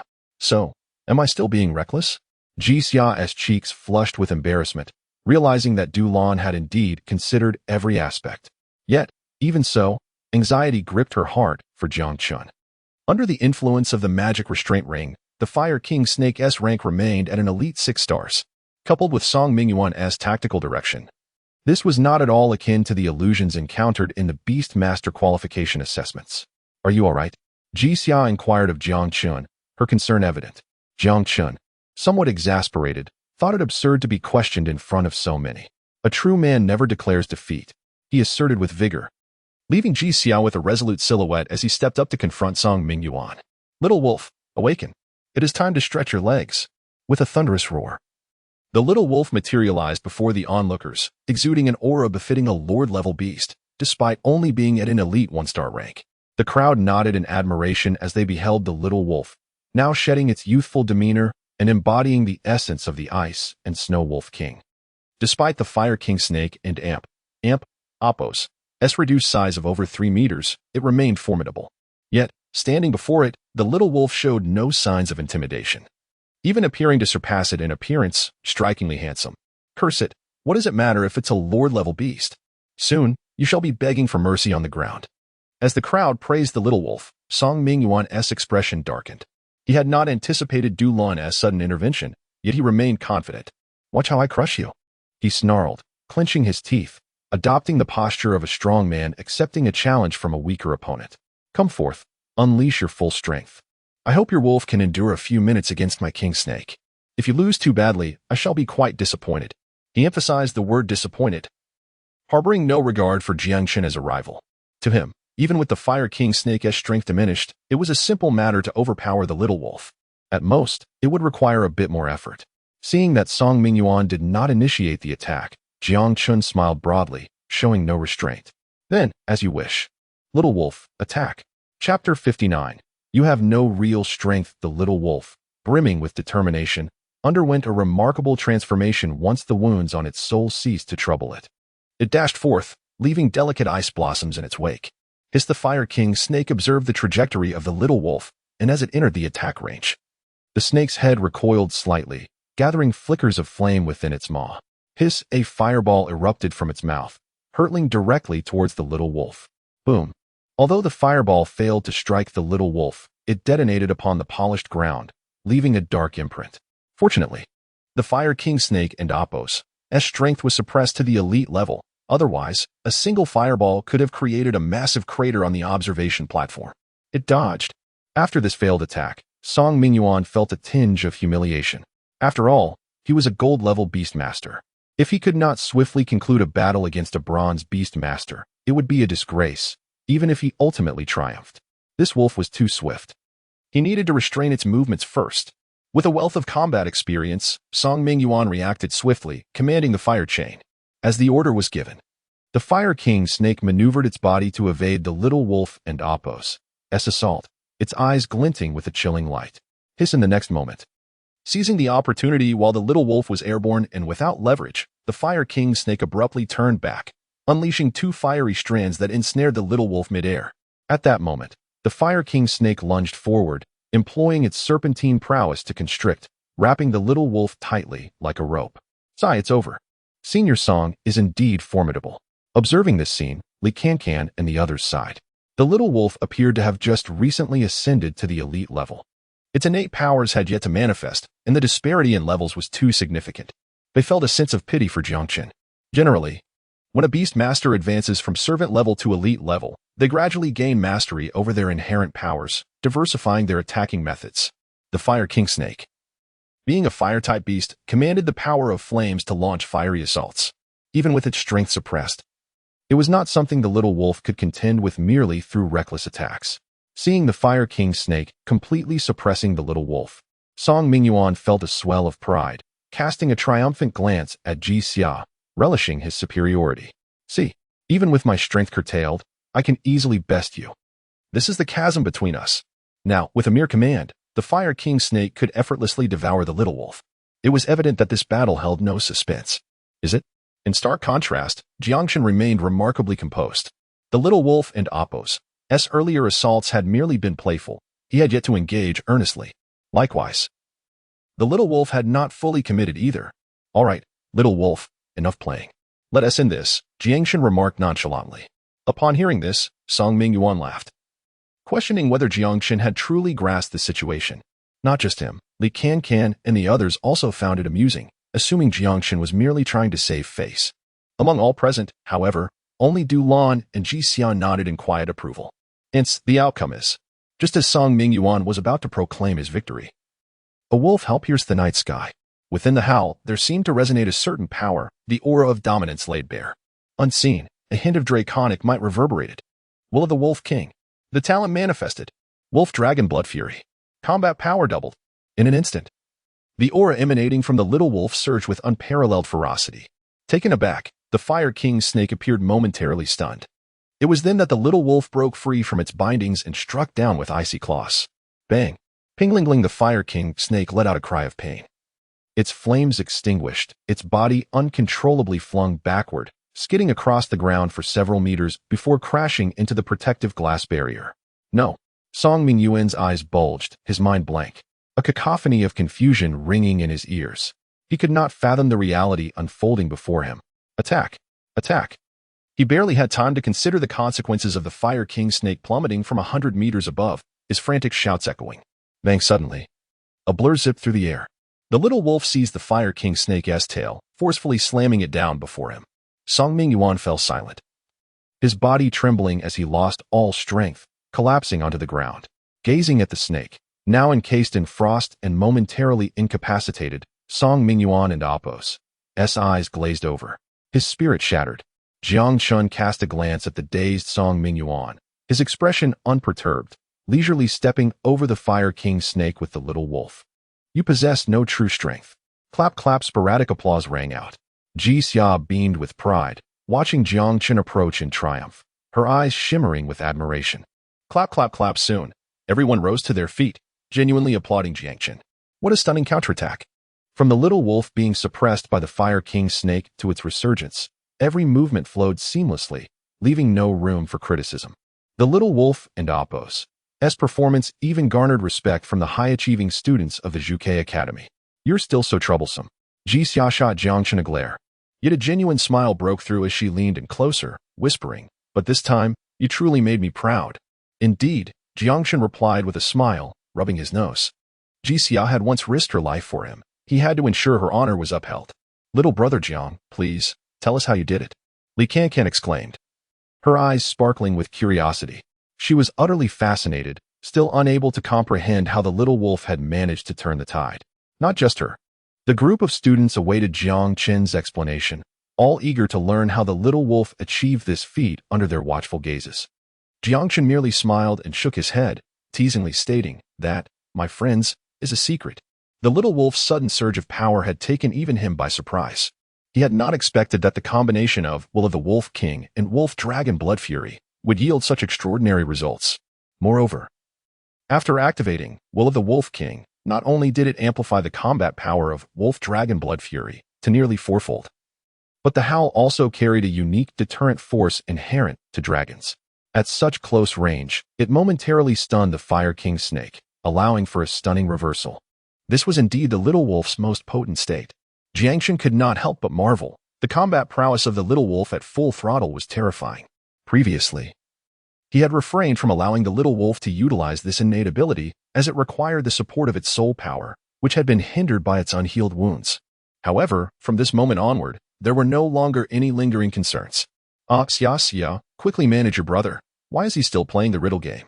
Upon hearing Jiang Chen's reluctance to speak, the crowd grew anxious and turned to Xia for assistance. Xia chuckled softly, her enchanting eyes sparkling as she glanced at Jiang Chen, exclaiming, "This is a secret." As her words echoed, a chorus of lamentations arose once more. Dulan observed the students' playful antics and couldn't help but smile. Subsequently, she approached Jiang Chen with utmost seriousness and declared, "Now, Jiang Chen, in my capacity as the head of the fire department, I bestow upon you a direct admission slot to the Zhuke Academy." Chapter 60, A Meeting Gift? The Equality of All Beings. Duran and Amp. Appo's voice resonated with a steady cadence, each word distinctly reaching the ears of those present. "Teacher, is what you said truly authentic?" Xia was the first to leap up, her face betraying an overwhelming delight as she excitedly grasped Duran and Appo's sleeve. She was utterly astonished. It is well known that each quota at the Vermilion Bird Academy is exceedingly precious, requiring more than 10 recommendations through a rigorous chain of approvals from the school and Appo's higher authorities to be realized. Although each head of department possesses the authority to grant a recommendation, they are limited to only one such designation per year. Thus, Duran's immediate announcement of bestowing her reserved spot upon Jiang Chen left Xia in a state of uncontainable joy. "You little rascal, I've cared for you. Yet I've never seen you so ecstatic." Duran cast a sidelong glance at Xia, then turned her gaze with an amused expression towards Jiang Chen, smiling.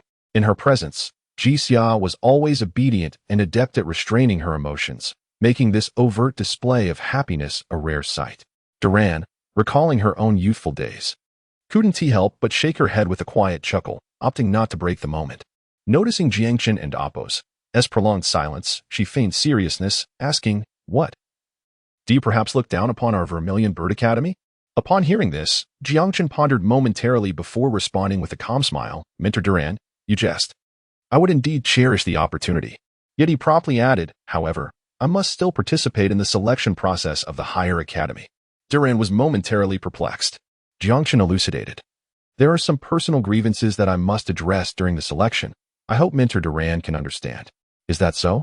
Duran nodded, secretly relieved, though she did not dwell on it. Xia, however, shot a contemplative glance at Jiang Chen, well aware that it likely pertained to the matter of Liu Ruyan. She chose not to elaborate, instead linking arms with Duran and playfully inquiring, "Teacher Duran, since Jiang Chen is a recommended student now, do you not have any meeting gift to offer?" With a mischievous twinkle in her eye, she winked, exuding a playful spirit.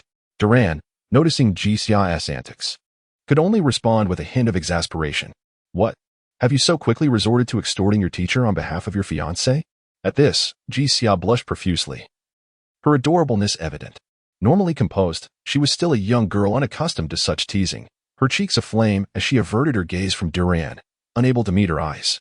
Observing Xia's rare display of bashfulness, Duran found it amusing but refrained from further teasing.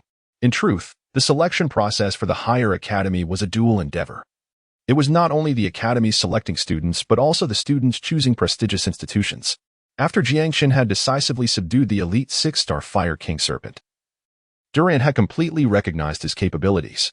Furthermore, Jiang Chen possessed S-class talent. Such a prodigy would be sought after by not only the Vermilion Bird Academy but other eminent institutions as well. Now that Jiang Chen had accepted her recommendation, it could be argued that the greater advantage lay with her. Reflecting on this, Duran spoke, "In that case, you are now considered a student of the Vermilion Bird Academy. Allow this magic suppression ring to serve as my meeting gift to you." Well, a chorus of awe erupted as Duran unhesitatingly presented the magic suppression ring to Jiang Chen. It is worth noting that the crafting of soul artifacts is no easy feat. Each one is incredibly rare, as the potency of a beastmaster as soul power varies. Particularly, the magic suppression ring, which offers tangible combat assistance, is exceedingly valuable. Soul artifacts are generally categorized into 5 qualities based on their functionality: white, green, blue, purple, and gold. For instance, Jiang Chen's beastmaster bracelet falls within the blue quality, while the black-gold badge barely qualifies as purple. However, the magic suppression ring, capable of significantly suppressing any demon or beast, is undoubtedly of gold quality. Simply put, it serves as an equalizer for all beings. As long as Jiang Chen and Amp, Appos, soul power is sufficiently strong, he can effortlessly suppress the strength of a commanding beast to the elite level, making this gift rather substantial. Even though Jiang Chen had encountered and possessed numerous formidable soul artifacts, he was still somewhat taken aback. After a brief hesitation, he accepted the beastmaster bracelet without feigned modesty, nodding as he expressed his gratitude. "Thank you, Teacher Duran." "Good, that is satisfactory." Duran nodded in approval. Recognizing Jiang Chen and Amp, Appos' acceptance of his identity as a student of the Vermilion Bird Academy, a soul artifact that could entice a gifted individual of immense potential to willingly join the academy was, by all measures, a worthwhile investment for her. With this thought, Duran found herself increasingly fond of Jiang Chen. Unbeknownst to her, for Jiang Chen, joining any academy would suffice. The variance in resources among different institutions would not alter his ultimate goal of standing atop the pinnacle of beastmasters in Hanxia. Moreover, he had long harbored intentions toward the Vermilion Bird Academy, and even without Duran's gift of the magic suppression ring, his commitment would remain unchanged, though their thoughts diverged. They shared a unified understanding regarding Jiang Chen's new affiliation with the Vermilion Bird Academy. "From this moment forth, you are a member of the Vermilion Bird Academy," Duran firmly declared, further enhancing the convivial atmosphere of the evening. Everyone had seemingly accepted Jiang Chen as their junior, eagerly sharing their experiences in beast mastery. Chattering excitedly around Jiang Chen, they examined the magic suppression ring, thoroughly captivated by it. Jiang Chen, however, found himself somewhat exasperated. Although it was trivial for Li Can and the others to admire the ring, his extensive experience as Hanxia's foremost warrior rendered their shared insights on beast mastery rather superficial. Yet, he chose not to dampen their enthusiasm, maintaining his composure while feigning earnest interest. As such, the lively chatter continued to escalate, much to the delight of Li Can and her peers. However, Song Mingyuan remained an exception. He sat with a sullen expression in a secluded corner of the viewing platform, feeling the chill of the night air. Human joys and sorrows are diverse, yet all he perceived was their cacophony. "This night feels interminable," sobbed softly. After a considerable time had passed without anyone acknowledging him, including Ji Xia, all engrossed in Jiang Chen, Song Mingyuan finally relinquished his struggle. "Jiang Chen, just you wait." He ground his teeth, the sound echoing ominously. Mortified, he realized he could no longer bear to stay in that place. His face darkened as he departed without bidding anyone farewell, leaving in a huff. Chapter 61. The potential of the little wolf. The banquet continued, filled with clinking glasses and joyous laughter. Despite a few minor unpleasant incidents, the evening concluded on a delightful note within the harmonious atmosphere. As it was a rare occasion for everyone to gather, I have arranged accommodations for you all, allowing you to stay a few extra days and immerse yourselves in the local customs of Yunjiang. As the dinner drew to a close, Jiang Chen had already prepared lodging. "Ah, Jiang Chen, you truly are a warm-hearted young man, so thoughtful. No wonder Xia Xia is utterly captivated," Li Can exclaimed, her face flushed from perhaps a bit too much red wine, radiating an undeniable charm. However, her words left Ji Xia feeling somewhat embarrassed. "What nonsense are you spouting, Can?" Ji Xia retorted, her cheeks resembling a ripe apple. Dulan's earlier teasing had already left Ji Xia flustered, and now Li Can's comment heightened her discomfort. Uncertain whether it was intentional or accidental, she stole a glance at Jiang Chen, only to find him looking back at her. Their eyes met. Sweet sensations quietly blossomed in Ji Xia and Appos' heart. Observing Ji Xia and Appos' flustered demeanor, the others exchanged curious glances. Ji Xia was renowned as the most beautiful woman at the Vermilion Bird Academy, holding the esteemed title of the Academy and Amp, Appos' top flower. They could tell that while her affections for Jiang Chen might not be overt, she certainly did not resist him. Moreover, the existence of their engagement hinted at the possibility of their relationship advancing further. The thought that countless suitors had failed to capture her attention, while Jiang Chen might succeed, stirred a complex mix of envy and jealousy within everyone. As these thoughts arose, someone finally noticed the absence of Song Mingyuan. "Where is Senior Song?" They glanced around, searching for his figure, but upon finding none, they ceased their pursuit. After such a humiliating defeat in front of so many, even they would find it hard to remain. It was understandable why Song Mingyuan chose to depart without a word. He could not bear the shame. Laughter continued among Li Kan and the others, while Dulan, Jixia, and Jiang Chen lagged behind. Dulan stood in the middle, her attention fixated on the little wolf trailing behind Jiang Chen. In truth, her focus had hardly wavered since the little wolf's victory over the fiery king serpent. Jiang Chen, your beast should be ready to initiate its first bloodline evolution, Dulan remarked. Jixia chuckled lightly. Minter, have you had too much to drink? The little wolf is merely at the elite level. Even reaching the lord level is still a distant prospect. How could it evolve its bloodline so quickly? In Jixia's understanding, a beast could only evolve its bloodline after its strength had risen to a corresponding level, and after a prolonged period of accumulation. To her surprise, Jiang Chen nodded affirmatively. Indeed, I am preparing for that. Jixia was momentarily bewildered. Dulan then clarified, bloodline evolution is a crucial step for beasts. While it is indeed most reliable to correlate strength with bloodline level, there exists another path. If a beast's strength far exceeds its current level and the necessary materials for evolution are gathered, it can also complete its bloodline evolution. Such beasts possess immense potential. Jixia was taken aback, not expecting Dulan to hold the little wolf in such high regard. It was noteworthy that even though her fire cloud sparrow had reached the commander level, Dulan had never mentioned bloodline evolution to her. As Jixia pondered the little wolf's potential for evolution, a sudden realization struck her, leaving her astounded. The little wolf's current bloodline was at the lord level. Should it evolve further, would it not become a king-level beast? The mere thought of a king-level beast resonated in Jixia and Appo's mind like a cataclysmic earthquake. King-level beasts were exceedingly rare even within the Vermilion Bird Academy, with only a handful of exceptional individuals managing to cultivate their beasts to such heights. Is the teacher truly placing Jiang Chen on par with those extraordinary individuals? Jixia was taken aback. After a brief moment of astonishment, she pouted defiantly. Is he really that remarkable? Curiosity drove her to observe Jiang Chen, tinged with a hint of jealousy. Dulan, however, was preoccupied with Jiang Chen, continuing. I recall there are two possible evolution paths for the Ice Snow Wolf King. The first involves enhancing its physical prowess, amplifying the wolf's innate qualities through relentless battles to evolve into the king-level Ice Peak Giant Wolf. The second is absolute mastery of ice elements, allowing it to evolve into the king-level Ice Spirit Wolf.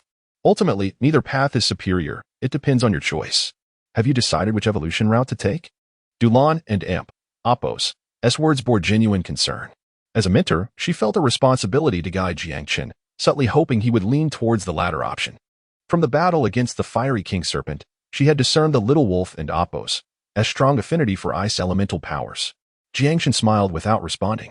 Indeed, both evolution paths Dulan mentioned were optimal choices for the little wolf. However, he had already devised a third route, an obscure evolution path for the Ice Snow Wolf King that he had discovered by chance in an ancient ruin during his previous life, a route even Liu Ruyan was unaware of. It was the ideal evolution path, Winter's Howl. Frosty winds and frozen landscapes, with a single thought blooming to dominate the world. If the little wolf were to evolve into Winter's Howl, it would truly embody the essence of a king. This was the evolution path Jiang Chen most desired for the little wolf. Noticing Jiang Chen and Appo's silence, Dulan understood he had his plans in mind. It seems you have a strategy, she smiled, choosing not to press the matter further. As a mentor, her role was to impart knowledge and resolve doubts. Since Jiang Chen had made his choice, she would patiently await the outcome. Jiang Chen also refrained from continuing the discussion. Regarding how to transition the little wolf into Winter and Appo's howl, he was still in need of a crucial material, known as the Advanced Evolution Source Crystal, which was exceedingly rare and only found in the perilous realm of the Necromancer and Appo's tomb, outside the ancient capital of Hanxia. Coincidentally, Jiang Chen was aware that an esteemed beastmaster possessed such a crystal. In his previous life, Liu Ruyan had employed this very material to evolve the little wolf into the Ice Peak Giant Wolf. However, that beastmaster was notoriously reclusive, seldom allowing anyone to approach him. Jiang Chen and Appo's gaze grew profound as he licked his lips, calculating the time. That old fellow should be nearing Yunjiang City by now. Chapter 62. Jiang Yuntao and Appo's revenge. Jiang Chen silently calculated in his heart. Regarding the evolution of the little wolf and Appo's bloodline, Even if Duran hadn't and Oppos, T mentioned it. He had always kept it in mind. It was now certain that Liu Ruyan had led the Black Soul Beast down a path of demonic evolution.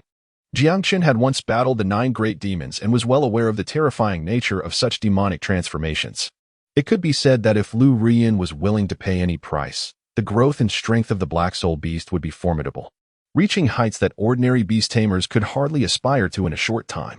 He had to be cautious. Fortunately, he was well prepared for this journey. Jiang Chen sneered as he gazed at the night sky. Liu Ruyan, the moment you chose the Black Soul Beast, you must have thought victory was assured. Just wait. It won't be long before I show you the true power of the little wolf. Outside the Cloud Peak Heavenly Palace. After settling Duran and the others from the Vermilion Bird Academy, it was already past 11:00 and Oppos clock at night. The night scene of Yin City was even more bustling, with neon lights intertwining and traffic flowing like a river. Jiang Chen walked along the street, glancing back at Ji Xia and Li Qingqin who were following him. Feeling somewhat helpless, hadn't he arranged suites for them in the hotel? Why were they still trailing behind, perhaps still hungry? Jiang Chen looked at the two, suggesting, "Shall we grab some barbecue?" He was aware that some girls had a hearty appetite, and Ji Xia had hardly eaten anything at the banquet, so he assumed they were craving a late-night snack.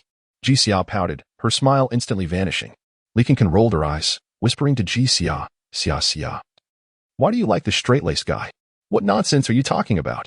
Who likes him?" Ji Xia furrowed her brows, exerting her strength to pinch the small excess flesh at Li Qingqin's waist, causing her to yelp in pain. Under Jiang Chen's puzzled gaze, Ji Xia defended herself. "Who wants to stay in the hotel you arranged? Grandpa Jiang specifically reserved a room for me." After saying that, she added emphatically, "My exclusive room." Li Qingqin. Jiang Chen was taken aback, looking at Li Qingqin in astonishment. "Huh? She is going to? What do you mean?" Ji Xia glared at him, thinking he was unwelcome to Li Qingqin's presence at the manor. Li Qingqin was her closest friend, and if Jiang Chen held such an attitude, she would genuinely be upset. Noticing her expression, Jiang Chen quickly explained, forcing a smile, "Don't misunderstand, that's not what I meant." He could tell that Ji Xia and Li Qingqin shared a close bond, and of course, he wouldn't reject Ji Xia as friend. What concerned him was, the closer they stayed, the higher the likelihood of Wang Fuguwei being exposed. He knew well Li Qingqin's obsession over the past few days, just recently. She had been incessantly mentioning the 2,000 yuan matter in his ear.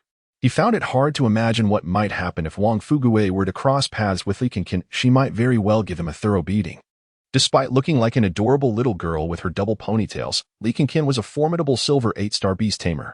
Wang Fuguwei's meager combat skills would be no match for her. Even 10 of him wouldn't suffice. Before Jiang Chen could ponder further, Ji Xia pressed him. "So what do you mean?"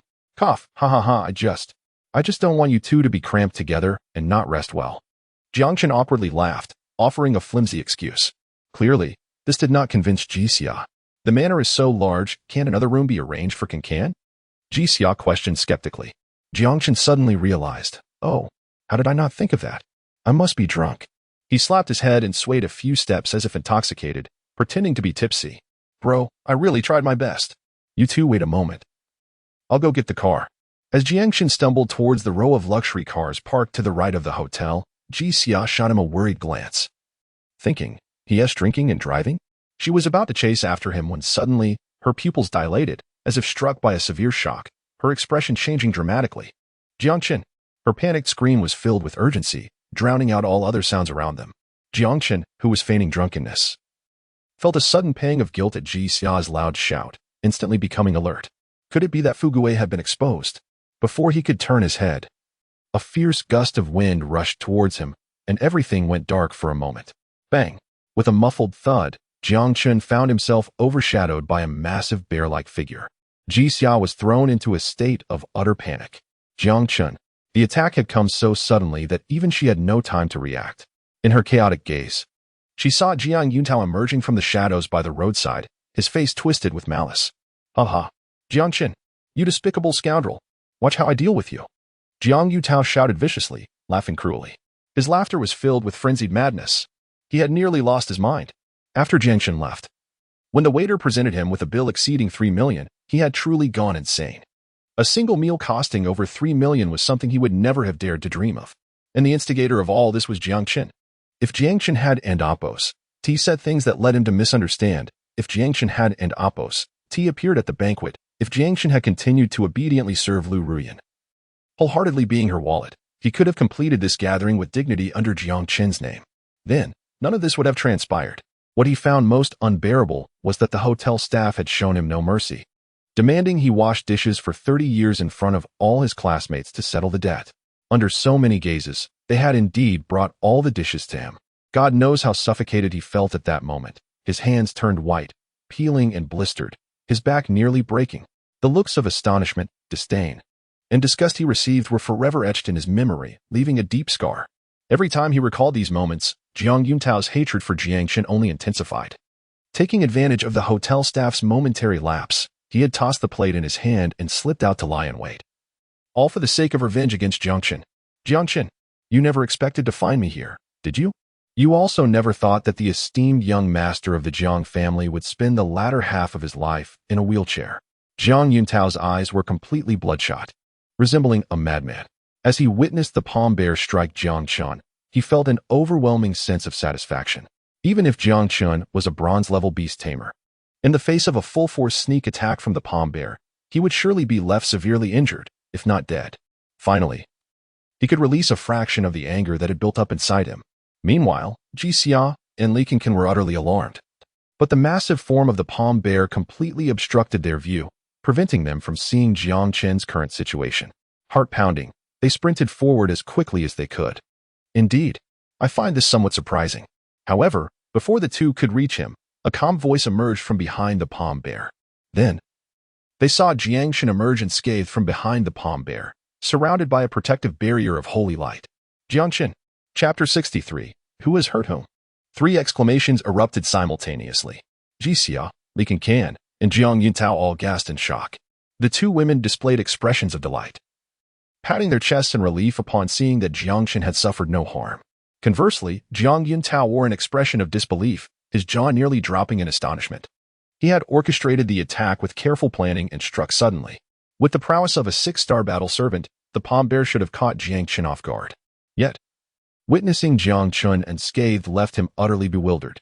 I truly did not anticipate your weakness, Jiang Chen remarked, stepping closer to the group, with Little Wolf appearing alongside him, its claws firmly pinning the palm bear to the ground. Nor did I expect your foolishness in brazenly choosing to strike within the base city. Jiang Chen scoffed repeatedly.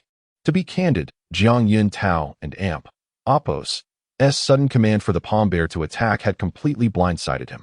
After all, there were explicit regulations forbidding any beastmasters from instigating attacks within the base city. Violators face severe penalties, ranging from labor reform to the execution of their beasts and the revocation of their beastmaster status. It was typical of Jiang Yuntao to act without forethought, leading to such a foolish decision. Fortunately, Jiang Chen had reacted swiftly, activating the protective light of the black gold badge to deflect the palm bear and Amp, Appo's assault, and summon Little Wolf to restrain the beast. Otherwise, even with his elite-level beastmaster physique, a sudden blow from a 6-star battle servant like the palm bear would have been quite painful. It seems I have indeed cornered him. A dog will jump over the wall when desperate. Coldness filled Jiang Chen's gaze as he realized Jiang Yuntao's ambush had genuinely startled him. However, this made it all the simpler for him to deal with Jiang Yuntao. Without hesitation, Jiang Chen instructed Little Wolf to keep a watchful eye on both the palm bear and Jiang Yuntao. He swiftly dialed a number. Hello, Uncle Hat? Someone is unlawfully using beasts to attack others here. Yes, the address is 45 Changle Street, Cloud Top Palace. Upon hearing Jiang Chen and Appo's phone call, Jiang Yuntao and Amp, Appo's expression changed dramatically as he hurriedly exclaimed, Jiang Chen, what are you doing? With a cold glance, Jiang Chen paid him no mind, leisurely whistling as he awaited the arrival of assistance. In a short while, sirens blared as vehicles rushed to the scene. Who called the police? A group of uniformed individuals quickly disembarked, accompanied by various battle-level beasts, all on high alert, surveying their surroundings. They were members of the base city and Amp, Appo's patrol team, competent beastmasters tasked with maintaining order within the city. Jiang Chen immediately raised his hand. Uncle Hat, it's this person, he pointed at Jiang Yuntao, who instigated the beast to attack me, severely jeopardizing the safety of a lawful citizen. That one? One of the patrol members looked quizzically at the trembling Jiang Yuntao, cornered by Little Wolf, then shifted their gaze to the seemingly unbothered Jiang Chen, momentarily lost in thought. Who is truly endangering whom? Fortunately, Jixia promptly clarified Jiang Chen and Amp Oppo's identity as a student of the Vermilion Bird Academy, corroborating his account. The patrol team finally accepted Jiang Chen and Amp Oppo's claims. In that case, we will take him back for questioning. The leader instructed his team to escort Jiang Yuntao into the vehicle and requested footage from the hotel entrance. Ordinarily, Jiang Chen, Jixia, and Li Qingqin would also accompany them for statements. However, due to Jixia and Oppo's status as a student of the Vermilion Bird Academy, the leader refrained from troubling her. This exemplifies the unparalleled status of the 5 supreme academies within Hanxia, garnering respect and leniency from all sectors of society towards their students. The patrol team swiftly took Jiang Yuntao away, generating considerable commotion that attracted a curious crowd. People gathered, peering in intrigue. Let us go home. As the crowd swelled, Jiang Chen quickly led Jixia and Li Qingqin away from the scene, vanishing from sight. Disappointed that the excitement had dissipated, many began to disperse. In the distance, however, one figure lingered, fixated on the direction in which Jiang Yuntao had been taken. Liu Ruyan clenched her fists, veins bulging on her forehead. Jiang Chen, you have thoroughly enraged me. As Liu Ruyan's emotions surged, the dark soul beast silently emerged from the shadows behind her, revealing its menacing fangs. The journey continued swiftly. In no time, Jiang Chen brought Jixia and Li Qingqin to the villa district. In the rearview mirror, he observed Jixia leaning forward several times, seemingly on the cusp of speaking, yet hesitating. Amusement stirred within Jiang Chen. He encouraged her to voice her thoughts. Finally, unable to contain herself, Jixia blurted, "Are you really going to let him off that easily?" Frustration tinged her voice. Jiang Yuntao had clearly aimed to incapacitate Jiang Chen. And even if the patrol team conducted a thorough investigation, they would likely treat Jiang Yuntao leniently due to his status as a high school student. To her, any punishment would pale in comparison to the danger Jiang Chen had faced. Let him off easily? Jiang Chen chuckled softly in disbelief.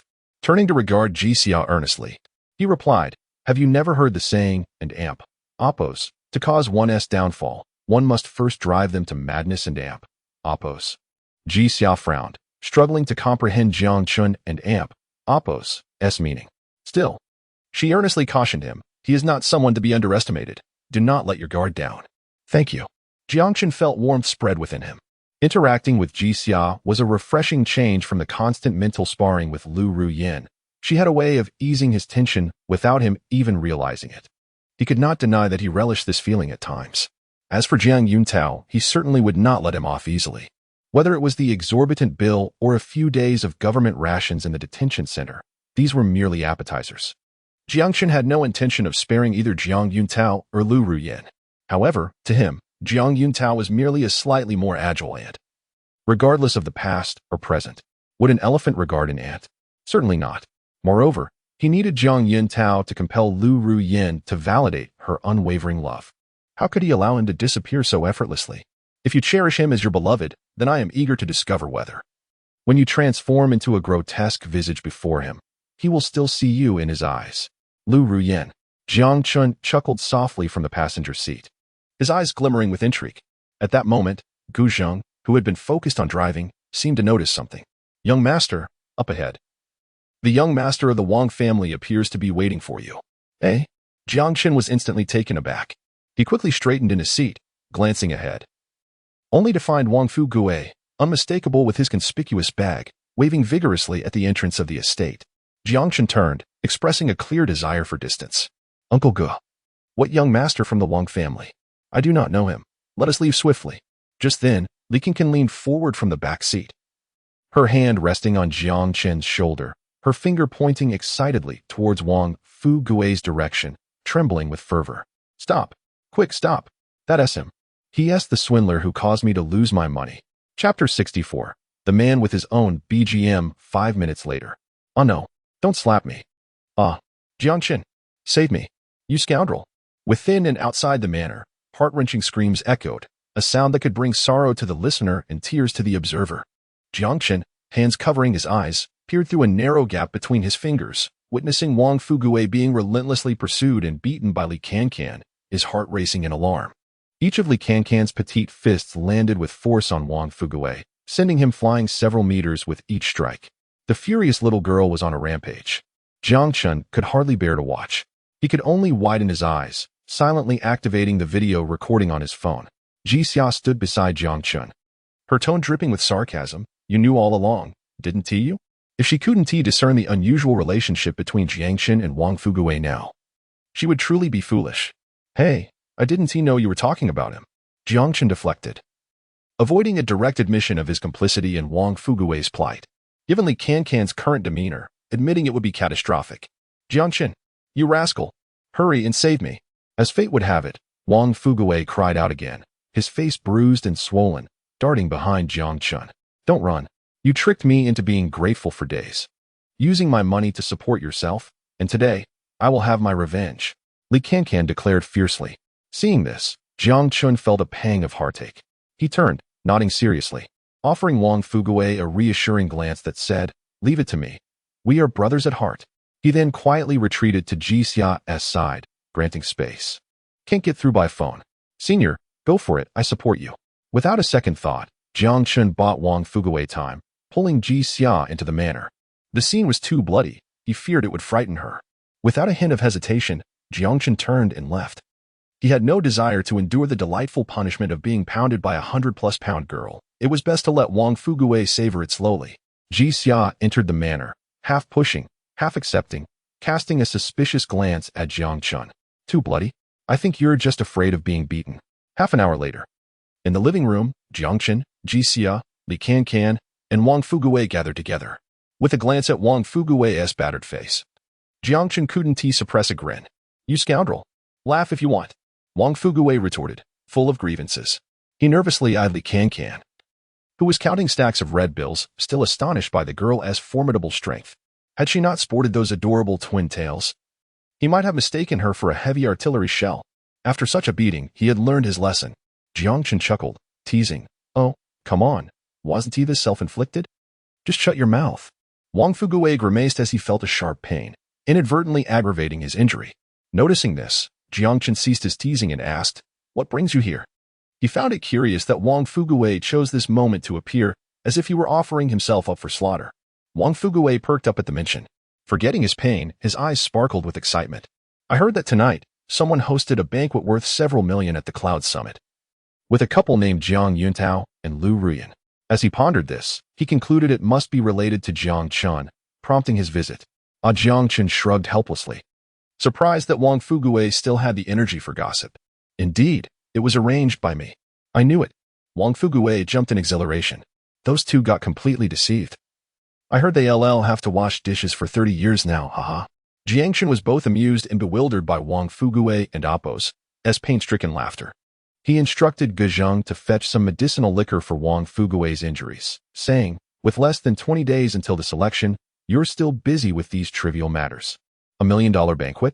Such extravagance is rare in Yunji City throughout the year. Those unfortunate souls have become infamous. Wang Fuguwei wiped the medicinal liquor across his wounds, raising an eyebrow at Jiang Chen. As for the selection, I am quite confident. Oh? Jiang Chen inquired, intrigued. What do you mean?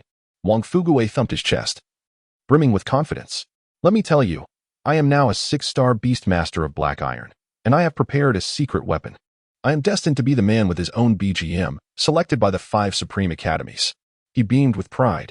Jiang Chen suddenly felt a surge of curiosity. What is your secret weapon? Under the scrutinizing gazes of Jiang Chen, Jixia, and Li Cancan, Wang Fuguwei dramatically revealed a somewhat shimmering soul device from behind him. It resembled an old-fashioned stereo system at first glance. Then, striking a pose, he gazed skyward, hands clasped behind his back, his expression melancholic, embodying the essence of a master. The BGM began to play. How lonely it is to be invincible. How empty it is to be invincible. I stand in the cold wind. In an instant, Jiang Chen and the others were left speechless. This was genuinely a stereo, a true self-playing BGM. After some idle chatter, they dispersed. In the following days, Jiang Chen took a 2-day rest before returning to school as the break ended. He resumed his routine between home and school, occasionally accompanying Jixia for shopping or allowing Xiao Lang and Huiyang to spar. Notably, on the first day back from special training, the school officially announced the disciplinary action against Liu Ruyan and Jiang Yuntao for their violations during training. They were placed under school observation. At such a critical juncture before the selection, this sudden punishment undoubtedly had a significant impact on both of them. Moreover, After Jiang Yutao was taken away by the inspection team, he received a 10-day administrative detention. Consequently, they chose to reflect at home and did not return to school. For Jiang Chen, this provided a rare period of tranquility lasting over 10 days. Occasionally, he learned from Gu Zheng that Jiang Yutao and Liu Ruyan were enduring quite a miserable existence during this time, due to exorbitant debts. They had severed ties with their families, tirelessly working various jobs day and night, reflecting on the past when Liu Ruyan lived in luxury. Akin to a pampered heiress under Jiang Chen's boundless care, her current plight was a stark contrast, a tragedy beyond words. One day, as usual, Jiang Chen was training Xiao Lang in the training hall after school. "Young master, here's an anonymous invitation. The old master said you should take a look." Gu Zheng hurried into the training hall, handing Jiang Chen an invitation. Finally, Jiang Chen's eyes lit up as he opened the invitation, revealing a message: returning to familiar ground, with infinite reminiscence, meeting the child of an old friend is akin to meeting the friend himself. I sincerely invite young friend Jiang Chen to gather at the Emerald Garden for tea and discussion on beasts. Signed, Master Beastmaster, Xiao Tiance. Chapter 65, Old Man. Arin and Amp. Appos. "To you coming out to see me?" Jiang Chen gazed at the invitation, his heart swelling with joy. Xiao Tiansu, the Grand Master possessing the high-level evolution source crystal, was a figure of significant repute. The connection between Xiao Tiansu and the Jiang family was indeed a long and intricate tale. To summarize, Xiao Tiansu had once been deeply enamored with his mother, and on the eve of their wedding, he insisted on eloping with her. This audacious act led to the old master chasing them down the street with 7 wolves in tow. Consequently, in a fit of rage, Xiao Tiansu departed from Yunjiang, vowing never to set foot in the Jiang family again. The thought of a Grand Master being chased like a dog by the old man made Jiang Chen chuckle uncontrollably. At that moment, Gu Zheng interjected, "Young master, the 2 individuals you asked me to keep an eye on have been kneeling at the Grand Master and Appos' location for 3 days and nights. Should I?" He hesitated, a glint of ferocity flashing in his eyes. A beastmaster of the Grand Master level commanded immense respect wherever they went. It was rare to have a Grand Master with such a close relationship to the Jiang family. If those 2 provoked him, it could spell disaster. He had long considered expelling Liu Ruyan and Jiang Yuntao to avoid inciting Xiao Tiansu and Appos' wrath, thus risking the chance for the Jiang family to mend ties with him. "Oh," Jiang Chen replied, as if he had anticipated this, his reaction unfazed. "If they wish to kneel, let them." In his previous life, Jiang Chen had meticulously arranged everything to ensure Liu Ruyan met Xiao Tiansu and obtained a high-level evolution source crystal. However, this time, without his support, it was questionable whether Liu Ruyan could even gain entry, let alone strut around with the crystal. It was clear to him that Liu Ruyan would face numerous obstacles this time. He had foreseen this outcome. He knew she would not miss the opportunity for the high-level evolution source crystal, that she would also not meet Xiao Tiansu. This time, Liu Ruyan was destined to return empty-handed. With strategic foresight, Jiang Chen recognized that the time had come for him to reclaim what rightfully belonged to him. "Gushu, please make the necessary arrangements. I shall be stepping out shortly," Jiang Chen instructed. "Yes, young master." Gu Zheng quickly exited. Just as Jiang Chen was about to leave, Jixia suddenly blocked his path. "Are you still going to meet that woman?" She pouted, her tone laden with meaning. "With only 3 days until the selection, I believe you should put in more effort." "More effort?"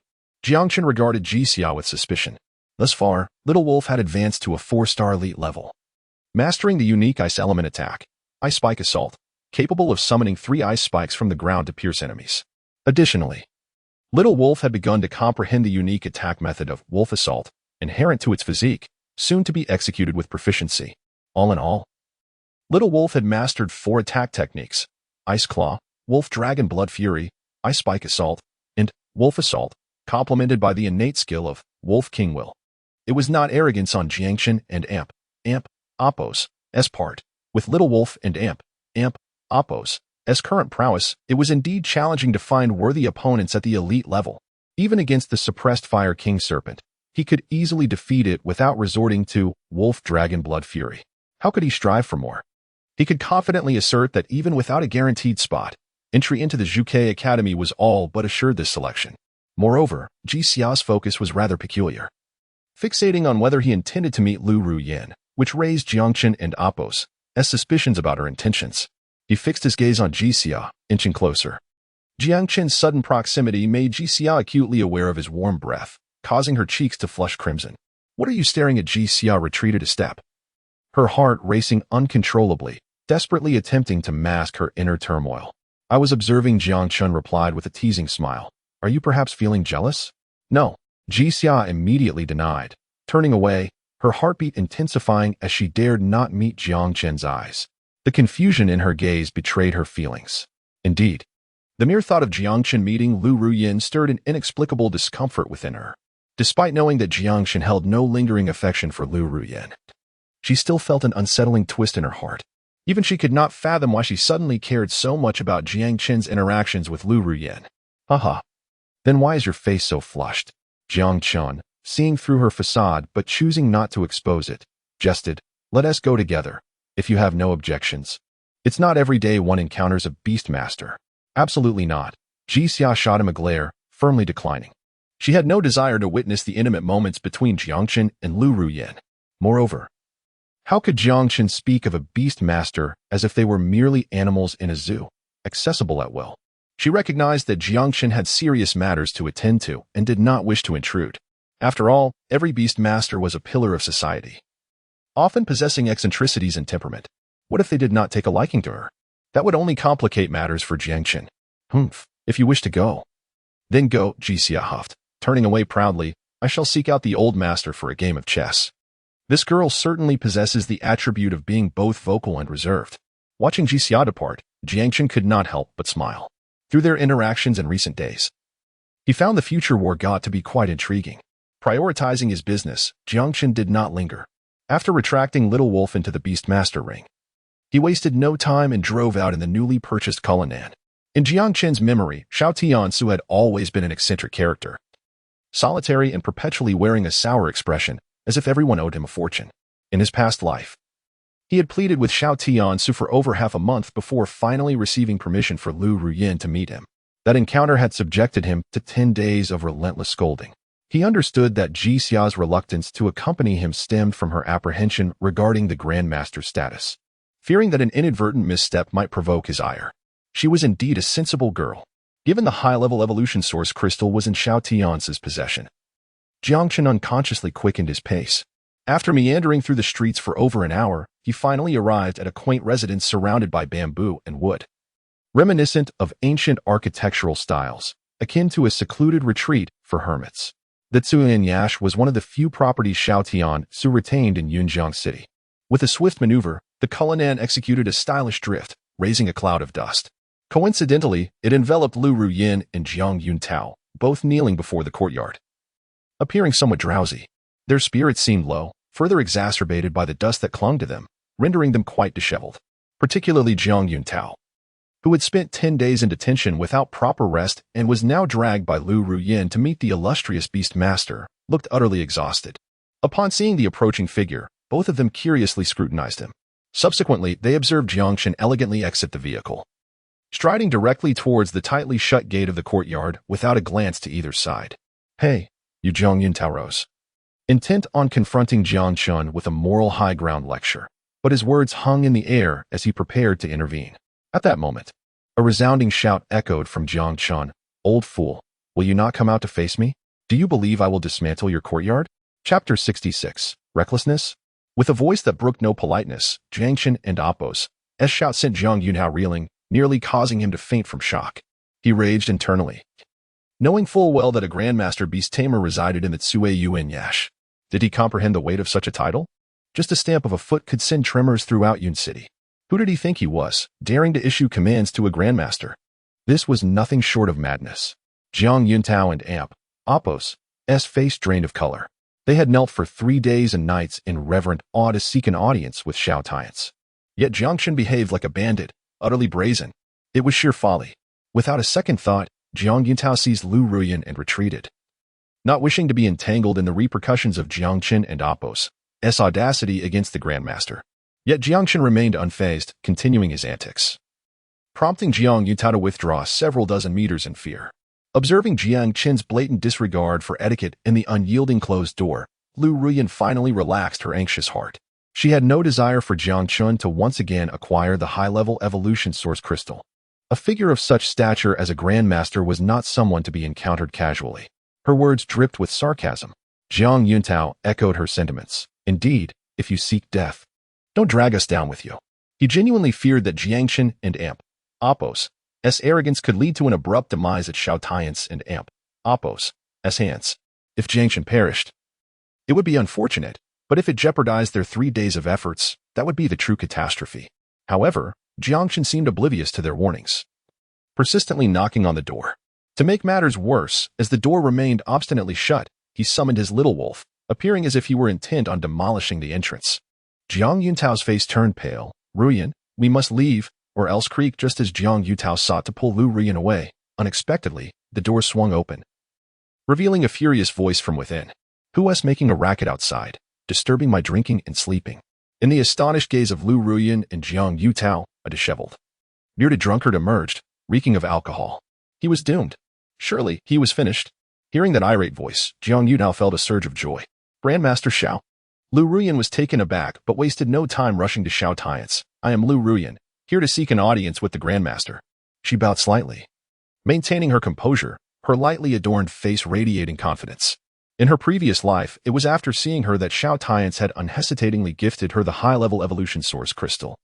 Hence, she had waited here for 3 days. She was utterly confident that once Xiao Tian's met her, he would undoubtedly present her with the crystal. This confidence stemmed from her beauty and her innate talent. In her past life, without any aid from Jiang Chen, Xiao Tian's had favored her greatly. She believed that this time would hold no exceptions. Xiao Tian's would be moved by her sincerity and would appear.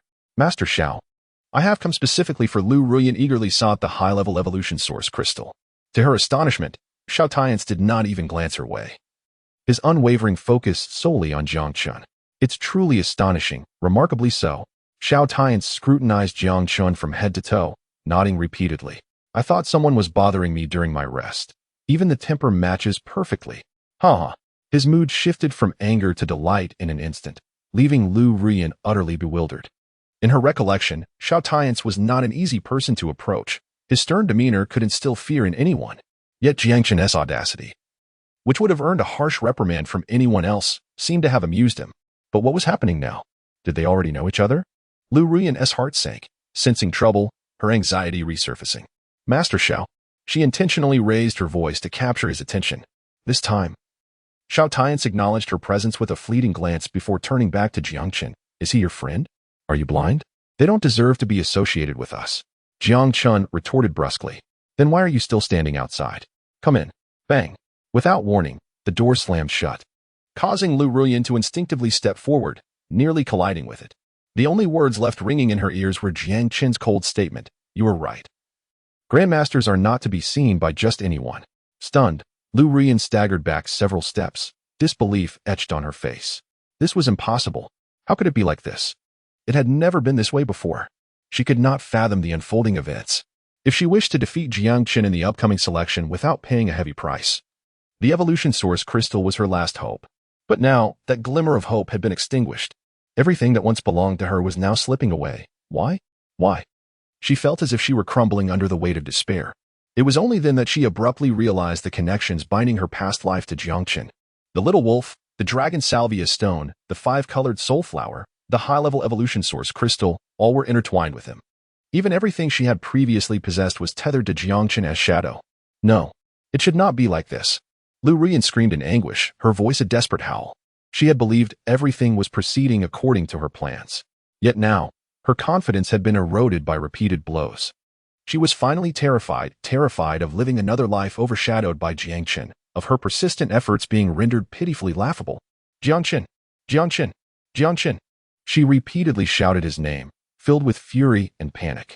Jiang Yuntao stood at a distance, apprehensively observing Liu Ruyan, hesitant to approach. He seriously questioned whether she had lost her sanity. Indeed, Liu Ruyan was on the brink of collapse. After a while of venting her frustrations, Jiang Yuntao cautiously drew nearer. Ruyan, what shall we do next? According to Liu Ruyan, only the high-level evolution source crystal could elevate the Black Soul Beast and Amp Oppo's bloodline to the level of a battle general after using the obsidian. But now, with the crystal seemingly out of reach and merely 3 days left until the selection, he found it hard not to panic. If he could not trample Jiang Chen before so many witnesses, who would repay him for the humiliation he had endured these past few days? Ruyan, Jiang Yutao called out in desperation. At last, Liu Ruyan showed some reaction. Disheveled, with madness glimmering in her eyes, she declared, 3 days, the final 3 days. No matter the cost, I will prove that my choices have always been right. The one who is wrong has always been Jiang Chen. Chapter 67. The Advanced Evolution Source Crystal. Liu Ruyan departed with Jiang Yutao, not looking back, driven by a conviction akin to that of a phoenix rising from ashes. In a daze, it seemed as though she was enveloped by a heavy shroud of malevolent enchantment, her demeanor transforming dramatically. An aura of sinister ferocity emanated from her, rendering Jiang Yutao too intimidated to utter a word. In the small courtyard, Xiao Tian's appeared to sense something amiss. Glancing outside, he felt a peculiar curiosity stir within him. How could there be the sin of demons within the city? The malevolent aura flickered momentarily, leaving even him uncertain. Jiang Chen sat across from Xiao Tian's, sipping tea thoughtfully, observing the oddly solemn expression on his companion and Appo's face. It was as if a mirror reflected the truth within him. Had he truly pushed that woman to such an extent that she was on the brink of plunging into an unfathomable abyss? A slight smirk curled Jiang Chen and Appo's lips, imbued with an endless coldness. From the moment Liu Ruyan forged a pact with the dark soul beast, every step he took had been a nudge toward this very direction. The wager was set, and the fierce competition for resources had been relentless. All along, he had been nurturing a flower of darkness, and now, that flower was on the cusp of blooming. Liu Ruyan, how could you possibly endure the torment I have suffered without experiencing it yourself? How could you repay me for clawing my way out of that sinister abyss to carve a grave for you? A chilling glint danced in Jiang Chen's eyes, reminiscent of eternal ice. Having reached this juncture, he too had to be fully prepared. Old man, enough with the pleasantries. I am here solely for the Advanced Evolution Source Crystal. Hand it over, and I shall be on my way, Jiang Chen stated bluntly. Who are you calling old man? Do you not understand the meaning of respecting your elders? Xiao Tian's retorted, his eyes widening. By all accounts, you ought to address me as foster father. The hell with that. Don and Appo's. Do you think you can take advantage of me? Jiang Chen scoffed, his disdain palpable. At that moment, the image of Xiao Tian's berating him lingered in his mind, igniting a simmering anger within his chest. He vowed not to repeat the foolishness he had once exhibited for Liu Ruyan and Appo's sake. Will you give it to me or not? Jiang Chen extended his hand, nearly resorting to outright theft. Xiao Tian's, exasperated, sighed, I truly fear you. You are just like your mother, and I owe you this.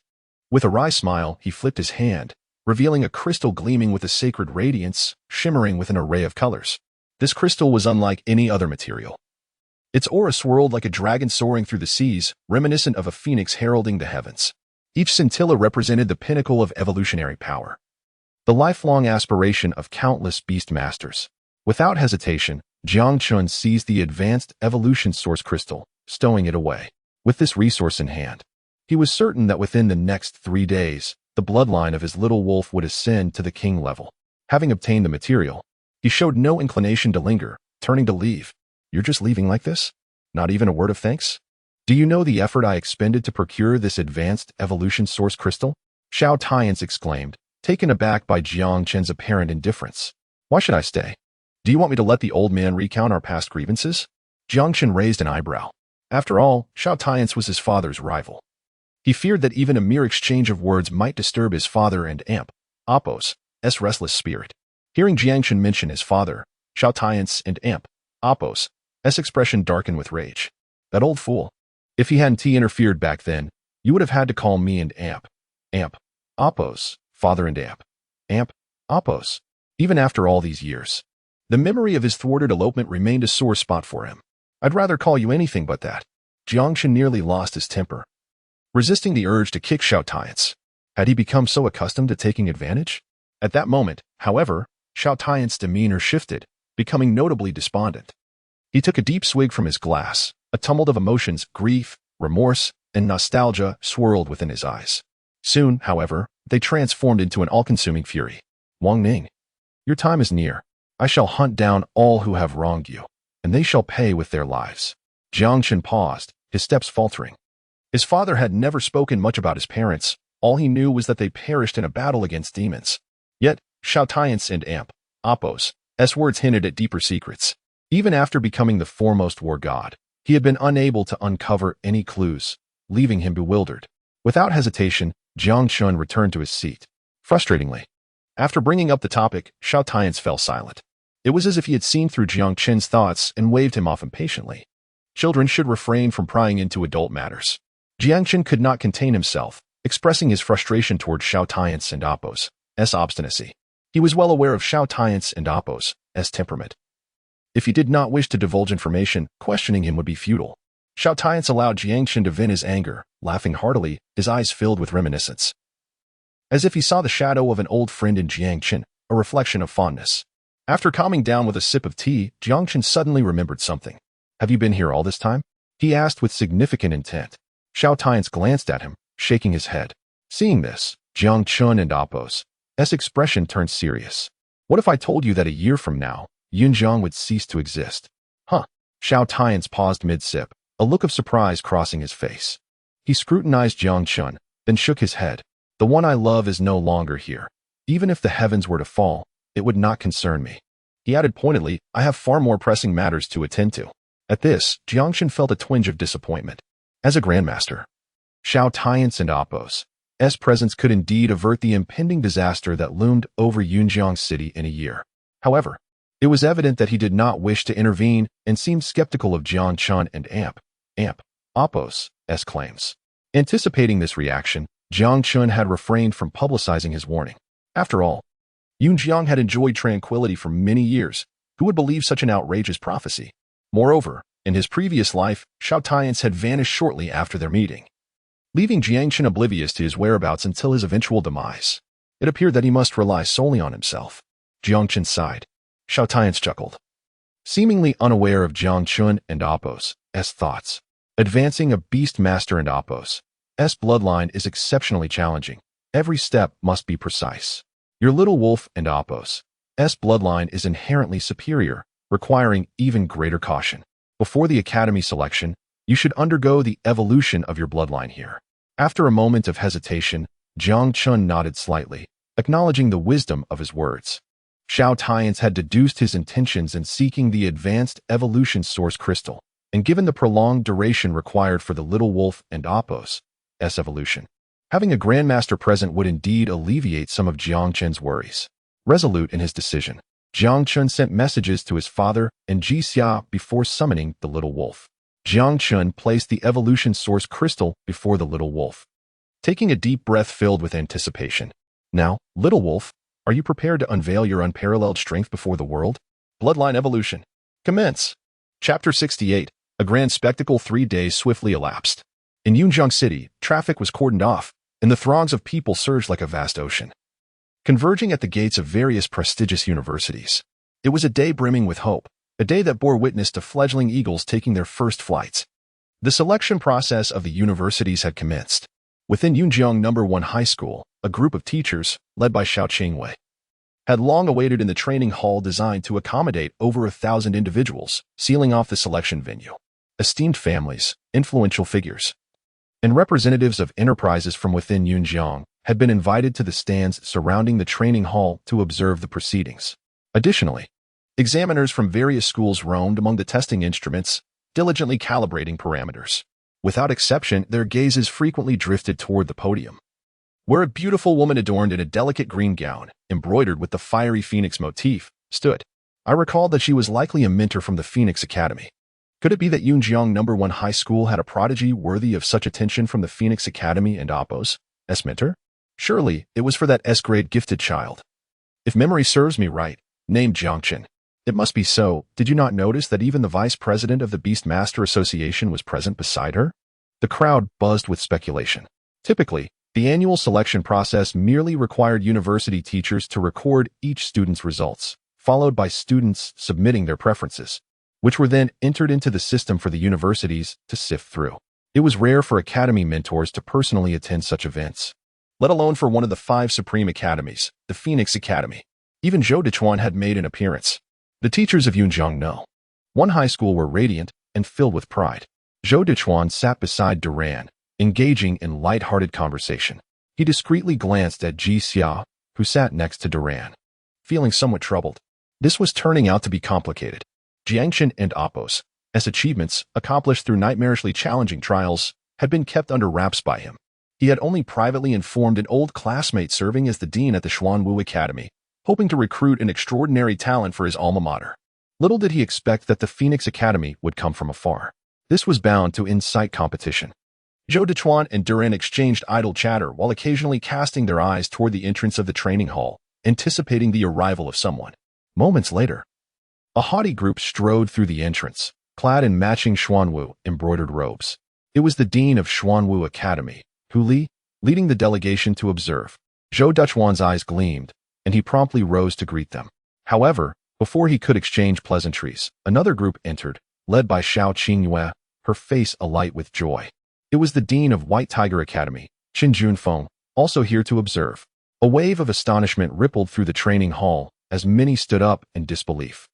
The convergence of the Phoenix, Xuanwu, and White Tiger Academies was an inconceivable occurrence in previous years. The grandeur was unprecedented. In the foremost row of the stands, Elder Jiang, dressed in a Zhongshan suit, radiated with vitality, his smile unwavering.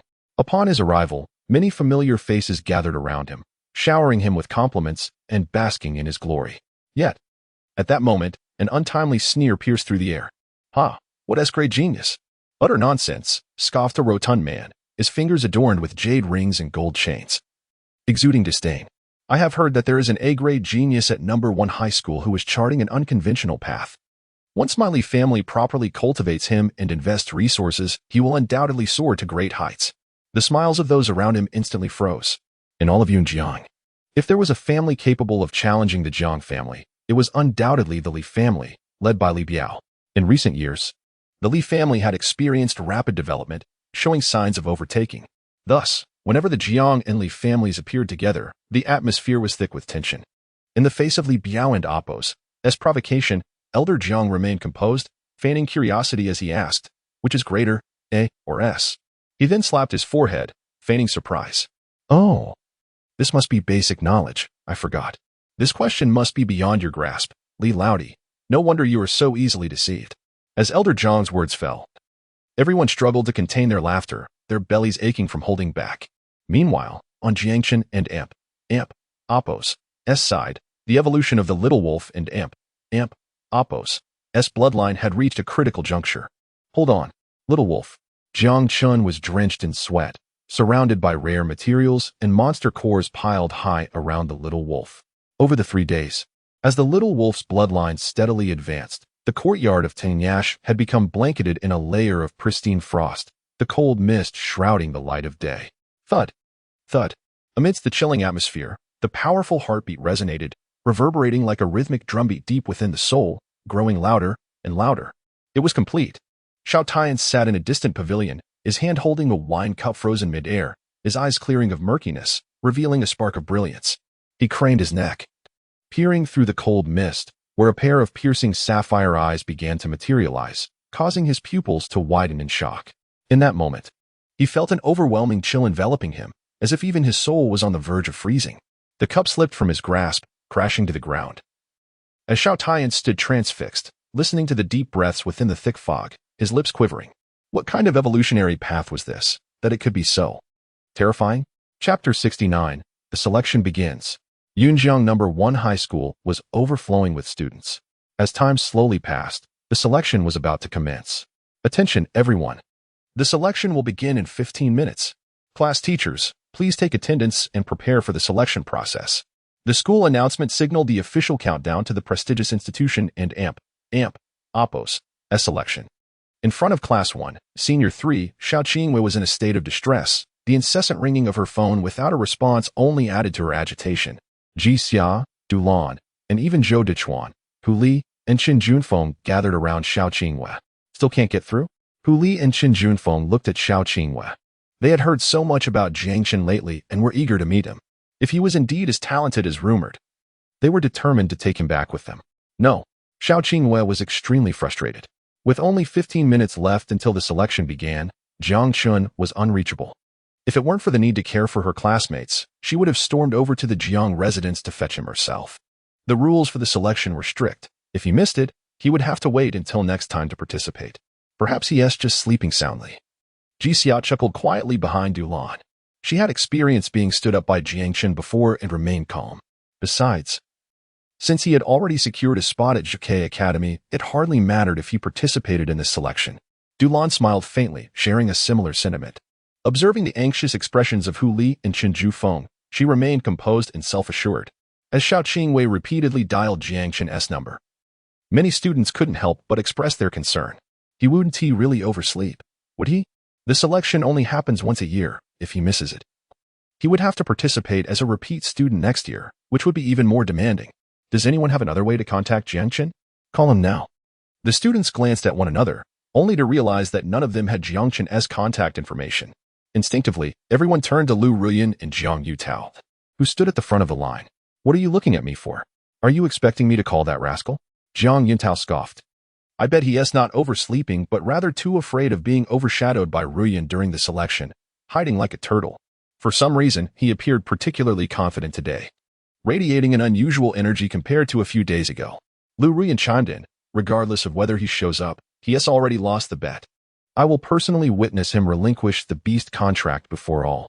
Unlike before, Liu Ruyan's voice carried a raspy edge, her aura emanating a chilling demeanor, as if warning others to keep their distance.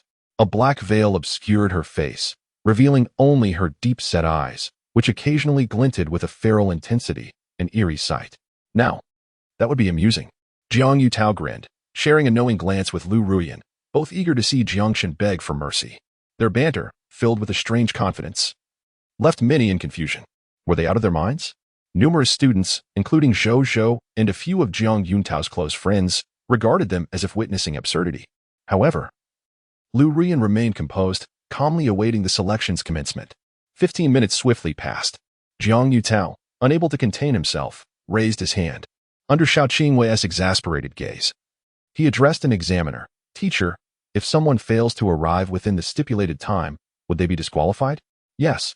The examiner nodded, puzzled. Haha, that rascal Jiang Chen is indeed terrified. But if he doesn't show, we win the bet.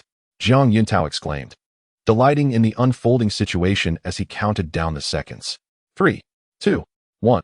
Just as Jiang Yuntao was about to declare their victory, Jiang Chen appeared just in time, stepping into the line. Unfortunately for you, I have arrived. Dingling. The bells signaling the start of the selection rang out simultaneously. Jiang Chen, you finally made it. Many students, including Xiao Qingwei, expressed their relief at his timely arrival. Jiang Chen moved to the front and locked eyes with Liu Ruyan. What is this? Have you lost the courage to face me directly? Relying on luck to emerge victorious in our wager? Liu Ruyan's gaze was frigid, her lips curling into a menacing smile beneath the veil. Today, under the gaze of the crowd, I shall trample your pride, your dignity, and everything you hold dear. Jiang Chen, I am destined to be your unattainable summit, a figure you shall look up to for a lifetime. If anyone is harboring illusions, it should be you. Jiang Chen retorted, his eyes glimmering like a radiant sword piercing Liu Ruyan's heart. It's truly pitiful that you remain ensnared in your fantasy. But do not worry. Soon, I shall help you see the truth. As they exchanged sharp glances, an electric tension filled the air, igniting a myriad of sparks. All around them fell silent, breaths held in anticipation. Now, I declare the 135th Yunjiang No. 1 high school selection for prestigious institutions officially commenced. Boom. At that moment, a grand cannon fired into the sky, marking the formal beginning of the selection. Only then did Jiang Chen and Liu Ruyan retract their gazes. Gulp. Someone nearby swallowed nervously, and the atmosphere relaxed slightly. The pressure emanating from Jiang Chen and Liu Ruyan had felt akin to an impending landslide. Even Dulan, Hu Li, and Chen Junfeng appeared astonished. The intensity they radiated was reminiscent of desperate gamblers on the brink of madness, frantic, suffocating, and laced with lethal danger. How intriguing, Hu Li observed. Her interest peaked as she regarded Jiang Chen and Liu Ruyan. In just one encounter, she sensed that neither Jiang Chen nor Liu Ruyan were to be underestimated. All right, with the selection underway, I kindly request everyone to return to the podium for observation.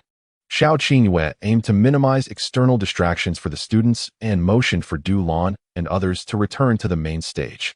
Subsequently, she led Class 1, Senior 3, to a side. This time, a total of 20 graduating classes from Yunjiang No. 1 High School were participating in the selection, with Class 1 being the most distinguished, specifically scheduled to perform last.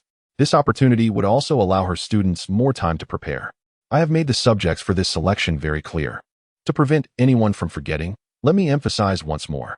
As they waited, Xiao Qingyue reiterated, this selection consists of 4 subjects: beast mastery level, strength, speed, and combatability. Chapter 70. Another bronze 8-star. Xiao Qingyue meticulously explained every detail, her gaze frequently darting towards Jiang Chen and Liu Ruyan, unsettled by their discord. Fortunately, despite their differences, they maintained a degree of decorum during this critical selection process that would shape their futures, standing apart and ignoring one another. With a sigh of relief, Xiao Qingyue continued, stating that the evaluations for rank, strength, and speed would rely solely on the results from the instruments, assuring everyone that there was no need for anxiety. They merely needed to perform to their usual capabilities. As for practical combatability, she believed that if they relaxed and displayed their normal levels of skill, they would achieve satisfactory results.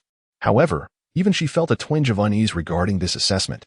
The practical examination would utilize instruments akin to those used in the assessments of the Beastmaster Guild, where candidates donned specialized helmets to enter a virtual realm to battle beasts. The evaluation criteria were straightforward. For those applying to ordinary academies, defeating a beast of a similar rank to their own was sufficient. Performance metrics such as time taken to complete the task and in-battle reactions would be comprehensively analyzed, with evaluators assigning varying scores. Historically, this segment accounted for a significant 50% of the overall evaluation, making it the most challenging aspect for most students, while the third-year students had undergone specialized training. As the moment approached, Xiao Qingyue could not shake her own nerves. The pressure was palpable. After all, this moment held immense significance for each student's future. Listening to Xiao Qingyue and Amp, Apos' explanations and encouragements, the students of Class 1 nodded frequently, subconsciously absorbing the serious atmosphere that heightened their own tension. As Xiao Qingyue prepared the students mentally, the selection process officially commenced. One by one, the Class 1 students stepped forward to undergo testing in the 3 categories of Beastmaster rank, strength, and speed. During this time, several students distinguished themselves by cultivating their beasts to the level of Battle Servant 5 stars, catching the attention of various minor factions. However, the overall results were somewhat disappointing, with many students managing only to cultivate their beasts to Battle Servant 3 stars, barely meeting the passing mark. The practical combat assessment was conducted in a designated area filled with 60 to 70 instruments. Students donned specialized helmets to enter a simulated battlefield. Their performance, along with various data, was transmitted to a special display monitored by evaluators. As the selection progressed vigorously, after 3 hours, all classes except Class 1 had completed their assessments. The older students from Yunjiang No. 1 High School stood at the sidelines, many wearing expressions of satisfaction at their classmates' performances. By this stage, fatigue had begun to set in, yet no one left. Their gazes were sharp, and they were fully alert, all eyes fixed on Class 1. Everyone understood that the main event was about to unfold. This included mentors from the 5 prestigious academies, whose attention was entirely focused on Jiang Chen, brimming with anticipation. Next, please have all candidates from Class 1 enter. The resounding announcement echoed. Xiao Qingyue clenched her fists and vigorously encouraged them. Go for it. The students from Class 1 lined up and proceeded to the rank testing instruments. Faced with such a grand selection, many students felt a bit lost. But Jiang Chen remained calm, leading the way. With a mighty howl, the little wolf appeared before the crowd. What a magnificent snow wolf. It must be at least an elite-level beast. In just a month, Jiang Chen had managed to cultivate his beast to this elite level, truly embodying the prowess of an S-grade beastmaster talent. As soon as it made its entrance, the little wolf received resounding applause, igniting the surrounding atmosphere. Jiang Chen was showered with flowers and accolades alike. Compared to a few days prior, the little wolf had grown considerably, nearly reaching Jiang Chen and Apos' height. Its sky blue fur billowed in the wind, enhancing its majestic appearance. Candidate Jiang Chen, please test your beast's rank. A serious examiner stood before a complex instrument, his eyes filled with intense expectation. The best-performing student thus far had only managed to cultivate their beast to Battle Servant 6 stars, and he was eager to see Jiang Chen and Amp, Apos' results. Little wolf, go. Jiang Chen nodded. The little wolf strode confidently towards the instrument, and as the examiner watched in disbelief, information began to display above the apparatus. Candidate, Jiang Chen, rank, Bronze 8-star Beastmaster, Beast, Ice Snow Wolf King, Beast rank, Elite 8-star, final score, S, in an instant. The crowd erupted in excitement. A Bronze 8-star Beastmaster, an Elite 8-star Beast. Is this a dream? Many stood in disbelief, staring at the displayed results. Unable to contain their astonishment. This young man was truly extraordinary. Even on the podium, Jixia and Appos' eyes reflected her astonishment. Dulan, Hu Li, and Chen Jufeng also showed diverse expressions of amazement. To cultivate a beast to such a level in such a short time highlighted Jiang Chen and Appos' remarkable talent, especially Dulan, who recalled that at the banquet, the little wolf was merely an elite 1-star. In such a brief span, it had ascended to elite 8 stars. In terms of beast growth speed, Jiang Chen was unmatched among the students of Zhuke Academy, perhaps even surpassing them.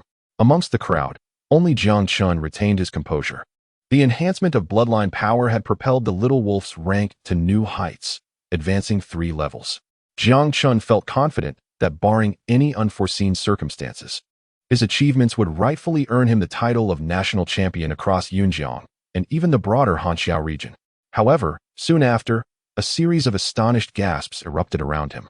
Turning his gaze, Jiang Chen saw Liu Ruyan standing coldly at the adjacent instrument.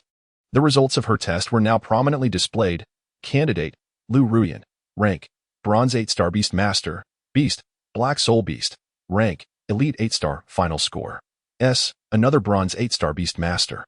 Chapter 71. Might? My wolf and Appos' strike shatters the power tester. In an instant, the entire audience erupted in excitement, rising to their feet amidst a cacophony of cheers.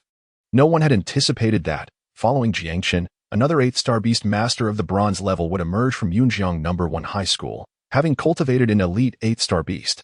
This was undeniably astonishing. The atmosphere shifted as everyone struggled to maintain their composure. Historically, the appearance of even a single elite beast master was a rare occurrence. Yet now, 2 had appeared in succession. The magnitude of this revelation was akin to a meteor colliding with the earth. Yunjiang No. 1 High School was certainly basking in glory this time. In Class 1, 2 prodigies were present. It was no wonder that the class teacher, Xiao had been granted special permission for field training. She must have been well aware of the remarkable talents of these 2 promising students. Truly, she was the finest educator at Yunjiang No. 1 High School, nurturing 2 extraordinary talents that were almost unheard of. The crowd gasped in awe, and the atmosphere ignited to a fever pitch. Even those who had been lethargic, finding the monotonous selection process tiresome, stood upright, their fatigue forgotten. Amidst waves of praise, even Xiao Qingwei felt a touch of dizziness, a fleeting sense of unreality. While Jiang Chen's achievement in cultivating his beast to such a level was impressive, her knowledge of Liu Ruyan and Appos' background made this achievement all the more perplexing. Not only had her qualification for training been revoked, but she was also bound to the most inferior of beasts, the Black Soul Beast. How could she have progressed so rapidly? Frowning, Xiao Qingwei felt no joy, only a profound sense of unease.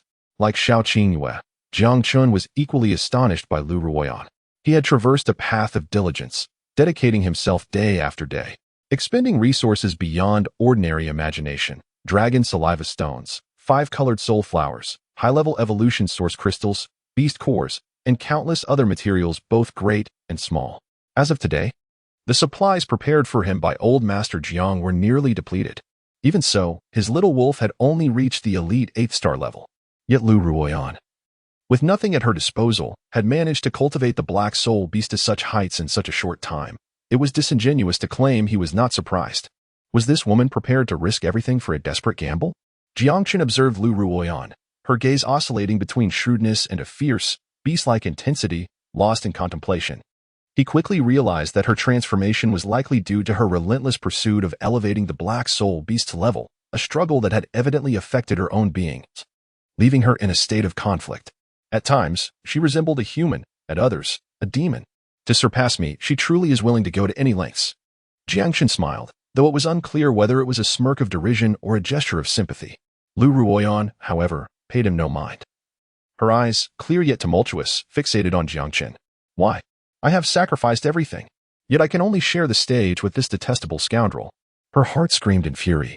Despite both she and Jiang Chen achieving an S rating, she found this outcome utterly unsatisfactory. In the past 3 days, she had spared no effort, no expense, to enhance the strength of the Black Soul Beast, even at the cost of suffering severe backlash from the demon aura that had greatly affected, even eroded, her body and soul. Yet in the end, she could only attain a score that placed her on par with Jiang Chen. This was unacceptable. Her gaze turned cold. filled with resentment. You bastard, this is merely the tip of my true power. Liu Ruyan clenched her teeth, unwilling to concede. Do you think this is all I am capable of? Jiang Chen scoffed, retreating to the sidelines. The testing continued. However, following the extraordinary performances of Jiang Chen and Liu Ruyan, the subsequent students appeared lackluster, and the audience and Oppo's interest waned. Even Zhang Yutao, having become a bronze-level beastmaster and cultivated a palm bear to the elite one-star level, garnered little attention. Soon, the first round of tests concluded, leading to the commencement of the strength assessment. Again, an oddly shaped device was employed. The strength tester was significantly larger and featured an additional pressure plate. Once a beast unleashed its full might upon it, the device would display the strength and yield a score. I shall go first. This time, Liu Ruyan firmly stepped forward. Unyielding, the black soul beast approached the strength tester. Roar. Without hesitation, Liu Ruyan summoned her soul power, showcasing the battle stance of the eight-armed fierce demon.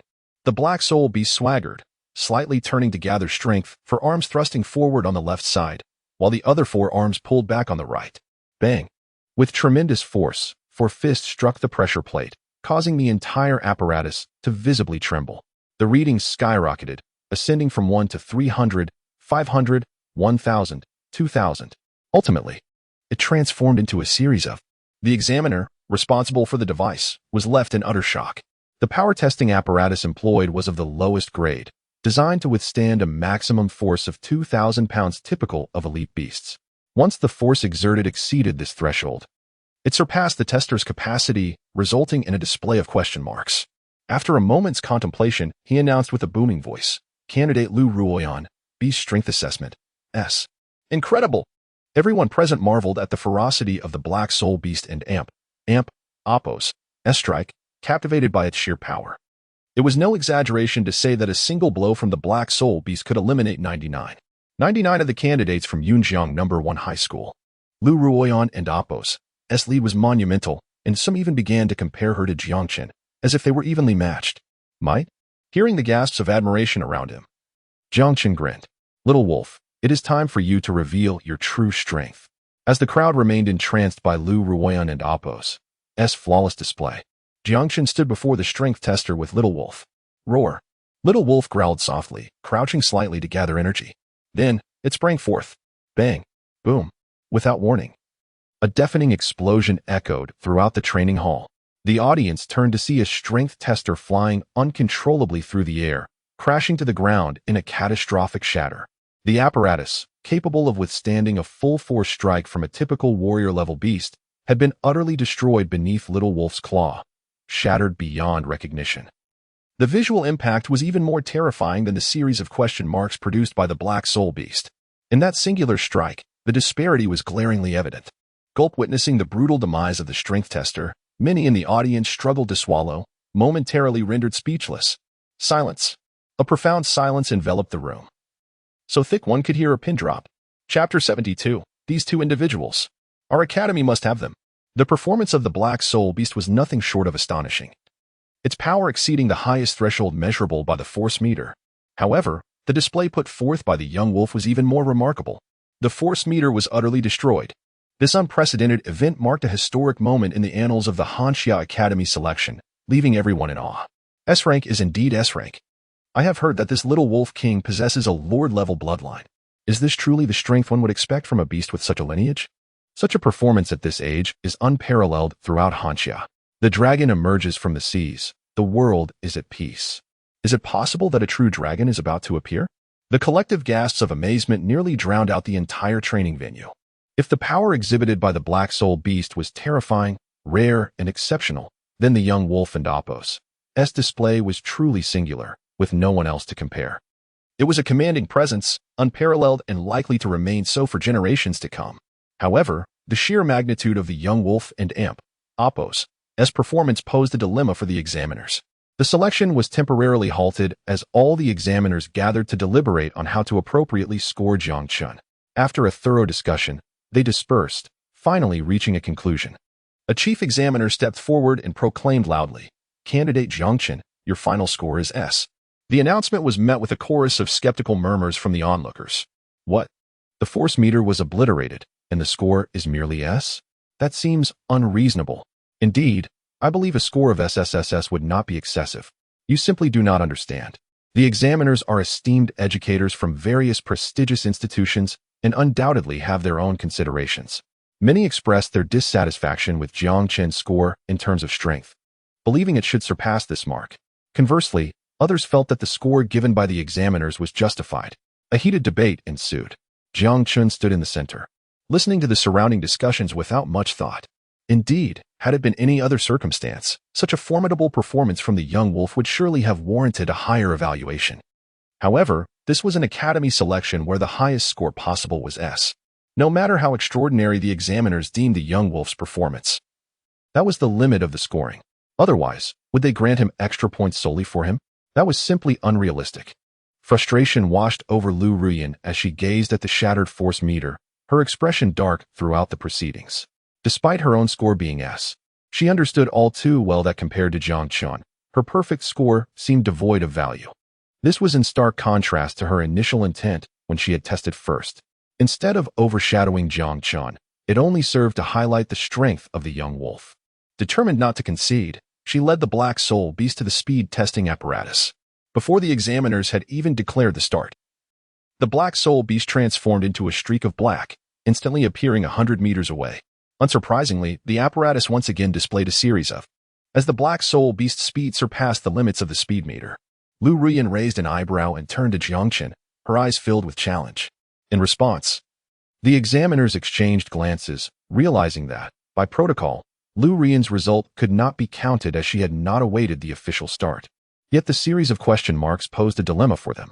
Ultimately, the chief examiner decided that for the remaining subjects of these two students, he would take personal charge, allowing the others to continue with the selection of the remaining candidates. He was keen to observe the extent to which Liu Ruyan and Jiang Chen could excel.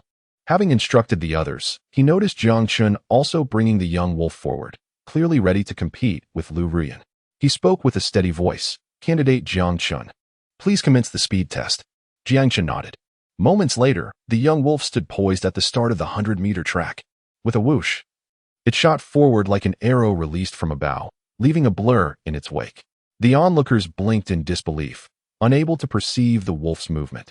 It had already appeared 100 meters away, the speed meter once again displaying a series of question marks. The speed threshold had been shattered once more. Gasps of astonishment echoed throughout the crowd. Although they had anticipated this outcome, witnessing the fierce rivalry between Liu Ruyan and Jiang Chen was still breathtaking. Who possessed the greater speed? This question lingered in the minds of all present. Speed testing, unlike strength testing, lacked an immediate visual impact. To the naked eye, it was challenging for most to discern which of the Black Soul Beast or the young wolf was faster. Teacher. Jixia furrowed her brow, casting a curious glance at Duran, finding it difficult to reach a conclusion. Before Duran could respond, Huli's voice rang out with barely contained excitement. That little wolf's speed reached an astonishing 120 meters per second. And that girl and Appo's Black Soul Beast is also impressive, achieving a speed of 100 meters per second. With this declaration, the outcome of the contest between the young wolf and the Black Soul Beast was determined. Thus, Jiang Chen emerged victorious. Jixia and Appo's face blossomed with joy. She was elated. Despite the mere 20 meter per second difference in speed, it was widely recognized that even a 1 or 2 meter difference in speed could signify a monumental gap. Jiang Chen had secured yet another overwhelming victory. Meanwhile, Hu Li, Chen Zhufeng, and the other students from the two prestigious academies who accompanied them shared a different perspective from Jixia. Such terrifying talent, such formidable beasts. 100 meters per second was the highest speed achievable by an ordinary elite-level beast. Both the young wolf and the Black Soul Beast, not even reaching elite level 9 stars, had already exhibited capabilities far beyond that rank. They saw tremendous potential in both Jiang Chen and Liu Ruyan. These two individuals are a must for our Xuanwu Academy. Having observed everything, Hu Li was now fully aware of Jiang Chen's extraordinary talent. And even Liu Ruyan had impressed her. She boldly declared that both Jiang Chen and Liu Ruyan would be recruited into Xuanwu Academy. Both. Chen Junfeng turned slightly, visibly displeased. ISN and AMP, Appo's, Tihu and AMP, Appo's appetite a bit too large? Coincidentally, both of these individuals are essential for our White Tiger Academy as well. He showed no signs of yielding, responding with equal assertiveness. In that instant, sparks flew as their gazes locked. each displaying an unwavering determination. Neither party was willing to concede, both presenting an unwavering resolve. Just the performances of Jiang Chen and Liu Ruyan in the first 3 subjects alone were sufficient to earn their respect. It was indeed rare to find such talent throughout all of Hanxia. At that moment, Duran smiled slightly and interjected, "There is no need for contention, after all. Jiang Chen is already a confirmed candidate for our Zhuke Academy." Chapter 73, the final subject, Annihilation. Once Dulan opened her mouth, Hu Li and Qin Feng immediately averted their gazes, forming a united front. It was evident to all that if a comparison were to be made, Jiang Chen undoubtedly outshone Liu Ruyan. Yet, Dulan's intention to recruit the most outstanding student was intolerable to Hu Li and Qin Feng. "Dulan, I didn't expect you to be the one with the greatest appetite." Hu Li cast a disdainful glance at Dulan, frequently pursing her lips. Her gaze filled with hostility. It was as if she was on the verge of exclaiming that the Zhuke Academy was unworthy of such claims. Qin Junfeng maintained a semblance of politeness, stating, "Du Yuan, this promising talent can only reach his full potential and showcase his gifts at our Baihu Academy." However, his words subtly conveyed a sense of disdain towards Dulan and the Zhuke Academy. It wasn't that he looked down upon Zhuke Academy, rather, he genuinely believed that if Jiang Chen were to attend Zhuke Academy, it would be a disservice to his talents. Historically, the 5 Supreme Academies held an unparalleled status, towering over numerous higher institutions. Yet, outsiders were unaware that even among the Supreme, there were distinctions. Take Baihu, Xuanwu, and Zhuke for instance. In yearly academic exchanges, Zhuke Academy consistently ranked at the bottom. Although Baihu and Xuanwu could not rival the top 2 academies, they continuously vied for the 3rd and 4th rankings. Even aside from rankings, in terms of resources, facilities, and environment, Zhuke Academy lagged far behind. Were it not for the deeply ingrained prestige of the 5 Supreme Academies, which have endured for a millennium, Zhuke Academy and Appo's recent performances would have warranted its removal from the list entirely. Though they did not voice it, deep down, they all believed that currently, only 4 Supreme Academies truly existed. As for Zhuke Academy, could it even be considered supreme?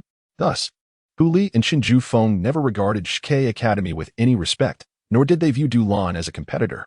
Dulan discerned their contempt and had grown accustomed to the colored lenses through which the members of the other 4 Supreme Academies viewed them. Thus, she did not react overly emotionally. She silently suppressed her flushed cheeks, while Jixia, eager to argue, merely smiled faintly and shook her head, choosing to remain modest about her accomplishments. With Jiang Chen already accepting her admission, he was destined to be a student of Zhuke Academy. As for Hu Li and Qin Feng, let them compete as they wished. She was more than happy to watch the spectacle unfold. Upon noticing Dulan's discretion, Hu Li and Qin Feng relented. Turning away, they resumed their fierce debate over Jiang Chen and Liu Ruyan's affiliations. Meanwhile, Jiang Chen and Liu Ruyan both achieved a perfect score of S in the speed test. Finally, they arrived at the last subject, the practical ability test. Approaching the testing apparatus, neither uttered a single unnecessary word. They commenced immediately. Donning their helmets, they connected to the device. Instantly, the apparatus projected their forms onto a virtual battlefield, and thus began the most crucial subject. Level, strength, speed. These are the fundamental abilities of a beastmaster. The determination of a beast and Appo's strength hinges on practical combat ability. The excellence of a beastmaster is inextricably linked to the combat prowess of their beasts. The crowd was invigorated, sitting upright, entirely focused, anxious not to miss a moment of excitement. In an instant, all eyes were fixated on Jiang Chen and Liu Ruyan. A sea of anticipation. As the figures of Jiang Chen and Liu Ruyan emerged in the projections, the test starkly contrasted with the assessments within the Beastmaster Association. Just as the scenery before Jiang Chen sharpened, an elite 8-star blood-sucking mantis appeared over 100 meters away. Little Wolf, at Jiang Chen's command. Little Wolf materialized before him and lunged forward. In an instant, a deep, chilling claw mark appeared on the mantis's head, and it vanished without a trace. Was that it? The crowd was dumbfounded. They had braced themselves for a spectacular battle, only to find it concluded before it even began. Annihilation. Against an equally ranked beast, Little Wolf and Appo's dominance was astounding. Simultaneously, in the other projection, the Black Soul Beast displayed the combat stance of the 8-armed demon, tearing the elite 8-star blood-sucking mantis in half with its 8 arms. One could only imagine the carnage if this were a real battle, a scene drenched in blood. Whether it was prearranged or a result of an intuitive understanding, Jiang Chen and Liu Ruyan had both achieved a perfect score in demonstrating their abilities. Yet, they showed no signs of stopping, remaining steadfast on the virtual battlefield. Soon, an elite 9-star fiery lion materialized. With a swift movement, the Black Soul Beast and Little Wolf struck. Instant annihilation. Following that, an even stronger elite 9-star blood-eyed poison python appeared. Swiftly, it too was dispatched. The virtual battlefield saw Little Wolf and the Black Soul Beast executing their moves with precision, effortlessly obliterating each newly spawned elite 9-star beast with lethal efficiency. As the beasts continued to refresh and were promptly dispatched, the crowd and Oppos' excitement became palpable, a thunderous applause echoing throughout the training facility. Such exhilarating combat left many older women feeling a long-overdue sense of relief. The chief examiner observed the fierce battles unfolding in the virtual arenas. Sensing the surging excitement among the crowd, he inhaled deeply and pressed a special button on the testing devices for Jiang Chen and Liu Ruyan. In that moment, a line of text appeared above both battlefields. Candidate Jiang Chen, kill count, 7. Candidate Liu Ruyan, kill count, 6. The kill counts began to fluctuate wildly, 7, 8, 9, 10, 6, 7, 8, 9, mirroring the rapid heartbeat of the spectators, rising in intensity. Jiang Chen and Liu Ruyan simultaneously spotted the kill count records above the virtual battlefield. It seemed everyone was thoroughly enjoying themselves. Jiang Chen chuckled softly, fully aware that this was the examiner's deliberate ploy to observe who would outshine the other between Little Wolf and the Black Soul Beast. Otherwise, the subject would have concluded the moment Little Wolf dispatched the blood-sucking mantis. Since it was to be this way, let the cheers grow even louder, Jiang Chen shouted, further igniting Little Wolf's enthusiasm. Though he could not see the scenes beyond the virtual battlefield, he could hear the ongoing cheers, exhilarating and fervent, stirring his own blood. As the kill count appeared, Liu Ruyan grasped the examiner's intentions as well. However, unlike Jiang Chen's carefree demeanor, her expression remained frosty, not daring to relax even slightly. For her, this was a contest against Jiang Chen. I absolutely cannot lose. Chapter 74. Wish to play dirty? Then let us fight. To be precise, the competition had already commenced for both Jiang Chen and Liu Ruyan from the very beginning of the selection process. The kill points soared rapidly, surpassing 3 digits with astonishing speed. The crowd was filled with fervor. Witnessing the exhilarating moments of Little Wolf and the Black Soul Beast and Oppos' swift eliminations, an experience many had never encountered in their lifetimes. The relentless onslaught created an atmosphere of pure exhilaration. Even those merely observing found themselves subconsciously immersed in the spectacle, experiencing a delightful thrill. It is noteworthy that while the virtual battlefield allowed for the emergence of beasts, the highest level did not exceed the elite 9-star rank. Moreover, only one beast appeared at a time, each inevitably falling victim to the lethal prowess of either Little Wolf or the Black Soul Beast.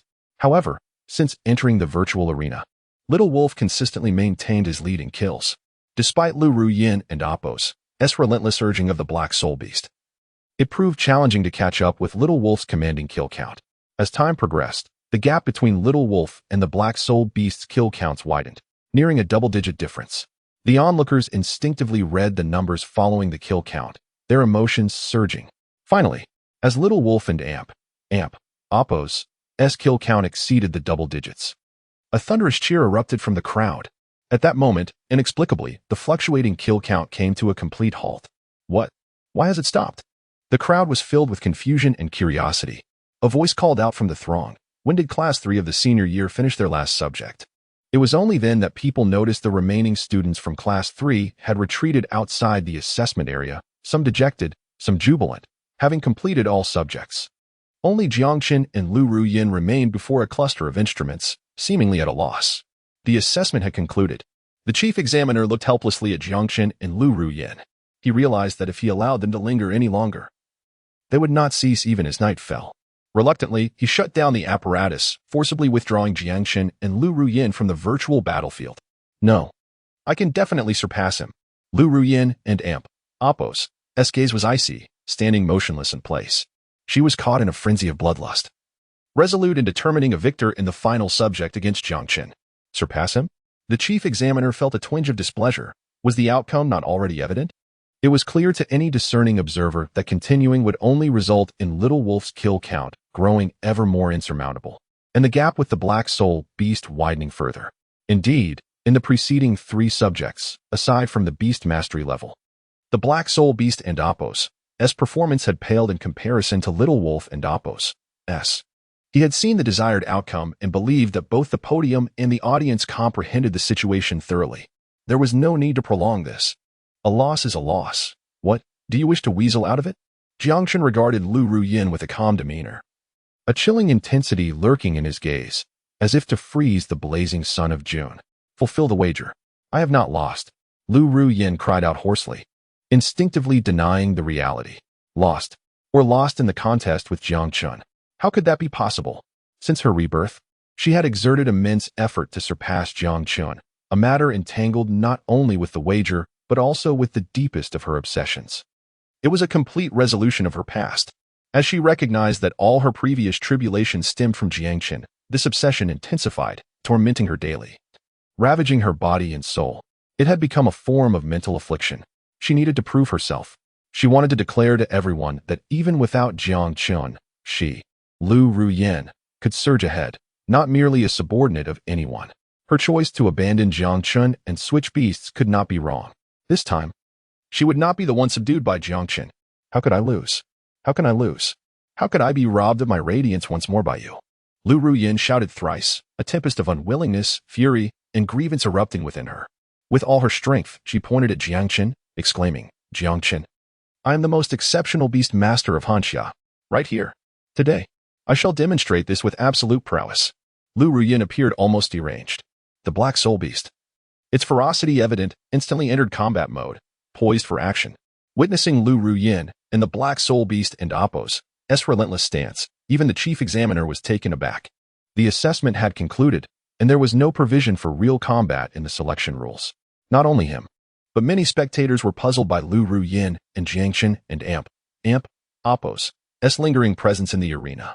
Was the selection over? Why were they still standing there? Something feels off. I see that girl's posture. Is she ready to fight? The crowd and Apos' curious gazes flitted between Jiang Chen and Liu Ruyan. As the Black Soul Beast assumed its battle stance, excitement surged. Was this the personal grudge they spoke of? Only Duran, with a gleam in his eyes, appeared contemplative. Jixia pouted, visibly displeased, her jealousy flaring. This rascal dared to keep staring at that woman. At that moment, Duran slowly rose. Teacher. Jixia looked on in confusion as Duran approached the center of the arena, seemingly negotiating with the chief examiner. The chief examiner smiled wryly, clearly exasperated. Ultimately, he acquiesced, joining Duran at the arena's edge, swiftly clearing space for Jiang Chen by removing the selection apparatus. What are they up to? As the examiners bustled about, the audience was left bewildered. Feel free to showcase your talents. Without any concerns, Duran's voice resonated throughout the training hall, casting a reassuring glance at Jiang Chen. In an instant, the entire training venue erupted. They're truly going to fight. Suddenly, everyone comprehended why Jiang Chen and Liu Ruyan had not moved. They intended to settle their differences. This was far more intriguing than the selection subjects. The spectators were filled with enthusiasm, eagerly focusing on the impending clash between Jiang Chen and Liu Ruyan. In a daze, the training hall transformed into an arena of combat. The atmosphere crackled with martial fervor, the beat of drums resounding. Jiang Chen observed Liu Ruyan coolly, disdain evident in his gaze. Little Wolf understood, baring its teeth. Poised for action. Then let us engage in battle. Chapter 75. One-sided domination. A thunderous roar erupted from Jiang Chen, reverberating across the land. His burning battle spirit resembled the most intense flame in existence, incinerating all in its path. He understood that Liu Ruyan would not relent until she reached the Yellow River. Nor would she easily fulfill her wager. This battle was one he had long awaited. He had anticipated this moment for ages. Wasn't Liu Ruyan striving to outshine him? Didn't Apos' she seek to prove herself before the multitude? Hadn't Apos' she meticulously crafted her choices? He intended to plunge her into the abyss at her most triumphant, confident, and reckless moment, making her experience the anguish of decay in a forsaken corner where no one cared. Jiang Chen and Apos' demeanor was unprecedentedly solemn, as memories of the past surged forth, transforming into the fierce howl of the little wolf. The little wolf's cold gaze seemed to cinch Jiang Chen's boundless fury, its claws embedding deeply into the ground, leaving a chilling scar. Jiang Chen, this battle will be your final glory, Liu Ruyan declared, her voice icy. I shall tread upon you and ascend to the highest realm of beast taming.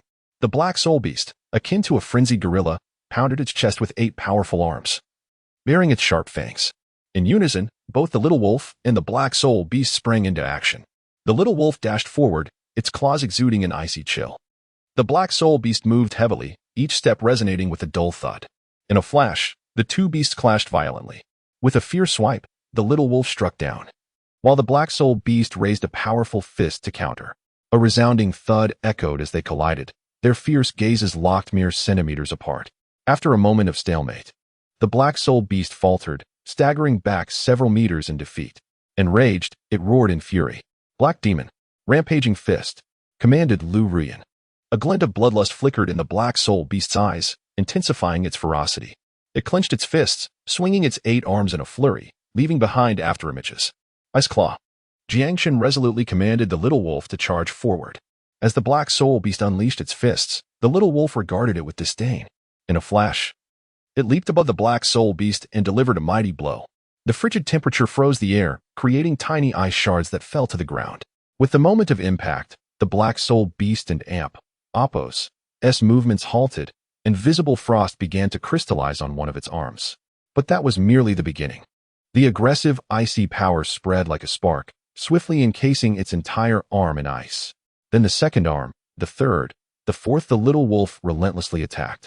And despite the black soul beast and Apos' full-force retaliation, it was evident that its speed lagged far behind the little wolf and Apos'. Liu Ruyan and Apos' expression darkened, her lips nearly drawing blood from her biting. Retreat, she commanded, sensing the dire situation. The black soul beast, despite the agonizing pain in its arms, reacted quickly, unleashing a heavy fist to repel the little wolf and creating distance. Just as the onlookers thought the black soul beast had narrowly escaped, the little wolf flickered and appeared at its side, its form shifting. The 4 frozen arms of the black soul beast suddenly shattered, transforming into scattered ice shards that fell to the ground. Gasping, the crowd collectively inhaled sharply. An elite 8-star beast tamer wielding such mastery over ice power, capable of freezing an opponent and Apos' limbs, left them in awe. No one doubted that a few more strikes would turn the black soul beast into an ice sculpture. Liu Ruyan recognized the little wolf and Apos' prowess. After the black soul beast withdrew from combat, she dared not let it approach the little wolf again. Her brows knit in worry. She was astounded that Jiang Chen had nurtured the little wolf to such heights in such a brief period. After incapacitating the black soul beast's 4 arms, the little wolf did not rush to continue its assault. It returned to Jiang Chen and Apos' side, rubbing against him as if seeking praise, its keen eyes observing the black soul beast with a mocking glint. This opponent had lost much of its intrigue. It was simply too weak. For a moment, the battle fell into an unexpected lull, leaving the spectators disoriented. The disparity was overwhelming. Having lost 4 limbs in a single encounter, how could the black soul beast continue? Even a silver-tier beast tamer would find it daunting to contend with the little wolf. Many began to shake their heads in dismay, realizing there was no point in continuing the fight. Although the black soul beast was formidable, the little wolf was undeniably stronger. Its display of combat prowess was overwhelmingly oppressive. Any bronze or silver-tier beast tamer facing Jiang Chen would find little hope of victory. The little wolf could easily devastate the black soul beast. This was no longer a battle, but a one-sided obliteration. The crowd and Apos' enthusiasm waned. They had anticipated a thrilling clash, only to witness such a clear division of power after the first engagement. Many rose to leave, including Du Lan and Old Master Jiang, who had lost interest in the spectacle. Among all present, only Jiang Chen remained, coldly observing Liu Ruyan and the black soul beast. Unleash your true strength. Jiang Chen's voice was icy. Liu Ruyan, if this is all you possess, I would truly look down upon you. He gently patted the impatient little wolf, aware that Liu Ruyan, having prepared meticulously for this moment, likely held a hidden trump card. This woman was like a venomous snake, biding her time until he was cornered, ready to strike with lethal intent. Even now, Jiang Chen, devoid of past affections, remained vigilant towards Liu Ruyan. Undeniably, her schemes ran deep, often eluding his comprehension. The heart of a woman is as inscrutable as a needle at the bottom of the ocean. The calm surface often conceals a brewing tempest. Look down upon me? Liu Ruyan suddenly laughed, her demeanor shifting. What right do you have to disdain me? Her furious roar seemed to trigger something deep within her, twisting her expression into a grotesque form. Black Demon, blood healing light. She growled hoarsely, akin to a wounded beast. In the next moment, the black soul beast howled to the heavens. A series of peculiar sounds echoed, reminiscent of flesh being crushed, amalgamated, and crushed anew.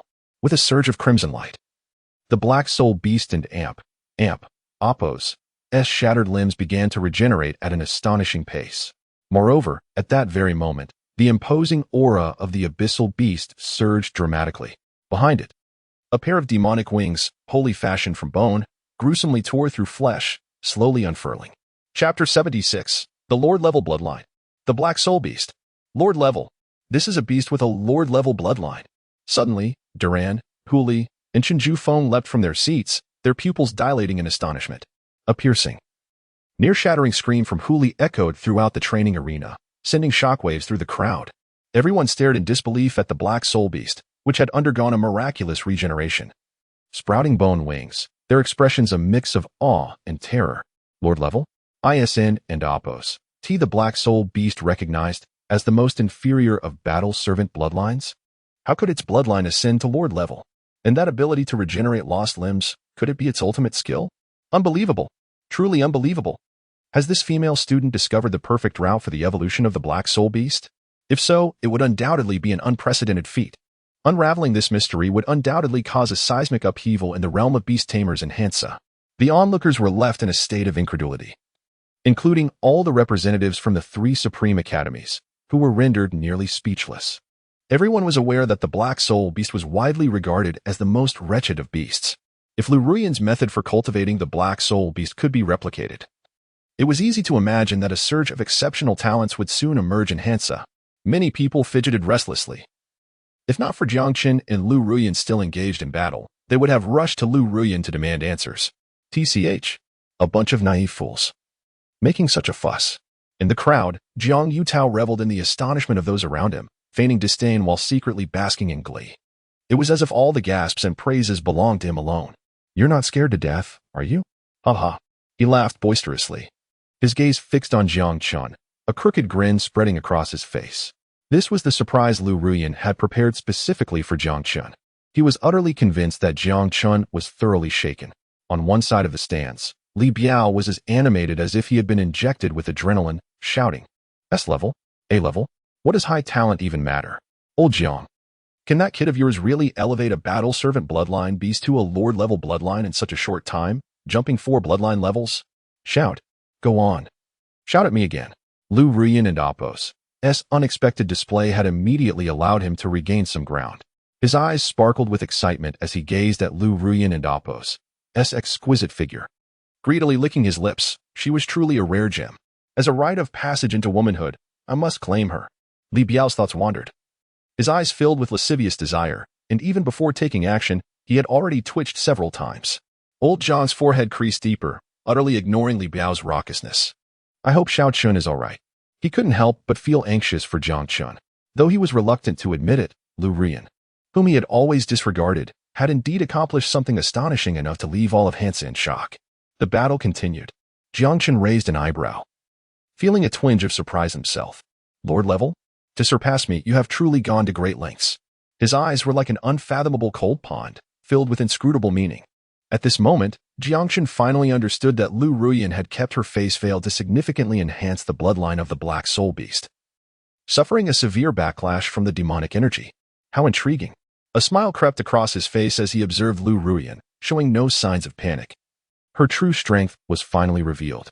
Liu Ruyan, with her proud and voluptuous posture, declared, Jiang Chen, are you ready to bow your head and accept your defeat before me? Seeing Liu Ruyan and Apos' confident demeanor, Jiang Chen shook his head and calmly replied, defeat? That word has never existed in my life. My starting point has always been your unattainable endpoint. After a brief pause, his eyes sparkled with intensity as he locked gazes with Liu Ruyan, his voice rising sharply. So, what confidence do you possess that allows you to believe I will fail against you, who has barely managed to qualify the Black Soul Beast to contend with the Little Wolf? Let us battle. With no unnecessary words exchanged, the thunderous declarations of war rang out simultaneously from Jiang Chen and Liu Ruyan, commanding their respective beasts, the Little Wolf and the Black Soul Beast, to engage in combat. Roar. Roar. In the center of the arena, 2 streaks, one blue and one black, surged forth in an instant. The battle reignited. Bang, bang, bang. In an instant, a series of thunderous collisions resounded like war drums. Each clash between the little wolf and the black soul beast reverberated through the ground, creating an overwhelming spectacle. Unlike the previous skirmishes, the black soul beast, no longer concealing its might, was able to match the little wolf in direct confrontation. With each impact, both beasts were propelled back dozens of meters by the tremendous recoil, only to charge at each other once more. Liu Ruyan and Appo's soul power radiated brilliantly, unreservedly unleashed, as she maintained the black soul beast's most potent combat form while utilizing her unique A-level talent. Jiang Chen remained unfazed the moment Liu Ruyan made her move. He acted without hesitation, unleashing the wolf dragon blood fury. At the same time, the little wolf and the black soul beast let out feral roars, their auras skyrocketing. Their combat power surged to an exaggerated level. Their speed was so rapid that the human eye could barely perceive their movements, only hearing the explosive sounds of their collisions. Boom, bang. The blue and black figures darted like bolts of lightning. Each pass left deep craters in the ground. In no time, the training arena was left pockmarked and in disarray. The astonishing destructive power left the spectators utterly awestruck. Was this truly a battle between elite-level beasts? How could it feel as though even a battle between general-level beasts would struggle to achieve such grandeur? Unanimously, the same question arose in everyone in Appo's minds. Whether it was the little wolf or the black soul beast, the ferocity of their combat power was truly terrifying. If they had not witnessed it with their own eyes, they could hardly believe this was merely a battle between elite-level beasts. Look, that black soul beast is about to unleash its ultimate move. Just then, the relentless sounds of collision ceased. The crowd turned to see the black soul beast, having gained a safe distance from the recoil, suddenly enveloped by a surge of dense dark light emanating from its bony wings, with her black hair billowing as if caught by an unseen wind. Liu Ruyan spoke coldly and emotionlessly, each word deliberate. Dark light, black wings slash. Chapter 77. Is it still impossible? Roar. Amidst the astonished gazes of the crowd, the black soul beast unfurled its bony wings. Its robust form gradually ascended into the air. As the dark power surged rapidly, a chilling luster began to envelop its wings, resembling the keen edge of a blade at first glance. Tear it apart. Once the dark energy fully integrated with its wings, Liu Ruyan waved her hand, and the black soul beast charged forth with ferocity. Roar. It glided close to the ground, moving like a tempest. As its wings grazed the earth, it tore a smooth gash across the surface, a sight that was nothing short of shocking. Is it finally getting serious? Jiang Chen's expression hardened. With the black soul beast revealing its fangs, he knew he had to treat the situation with utmost seriousness. Even the little wolf, initially carefree and dismissive, now crouched low, its spirit heightened, fixated on every movement of the black soul beast. At last, when the black soul beast was merely a meter away, the little wolf sprang into action. Roar. The little wolf exerted its limbs with sudden force. As the bony wings swept by, it dashed forward, slightly adjusting its posture to narrowly evade the lethal appendage. In a heartbeat, the little wolf appeared behind the black soul beast, its eyes gleaming with an unprecedented icy radiance. Wolf strike. It was unleashed. The little wolf flickered, as if teleporting, and positioned itself above the black soul beast, preparing to pounce with claws poised to strike down. Bang. In an instant, dust and debris erupted. A fissure, 5 to 6 meters wide, cleaved to the ground, extending 10 meters beyond. The little wolf unleashed an ice spike assault. This time, Jiang Chen had no intention of granting Liu Ruyan any further opportunity. He swiftly issued commands. Roar. The little wolf raised its head high and howled, lifting a paw. It struck forcefully against the ground. Boom. A tempest arose. Upon closer inspection, one could see countless water molecules in the air crystallizing into snowflakes, swirling ethereally as they formed in midair.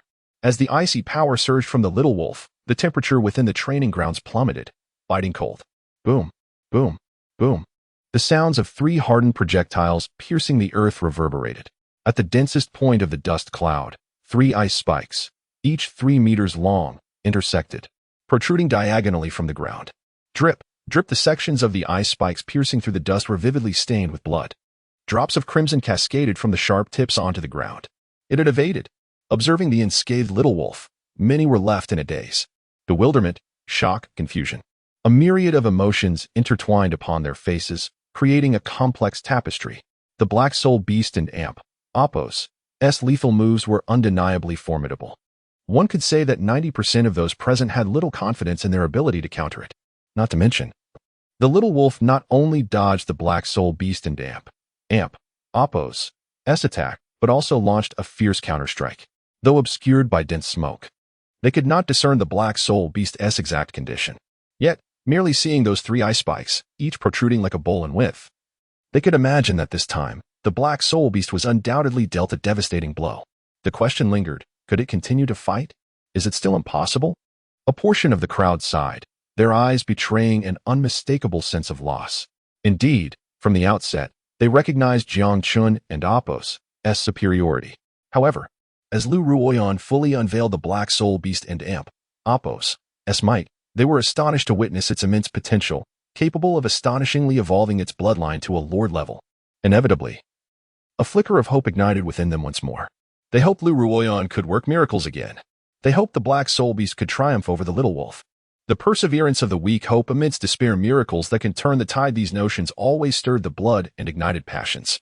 Regrettably, even if Liu Ruyan seemed to exert her utmost power, she remained helpless against Jiang Chen and the little wolf. The more outstanding her performance, the more it highlighted Jiang Chen and Appo's resplendence. Unconsciously, all attention gravitated towards the slightly fragile yet unwavering figure of the young man in the arena. Radiating an aura of indomitable strength, he captivated them, as though even his hair shimmered with light, a mountain to be revered. In that moment, Jiang Chen seemed to embody an insurmountable peak, one that could only be gazed upon, never surpassed.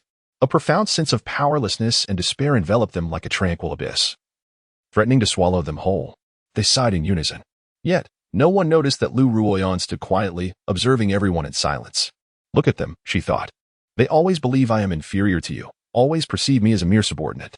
As long as you are present, my efforts will forever remain unseen. Even if I have wagered everything. She gazed at Jiang Chen, murmuring to herself. Her tone was laced with loneliness, reluctance, and a deeply concealed envy. Jiang Chen watched Liu Ruyan perform, his heart devoid of emotional upheaval. In fact, an urge to chuckle lingered within him all along, the so-called pity, the disdain. The notion of being a subordinate were merely manifestations of Liu Ruyan's tragic pride. Spurred by Jiang Yutao's provocations, she wallowed in her own sorrow. Liu Ruyan always believed he had shattered all her beauty, usurped her glory, and obscured her brilliance. But what of him? Had Liu Ruyan ever perceived the depths of his heartfelt affection, the pain of his longing? When he sought her approval, when he poured out his sincerity, when he found himself in dire straits, and Liu Ruyan chose to stand aloof. Who could comprehend his anguish? His resentment, his fury, his despair? Initially, it was Liu Ruyan who willingly agreed to marry him. The elaborate wedding attire, the white veil, were all arranged by her own hand. Ultimately, it was she who dreamed of different futures, she who regretted her choices, she who merely observed. Yet, in the end, she attributed all blame to him. What reasoning is this? To put it plainly, throughout, Liu Ruyan and Appo's focus, her concerns, her affections were solely for herself. Jiang Chen harbored no expectations nor sympathy for Liu Ruyan. Between them, from the moment she chose to stand aside, from the day she made her decision, there was only one conclusion remaining: self-pity and lamentation. Liu Ruyan, proud as you are, have you finally tasted the bitterness of pain today? Jiang Chen spoke coldly. Put away your nauseating self-deception. It makes me want to retch. All along, it was your foolish and laughable pride that degraded yourself. His words were sharp, devoid of any semblance of compassion. Upon hearing these words, Liu Ruyan laughed. She laughed unabashedly, laughed wildly, her eyes reddening, her body bending with mirth. Suddenly, she ceased her laughter, her mirth abruptly silenced as she cast a cold glance at Jiang Chen. Jiang Chen, do you truly believe that victory is assured for you? Chapter 78, The Immortal Body? Liu Ruyan suddenly lifted her gaze, an enigmatic smile appearing on her face. She abruptly ceased her frenzied mutterings, confidence surging within her. Nevertheless, upon witnessing the indifference in Jiang Chen's eyes, she found herself involuntarily clenching her fists. The disdainful and apathetic look in Jiang Chen and Appo's eyes inexplicably pierced her heart, stirring a wave of anger within her. That was the very demeanor she should have had when confronting Jiang Chen. I will undoubtedly prevail, Jiang Chen declared with unwavering confidence. The black soul beast had embarked on a path of demonic evolution. Though he was uncertain of what further tricks Liu Ruyan might employ, his conviction in victory remained unshaken. At this juncture, His sole objective was to crush Liu Ruyan into the dust. Such unfounded confidence, Liu Ruyan scoffed. Immediately, she bellowed, "Black demon! Roar!" The beast and Apos' blood surged, its roar reverberating through the heavens. Amidst the thick clouds of dust, the black soul beast unleashed a mighty roar that echoed powerfully. Subsequently, a violent gust erupted, dispersing the dust, and the black soul beast re-emerged before the onlookers. At that moment, the beast's appearance was particularly unsettling. 3 icy spikes pierced through its flesh, protruding from its body, pinning it suspended in mid-air, blood gushing profusely. Dark crimson poured from its wounds, the blood steaming slightly as it mingled with the frigid air from the ice spikes, congealing and dripping down. Much of its body was stained with blood, its injuries grave.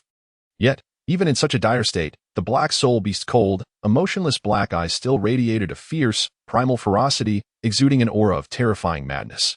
There was no hint of weakness, rather, it appeared more savage and horrifying. Crack, crack. With slight movements, the beast and Apos' skeletal wings unfurled. And with its 8 arms gripping the ice spikes, it forcefully extracted itself from their grasp. Blood flowed freely as torrents gushed from the 3 gaping wounds that perforated its body, soaking the ground beneath it. The black soul beast appeared oblivious, as if it felt no pain, allowing the blood to spurt forth unabated. This gruesome and brutal scene instantly caused some young girls to pale in terror, shrieking in alarm. Not only them, many onlookers in the stands turned pale, clearly shaken. Though the black soul beast may not have been the strongest among all the beasts they had encountered, it was undoubtedly the most frenzied and terrifying. Its brutality surpassed even some of the most fearsome demons they had heard of. The crowd was struck with dread, hesitant to utter a sound. Strangely, after breaking free from the ice spikes, the black soul beast began to emit a rhythmic, low growl, akin to an ancient incantation. As it growled, the blood pooling on the ground began to quiver slightly, as if drawn by an unseen force, converging around the black soul beast. In a flash, the blood shimmered, enveloping the black soul beast in a crimson aura. Bang! Soon after, the blood burst forth, and the black soul beast landed on its feet, perfectly unscathed. Heavens! Such severe injuries healed in the blink of an eye. The crowd gasped in astonishment. Even Jiang Chen cast a longer glance at the black soul beast. Was this yet another of its abilities?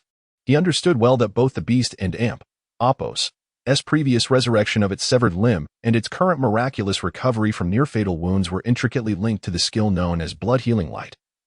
A unique technique of the black soul beast. Blood healing light, akin to the wolf dragon blood fury that the little wolf mastered, was a distinctive skill exclusive to both beasts. However, blood healing light leaned more towards a grotesque regenerative capacity, while the wolf dragon blood fury was a direct augmentation of combat prowess. As long as I am here, the black demon shall be immortal.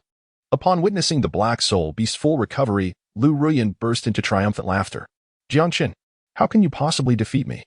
It could be said that as long as the talent of blood healing light existed, the black soul beast was indeed immortal.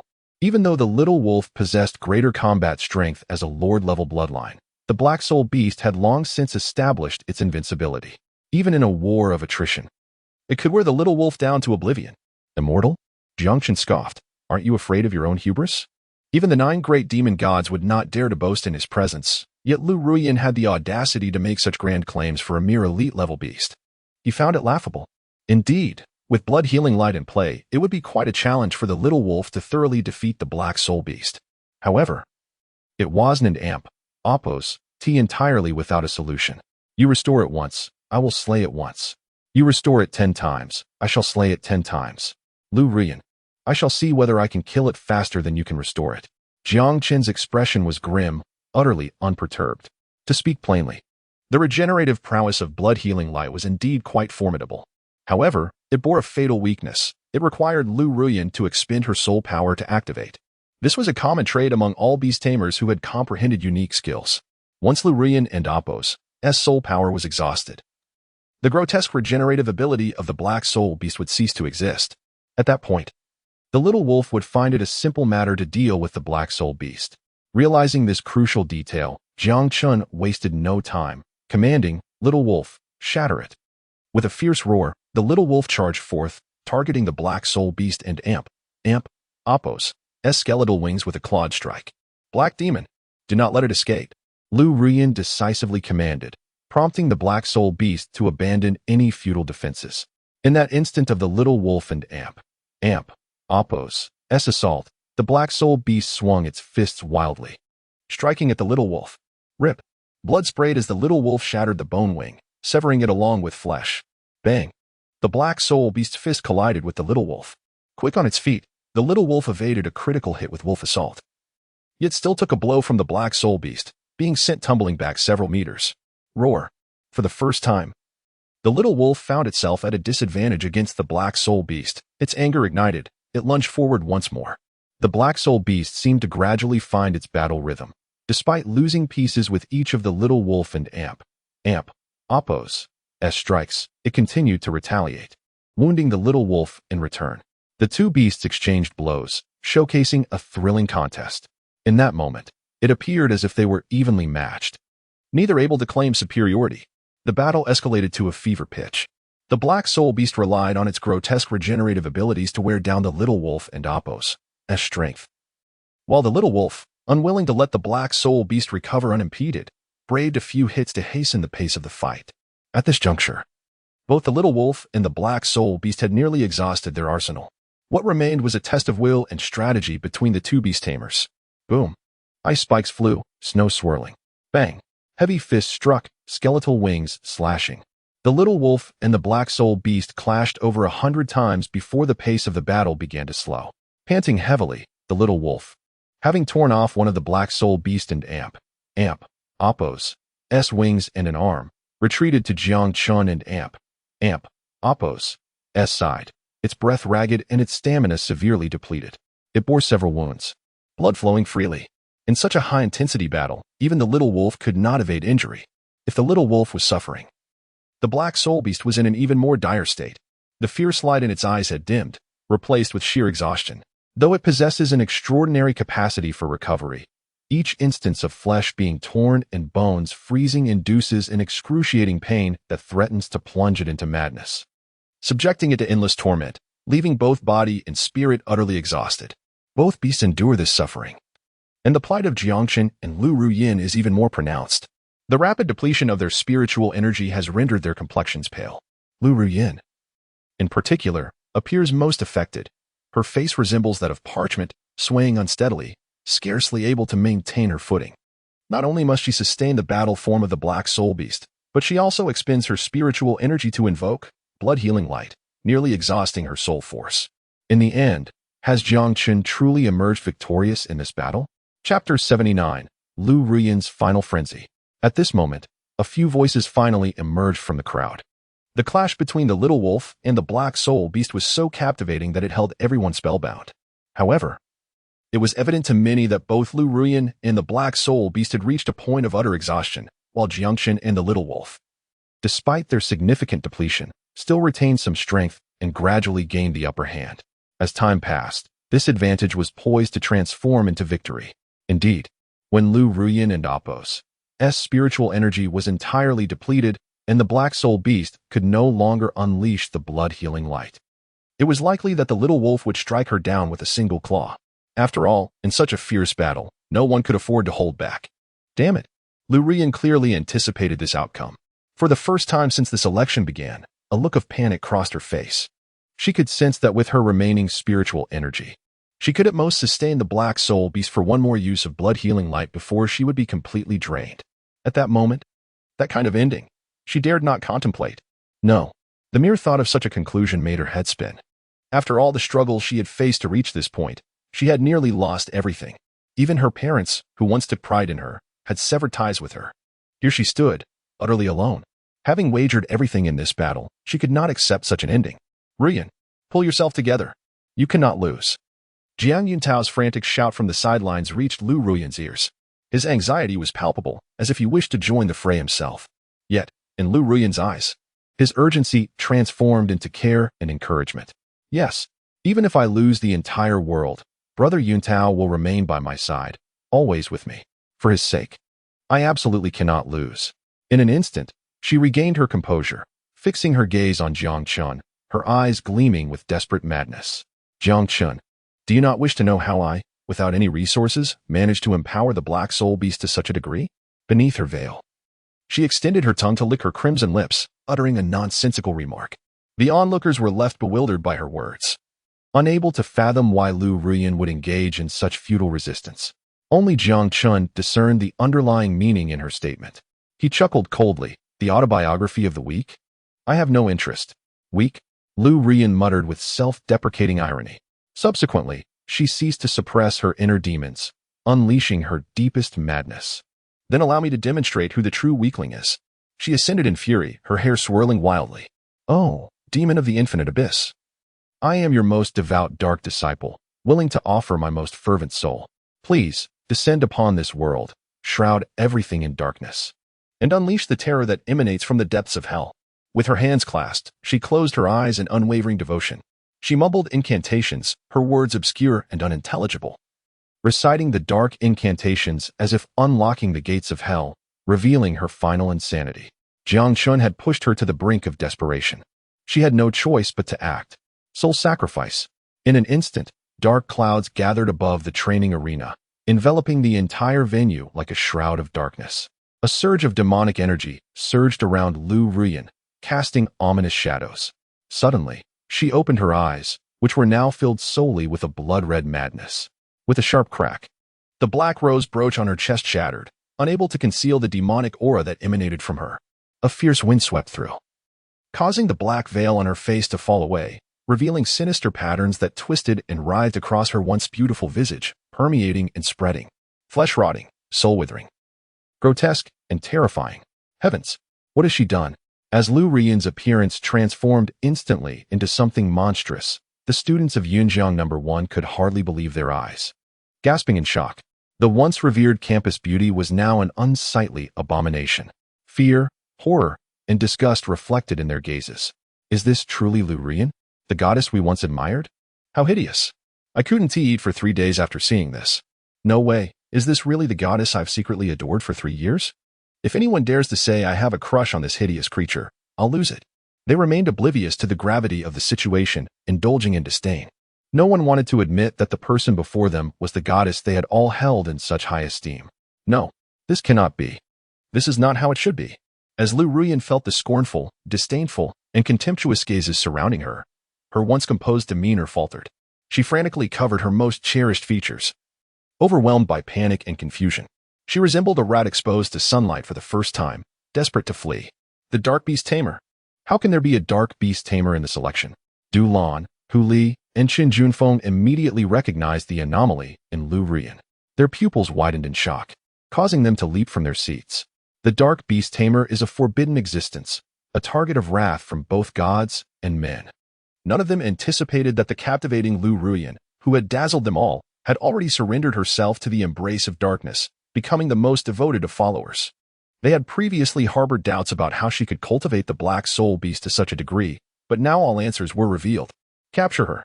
In their desperation, the trio summoned their beasts, ready to apprehend Liu Ruyan. Stop. At that moment, Jiang Chen's voice emerged from the thick miasma of darkness. This is my battle with her. No one may intervene. His voice boomed with unwavering authority. For a moment, the three stood frozen. Jiang Chen and Apos. S. remarkable potential prompted Hu Li and Qin Junfeng to pause, wishing to leave a good impression on him. Du Lan cast a deep glance at Jiang Chen, slightly hesitant. Just then, Ji Xia grasped Du Lan's wrist, calmly stating, "Teacher, please sit down." Her voice was tranquil, her gaze fixed on Jiang Chen, her beautiful face radiating trust. This is his battle. I believe in him. He will prevail. As Jiang Chen's words resonated, the entire training venue held its breath, no one daring to act. In the center, only Jiang Chen and Liu Ruyan remained. It is you. All of this is because of you. Jiang Chen. Liu Ruyan was frantic and distressed, unable to accept the exposure of her most hideous self to the world. She was the undeniable goddess of Yunjiang, the embodiment of beauty and intellect. How could she allow others to defame her? How could she bear their disgust? Dark demon, tear them apart. I command you to shred them all. Overcome with rage and humiliation, she lost her sense of reason, venting her fear in a frenzied outburst. She longed to tear apart anyone who witnessed her disgrace. With a thunderous roar, the dark energy surged and swiftly converged into the body of the black soul beast. It emitted a guttural growl, rife with savagery, bloodlust, and ferocity, revealing the most authentic aspect of its demonic nature. Elevated by the dense aura of malevolence, the black soul beast gradually ascended into the air, and with a powerful flap of its wings, the tempestuous force nearly threatened to uproot the entire training arena. Behold, a monarch-level bloodline demon. Chapter 80, The Fury of Winter. A dense and malevolent aura of demonic energy surged forth, chilling to the core and evoking an inexplicable dread. As the sanguine light erupted, revealing the fearsome black soul beast, all the students instinctively recoiled, their bodies trembling uncontrollably. Before such a formidable demon, despair and fear, madness and slaughter rapidly spread through the deepest recesses of their hearts, threatening to engulf them entirely. The intensity of this demonic aura posed a grave psychological threat to these novice beast tamers. Prolonged exposure could lead to their minds being irrevocably lost in an endless abyss, reducing them to mere beasts driven by bloodlust. Divine light, illuminate. With a swift motion, Xiao Qingyue summoned the radiant unicorn, which soared above the training arena, its horn ablaze with divine light, dispelling the darkness and enveloping the students beneath it. The oppressive, terrifying, and frenzied atmosphere dissipated in an instant, leaving the students with lingering trepidation. Is this truly a demon of royal blood? How terrifying! Many students turned pale, their lips quivering. In that fleeting moment, they felt as if their very souls were on the brink of being consumed by the malevolent aura of the demon. Xiao Qingyue and Apos' expression grew grave. Her brows furrowed in a tight line. A tumult of emotions, pain, compassion, and anger flashed in her eyes.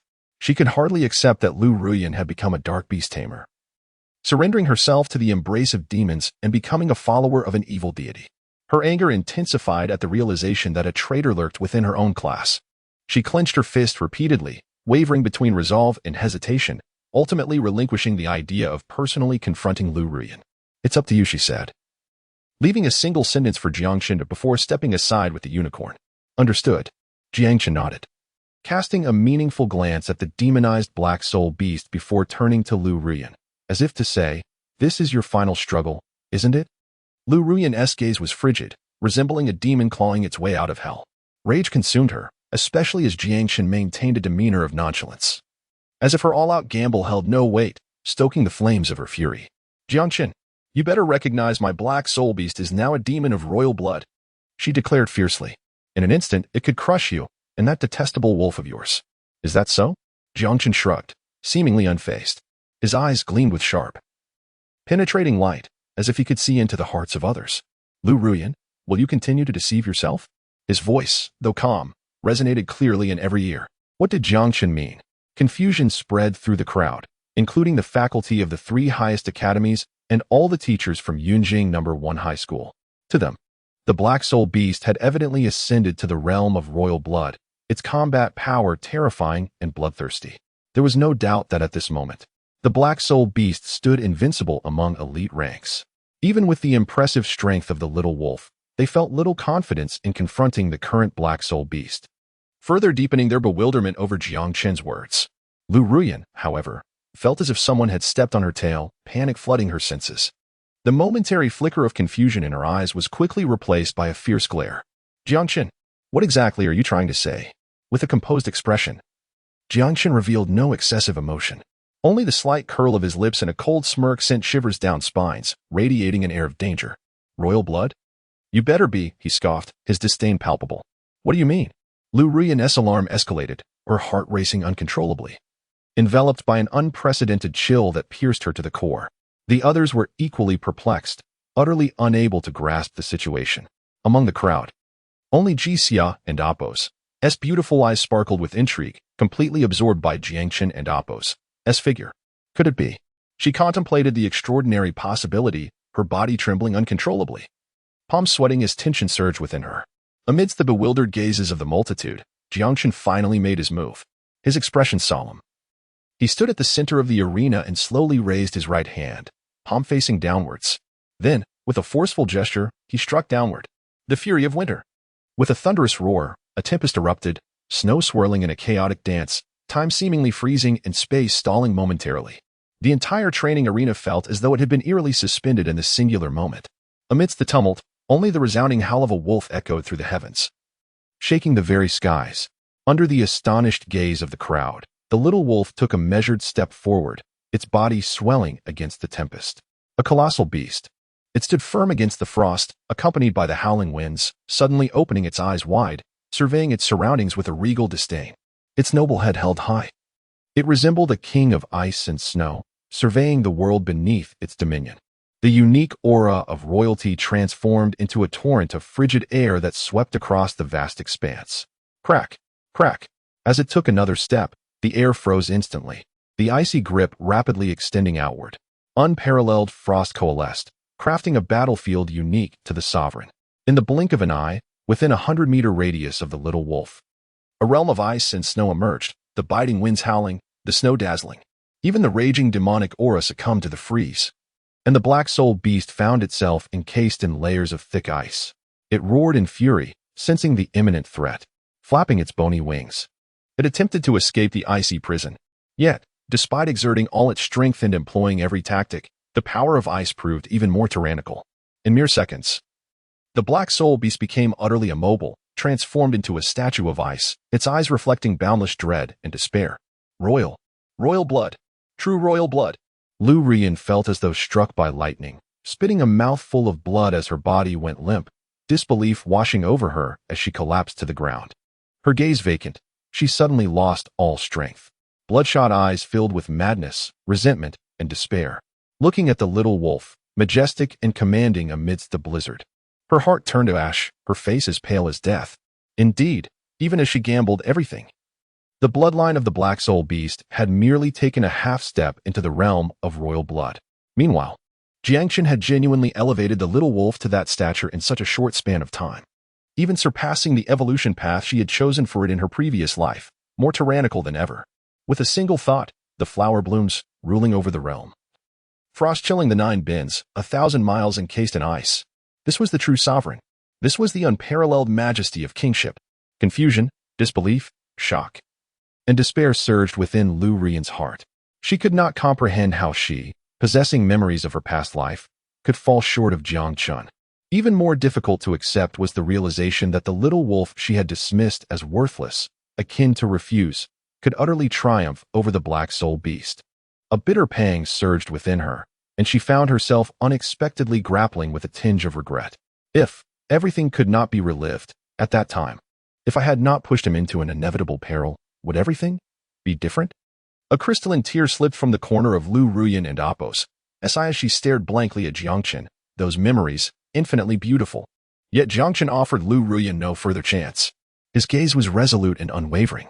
As the little wolf struck down with its paw, the black soul beast disintegrated into fine powder, swirling delicately throughout the training arena, along with Liu Ruyan's final glimmer of hope, utterly shattered. Chapter 81. Liu Ruyan. Fulfill the bet. Wow. Victory. He has defeated a demon. A monarch level 1. This is the true essence of a monarch level. Jiang Chen, as a bronze beastmaster, has etched an unprecedented history at Yunjiang No. 1 Middle School. In just a month, he has nurtured his beast to such an extraordinary level. It is truly astonishing. A golden-scaled creature is not merely a fish in a pond. Once it encounters a storm, it transforms into a dragon. The achievements of this young man in the future are immeasurable. After a brief silence, the entire training ground erupted like a cataclysm, shaking the hearts of everyone present. Throughout this battle, both Jiang Chen and the little wolf have delivered an abundance of surprises. I knew you could win. Ji Xia smiled, her eyes sparkling with joy. Gazing at the arena, she felt a deep resonance with the striking figure of the young man, who seemed to have transformed in her memories. A flicker of emotion stirred within her heart, as if awakening a long-buried sentiment. All the teachers and students of Yunjiang No. 1, including Du Lan, Hu Li, Qin Junfeng, and even Xiao Qingwei, were equally moved, their eyes shimmering with excitement. Jiang Chen's terrifying strength and potential had undoubtedly conquered them all. It was foreseeable that in the future, a formidable beastmaster would rise from Huanxia. Cheers surged in waves, with praises growing louder with each moment. The arena was completely engulfed in flowers and applause, an infinite glory that belonged solely to Jiang Chen. Meanwhile, Liu Ruyan, from the moment the dark soul beast was defeated, was surrounded by 5 or 6 examiners, their expressions wary. She sat alone in the arena, resembling a rat scorned by all. In stark contrast, Jiang Chen was poised to ascend to greater heights, ready to soar into a broader world. The disparity between their fates was as vast as heaven and hell. Liu Ruyan bit her lip, her nose tinged with bitterness. "You scoundrel! I hate you." Her voice was hoarse as she clutched the last vestiges of her soul power, barely managing to invoke the blood-healing light to restore the dark soul beast to its youthful form. It seemed the only way to find solace in the depths of her sorrow. Liu Ruyan, you have acted recklessly, disregarding the laws. Now, we shall strip you of all your rights and await the patrol team to arrest you. The examiners, indifferent to her plight, prepared to shackle her without hesitation, anticipating the judgment of the patrol team. Yet, Liu Ruyan appeared oblivious to their hostile gazes, her eyes fixated on Jiang Chen. This cannot be how it ends for me. Her gaze was hollow, devoid of all brilliance. Jiang Chen. Suddenly, a flicker of emotion ignited in her eyes. In her vision, she saw Jiang Chen approaching, his gaze unwavering and intent, walking directly toward her, reminiscent of the countless times he had selflessly protected her, and the meticulous care he had shown during those days. Jiang Chen, you still love me, don't amp, opposed to you? Liu Ruyan seemed to grasp at the last straw of hope, scrambling to her feet with eager anticipation as she looked at Jiang Chen. In that moment, she yearned for him to shield her once more from all the tribulations. Love? Jiang Chen scoffed, his eyes cold and indifferent. Deep down, he found it amusing. People often are like this. When in love, they endlessly doubt and test, seeking 1,000 reasons to justify their lack of affection. Yet, when love is truly lost, they delude themselves, desperately trying to find traces of love amidst the painful memories. Unfortunately, his love had long since faded, extinguished by Liu Ruyan's repeated indifference. He paid her little mind, greeting the vigilant examiners nearby. Everyone, I have some grievances with her that I need to clarify. Please grant me a few moments. The examiners exchanged glances. Normally, Liu Ruyan, as a dark beastmaster, was not permitted to interact with anyone. However, they ultimately relented, noting Jiang Chen's pale face and unsteady stance. Clearly exhausted, they kindly reminded him to be cautious. Jiang Chen nodded, then strode purposefully toward Liu Ruyan. Cut the nonsense, Liu Ruyan, fulfill the bet. What? Liu Ruyan could hardly believe her ears. Jiang Chen approached not to rescue her, but to ensure the end of her beastmaster career. Even though her identity as a dark beastmaster was exposed, this was a path she would inevitably tread. However, she could never accept that it was Jiang Chen who pushed her into the abyss. You cannot. You mustn't treat me this way. You love me. You do. You promised to protect me for a lifetime. Have you forgotten those vows, those heartfelt declarations? Liu Ruyan cried out desperately, her hair disheveled, her dignity shattered. It was only now that she realized she could not accept defeat by Jiang Chen, but she could not bear losing his love even more. Alas, it was all too late. No matter how she attempted to awaken the love buried deep within Jiang Chen, he remained unmoved. He looked down upon her with a cold demeanor. Liu Ruyan, if you still have a shred of dignity, take action yourself. Do not make me look down upon you. No. You used to never be like this. Liu Ruyan refused to give up, her eyes filled with sorrow, nearly brought to tears. The current Jiang Chen felt foreign to her, causing her distress and confusion. It was clear that Jiang Chen had always stood firmly by her side. Even in anger, she regretted her actions. Surely Jiang Chen should forgive her. Her mind was a chaotic whirlwind. In stark contrast, Jiang Chen's face had grown colder, encased in an impenetrable frost. He leaned closer to Liu Ruyan, his voice low and slightly hoarse, tinged with boundless rage and a deep-seated hatred unknown to others. In the past, Liu Ruyan, how dare you mention the past? Jiang Chen and Oppos, S words were sharp, akin to a tormented spirit struggling in the depths of hell. The moment you coldly observed as I fell into the abyss, our past ceased to exist. Do you now perceive the helplessness and despair I felt back then, Liu Ruyan? You. Liu Ruyan's pupils widened in horror, her heart racing in disbelief. Suddenly, she realized that Jiang Chen had also been reborn. No. Her face was a mask of terror, unable to accept the revelation, as if struck by lightning, her mind reeling. So it was. Everything had been orchestrated by him. Panic surged within Liu Ruyan as she felt her scalp tingle. Awakening from her stupor, she grasped that from the moment she chose the dark soul beast, everything had been Jiang Chen's scheme. He had plotted her every step toward the abyss. He had calculated her every moment of frantic despair. He had orchestrated her fall into eternal darkness, where no light could reach.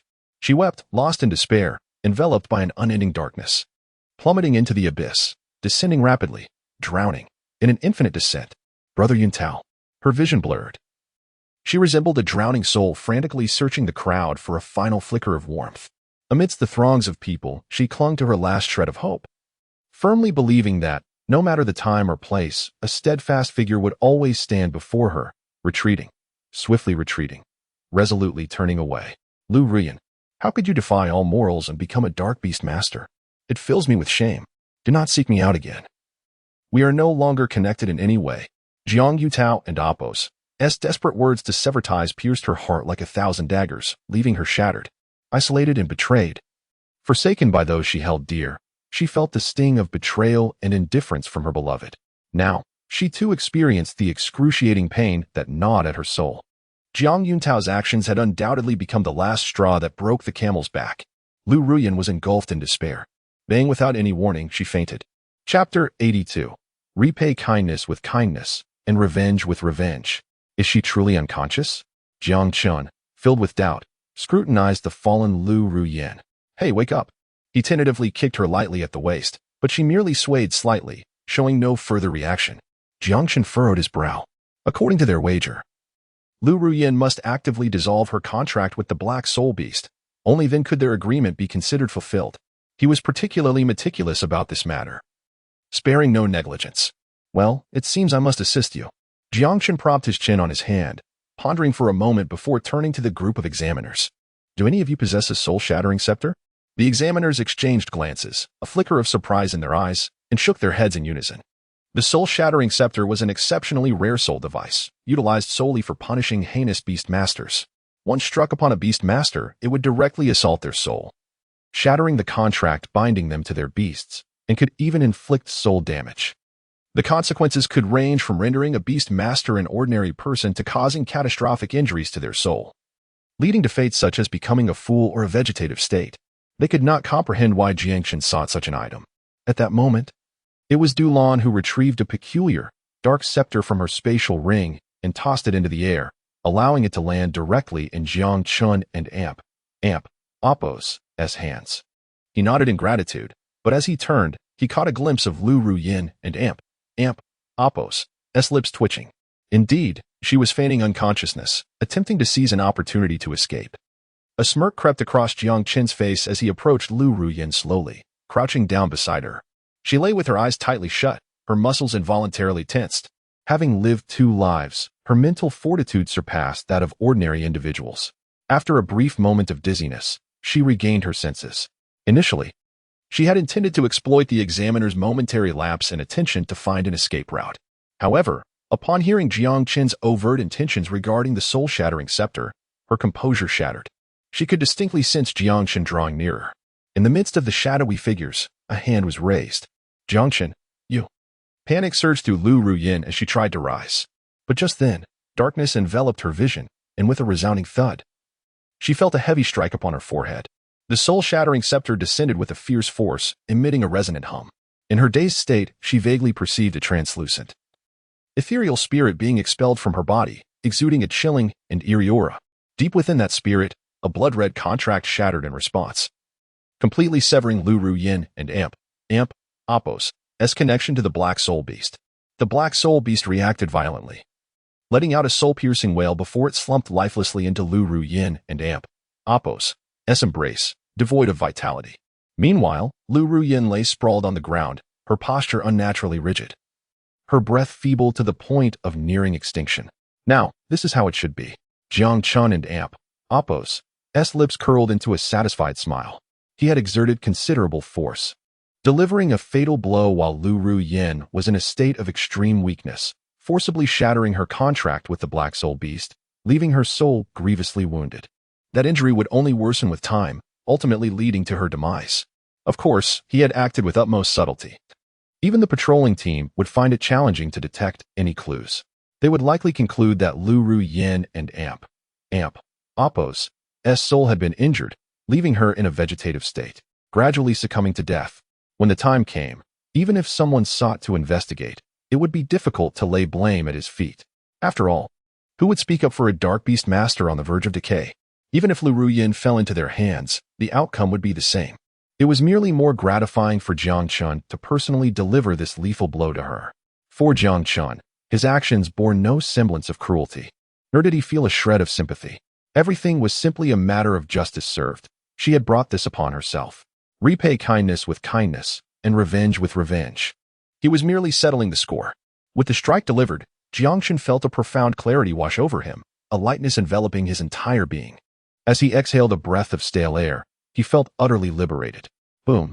Just then, a faint explosion reverberated in Jiang Chen's mind, causing his soul power to surge rapidly, elevating his level. Bronze 9 stars. A breakthrough. Silver 1 star. In the blink of an eye, he had transcended into the realm of silver, becoming a silver 1-star beastmaster. Astonished, Jiang Chen reveled in the unexpected joy of this advancement. He had not anticipated that resolving his lingering issues with Liu Ruyan would lead to such a significant leap in his cultivation. Elated by this unforeseen boon, Jiang Chen did not relinquish the soul-shattering scepter in his grasp. He remembered that another individual awaited his reckoning. Rising to his feet, he set his sights firmly on Jiang Yuntao. Where do you think you and Appos, rerunning?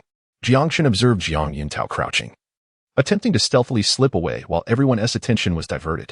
With a glance, he signaled to the little wolf, which promptly lunged forward, swatting Jiang Yuntao into the air like a fly. Bang! Jiang Yuntao crashed heavily to the ground, landing squarely before Jiang Chen. Jiang Chen, what are you planning to do? Jiang Yuntao quaked with fear, desperately retreating, his face pale with terror. What am I planning to do? Donna and Amp, Appos, do you know? I have come this far largely thanks to you. Jiang Yuntao? Jiang Chen's lips curled into a sardonic grin as he advanced step by step towards Jiang Yuntao. His words were heavy with venom, and his anger was palpable. Had it not been for Jiang Yuntao and Appos' instigation, perhaps he and Liu Ruyan would not have reached this point. The suffering he had endured was largely due to Jiang Yuntao and Appos' machinations. Jiang Chen had no intention of letting him off easily. Trembling under Jiang Chen's icy gaze, Jiang Yuntao felt the gravity of the situation far exceeded his comprehension. Desperate, he turned to Xiao Qingyu for help. Teacher Xiao, please save me. Jiang Chen intends to kill me. Upon hearing this, a barely perceptible frown crossed Xiao Qingyu's brow. However, before she could step forward, Jiang Chen, with his back turned, coldly remarked, You spend all your time mingling with dark beastmasters. Teacher Xiao, have you never questioned why his strength has grown so swiftly? As his words settled, Xiao Qingyu and Appos' frown deepened. She had observed every individual and Appos' performance during this selection process. If Jiang Chen and Liu Ruyan had demonstrated exceptional prowess, Jiang Yuntao and Appos' performance had been the most noteworthy among the rest. Not only had he become a bronze-level beastmaster, but he had also nurtured a palm bear to the level of an elite. The speed of his progress was indeed alarming. Such rapid advancement in strength was undeniably suspicious. Could it be? Her expression darkened in disbelief. There were indeed 2 dark beastmasters within her class. Seeing Xiao Qingyu and Appos' silence, Jiang Yuntao's courage faltered completely. He pleaded loudly, desperately denying, No, it's not true. Teacher Xiao, don't listen to him. How could I possibly be a dark beastmaster? Indeed, his relationship with Liu Ruyan was profound. However, throughout the years, it was Liu Ruyan who expended vast resources to procure an abundance of materials for him, employing methods he could scarcely comprehend, which ultimately facilitated his ascent in power. As for becoming a dark beastmaster or a devotee of the demon god, like Liu Ruyan, that was something he had never aspired to achieve. Yet, Jiang Chen remained impervious to his attempts at justification. Grasping the soul-shattering staff, he struck down with unyielding force. Bang! A searing pain pierced through Jiang Yuntao and Appos' mind, as if his very soul were fracturing. The agony rivaled the most excruciating tortures imaginable. In an instant, he was drenched in cold sweat, as though he had just emerged from the depths of water. His eyes rolled back, and he felt himself on the brink of unconsciousness. In the fleeting moment where he retained the last vestiges of awareness, he could only hear Jiang Chen's indifferent voice echoing in his ears. It must be distressing to be wronged, mustn't it, Appos? Yet now, who would believe you? Much like the times you incessantly slandered me. Chapter 83. A child should be like Jiang Xiaoqing. Jiang Chen coldly observed Jiang Yuntao, who lay on the ground, and the palm bear writhing in agony. A wave of satisfaction washing over him. However, as he stood up, he caught sight of Xiao Qingwei approaching with a serious expression. Could he truly be a dark beast master? Xiao Qingwei remained somewhat incredulous. Throughout her interactions with Jiang Yuntao, she had never sensed an ounce of malevolent energy emanating from him. Upon hearing her words, Jiang Chen shrugged, seemingly indifferent. Teacher Xiao, is the truth truly that significant? With a profound smile, he raised an eyebrow at the assembled examiners and all present in the training ground. As long as you understand that, at least for now, whatever I say will not invite skepticism, isn't that sufficient? Jiang Chen, you. Xiao Qingwei's pupils constricted sharply as she instantly comprehended Jiang Chen's implication. Her eyes widened in disbelief as she gazed into the unfathomable depths of his dark eyes, a shiver running down her spine. In that moment, Jiang Chen appeared to have transformed entirely, becoming someone she found inexplicably unfamiliar, even instilling a sense of dread within her. Fortunately, Jiang Chen quickly regained his composure, his gaze returning to its clear, pure hue. "Teacher Xiao, the truth will undoubtedly be uncovered by the inspection team," he said with a gentle smile. "You need not think I am exaggerating. Liu Ruyan is ruthless, and Jiang Yuntao is certainly no saint." Xiao Qingyue remained frozen in place, offering no further reaction, merely nodding softly before retreating back to the front of Class 3 of the senior year, leaving no one aware of her thoughts. Jiang Chen followed her back to the same class formation. Soon, Liu Ruyan and Jiang Yuntao were taken away by the inspection team, tightly bound. The selection for the prestigious academy had officially concluded. The examiners meticulously recorded each student's performance to report back. Before departing, they cast deeply impressed glances at Jiang Chen, silently astonished. After their exit, the atmosphere in the training hall did not cool. Rather, it grew even more vibrant. Students clustered in groups, sharing their joy, while some who knew they had not performed well hung their heads in disappointment, hoping merely to gain admission into an ordinary academy for further studies. The most bustling area, without a doubt, was where Jiang Chen stood. The noise was deafening, with crowds pressing in from all sides. Elder Jiang, Jixia, and a myriad of teachers, along with students from Class 3 of the senior year, gathered around him, offering their congratulations. The elder beamed with delight, his smile stretching from ear to ear, enthusiastically calling out, my grandson, my grandson." Jixia's face was flushed with excitement, her cheeks rosy as she exclaimed, "Brother, you are amazing." Moreover, Dulan, Hu Li, and Chen Jufeng, leaders from the 3 highest academies, also flocked to Jiang Chen's side. Amid the cacophony of praises, Jiang Chen found himself increasingly flustered. As he turned in circles to respond to the crowd, feeling overwhelmed. This was far more exhausting than his earlier battle with Liu Ruyan. Fortunately, having ascended to the silver rank, his soul power had mostly recovered. Otherwise, he would have felt utterly drained. Among the throng, Hu Li and Chen Junfeng were particularly fervent. "Chen, such an outstanding student undoubtedly belongs to our Xuanwu Academy. You White Tiger Academy should step aside," Hu Li retorted, her tone sharp. "Fox spirit.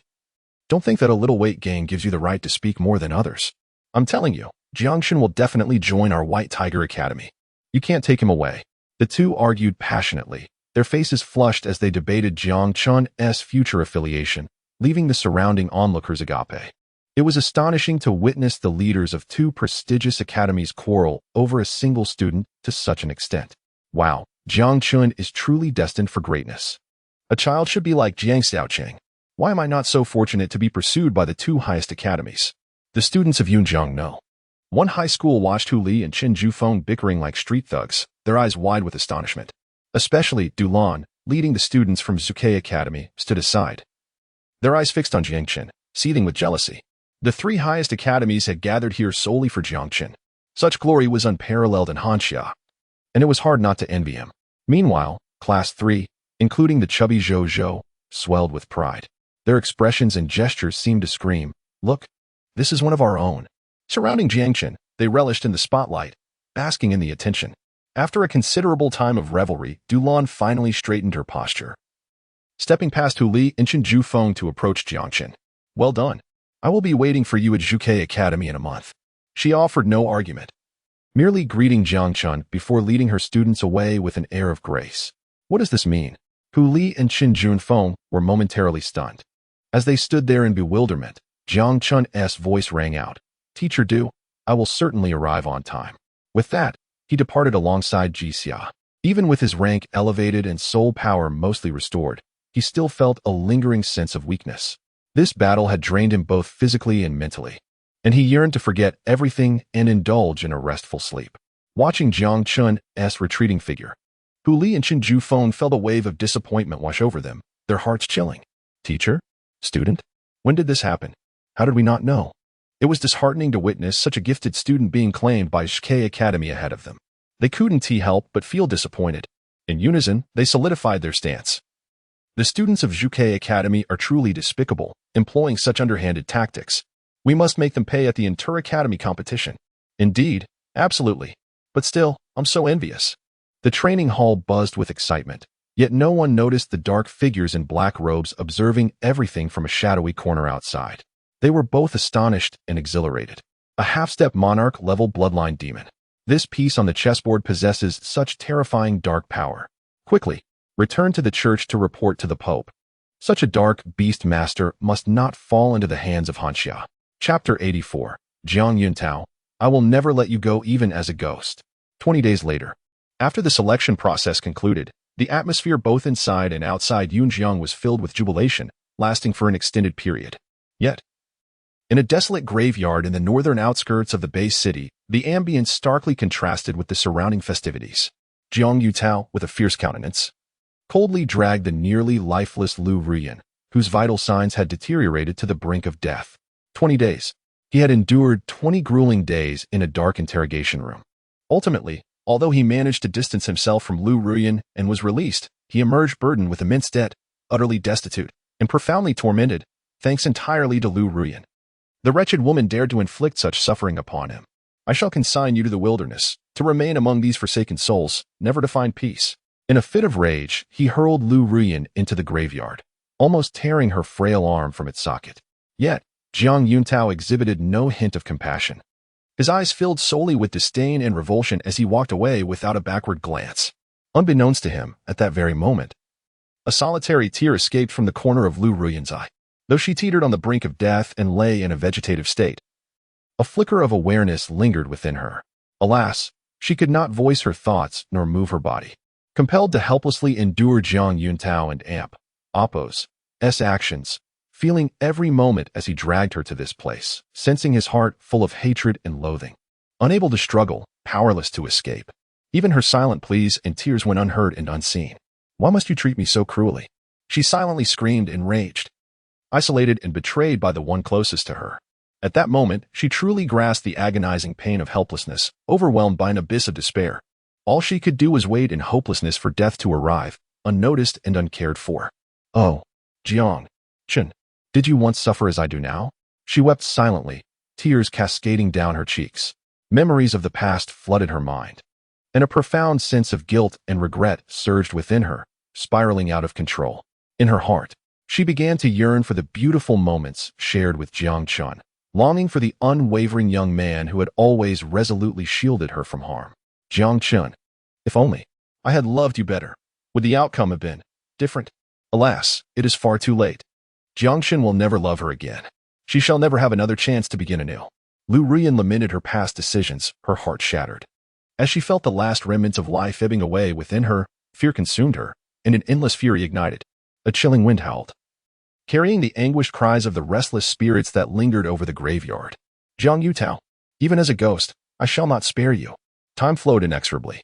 Soon, it would be the day Jiang Chen reported to Zhuke Academy. Since the conclusion of the academy selection, news of a remarkable prodigy emerging from Yunjiang No. One high school had spread like wildfire throughout the city. Jiang Chen and Amp, Oppo's name became a household term, frequently uttered in conversations. The phrase "one should be like Jiang Xiaocheng" became a cherished maxim among the elders, encouraging the younger generation. This chain reaction resulted in a meteoric rise in the Jiang family stock prices, doubling the elder's fortune, much to his delight. With a grand gesture, he transferred 2 million to Jiang Chen's account. Go and squander it. Meanwhile, news of Liu Ruyan and Jiang Yutao was thoroughly suppressed, gradually fading from public attention. Such was the state of affairs. In the back garden of the estate, Jixia, feeling parched, took a sip of water. Marveling at the recent developments concerning Liu Ruyan and Jiang Yuntao, sharing the information with Jiang Chen. With a mischievous glint in his eye, he teased Jiang Chen, I say, your old flame has been discarded in the wilderness. Aren't you going to check on her? Jiang Chen took a sip of tea, nearly choking. What is there to see? By now, Liu Ruyan and even Jiang Yuntao failed to stir any emotion within him. However, Jixia frequently visited the patrol team. Jiang Chen found it puzzling how invested Jixia was in these matters. Naturally, he was not surprised by Jiang Yuntao's abandonment of Liu Ruyan. Given Jiang Yuntao's self-serving nature, it was no wonder he would disregard someone like Liu Ruyan, who was on the brink of death, transformed into something unrecognizable. Jiang Chen chuckled. Amused yet saddened by the capricious nature of humanity, Jiang Chen reflected on Liu Ruyan's desperate attempts to cling to Jiang Yutao, believing in her heart that he could be her refuge. Who would have imagined that the one she loved most would ultimately cast her aside like refuse, leaving her to wither away alone in the graveyard, without even a soul to claim her body? Her fate was indeed tragic. In stark contrast to the unwavering love and care she received in her past life, it was a world apart. After discussing the matters of the two, Jixia habitually settled beside Jiang Chen, refraining from further teasing him. Instead, he remarked, "I and Appos, V noticed that Zhan seems to have something going on with your brother lately." Following this election, Dulan and the others had departed, and with leisure time on her hands, Jixia had taken Zhan to explore Yunjiang, naturally staying at the Jiang estate. Unexpectedly, Zhan had been spending ample time with Wang Fugui, and the seeds of romance were blossoming. Those two? Jiang Chen chuckled. During the academy selection, Wang Fugui had performed moderately, but thanks to Jiang Chen's efforts and discussions with Jixia and Dulan, he managed to secure an opportunity to enter Zhuke Academy as a preparatory student. Unbeknownst to him, this inadvertently altered his life and Appos' trajectory. However, since that day, Zhan had developed an aversion to Wang Fugui. The thought of him becoming her junior at school sent her into a rage, leading her to frequently chase Wang Fugui down to unleash her frustrations. She termed it special services from a senior to a junior, whether the service was delivered or not. Jiang Chen was unaware, but it was indeed special, as Wang Fugui often came to him, bruised and battered, seeking refuge. "Jiang Gu, you are my savior. Save me." Just then, as if summoned by fate, Wang Fugui arrived, calling out, "Don't run, Junior. Sister has skills to show you." Zhan, with her hair in pigtails, angrily clenched her fists and pursued him. "I warn you, if you hit me again, I will." Wang Fugui's legs trembled. "What will you do?" Zhan shot him a cold glare, causing him to wither under her gaze, rendered speechless. His eyes, filled with a pitiable look, pleaded with her to relent. Seeing this, Zhan finally relaxed her fists, boldly sitting across from Jiang Chen and casually handing him a letter. "Here, your letter. I saw the mailbox open at the door and thought I'd bring it back for you." "A letter?" Jiang Chen's gaze sharpened as he examined the envelope on the table. In this age, there remained individuals who still wrote letters, which was quite surprising to him. The envelope bore no name or signature, only a hasty scrawl, "To the little one." Chapter 85. The letter from Xiao Tiankai. What is that old man up to? Upon glancing at it, Jiang Chen immediately recognized it as a letter from Xiao Tiankai. Curiosity stirred within him, and he was about to inquire how Li Can knew the letter was intended for him. However, the words lingered on his lips before he prudently swallowed them. This feisty girl with twin ponytails, should she utter a word insinuating he was the youngest, how would he retain his dignity? After a brief hesitation, Jiang Chen opened the envelope. Inside, there lay a piece of jade, its texture reminiscent of ancient jade, along with a sheet of paper. The paper bore a single, forceful line of calligraphy that exuded an aura of solemnity. "Stay far away from the Chen family in southern Sichuan." Southern Sichuan, ISN and AMP, Appos, T that where our Zhuke Academy is located? Li Can glanced at it, astonished. The Chen family? Could it be referring to that century-old beast-taming family? The one that produced a hero over a decade ago who ventured into the demon abyss and vanquished an emperor-level demon? A century-old beast-taming family? Jiang Chen was momentarily taken aback, pondering deeply. He understood Xiao Tiankai and AMP, Appos, as character. Despite his eccentricities, he would never engage in meaningless intimidation. Could it be related to my parents and AMP, Appos, deaths? Jiang Chen's expression suddenly turned frosty, a glint of cold light flashing in his eyes. The only conceivable connection that could prompt Xiao Tiankai to issue such an oblique warning was indeed tied to the demise of his parents. Xiao Tiankai and AMP, Appos, deliberate reminder must indicate he had uncovered something significant. Perhaps he was aware of my impending journey to southern Sichuan and was concerned for my safety, hence providing this psychological preparation in advance. That old man still possesses a modicum of conscience. After a moment of reflection, Jiang Chen grasped Xiao Tiankai and AMP, Appos' intentions. In his previous life, his performance during the academy selection had been dismal, rendering him unqualified for a journey to southern Sichuan and admission to Zhuke Academy.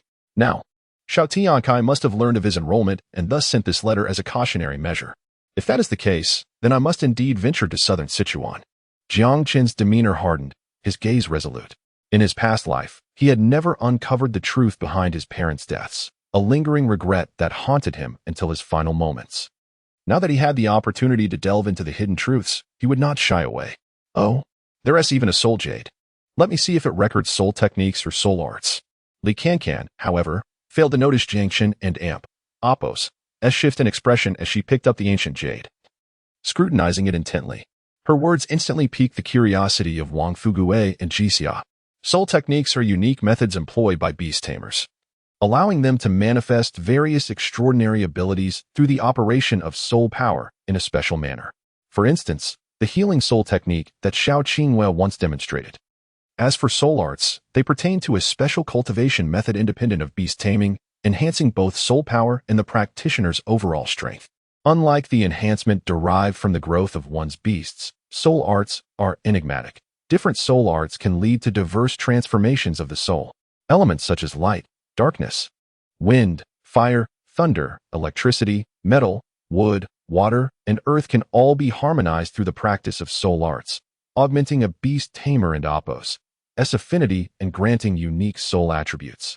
Typically, beast tamers select soul arts based on the attributes of their beasts, facilitating faster growth while wielding soul techniques of the same elemental type for even greater effectiveness.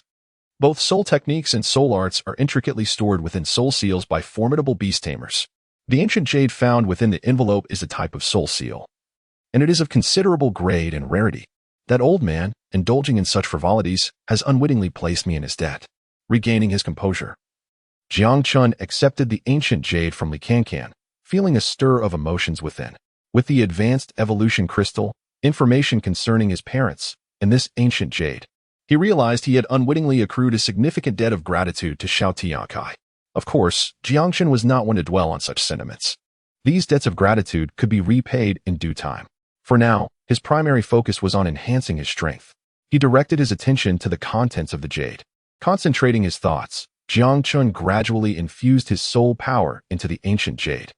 Soul technique, 80 miles per hour. Earth-grade low-level consumes soul power to significantly enhance the beast tamer's speed for a brief duration. The higher the level, the faster the speed. If only this little thing could match my realm, it could sing a tune while running, leaving pursuers in the dust. 80 miles per hour. Feeling carefree. What the hell?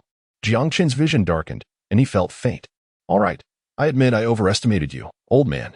How bored must one be to name a soul technique in such a ridiculous manner? Why not call it an Appo's? Run fast and Appo's. Are you truly afraid I might be beaten to death? He found himself utterly exasperated. Despite his irritation, the description of Earth-grade low-level was undeniably eye-catching. Generally speaking, soul techniques and soul arts are classified into 4 tiers: heaven, earth, profound, and yellow, based on their quality. Earth-grade soul techniques are accessible only to grandmasters, worth their weight in gold. Gradually calming himself, Jiang Chen recalled that Xiao Tiankai, as a grandmaster, possessed a unique soul technique called 1,000 miles a day, which allowed him to traverse like the wind. Among grandmasters, his speed was unrivaled. No one could match him. It seemed this soul technique must be one of Xiao Tiansai's prized possessions. In light of the Earth-grade soul technique, I shall refrain from berating you too harshly. Jiang Chen felt a surge of satisfaction as he stored the ancient jade within his beast-taming handring. What is it? What is it? Seeing this, Li Cancan and Wang Fugue eagerly inquired. Jiang Chen rubbed his nose nonchalantly, replying, "Nothing much, just an Earth-grade soul technique." Upon hearing this, Li Cancan and Wang Fugue were unable to contain their excitement. The sheer mention of Earth-grade sent them into a frenzy, their astonishment echoing in the air. Jixia beamed with joy, her eyes crinkling in delight as she looked at Jiang Chen. "Thank goodness you are already a silver-level beast tamer. This soul technique is of high grade, and with time, you will surely master it." Jiang Chen nodded in agreement. After reaching the silver level, beast tamers could practice soul techniques and soul arts, thereby acquiring a modicum of combat capability. With the addition of 80 miles per hour to his arsenal, along with his innate talent Tyrant Devour, he had secured another card up his sleeve, providing him with a measure of self-protection. At that moment, Jixia seemed to recall something and cheerfully remarked, "How wonderful. Now that you have a soul technique, all that and Appo's left is a soul art. Upon arriving at school, I shall select a scroll imbued with ice energy for you, ensuring that you progress at an astonishing pace." "Which day, you ask?" Wang Fugue, having just recovered from his astonishment, casually engaged in the conversation, his gaze lingering ambiguously between Jixia and Jiang Chen. Jixia's face instantly flushed to the roots of her ears. Li Cancan, unable to contain the primal force within her, exclaimed, "You filthy, foolish pig. Take this punch." The two drifted further apart in their playful banter. I. Jixia lowered her head, her face burning, her fingers nervously entwined, struggling to articulate her thoughts, yet too shy to speak.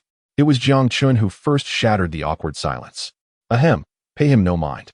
That and amp, Oppos, that's just how he is. Jiang Chen cleared his throat to alleviate the tension, and then, with a radiant smile, declared, "Since my arrival this month, I have been diligently practicing soul techniques." In the face of Jixia and amp, Oppos' incredulous gaze, Jiang Chen articulated each word with conviction. "The technique I am mastering is called the Nine Nirvana Divine Throne." Chapter 86. The Evolving Soul Technique? The Nine Nirvana Divine Seed? Jixia and Oppos' gaze narrowed slightly, a look of utter surprise crossing her features. Compared to the soul skills, the soul techniques were far more rare. She had not anticipated that Jiang Chen had already cultivated soul techniques. She dismissed the thought, attributing it to the wealth of the Jiang family, believing the old patriarch had specially sought it out for Jiang Chen. However, soul techniques pertain to the future development of a beastmaster and are incredibly valuable. Even among top-tier forces, they are seldom shared and rarely appear at major auctions, and when they do, they are typically of low rank. Just hearing the name of this soul technique made Jixia feel it was quite formidable. Out of concern for Jiang Chen, she couldn't help but ask, "What rank is the soul technique you are cultivating?"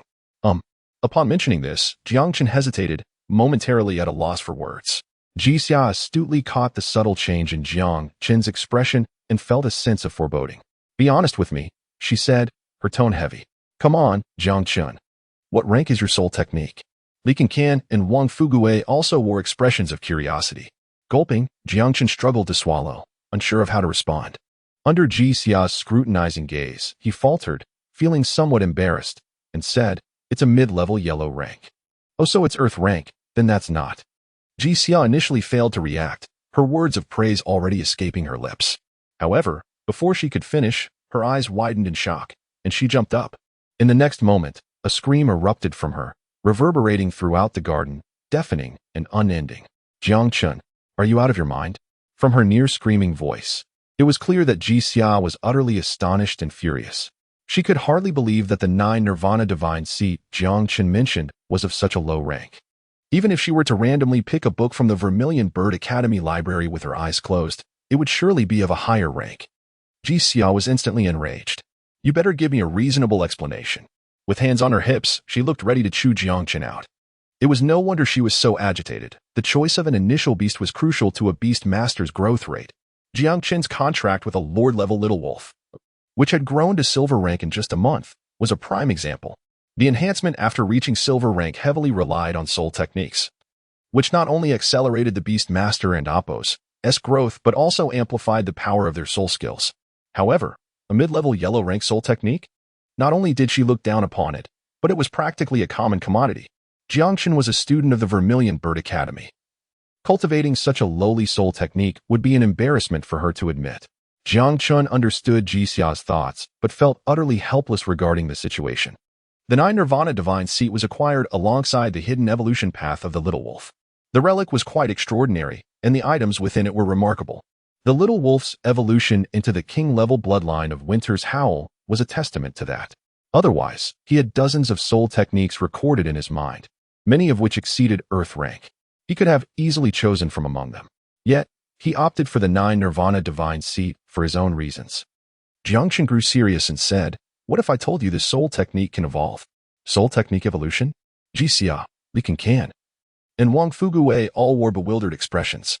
Throughout history, they had only heard of beast evolution. To hear of soul technique evolution was unprecedented. "You haven't caught a fever, have you? Is the pressure getting to you? Should I call a doctor for you? If it's this severe, a doctor might not arrive in time.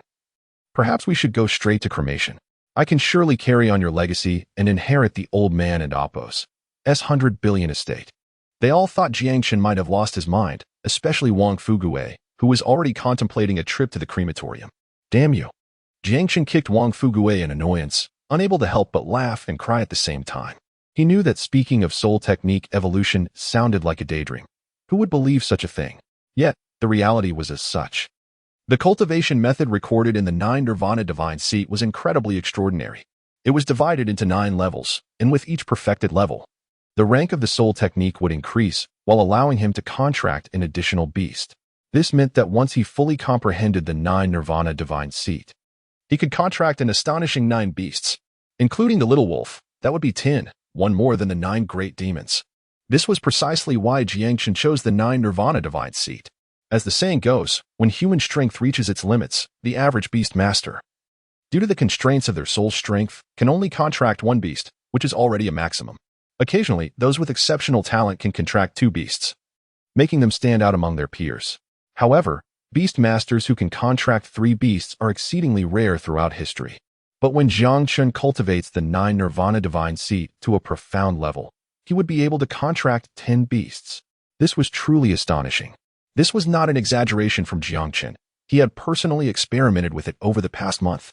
He had completed the most straightforward and direct first level of the 9 Nirvana Divine Seat, causing his soul power to split into 2, resulting in 2 soul pools in his mind. One pool emanated a chilling aura, boiling with blood energy, belonging to the little wolf, assimilated by its attributes. The other pool was a chaotic swirl of energy, fluctuating with soul power. When Jiang Chen contracts his second beast, that chaotic soul power will merge with the second beast, adding unique attributes. This was yet another remarkable effect of the 9 Nirvana Divine Seat, soul power and beast attributes merging seamlessly. It was this second soul pool that had formed, elevating the originally lowly yellow rank 9 Nirvana Divine Seat to mid-level yellow rank, which was why Jiang Chen dared to mention it in front of Jixia. Otherwise, it would still be at the lowly yellow rank, had he not personally tested it. He would have found it hard to believe such a masterfully crafted soul technique existed in this world. Because of his relentless focus on cultivating the first level of the 9 Nirvana Divine Seat, he had somewhat neglected the Little Wolf's level progression. Just a few days ago, the Little Wolf had barely advanced to the Battle General level, and its speed had slowed considerably. As for himself, he had only reached Silver 2 stars, and it would not be an exaggeration to say he was stagnating. While this was partly due to the increased difficulty of leveling up after Silver rank, the primary reason was that Jiang Chen had devoted too much time to cultivating the 9 Nirvana Divine Seat. However, having invested such great effort, the results were indeed gratifying. Now, the second soul pool had been successfully established, and the rank of the 9 Nirvana Divine Seat had indeed increased. He was merely waiting to find a suitable beast to contract. However, the peculiar records within the 9 Nirvana Divine Seat made him aware that he could not easily explain everything to the 3 of them at this moment. Jiang Chen could only helplessly say, in any case, I won and amp, oppos, be sabotaging myself, nor am I ill. You better not, Jixia said, her face filled with skepticism, her delicate features betraying her disbelief. Nonetheless, she chose not to dwell on the matter any further. The cultivation of soul techniques is not something that can be accomplished overnight. After all, in just a few days, Jiang Chen would be reporting to the Vermilion Bird Academy. At that time, if it truly proves unsuitable, she could always have Jiang Chen redo it. After all, Jiang Chen had only recently begun to engage with soul techniques, and even if mistakes were made, they could be promptly rectified. With this thought, Jixia's tense nerves relaxed considerably, and she felt disinclined to debate with Jiang Chen. She shot him a glance before reminding him, tomorrow, Grandfather Jiang is preparing a graduation banquet for you, so you mustn't stay up late tonight. I hear many of your relatives will be attending, so you need to rise early. The graduation banquet had been in the works for quite some time, but Jiang Chen had been preoccupied, leading to numerous delays. Now, with the date for his enrollment at Zhuke Academy approaching, she had conferred with the elder and settled on a date, specifically coming to remind Jiang Chen. She had always feared that Jiang Chen and oppos, methods might be too extreme, leading to severe repercussions, and had been diligently seeking news from the inspection team. Jiang Chen had sidestepped the topic, and she nearly forgot about the banquet. Indeed. Jiang Chen nodded, not placing much importance on the matter, his thoughts wandering. What should he choose for his second beast companion? Chapter 87. The Vessel as Night Fell. The city of Yunjiang was ablaze with lights, bustling with activity. In stark contrast, to the north of the city, far from the vibrant chaos, lay an abandoned graveyard shrouded in eerie silence. Cawing incessantly, black crows flitted about the gnarled branches. Occasionally, scavengers emerged from the depths of the earth, their gnawing on decaying flesh and bones sending chills down one's spine. Suddenly, a few figures cloaked in black appeared within the graveyard. their ominous presence causing birds and beasts to flee in terror. Without uttering a word, they stood atop a mound of corpses composed of beasts and humans alike. One of them seemed to notice something, beckoning the others closer. They gathered swiftly around a desiccated body, its features unrecognizable. Yet the remnants of a school uniform and a black veil clutched in its hands were discernible. The corpse was relatively intact, untouched by wild beasts, and an ethereal aura of demonic energy emanated from it, instilling fear even in the animals that roamed nearby. This piece is ruined, one sighed, with the others nodding in agreement. They had arrived too late. Liu Ruyan was irrevocably dead, devoid of any trace of life. One figure, distinct from the rest, stood at the forefront. His black robe bore crimson claw embroidery, exuding a chilling, sanguinary aura that rendered his companions wary, keeping their distance. Shrouded in darkness, he gazed at the grotesque remains, his voice hoarse and ancient. "Is this the dark beast-taming prodigy you speak of?" he mused, almost with a sinister chuckle. "Devoid of life, yet the soul lingers on. Truly, a fervent devotee of the demon god, transformed utterly into a vessel of unimaginable horror." At the mention of vessel, the others shuddered involuntarily, a visceral fear gripping their hearts. The figure in the blood-red claw robe paid no heed to their trepidation. With hands clasped, he recited an obscure and sinister incantation, resonating like a voice from the depths of hell. In response, a grotesque, gluttonous creature, resembling a black soul beast, materialized in his grasp, its obsidian eyes glinting with a menacing light that sent shivers through the onlookers. With a thunderous roar, dark energy erupted from the earth, limbs and remains scattering as blood mist rose, creating an infernal scene akin to a hellish battlefield. The black soul beast screeched piercingly as flesh gradually dissolved, merging into Liu Ruyan and Apos' corpse. In that moment, her withered body seemed to be infused with a fresh vitality, levitating into the air. Enveloped by the boundless flames of magic, a grand sacrificial ceremony. Thumping with the rhythm of a revived heart, the graveyard echoed with the sound of a bloodthirsty demon and Apos' rebirth. "Jiang Yutao, I shall see your demise." It opened its eyes, a crimson blaze of wrath igniting within. Before anyone could react, it transformed into a streak of blood-red light, racing toward the city. The figure in the blood-red claw robe remained composed, watching the crimson light vanish into the distance. With a subtle wave of his hand, he instructed, "Return and inform the Pope, the vessel has been completed." "Yes, High Priest." Within Yunjiang City, at the Hongnong community, Jiang Chen lay contentedly in bed, sated after a hearty meal. He had finally earned his parents' forgiveness and was ready for a peaceful slumber. Though he might never return to the beast-taming circle, his life was preserved. That dead woman, I should never have believed her lies, nearly leading to my demise. Tossing her into the graveyard for beasts to devour would have been too lenient. Jiang Chen seethed, reflecting on how he had let his anger cloud his judgment. For that woman had indeed possessed remarkable abilities.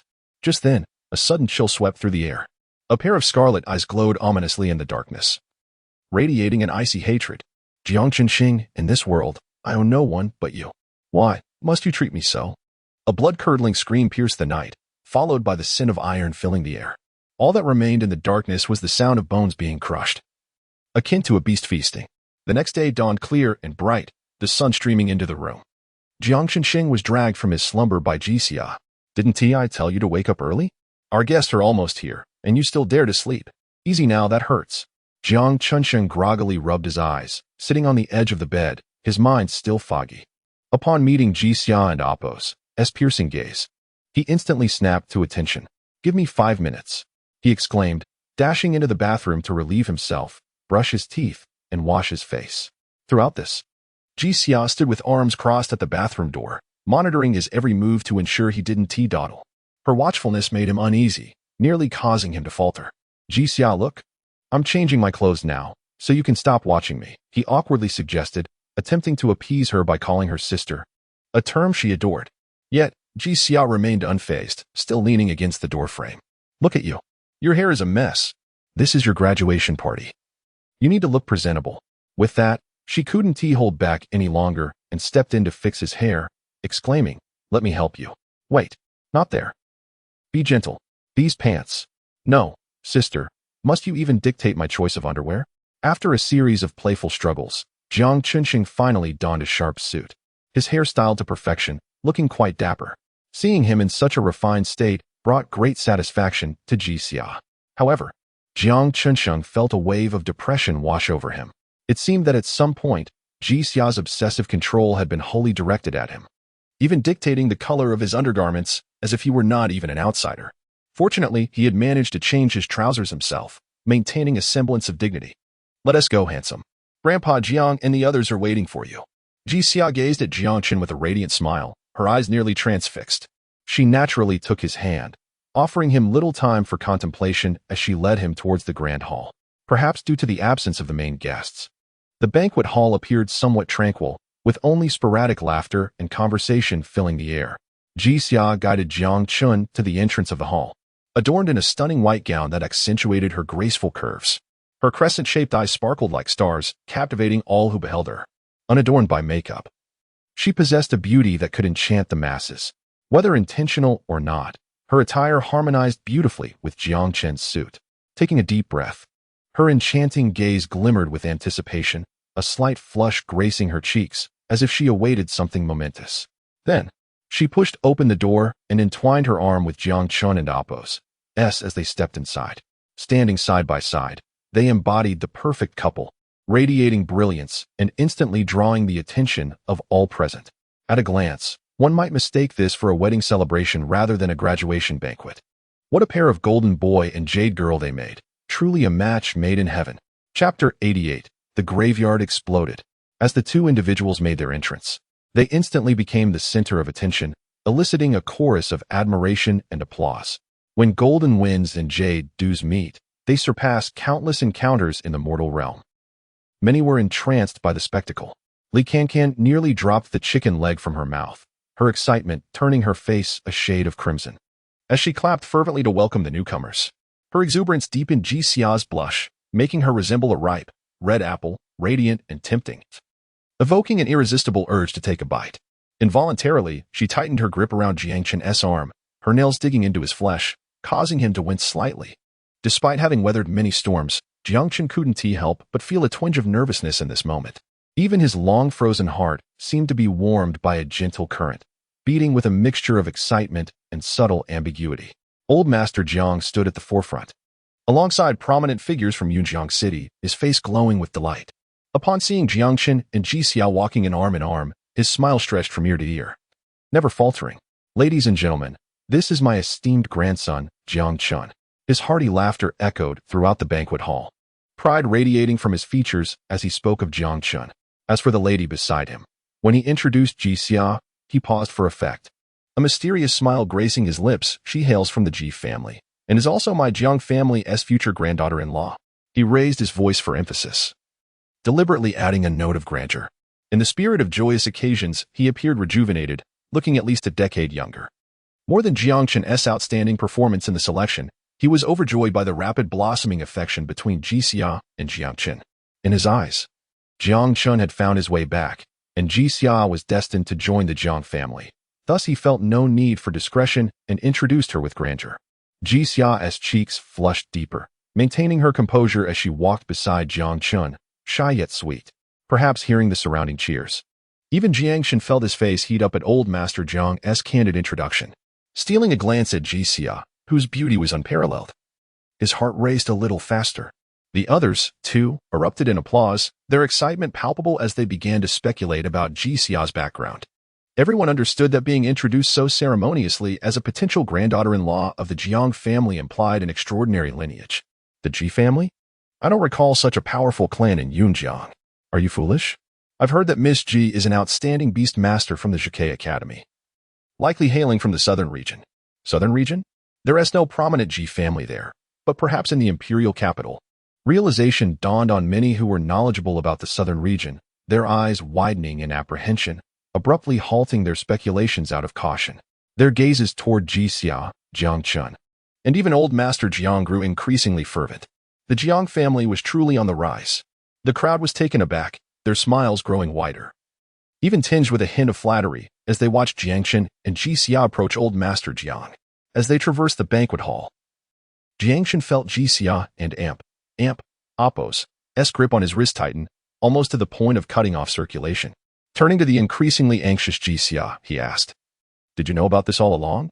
Upon hearing his words, Ji Xia's grip tightened further, her body tensing. Did she know this was her deliberately orchestrated entrance? Or that old master Jiang had acknowledged her as a prospective granddaughter-in-law? Jixia was unsure of Jiang Chen's implication, her panic evident, yet she feigned calmness.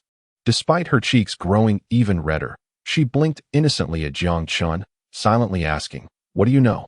Jiang Chen, on the other hand, was left feeling helpless. He knew this had to be a plan between Jixia and old master Jiang.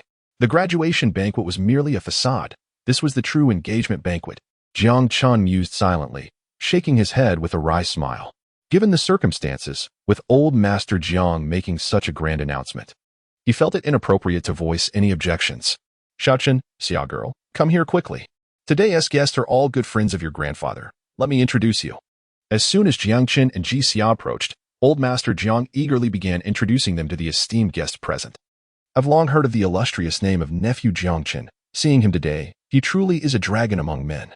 The younger generation is indeed rising, and we old fellows must rely on nephew Jiang Chen in the future." With flattery flowing freely, old master Jiang beamed with pride. Nephew Jiang Chen is so remarkable. Coupled with the talented and beautiful Miss Ji as his fiancée, he is undoubtedly a winner in life. As the conversation continued, more compliments were showered upon Jiang Chen. He greeted them with a smile, while Jixia also raised her glass frequently, displaying grace and poise, garnering admiration from those around them. Under old master Jiang's introductions, Jiang Chen met each guest in turn. The old man was keenly invested in this gathering, ensuring that anyone of significance in Yunjiang was present. Among the guests were Zhou Dechuan, vice president of the Beastmaster Association, and even Zhao Shua, the commander of the Yunjiang Bay City Military District, who rarely attended any banquets, not to mention the multitude of wealthy merchants, politicians, and military figures present. Thanks to Jiang Chen's stellar performance, old master Jiang's reputation soared. Inevitably, there were also numerous relatives, bustling with enthusiasm as they surrounded Jiang Chen and Jixia, chattering away with concern. Some even began to urge them to consider starting a family. Jixia felt overwhelmed, her cheeks never fading from their rosy hue. Standing to the side, Jiang Chen observed the sea of warm smiles, starkly contrasting the coldness and distance that once enveloped the Jiang family during their decline. He couldn't help but reflect. When things are good, good people surround you. This adage holds true. Recalling the time when he struggled to make ends meet, these so-called relatives had shut their doors, nearly driving him away with a broom. Naturally, Jiang Chen treated them with indifference, not genuinely caring for their attention. Nevertheless, after making the rounds with old master Jiang, he felt quite fatigued. Once he had engaged with the old man, he sought out Li Cancan and Wang Fugui, settling down on a sofa by the window. "Are you hungry? Have some food." Jiang Chen casually offered a piece of pastry to Jixia. Without fail, this elicited a round of teasing laughter from Li Cancan and Wang Fugui. "Oh, look at you. Even before the wedding, you're already caring for your fiancée." Jiang Chen rolled his eyes. No amount of food will satisfy your incessant banter. Yet, he smiled, genuinely enjoying the serene atmosphere that enveloped them. If it weren't for the lurking dangers, this tranquility would be quite delightful. Just as he was lost in thought, a flustered Gu Zheng rushed in, hurrying toward Jiang Chen. He was visibly anxious, bypassing pleasantries as he leaned in closer, whispering urgently, "The graveyard has exploded." "The graveyard exploded?" Gu Zheng's voice was raised, causing Jixia, Li Cancan, and Wang Fugui to overhear. "That is not." Jixia furrowed her brow, a sudden sense of foreboding welling up within her. Just a few days ago, she had learned that Liu Ruyan had been discarded in a mass grave, and now, scarcely any time had passed before another incident occurred. Her brow twitched, convinced that this matter was anything but simple. However, before Jixia could voice her thoughts, Gu Zheng spoke in a panic. "That Jiang Yutao also met a violent end at home yesterday, leaving nothing but a room soaked in blood, with not a single bone remaining. Jiang Yunao dead." At this revelation, not only Jixia but also Jiang Chen was taken aback, his forehead throbbing with tension. The coincidence of these two events occurring in such quick succession was too improbable for him to accept as mere chance. With such unsettling occurrences, he felt no inclination to remain any longer. At that moment, two individuals rushed in from the banquet hall. One was clad in the uniform of the Beastmaster Association, while the other bore military insignia. Their expressions were grave as they leaned in to whisper to Zhou Dechuan and Zhao Shua. In unison, Zhou Dechuan and Zhao Shua's faces immediately darkened. Exchanging a glance, they hurriedly bid farewell to the elder before hastily departing. Observing this, Jiang Chen made a swift decision and rose to his feet. Let us go and see for ourselves. Chapter 89. Necromancy Beastmaster, Born Ruler. With a solemn expression, Jiang Chen swiftly departed with Guzheng. After a brief moment of hesitation, Jixia called out to Wang Fuguwei and Li Cancan, instructing them to wait for her. Following this, she anxiously joined Jiang Chen as they exited the banquet hall. What on earth is happening? The departure of the two protagonists along with the prominent figures left the majority in confusion. The elder's gaze was profound. Zhou Dechuan had already briefed him on the situation, and he did not impede Jiang Chen's exit. Maintaining a beaming smile, he addressed the crowd. Ladies and gentlemen, I am in high spirits today. Let us raise our glasses and drink until we are inebriated. Ha ha ha. In the estate and Appo's parking lot. Guzheng had just started the engine when Jixia grasped the car door and insisted on accompanying him. She felt an unsettling aura surrounding the incident and could not bear the thought of Jiang Chen facing it alone. After a moment and Appo's hesitation, Jiang Chen nodded in agreement, and Jixia quickly hopped into the vehicle. Fortunately, Guzheng was driving an off-road vehicle instead of a sports car. Otherwise, he would have been relegated to the trunk. With a roar, the car roared to life and vanished into the estate. En route to the burial grounds, Guzheng recounted the events in detail as he drove. Following their special training, Jiang Chen had instructed him to monitor any unusual activities surrounding the base city. However, he had not anticipated that while the defenses remained calm, the burial grounds would erupt first. If it had merely been an ordinary explosion, he would not have been alarmed. From a distance, he had witnessed the chaotic aura of demons raging, with a thick miasma of death rising and enveloping a 1-kilometer radius. In his narrative, Guzheng revealed that Jiang Yutao had met a bizarre end, having perished mysteriously within his own home. Aside from a sparse scattering of male hormones on the bed, the room was drenched in blood. Strangely, there was little to no metallic scent of blood. Had Jiang Yuntao's parents not checked on him when he failed to awaken, they might still be unaware of his demise. Jiang Chen and Appo's expression turned unusually grave as his thoughts swirled, attempting to connect the dots between these two troubling events. Yet, the suddenness of the incident left him momentarily at a loss for direction. An hour later, the off-road vehicle came to a steady halt a kilometer from the burial grounds. Military personnel and members of the Beastmaster Guild had already established a perimeter to contain the chaotic energies and lingering death miasma, preventing them from affecting others.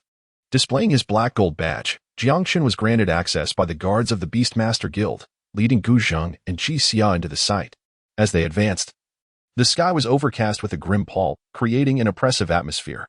The very space seemed distorted by the demonic and deathly energies, making prolonged exposure perilous, as it could erode one's mental fortitude. Jiang Chen pressed forward without delay. After walking a kilometer, they finally beheld a deep pit spanning 100 meters. In the dark red scorched earth, the chaotic energies intertwined with the miasma of death, slithering over the surface like sinister, shadowy serpents. Jiang Chen. Upon his arrival, Zhou Dechuan and Zhao Shua were taken aback. Have you discovered anything? Jiang Chen cut straight to the chase. Typically, individuals with such an approach would be disregarded by Zhou Dechuan and Zhao Shua, or even forcibly ejected. However, before Jiang Chen, they maintained no pretense. Recognizing Jiang Chen's potential, they understood he might one day become a cornerstone in safeguarding Hansa and Yunjiang, perhaps even surpassing them.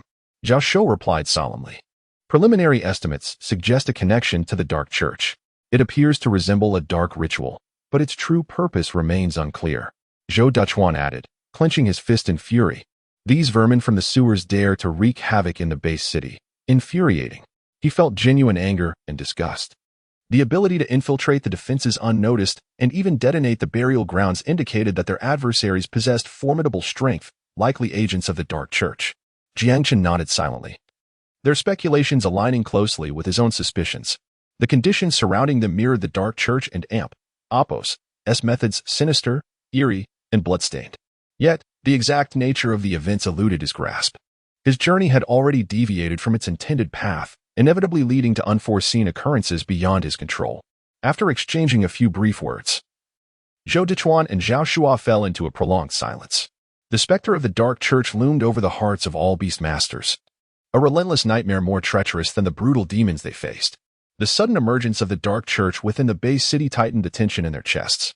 Regrettably, despite their thorough investigation of the burial grounds, they found no significant discoveries aside from the residual demonic energies and pervasive death miasma. Zhao Shua sighed. Upon my return, I must enhance the defenses surrounding the base city. Regardless of their intentions, we cannot allow another vermin to infiltrate. His voice was heavy with resolve and a palpable desire for vengeance.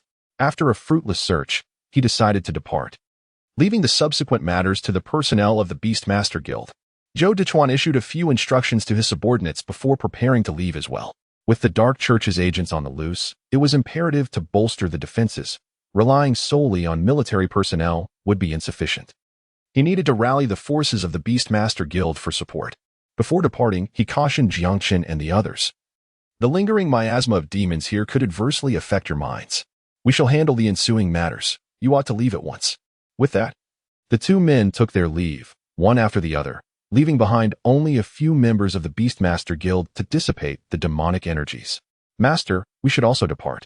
Noticing Jiang Chen and Appo's unwavering gaze upon the deep pit, Gu Zhang spoke up. This place felt ominously eerie. He felt a chill at the thought of lingering even a second longer. What were they truly trying to achieve? Furrowing his brow, Jiang Chen and Appo's eyes deepened in thought as he rifled through his memories of the Dark Church, yet he found no clarity. The scene before him was starkly different from his previous encounters with the Dark Church, far more sinister and enigmatic. Let us allow the military and the Beastmaster Guild to investigate further, Jiang Chen finally resolved, preparing to leave. Suddenly, a strange noise emanated from the depths of the pit. What is that? Jiang Chen, Ji Xia, and Gu Zheng were all startled, their eyes sharpening as they turned towards the source of the sound. With a crack, a clump of dark red earth tumbled into the pit, revealing a thumb-sized bone protruding from the scorched soil. Subsequently, there appeared a second, then a third, and soon a small cluster emerged. Upon closer inspection, there were skulls, foot bones, finger bones, and rib bones, all present in abundance. With a series of clicks, amidst the astonished gazes of Jiang Chen and his companions, the tiny bones began to move slightly, and before long, they coalesced into a miniature skeleton the size of a fist, radiating a brilliant white luminescence, starkly contrasting with the charred earth surrounding it. Feeling a surge of caution, Jiang Chen promptly summoned the little wolf. With a powerful growl, the wolf stood beside him, towering 2 heads above Jiang Chen, its body nearly 3 meters long, exuding an aura befitting a wolf king. It leaped into the pit, where the little skeleton was hardly larger than a fingernail. The wolf, full of disdain, swatted down with a paw. With a crack, the skeleton, painstakingly assembled, shattered into scattered fragments. Strangely, before long, the tiny bones began to leap in unison once more, reassembling into a miniaturized skeleton. Moreover, its polished texture seemed to have become even purer. The little skeleton appeared incensed. Without a moment's thought, it lunged at the little wolf, biting down on several of its limbs while emitting eerie chattering sounds, which were unsettling yet oddly comical in their execution. Something felt amiss. Jiang Chen and Ji Xia exchanged a glance, immediately sensing the unusual nature of the little skeleton. Given the current strength of the little wolf, crushing a skeleton of such size would be effortless. Yet, this diminutive being, having endured a strike from the wolf, not only remained intact but also continued to bounce energetically. Jiang Chen was left in a state of astonishment. He swiftly activated the Beastmaster bracelet, and the attributes of the little skeleton appeared before him. Beastmaster, Undead Skeleton, Neophyte, Bloodline, King Class, Attributes, Undead Type, Level, None, Talented Skill, Undying Body, Beginner, a Born King, Impervious to Death. Each destruction and reconstruction forges a stronger, kingly form. Common Skill, Feign Death, a universal skill for undead-type beasts, capable of misleading foes. Born King. Chapter 90. The Contract. The second Beastmaster. To his astonishment, Jiang Chen was taken aback by what he beheld. He had never imagined that this seemingly unremarkable and inconspicuous little creature would possess a bloodline of innate royal caliber. Truly, he had stumbled upon a treasure. Jiang Chen burst into hearty laughter. Initially, he had contemplated what kind of beast to contract once he completed the first level of the 9 Nirvana Divine Seat. Now, the answer lay before him, and he need not deliberate any further. It is well known that within Hanxia, royal and even imperial-grade beasts are not uncommon. However, most of them are the result of immense investment in resources and effort. In contrast, a beast with a naturally royal bloodline is a rare find, possessing greater potential than even the little wolf. To think that in his quest to find the little wolf for a contract, Jiang Chen and Appo's grandfather had scoured the entirety of Yunjiang City and its surrounding areas, exploring every notable base city, only to finally discover a Lord-level bloodline beast.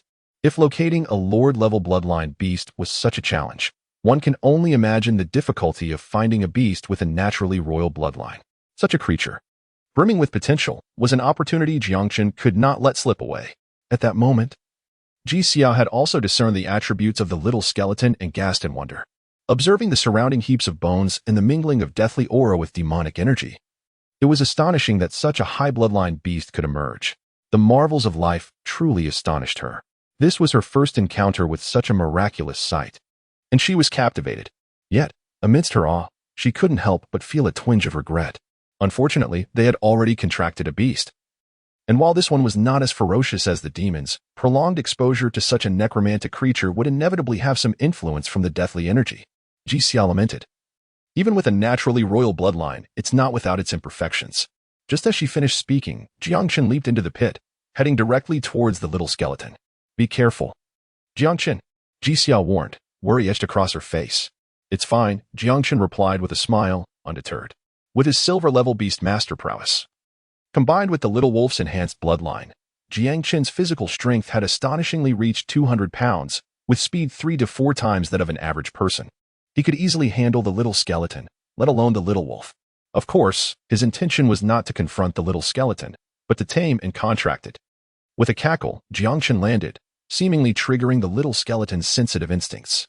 It instinctively recognized that this bipedal creature was far easier to tackle than the massive being beside it. Without hesitation, it leaped towards Jiang Chen with a fierce charge. Then, with a thud, the little wolf swatted the little skeleton into the mud. The skeleton then reassembled, hopping up and angrily waving its arms, expressing its displeasure with what seemed to be quite a foul-mouthed tirade. Jiang Chen was taken aback. He had Oppos, anticipated such a fiery temperament.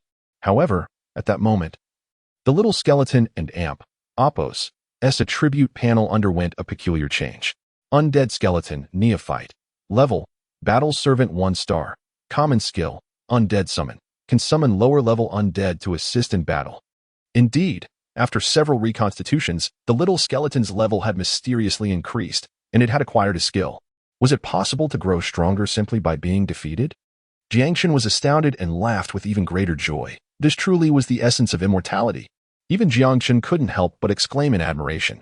Compared to the Black Soul Beast and Oppos' innate skill, Blood Healing Light, the little skeleton's ability was overwhelmingly superior. The contract had yet to be established, and it already exhibited such effects. Once it received Jiang Chen's soul power, it would undoubtedly defy the heavens. With a broad smile, Jiang Chen, without a hint of hesitation, squatted before the little skeleton, cradling it in his hands for a closer examination. No. However, before Jiang Chen could finalize the contract, the little skeleton suddenly stiffened, remaining motionless no matter how Jiang Chen maneuvered it. Huh? Jiang Chen was perplexed. Upon closer inspection, he subtly noticed the little skeleton and Oppos' head slightly turn. The green flame within its skull flickered, akin to a person squinting in curiosity, displaying a mischievous spirit. Feigning death, was it? Jiang Chen instantly understood. It was merely youthful exuberance. He continued to hold the little skeleton in his palm, no rush to act, eager to see what trick it intended to play. After a full half-minute, just as he expected, the green light within the little skeleton's head twinkled once more. With a cackle, it believed Jiang Chen had lowered his guard and gleefully sprang into action, its mouth making sounds while its fingers danced rapidly as if forming seals. Suddenly, a section of the muddy ground behind Jiang Chen cracked open, and a half-meter-tall beastly undead creature emerged. Its appearance bore a resemblance to the little wolf. It collided with Jiang Chen's leg. Crack. And just like that, it shattered into pieces, utterly defenseless. What a clumsy display. Jiang Chen's eyes lit up. Recognizing this as the little skeleton's ability, Undead Summon, he felt no disappointment towards the fragile undead creature summoned by the little skeleton. Instead, he was elated. Jiang Chen understood that a powerful undead beast was not solely defined by its own strength, but often by its ability to command legions of undead in battle. Although the little skeleton was still in its infancy, this ability was already beginning to manifest. One could only imagine that as its level rose, it would summon not just one, but countless undead. The little thing truly brought him immense joy. The concept of a body of the undead was impressive enough. Combined with Undead Summon, one could say that once the contract was established and the little skeleton matured, it would be akin to possessing an entire army. Jiang Chen and Oppos' heart raced with excitement, growing increasingly fond of the little skeleton. You shall follow me henceforth. With a gentle smile, he assumed a serious demeanor, channeling his soul power like a tidal wave. In the blink of an eye, a contract radiating a faint soul light materialized in Jiang Chen's palm. Compared to the initial contract with the little wolf, this one was more solid and imposing. Jiang Chen, you. Jixia's eyes nearly bulged as she witnessed this. Both were aware of what Jiang Chen was doing, and their astonishment only deepened. It was a well-recognized principle in the beastmaster realm that one could contract only one beast throughout their lifetime, a bond forged once, symbolizing a shared existence through life and death, a romantic encounter between beast and beastmaster. Yet, here was Jiang Chen, performing the act of contracting another beast right before their eyes. A contract for a beast.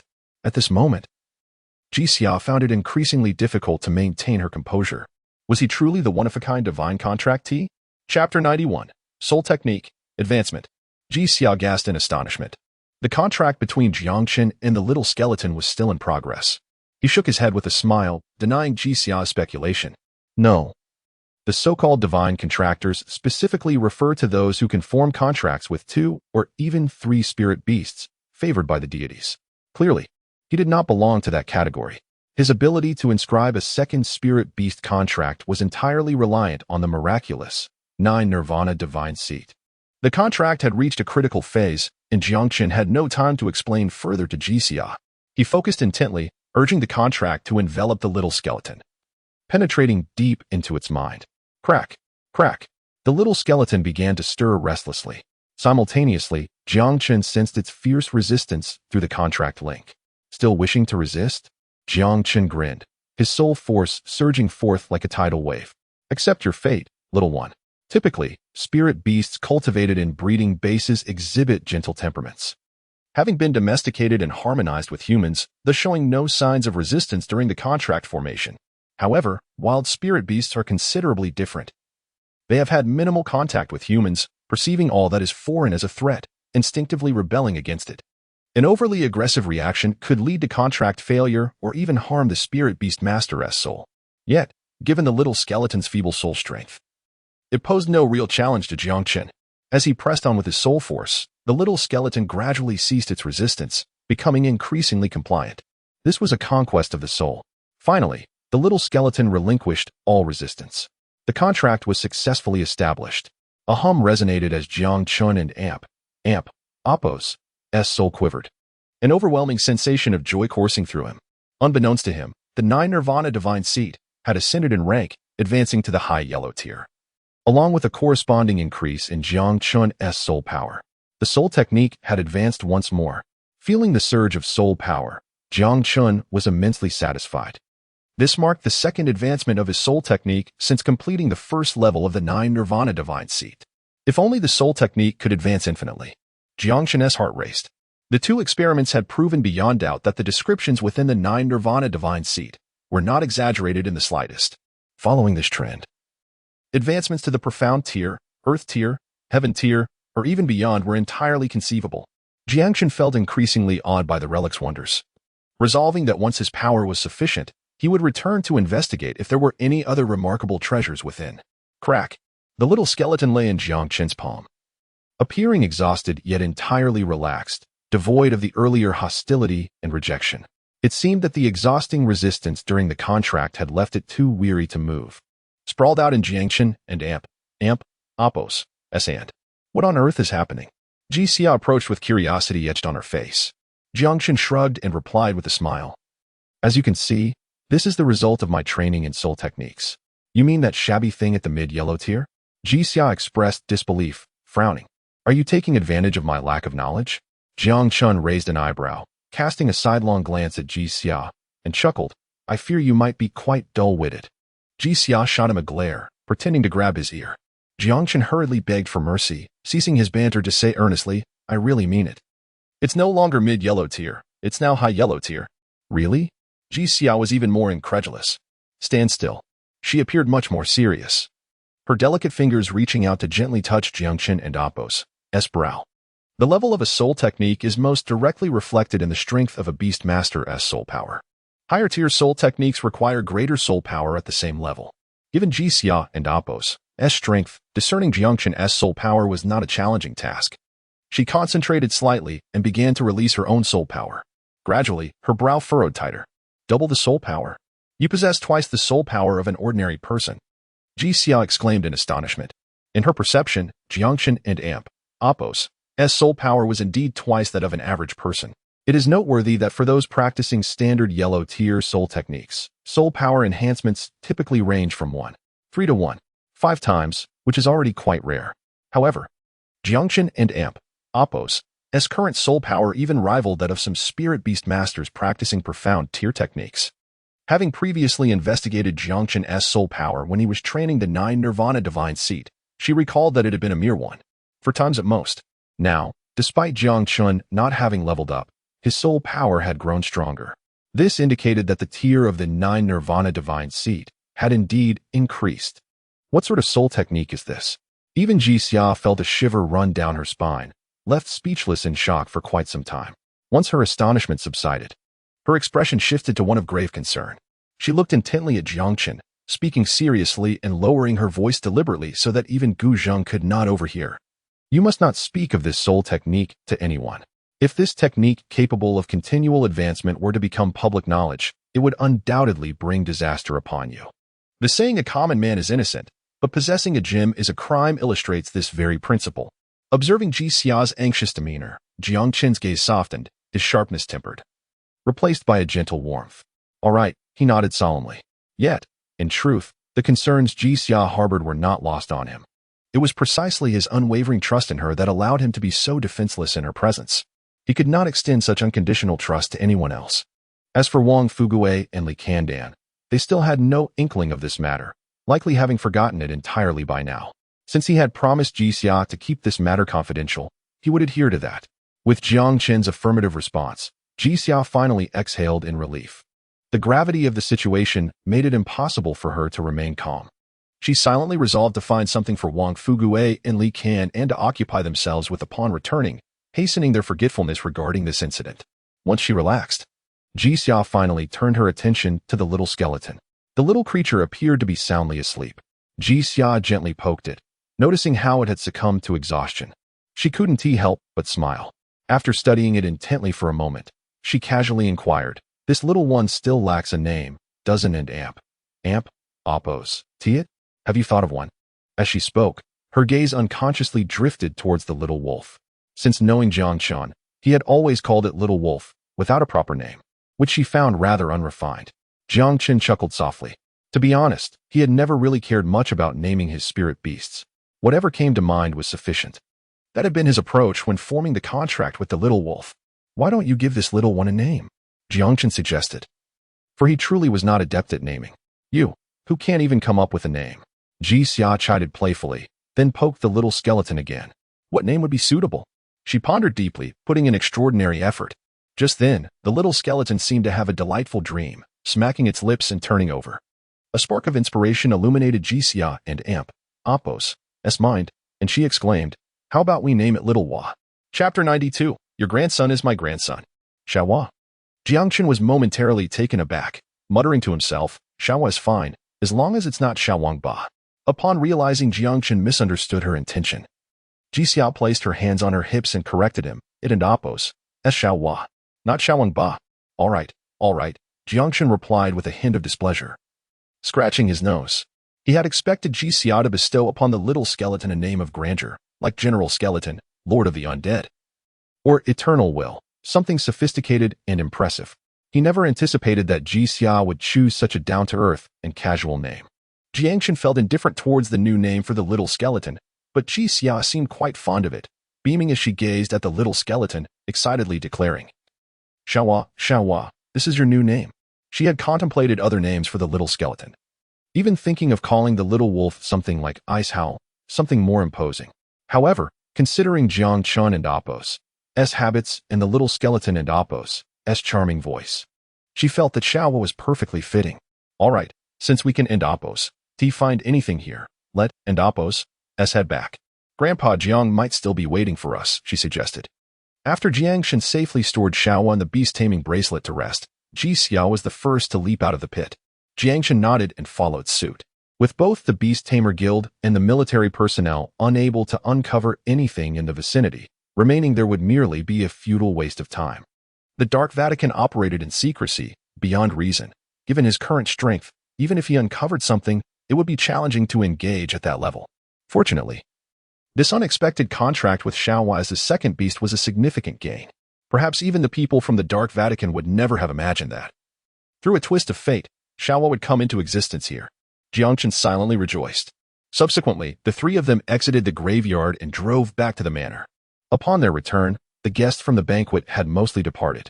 The elder was still waiting for them, concerned that Jiang Chen and Ji Xia might be hungry, and had prepared a lavish seafood feast. Li Kin indulged herself to the point of having a bulging belly. After the meal, the elder gazed at Jiang Chen, his warm smile imbued with a myriad of emotions: reluctance, affection, pride, and contentment. He understood that after this meal, it might be a long time before they would see each other again. Jiang Chen had grown up under his watchful eye in his memory. Jiang Chen was still that mischievous little boy who loved to annoy him. Yet, in the blink of an eye, Jiang Chen had matured into a robust young man, even having a wife. Meanwhile, he himself had aged, with graying hair and a body weary from life's journey, having lived most of his days. While smiling, the elder felt a twinge of sadness, wiping away a tear from the corner of his eye. Xiao Chun, when you're out there, take good care of yourself. If you need anything, just tell Grandpa. The south of the river is unlike Yunjiang. There are many factions and complexities. Do not act impulsively. Think twice before you act. Also, as a man, remember to cherish your wife and look after Xia girl. If you can bring back a great-grandchild for Grandpa on your next visit, that would be splendid. When I was your age, I had already entered the bridal chamber with your grandmother. As the farewell approached, the elder spoke more than usual. In that moment, he seemed less like a powerful businessman wielding the economic lifeline of Yunjiang, and more like an ordinary old man reluctant to part with his grandson. Jiang Chen sensed the elder and Apos' reluctance and felt a wave of emotion wash over him. However, as he listened, the elder and Apos' words became increasingly nonsensical, even planning names for him and Ji Xia and Apos' future children. Ji Xia, blushing, nodded in agreement, evidently more invested than the elder himself. Jiang Chen found it hard to contain himself, casting a suspicious glance at Ji Xia. Is it possible that I am excessively charming? Has this stunning beauty fallen head over heels for me? Throughout his interactions with Ji Xia, he had distinctly felt her goodwill.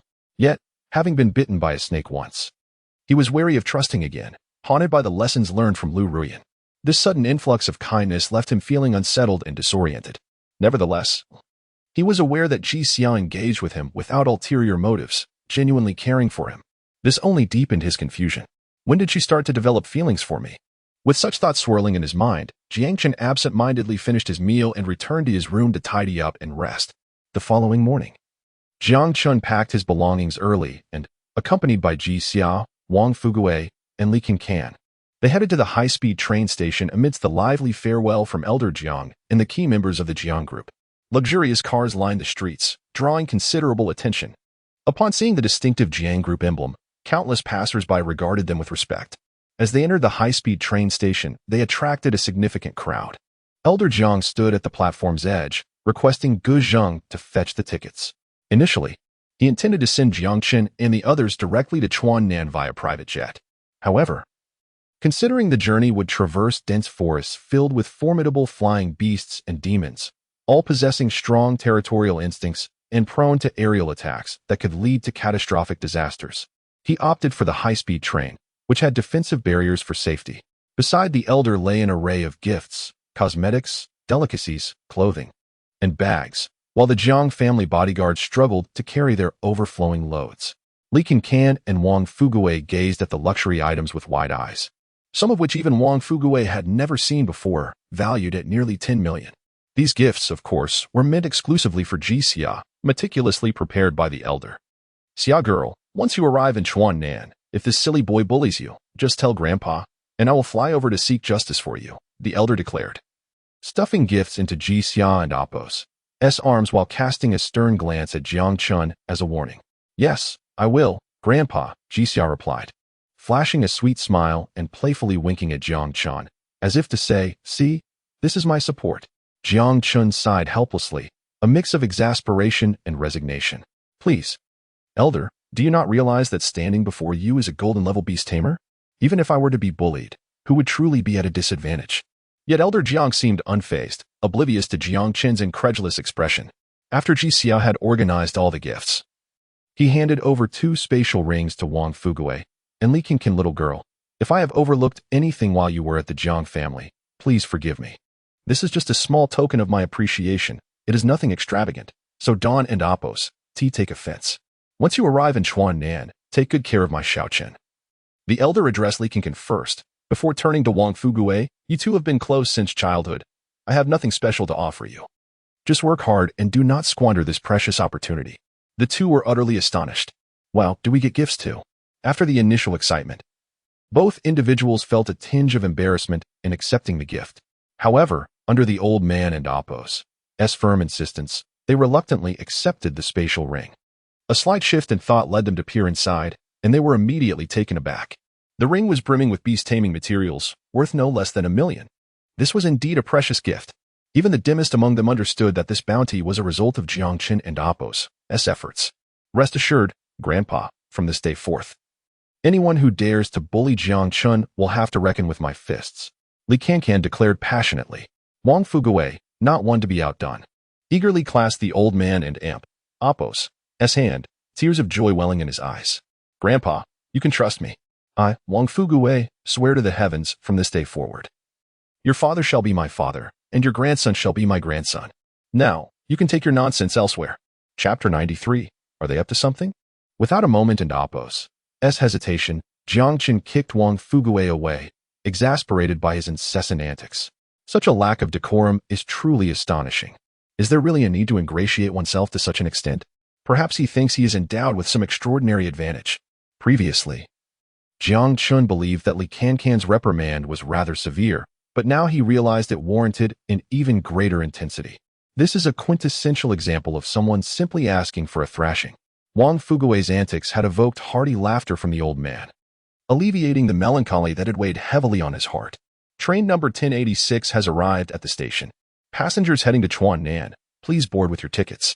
At that moment, the train had also come to a halt at the platform.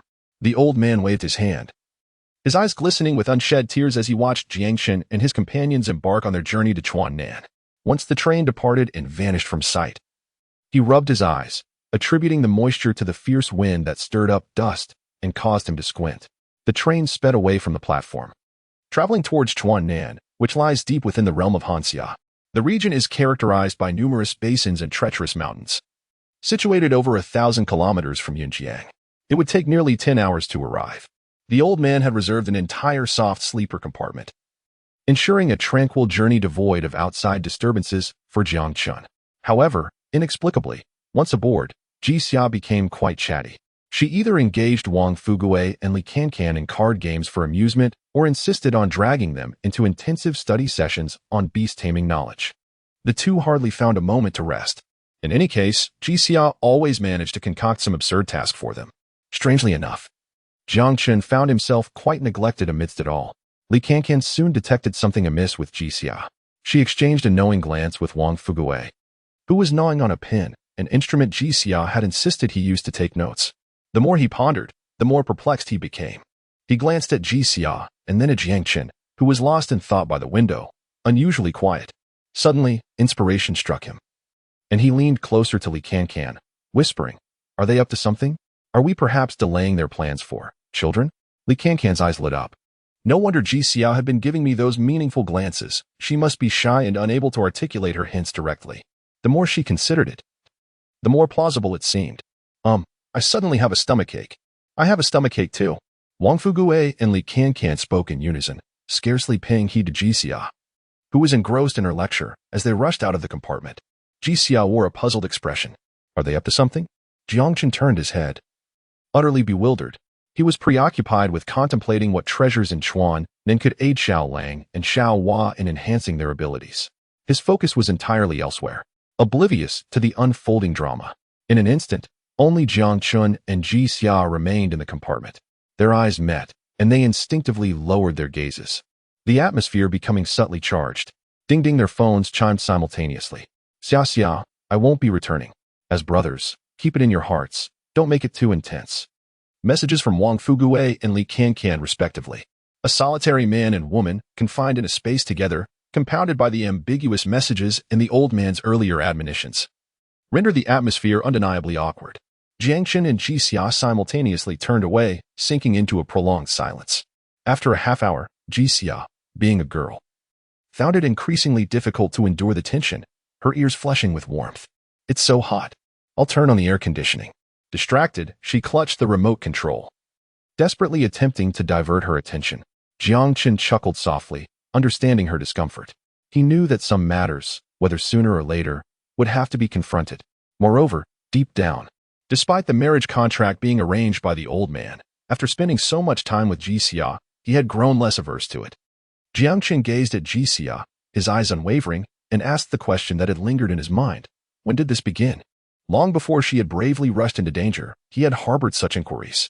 Every time Jixia expressed kindness, those questions deepened within him. Now, he finally had the opportunity to voice his curiosity. Jixia abruptly halted her movement, her gaze quivering as she instinctively tightened her grip on the remote, her body tensing. Noticing this, Jiang Chen thought he might have been too forthright and intended to clarify. However, before he could speak, Jixia slowly lifted her head, meeting his gaze with a depth of affection that was impossible to erase. Her eyes sparkled with warmth and unshakable tenderness as she smiled. It seems you truly have a poor memory, dear brother. What do you mean? Jiang Chen was thoroughly intrigued. As she spoke, Jixia remained silent, inching closer, her bright eyes nearly brushing against Jiang Chen's face. Jiang Chen felt a sudden dryness in his throat, his heart racing uncontrollably, as if it might leap into his throat. This sensation was entirely novel to him. Not even Liu Ruyan had ever made him feel this way. Throughout his life, he had encountered many individuals, some dull, some vibrant, some dazzling. Yet at that moment, he found himself in the presence of someone as resplendent as a rainbow, as beautiful as the dawn. Everything else in the world seemed ephemeral. I see all beings as mere grass and wood, yet you alone are the verdant mountains. Instinctively, Jiang Chen leaned closer, yearning to embrace the unexpected beauty that had arrived. Jixia's cheeks flushed, yet she retreated like a startled rabbit, her hands propped on the edge of the bed as she unconsciously swayed her legs, light-hearted and jubilant. She glanced outside, the crimson rays of the setting sun casting a warm glow upon her, highlighting her exquisite profile, radiating pure beauty. I shall never forget the boy who illuminated my world during my lonely childhood, the one who gave me my first piece of candy.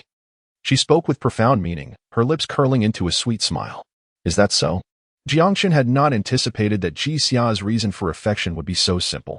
He could hardly recall those memories, yet they seemed etched in Jixia's heart, perhaps etched for a lifetime. That and Appo's, wonderful. Jiang Chen felt no disappointment, gazing towards the setting sun, and Kuden and Appo's. He helped but smile alongside Jixia. There was still much time ahead, and the journey was long. Slowly, gradually, they observed the view for quite some time until scattered stars began to claim the night sky. Li Cancan and Wang Fuguei, truly, what could they possibly be thinking all day long? They still hadn't returned after such a long time. With just 2 more stops, they would reach Chuannan. Jixia resolved to summon the missing individuals back. Indeed, their thoughts are rather indecent. Jiang Chen wholeheartedly agreed. Upon hearing this, Jixia burst into laughter, a glint of mischief dancing in her eyes as her lips curled in a teasing manner. Oh, really? Then who was it that wanted to kiss me just now? Jiang Chen's face flushed crimson, glancing around, utterly unwilling to admit it. Is that so? You must have misinterpreted. You certainly must have misinterpreted. Jixia stifled a laugh, finding Jiang Chen's rare fluster amusing. She chuckled a few times but refrained from further teasing him, retrieving her phone to send a message to Li Cancan. My brother is truly remarkable. Now that he has entered the Zhuke Academy, I hope he will take good care of us. Indeed, with a royal lineage and mastery over beasts, how can he be so extraordinary? Oh, brother, I adore you. I want some attention too. You must be fair and not show favoritism. Ha ha ha, sisters, do not compete. Our brother loves us all equally. Just then, a flurry of flirtatious banter from girls outside the private room, accompanied by the triumphant laughter of boys, interrupted the moment. Suddenly, the door to the room swung open forcefully. Jiang Chen and Jixia were met with the sight of 4 or 5 young girls surrounding a well-groomed boy, eagerly pressing up against him with intimate gestures. The group paused, clearly taken aback upon noticing Jiang Chen and Jixia. Apologies, it seems we have taken a wrong turn, the boy instinctively remarked, attempting to retreat. Yet, The moment his gaze fell upon Ji Xia, his attention became utterly fixated. What a celestial beauty she is, truly exquisite. His eyes were glued to Ji Xia, as if he wished to devour her whole. Ji Xia frowned slightly. Sensing her displeasure, the boy quickly adjusted his expression and tidied his hair. He approached Ji Xia with measured steps, bowing courteously as he extended a hand. Greetings, beautiful classmate. My name is Jiang Chen. Chapter 94, You Imposter. Your name is Jiang Chen? Ji Xia was particularly astonished, finally casting a glance at the boy. Observing this, Chen Tao straightened his back even further, brimming with pride. His ploy of impersonating Jiang Chen had proven successful time and again. Even before arriving in Chuannan, he had already charmed 4 or 5 girls, victorious in every encounter. He presumed Ji Xia was drawn in by the renowned name of Jiang Chen, tossing his bangs aside to reveal a self-satisfied smile. Indeed, I am the Jiang Chen you think of. Chen Tao reveled in his triumph, secretly congratulating himself on winning over yet another exquisite woman. Feigning depth, he placed a hand on his forehead, adopting a pose of feigned regret. Alas, sometimes, being too well-known can be quite burdensome. However, there was nothing to be done. His exploits were common knowledge, his brilliance dazzling. Having not only nurtured a royal-level bloodline Ice Wolf King, but also been admitted to the Zhuke Academy with perfect scores across the board. As you can see, maintaining a low profile is simply impossible. As he spoke, Chen Tao slightly turned, prompting the 5 starstruck girls behind him to erupt into excited gestures and shrieks. Amidst the cacophony of cheers, Chen Tao and Appo's smile could hardly be contained, overflowing with pride. It appeared to him that this was his most cherished glory. Ji Xia's expression gradually shifted to one of bemusement. Initially, she thought it was merely a coincidence of names. However, as she listened further, a sense of misalignment grew within her. Ji Xia gazed at Jiang Chen, her eyes sparkling with playful amusement, teasingly remarking, "Oh, I hadn't realized that the illustrious Jiang Chen is such a dandy." Jiang Chen's lips twitched, a vein throbbing on his forehead. As the saying goes, fame is a double-edged sword. He never anticipated that someone would exploit his name to deceive Navi girls. Even more astonishing was the fact that these 5 girls had genuinely fallen for it.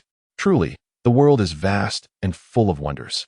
Yet, Chen Tao remained oblivious to Jiang Chen and Appo's change in demeanor, his gaze entirely fixated on Ji Xia. He was utterly convinced that Ji Xia had succumbed to his undeniable charm. This is jealousy. He chuckled. In my eyes, they are but mere adornments. How could they possibly compare to the beauty of the esteemed lady? If you are not fond of them, I, Jiang Chen, solemnly vow to love only you from this day forth. As soon as his proclamation fell, the 5 girls gathered at the door of the private room turned pale. Brother, didn't you say you loved us alone? How could you bear to make us sad, brother? Brother, please, Don and Appo's, to abandon us. Their cries filled the air, glaring resentfully at Ji Xia, clearly perceiving her as the villainous woman who had stolen their beloved brother. Chen Tao's expression darkened, the previous affection he had shown to the 5 girls evaporating. In his eyes, if it weren't for the prospect of free favors, the collective worth of these 5 girls could hardly measure up to a fingernail of Ji Xia. Now, with a rare gem before him, how could he still regard these ordinary girls? He disregarded the 5 girls entirely, raising his right hand and declaring, I, Jiang Chen, swear my sincere devotion to the beautiful lady. Every word is the truth. Witnessing Chen Tao completely immersed in his role as Jiang Chen, Ji Xia couldn't help but chuckle, her laughter escaping uncontrollably. Her beautiful eyes twinkled as she remarked to Jiang Chen, he certainly knows how to speak better than you.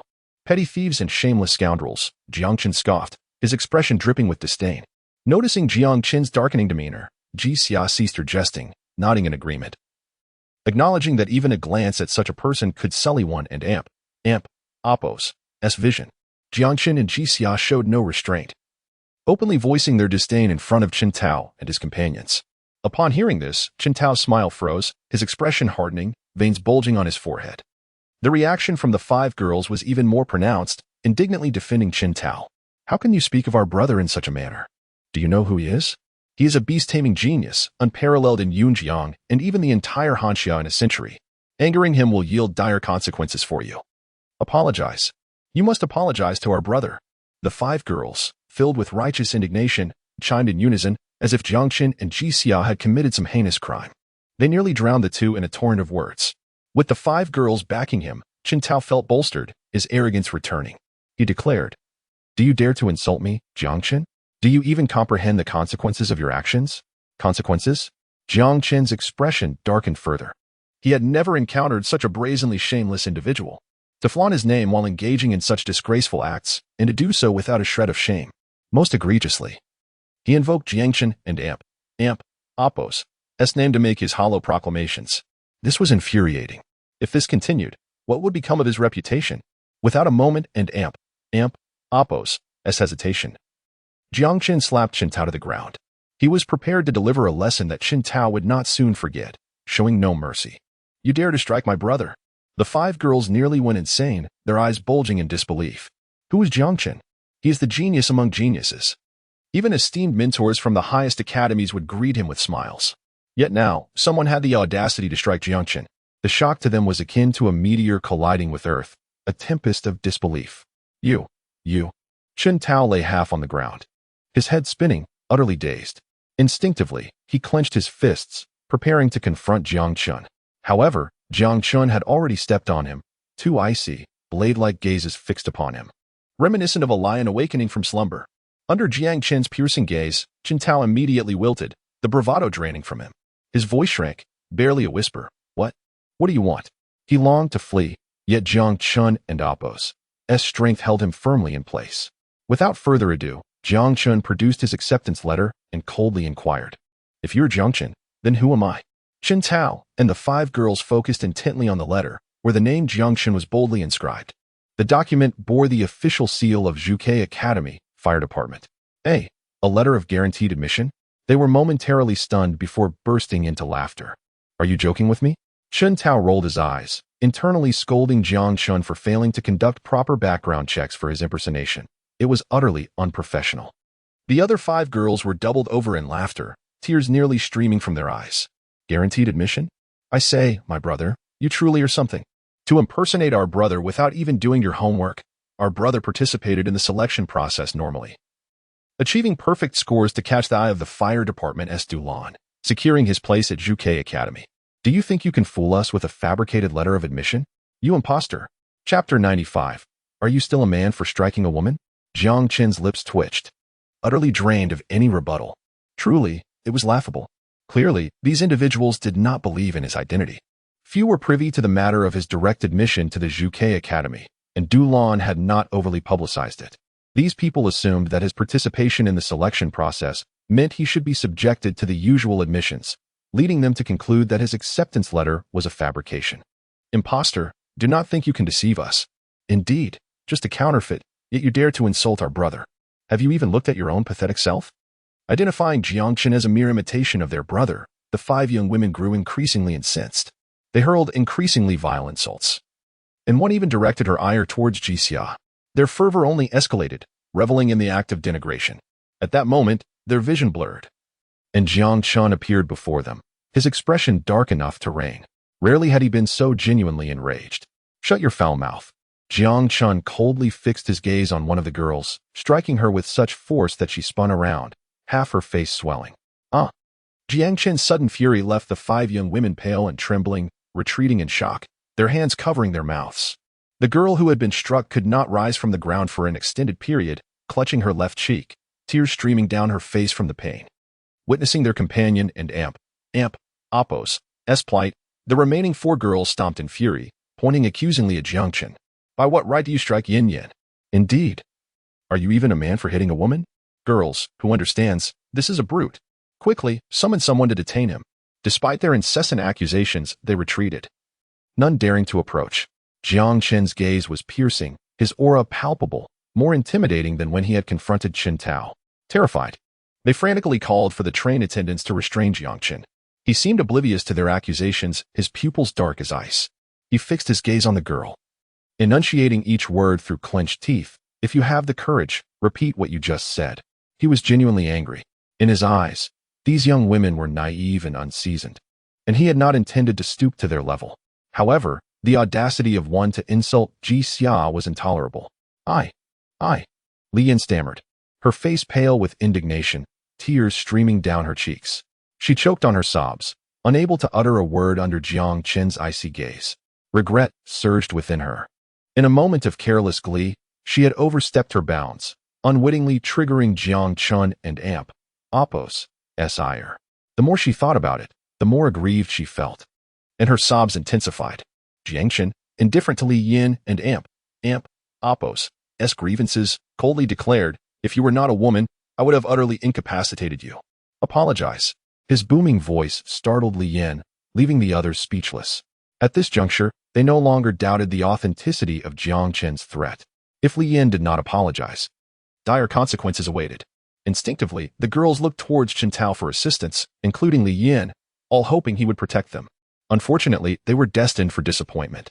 After receiving a slap from Jiang Chen, Chen Tao had become utterly submissive, retreating to a corner, his eyes darting nervously towards the door, contemplating escape. He had no courage to confront Jiang Chen, particularly not for the sake of a few women, as it would jeopardize his future. Chen Tao and Appos' silence only served to heighten the girls' and Appos' trepidation. Though they were all beast tamers, students admitted from various base cities to Zhuke Academy. Invoking their powers aboard the train against Jiang Chen would alter the situation entirely. They might even face disqualification from the academy. For someone they had known for mere hours, it was not worth the risk. Li Yin, observing her companions retreating, felt an icy grip of fear. She looked at Jiang Chen in panic, murmuring, I'm sorry. Jiang Chen's gaze grew even colder. Li Yin trembled, unable to hold back any longer, bursting into tears. She crawled to Ji Xia's feet, repeatedly apologizing. I'm sorry, I spoke thoughtlessly. I was wrong. I'm truly sorry. Her sobs grew louder, prompting Ji Xia to frown. As a fellow woman, she felt a twinge of sympathy seeing Li Yin and Appos' distress. Perhaps, let it go? Ji Xia cast a pleading glance at Jiang Chen. Jiang Chen, appearing somewhat exasperated, thought that according to his inclination, Ji Xia could have slapped Li Yin a few more times without it being excessive. Too kind-hearted, he mused, shaking his head, unwilling to waste more time on these girls. Leave. With a frigid reprimand, Li Yin felt as if she had been granted a reprieve. Covering her face, she pushed past the others by the door and fled, not even glancing back at the brother she admired. The remaining 4 girls hastily rushed to Chen Tao, helping him up. Brother, let us leave quickly. Fear gripped them, and they moved cautiously. With their support, Chen Tao remained silent, turning away, his expression hidden from Jiang Chen as resentment surged within him. How dare you humiliate me like this? Once we reach Chuanan, I will not let you off easily. As he contemplated, 3 uniformed train attendants hurriedly approached. Who is causing a disturbance? Chen Tao and Amp, Appos' spirits soared as he shouted to the attendants. Over here. Someone has assaulted us unjustly. The attendants swiftly arrived, observing Chen Tao's swollen face and then glancing at Jiang Chen, who seemed unfazed. Are you the one causing trouble? They were stern as they entered the compartment, prepared to take Jiang Chen for questioning. In the face of the 3, Jiang Chen remained exceptionally calm, producing the black gold badge. Upon seeing the black gold badge, the attendant's expression shifted dramatically, filled with respect. My lord, the black gold badge was a symbol of status, representing the highest authority of the Beast Tamers Association, second only to the president of the association. Those who possessed such a badge held an incredibly formidable status. Recognizing their inability to challenge him, the attendants hesitated, and Jiang Chen leisurely recounted the events. At that moment, Ji Xia handed her phone to the attendants, containing footage from Jiang Chen and Amp, Appos' perspective. It documented everything from Chen Tao and Amp, Appos' threats to the girls and Amp, Appos' insults, culminating in Jiang Chen and Amp, Appos' intervention and Li Yin and Amp, Appos' desperate apologies.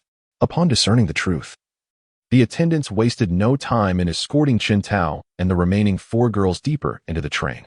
You intruded into another and Appos' compartment, deliberately provoked and insulted them, disrupting public order.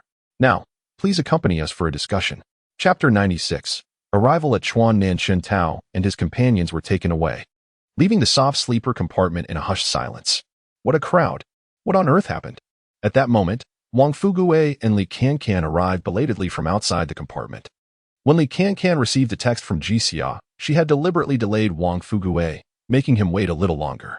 Just as they returned, they encountered a train attendant leading several individuals away, all of whom had emerged from this very compartment. Curiosity piqued, the duo exchanged glances. It's nothing, Jiang Chen replied, shaking his head. Just a few insignificant clowns unworthy of my concern. were it not for their blatant flaunting of his name and their insults directed at Ji Xia. He wouldn't have even spared them a glance. Seeing Jiang Chen's reluctance to elaborate, Li Cancan and Wang Fuguwei refrained from further inquiry. They shared a knowing look, then turned their gazes toward Jiang Chen and Ji Xia, their expressions brimming with mischief and ambiguity. "You too," they teased, accompanied by playful gestures and winks. "Disgraceful." Jiang Chen and Ji Xia simultaneously voiced their disdain, their synchronized sentiments revealing a peculiar camaraderie. "Attention all passengers. We will arrive at the platform in 3 minutes. Next stop, Chuannan."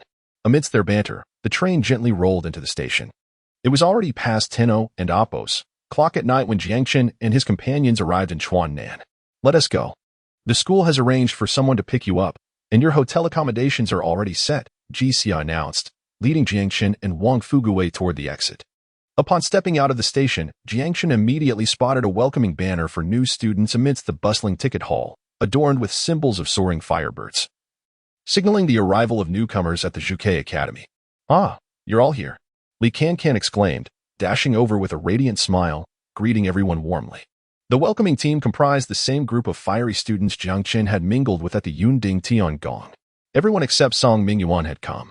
"Junior Jiang Chen, the stunning Ji Xia. We've been waiting here since we got the news from the academy," they exclaimed, their familiarity evident in their enthusiastic chatter. After engaging in lively conversation for over half an hour, Ji Xia finally managed to usher them away, leading Jiang Chen and Wang Fuguwei to their prearranged hotel for a much-needed rest. As they exited the Chuannan high-speed rail station, Ji Xia sidled up to Jiang Chen, gently poking his shoulder and silently gesturing for him to look in a particular direction. Following her gaze, he spotted several familiar figures illuminated by the dim streetlights. "Is that them?" The group included the previously taken Chen Tao and 4 girls, who appeared to be laughing and chatting, seemingly oblivious to any prior unpleasantness. Whatever Chen Tao had said had evidently charmed the girls, eliciting playful teasing in return. They then hailed a cab, completely disregarding their hotel arrangements. "What a scoundrel!" Ji Xia scoffed, knowing full well Chen Tao's intentions. Jiang Chen, however, remained indifferent. He believed that any girl deceived by such base tricks was bound to encounter misfortune sooner or later. Wang Fuguwei, with keen eyes, immediately noticed Chen Tao boarding the cab with the girls. 1, 2, 3, 4. What on earth is his charm? He raged, vowing that one day he would be able to take on 10 at once. 10? What 10? Li Cancan queried, puzzled. "He means he could take on 10 like you," Jiang Chen added, his tone sardonic. "How dare you?" The next morning, Jiang Chen awoke early, for today marked the registration day for new students at Zhuke Academy. Upon arriving at the hotel dining room, he found Ji Xia, Li Cancan, and a visibly worn Wang Fuguwei already at breakfast. "Good morning," Ji Xia greeted, her smile bright as she beckoned Jiang Chen to sit beside her. As he settled in, a delicate fragrance wafted through the air, more pronounced than Ji Xia and Appos' usual scent. Turning his head, he noticed that Ji Xia, who typically forewent makeup, had applied a subtle enhancement today, rendering her even more striking. To compare Westlake to Shizi, both light and heavy makeup suit her well. It was clear that Ji Xia had made an effort to look her best. Many eyes in the restaurant flitted toward her, drawn by her beauty, some even stealing glances in admiration. Jiang Chen, momentarily taken aback, silently praised her allure. Ji Xia leaned forward, tucking a stray strand of hair behind her ear, her lips parting as she sipped her soup. Sensing Jiang Chen and Appos' gaze, her ears flushed crimson, and she awkwardly pushed a bowl of soup toward him. "Make sure to enjoy your breakfast," she urged. Jiang Chen snapped back to reality, slightly embarrassed. The soup was tender and rich, bursting with flavor, easing the awkwardness that lingered. Consuming pig's trotters for breakfast was a local specialty, and Jiang Chen was no stranger to it.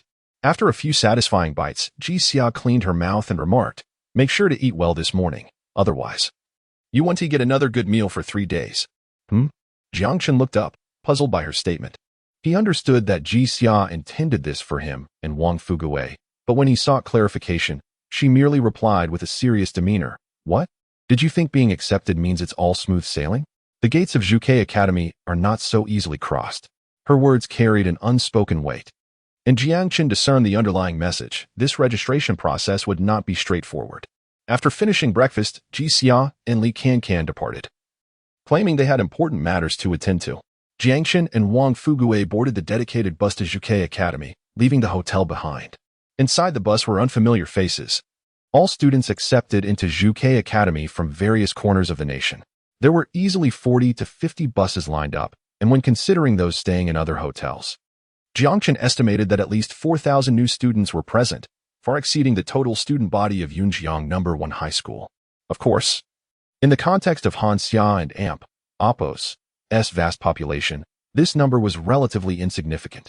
The bus journey continued for 5 hours until it finally halted before a dense forest, clearly far removed from the city.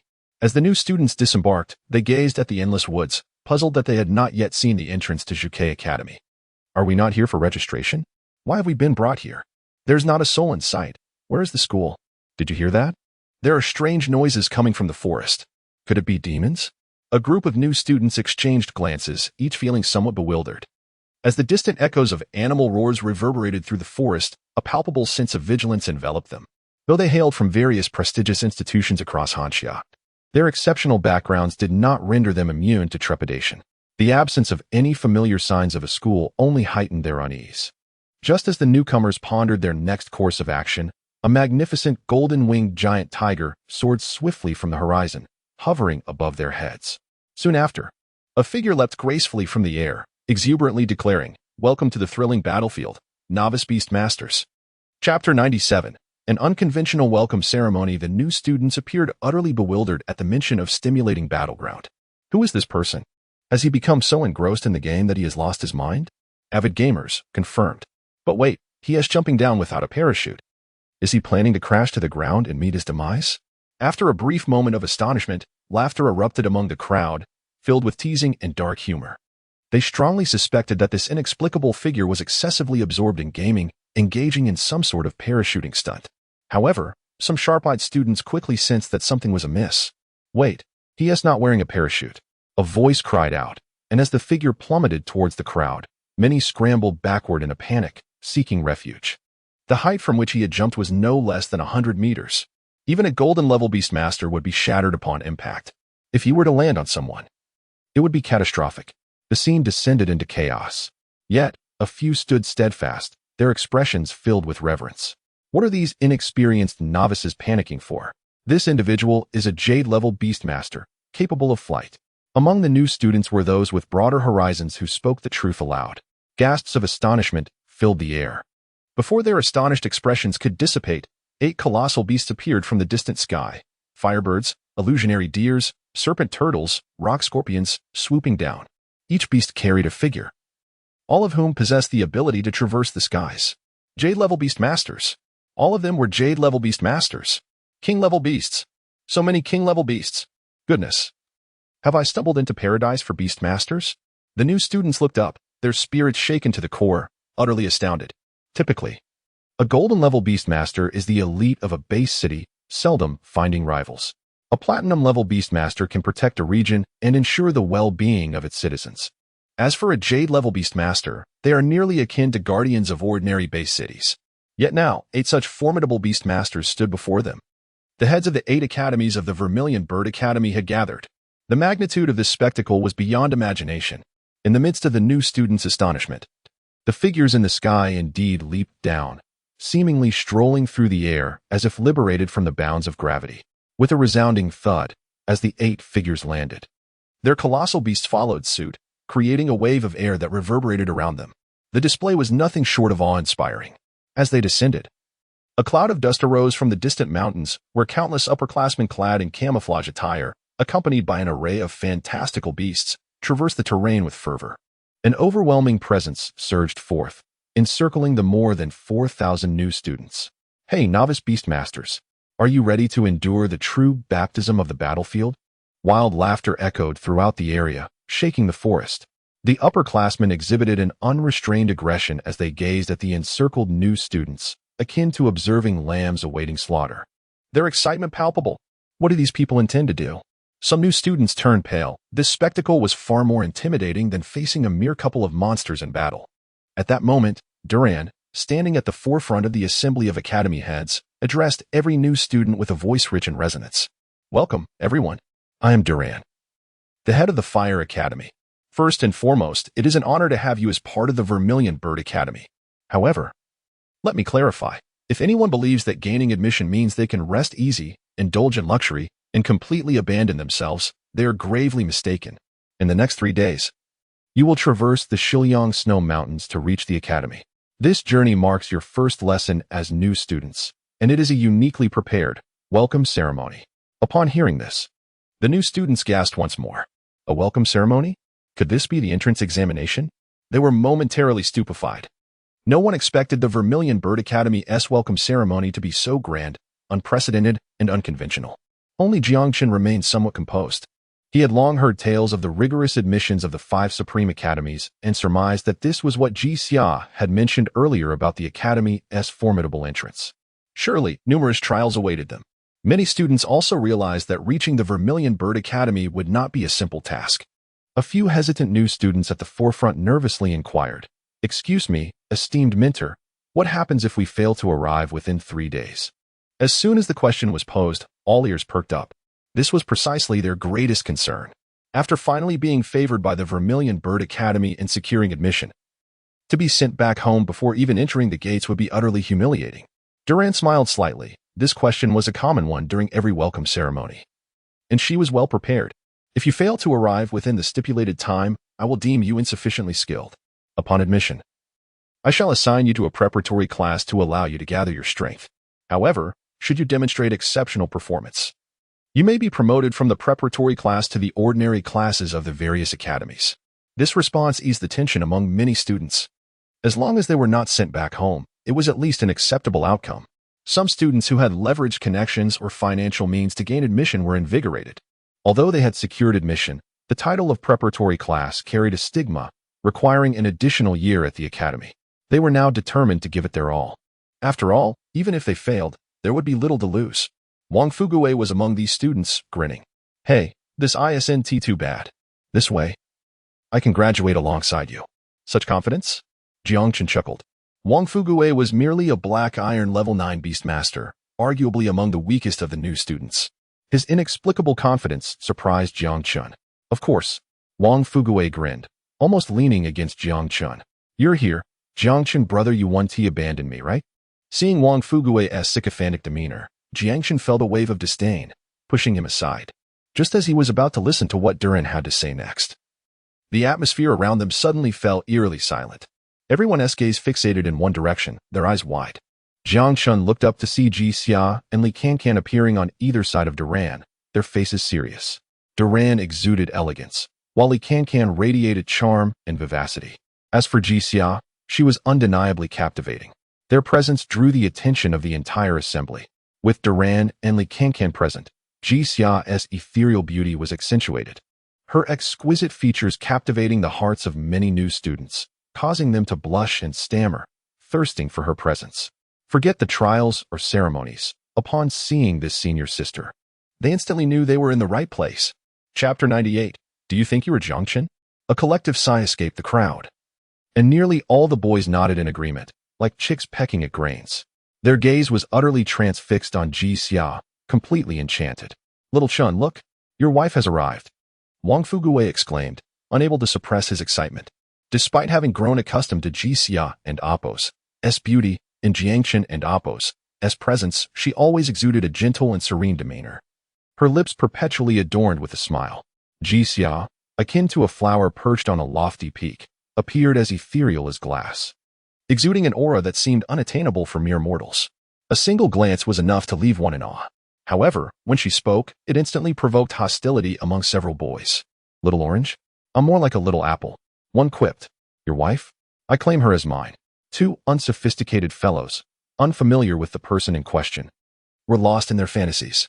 With such characters around, it was no wonder their aspirations were so limited. The boys surrounding them cast unsavory glances, their disdain palpable. They viewed Wang Fuguwei as merely indulging in self-delusion, and worse, using their goddess to do so. A boy scoffed. "It's a disgrace to be in the Zhuke Academy with people like you." His name was Deng Song, hailing from Guanghai City in the southern part of Yunjiang. With outstanding grades of all AS, he earned his place at Zhuke Academy. In Guanghai City, he was regarded as a top talent, with many girls vying for his affection.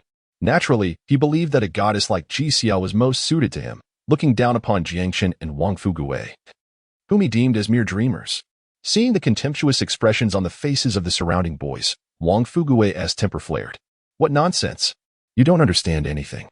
As Wang Fugui began to articulate his thoughts, Jiang Chen restrained him, signaling that it was unnecessary. Jixia was his fiancée, and that was a fact. It wasn't a matter of who could argue better. Moreover, engaging in petty disputes over jealousy with these youngsters was far too trivial for Jiang Chen. With a huff, Wang Fugui relented, but the other boys were not so easily pacified, especially Deng Song, who coldly regarded Jiang Chen. I advise you to watch your tongue and refrain from insulting my goddess. Exactly. Have you even considered your worthiness to be with her? The others echoed. One even mocked. Do you think you are Jiang Chen? Laughter erupted among the boys, their jeers sharp and filled with derision. In their eyes, if anyone among the new students had a chance to be worthy of Jixia, it was Jiang Chen, who had made waves after the selection a month prior with his bronze 8-star strength. Otherwise, despite being top talents from various base cities, they would pale in comparison to a goddess of Jixia and Appo's caliber. In short, they deemed them unworthy. Wang Fugui's temper surged. Unlike Jiang Chen, who maintained a calm demeanor, he could not remain indifferent to their jibes. As he prepared to retaliate, the group of boys, particularly those led by Deng Song, revealed hostile intentions, rolling up their sleeves as if ready to confront Wang Fugui. Jiang Chen's expression darkened. His fists clenched as he contemplated whether to teach them a lesson. Without further ado, I trust everyone is prepared. Now, I shall call out names for registration and issuance of student IDs. Once all formalities are complete, the Shiliang Snow Mountain will be open to you. At that moment, Duran spoke again. First up, Jiang Chen. Upon hearing his name, a profound silence enveloped the crowd.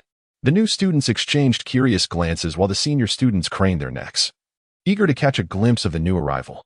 They had heard whispers of Duran personally traveling to Yunjiang to recruit an exceptional student, whose talent astounded even Duran himself. The first to be called only underscored Duran and Appo's regard for him. They were all eager to see who Jiang Chen truly was. Meanwhile, in a corner where the new students stood, for girls were animatedly moving, their faces flushed with excitement, breathless with anticipation. Brother the Minter called your name first. How impressive. They looked at Qintao with immense pride, beaming at everyone around them, almost wanting to shout out loud, the first is my husband. While the four girls reveled in their joy, they failed to notice Qintao's shifting expression as he quietly retreated. Typically, he would tease them when they were this exuberant, throwing in some suggestive remarks. However, at that moment, he felt no such inclination, only wanting to escape. Humph, consider yourselves lucky. I shall see what this Jiang Chen is truly made of, to have such a reputation. Simultaneously, Deng Song scoffed, filled with disbelief, scanning the new students for Jiang Chen. However, before he could scrutinize further, a boy beside him mocked, Are you deaf? The mentor called Jiang Chen. What do you intend to do? Deng Song turned to see Jiang Chen walking confidently through the crowd, his gaze unwavering. This brat, is he trying to seize the moment and win over that senior sister? Deng Song's expression darkened as he prepared to confront Jiang Chen. Yet, as he reached out, he saw Duran beaming and waving at Jiang Chen. Jiang Chen, come here. It was evident to all that Duran was genuinely delighted. Deng Song and Appo's hand froze midair, shock coursing through him as he processed. You are Jiang Chen. He stared incredulously at Jiang Chen, astonished beyond measure. To his utter disbelief, the person standing before him was indeed Jiang Chen. In contrast, the four girls in the crowd experienced a mental fog, their minds blank. Is he truly Jiang Chen? Who was that brother? They were bewildered, confused, and panicked. Until finally, terror gripped them. As they navigated through the throng, they recognized the illustrious Jiang Chen, their idol, was the very same individual they had previously doubted in the soft sleeper compartment. Boom. It was as if a heavy hammer struck their minds, leaving them weak-kneed, barely able to stand. The sky had fallen. The four girls visibly panicked, two of them breaking down into tears, crying out in dismay. It was crucial to remember that for the brother they idolized, they had sacrificed everything the night before. They had given all. Even if Chun Tao's encounters with them lasted less than a minute, leaving them feeling little, they had still catered to him, continuously praising him with exclamations of delight. In an instant, those shameful images surged forth like a tide, overwhelming their minds. The four girls blushed crimson, gritting their teeth in anger, tears streaming down their faces, filled with regret. But upon turning around, their so-called brother had already vanished, slipping away to an unknown location. The four girls were left in utter disarray. Ah, you scoundrel! Return our virtue. Chapter 99. Boyfriend? He is my fiancé. Jiang Chen navigated through the crowd.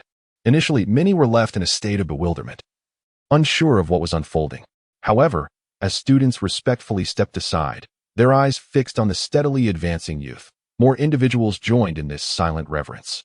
Without any rehearsal or prior communication, the new students formed a tacit understanding, parting like the tide to create a spacious passageway, all eyes upon him. Jiang Chen. You are quite punctual, Dulan greeted with a gentle smile, devoid of any pretension. He personally approached and handed Jiang Chen a specially crafted student ID. Witnessing Dulan's evident regard, both new and old students, as well as the deans and mentors from the other 7 academies, erupted in fervent chatter. Du Academy. Is this the Jiang Chen you spoke of? Such an imposing presence, truly extraordinary. No wonder you came in person. A silver-tier beastmaster is indeed a rare genius. Even among the 4 supreme academies, their words overflowed with admiration and praise. He is Jiang Chen. The older students glanced at him with intrigue, while the new students, particularly some bold and elegantly adorned young women, unabashedly expressed their admiration. Oh, great one, choose me. I adore you. This display caused Ji Xia, standing behind Dulan, to curl her lips in discontent. Silence. Fortunately, Dulan swiftly restored order among the crowd. Please keep your student ID safe. You may rest for now. Once everyone is registered, we will proceed to Shiliang Snow Mountain, he instructed before continuing with the registration process. Jiang Chen, come here. There are chairs. Li Ken waved joyfully at him as soon as he completed his registration. All right, Jiang Chen nodded, making his way over. He deliberately positioned himself behind Ji Xia, partially concealed, which was not overly conspicuous, though standing behind her was already quite noticeable. My goodness, the Great One knows such a beautiful senior.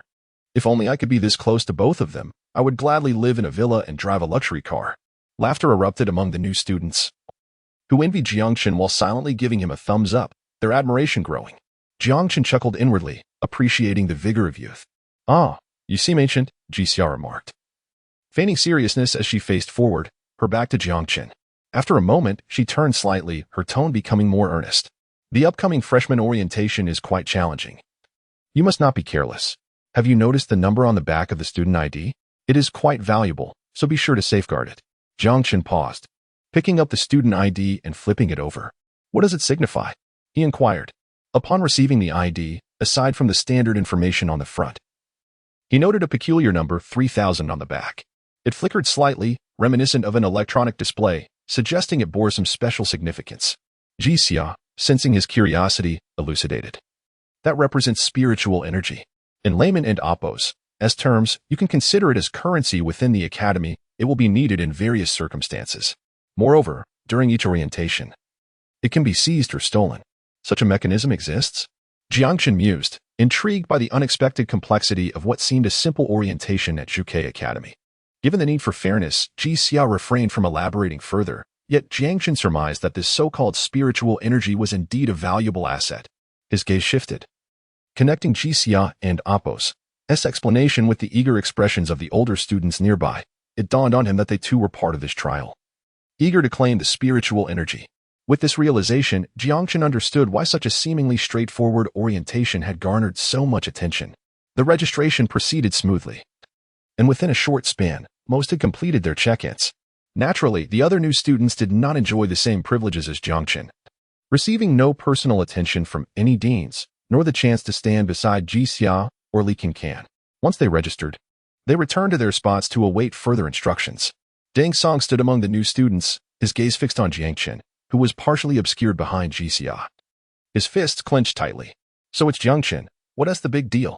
He thought, consumed by jealousy as he noted the special treatment Jiang Chen received from both new and old students, as well as mentors and deans. More importantly, upon first seeing Ji Xia, he had deemed her an unattainable prize. He held himself in high regard and dismissed the many campus beauties, but Ji Xia had captivated him, leading him to believe such an exquisite woman ought to belong to him.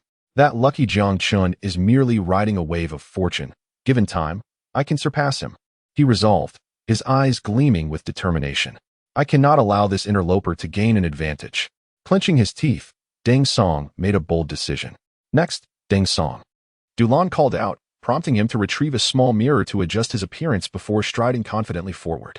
After receiving his student ID and completing the registration, Deng Song unexpectedly ignored the instructor and made a beeline toward Jixia. What is he up to? His unusual behavior drew the attention of many. The older students exchanged knowing smirks, while the new students stood bewildered.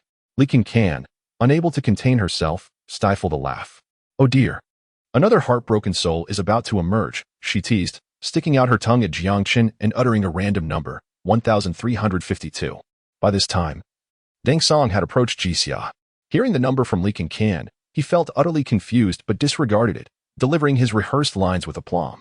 Upon seeing you, senior, you are as graceful as a startled swan, as charming as a wandering dragon, radiant as the sun breaking through the morning mist, and enchanting like a lotus blooming in clear waters. In the north resides a fair maiden, standing apart from the world. I am smitten, unable to contain my admiration. Deng Song swayed dramatically, borrowing phrases from classic literature, before standing tall and sincere. Senior, would you consider dating me? The moment he uttered those words, the new students were left speechless, utterly shocked by Deng Song and Appo's audacity to pursue their beloved Jixia. The older students erupted in laughter, tears streaming from their eyes, reveling in the spectacle of yet another foolhardy attempt at courtship. Jixia, however, held the title of the unrivaled beauty of Zhike Academy, having dominated the school's beauty rankings since her arrival, leaving no one unshaken. In the case of someone like Deng Song, Jixia had already rejected 1,352 suitors. No, it would soon be 1,353. The seniors mocked inwardly. As expected, Jixia remained unperturbed, not even glancing at Deng Song, her expression betraying no hint of emotion. Internally, she felt no disturbance, and perhaps a slight desire to strike out. This was because Jiang Chen, at that moment, wore an amused expression, hiding behind and stifling laughter. She could even hear his chuckles. Sister, please go out with me. Deng Song, undeterred, repeated his plea. This time, Jixia finally reacted. She turned around and shot Jiang Chen a furious glare. Seeing his jovial demeanor ignited her ire. How dare he laugh? Jixia gritted her teeth, a glint of mischief flashing in her eyes and a smile tugging at her lips. She then coldly addressed Deng Song. I'm sorry, but I must decline. Deng Song's heart sank, feeling a chill wash over him. Jixia's glance toward Jiang Chen did not go unnoticed, and he felt as if the world had dimmed.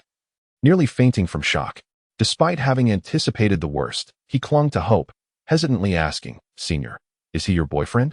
No, Jixia replied succinctly. Deng Song felt as if a great weight had been lifted.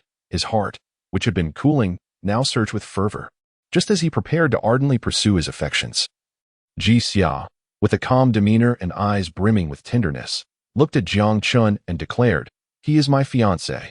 And just like that, the warmth in his heart was extinguished, leaving him utterly frozen. Chapter 100, A Grudge Against the Thief of a Wife, Irreconcilable. Unmarried fiancé. Deng Song and Appo's face was filled with shock, his body trembling uncontrollably as he staggered back several steps, as if struck by lightning. Jixia and Appo's tone was calm, as if recounting the most ordinary of events. Yet for him, it was akin to a thunderclap, a jarring blow both outside and within. Not only Deng Song, but at the moment Jixia's words fell, the sound of hearts shattering echoed like a chorus in the air. Especially among the older students who had been mere spectators moments ago, their smiles froze instantly. They were all consumed by the desire to exact vengeance on Jiang Chen. Jiang Chen, a vendetta over a wife. Irreconcilable. They gritted their teeth, their eyes reddening, knuckles cracking under the strain. If looks could kill, Jiang Chen would have perished hundreds of times in that fleeting second. It was only thanks to the presence of Dulan and the other mentors that they refrained from launching an assault. Otherwise, Jiang Chen would have found himself in a desperate struggle against 1,000 adversaries. Observing the indignant crowd around him, Jiang Chen felt an overwhelming sense of helplessness. The tides of hatred surged around him. He cast a discontented glance at Jixia, a bitter smile playing on his lips, as if to say, You are the cause of my troubles. Well, it and Appo's. That's my fault, ISN and Appo's, it? After all, you mocked me. Head Jixia laughed gaily, her demeanor a delightful whirlwind. Initially, she had intended to maintain a certain distance from Jiang Chen. She was acutely aware of her own charm. If she appeared too close to him, it could invite deliberate targeting and difficulties during the welcoming ceremony across the Xiliang Snow Mountain. However, upon reflection, Jiang Chen was indeed her fiancé, and there was no need for concealment. Seizing this opportunity to openly acknowledge their bond would help avert future complications, such as those posed by Deng Song. Furthermore, who was to blame for Jiang Chen and Amp, Oppo's, mockery? He deserved it. Who said I and Amp, Oppo's, scheming? You and Amp, Oppo's, hardly any better, Jiang Chen teased with a smile. Not at all. It's all thanks to my master's teachings. Ji Xiao playfully stuck out her tongue, her hands clasped behind her back, swaying with a charming and delightful demeanor. Watching the affectionate banter between the two, the other male students were consumed with envy. Ah, return my goddess. Brothers, let us take down Jiang Chen and seize Ji Xia. They roared with indignation, their voices echoing through the forest. While the new students remained somewhat restrained, the older students showed no such decorum, openly declaring their vendetta against Jiang Chen, ready for a showdown. At that moment, the registration process for over 4,000 new students concluded. Dulan, no longer hesitating, waved his hand at the gathered newcomers. Now then, everyone, please enjoy the warmth of your senior brothers and sisters. As his words echoed, the new students erupted with excitement. A swarm of them surged into the forest like a swarm of locusts. As for Jiang Chen, he had become the primary target of the older students. No sooner had Dulan finished speaking than he took off running. His speed surged to 80 miles per hour. Jiang Chen's agility was astonishing. And in the blink of an eye, he had nearly vanished from sight. Oh no, that scoundrel is escaping. The sudden burst of speed from Jiang Chen caught the older students off guard. Some among them, wearing distinctive outfits, could not wait for Dulan's cue. They either sprinted or rode their summoned beasts into the woods in pursuit. The once desolate forest became a cacophony of noise. It seemed this year and Amp, Oppo's, welcoming ceremony would certainly be a spectacle. The mentors laughed heartily. Let us return to the school and await their arrival, Dulan called out, leading Ji Xia and Li Qingqin as they soared skyward on a fiery bird. Once the bus departed, the wide asphalt road returned to its former tranquility. In stark contrast, the forest was now alive with commotion. The roars of beasts mingled with the fervent shouts of the older students, all eager to ensure Jiang Chen did not escape. Fortunately, they still possessed a semblance of conscience, refraining from immediately exposing the new students to the harsh realities of society, allowing them to navigate a considerable distance in trepidation. Half an hour later, the new students hurried through the woods. Some of the more astute newcomers, eager to advance, chose paths less traveled and pressed forward swiftly. Others opted to band together for safety, tackling challenges as a united front. Soon, the outermost area was left with only Wang Fuguei and a handful of fellow preparatory class students wandering through the woods. Wang Fuguei was panting heavily. After a few steps, he gasped for breath, drenched in sweat, and gradually distanced himself from the others, who regarded him with disdain. Before long, he could no longer see anyone else. What do they mean by 3 days? At this rate, I'll never reach the school. It was late summer, and despite the mountains being named Shiliang Snow Mountain, their location and Shudi rendered the heat unbearable. The lush forest surrounding him was sweltering, yet there was no sign of snow. Wang Fuguei, parched and weary, continued his complaints. Glug glug. He gulped down several mouthfuls of water, feeling some relief in his sore throat. You're really slow. Just then, Jiang Chen's voice echoed in his ears. Wang Fuguei glanced around, seeing no one, muttering to himself. Could it be that little Chinzi was beaten so badly that I feel guilty, leading to hallucinations? You have a conscience? Jiang Chen's voice sounded again, accompanied by the rustling of leaves. To Wang Fuguei's astonishment, he saw Jiang Chen emerge from a thicket, brushing aside a pile of fallen leaves. Are you a mole? Wang Fuguei's eyes widened in disbelief. Then, enlightenment dawned upon him, and he instantly grasped Jiang Chen's strategy. Brilliant. As the saying goes, the most dangerous place is often the safest. Jiang Chen's hiding spot was unexpected not only for him but also for the older students. Thus, the older students would blindly pursue forward, likely believing Jiang Chen had vanished without a trace. However, although Jiang Chen had temporarily evaded the older students' encirclement and averted the risk of a beating, the question of how to safely reach Juke Academy remained a significant challenge. So, what shall we do next?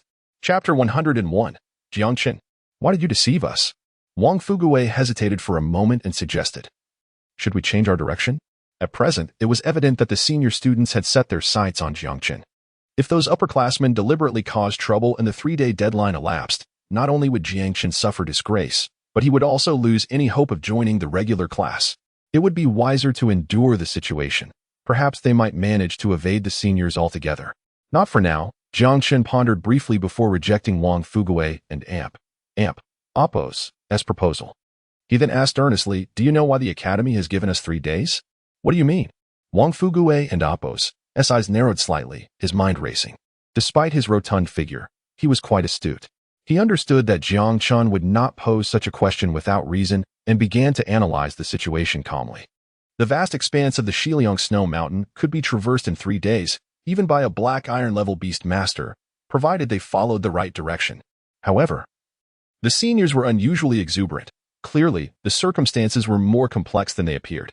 It was supposed to be an orientation ceremony, yet some were calling it a battleground.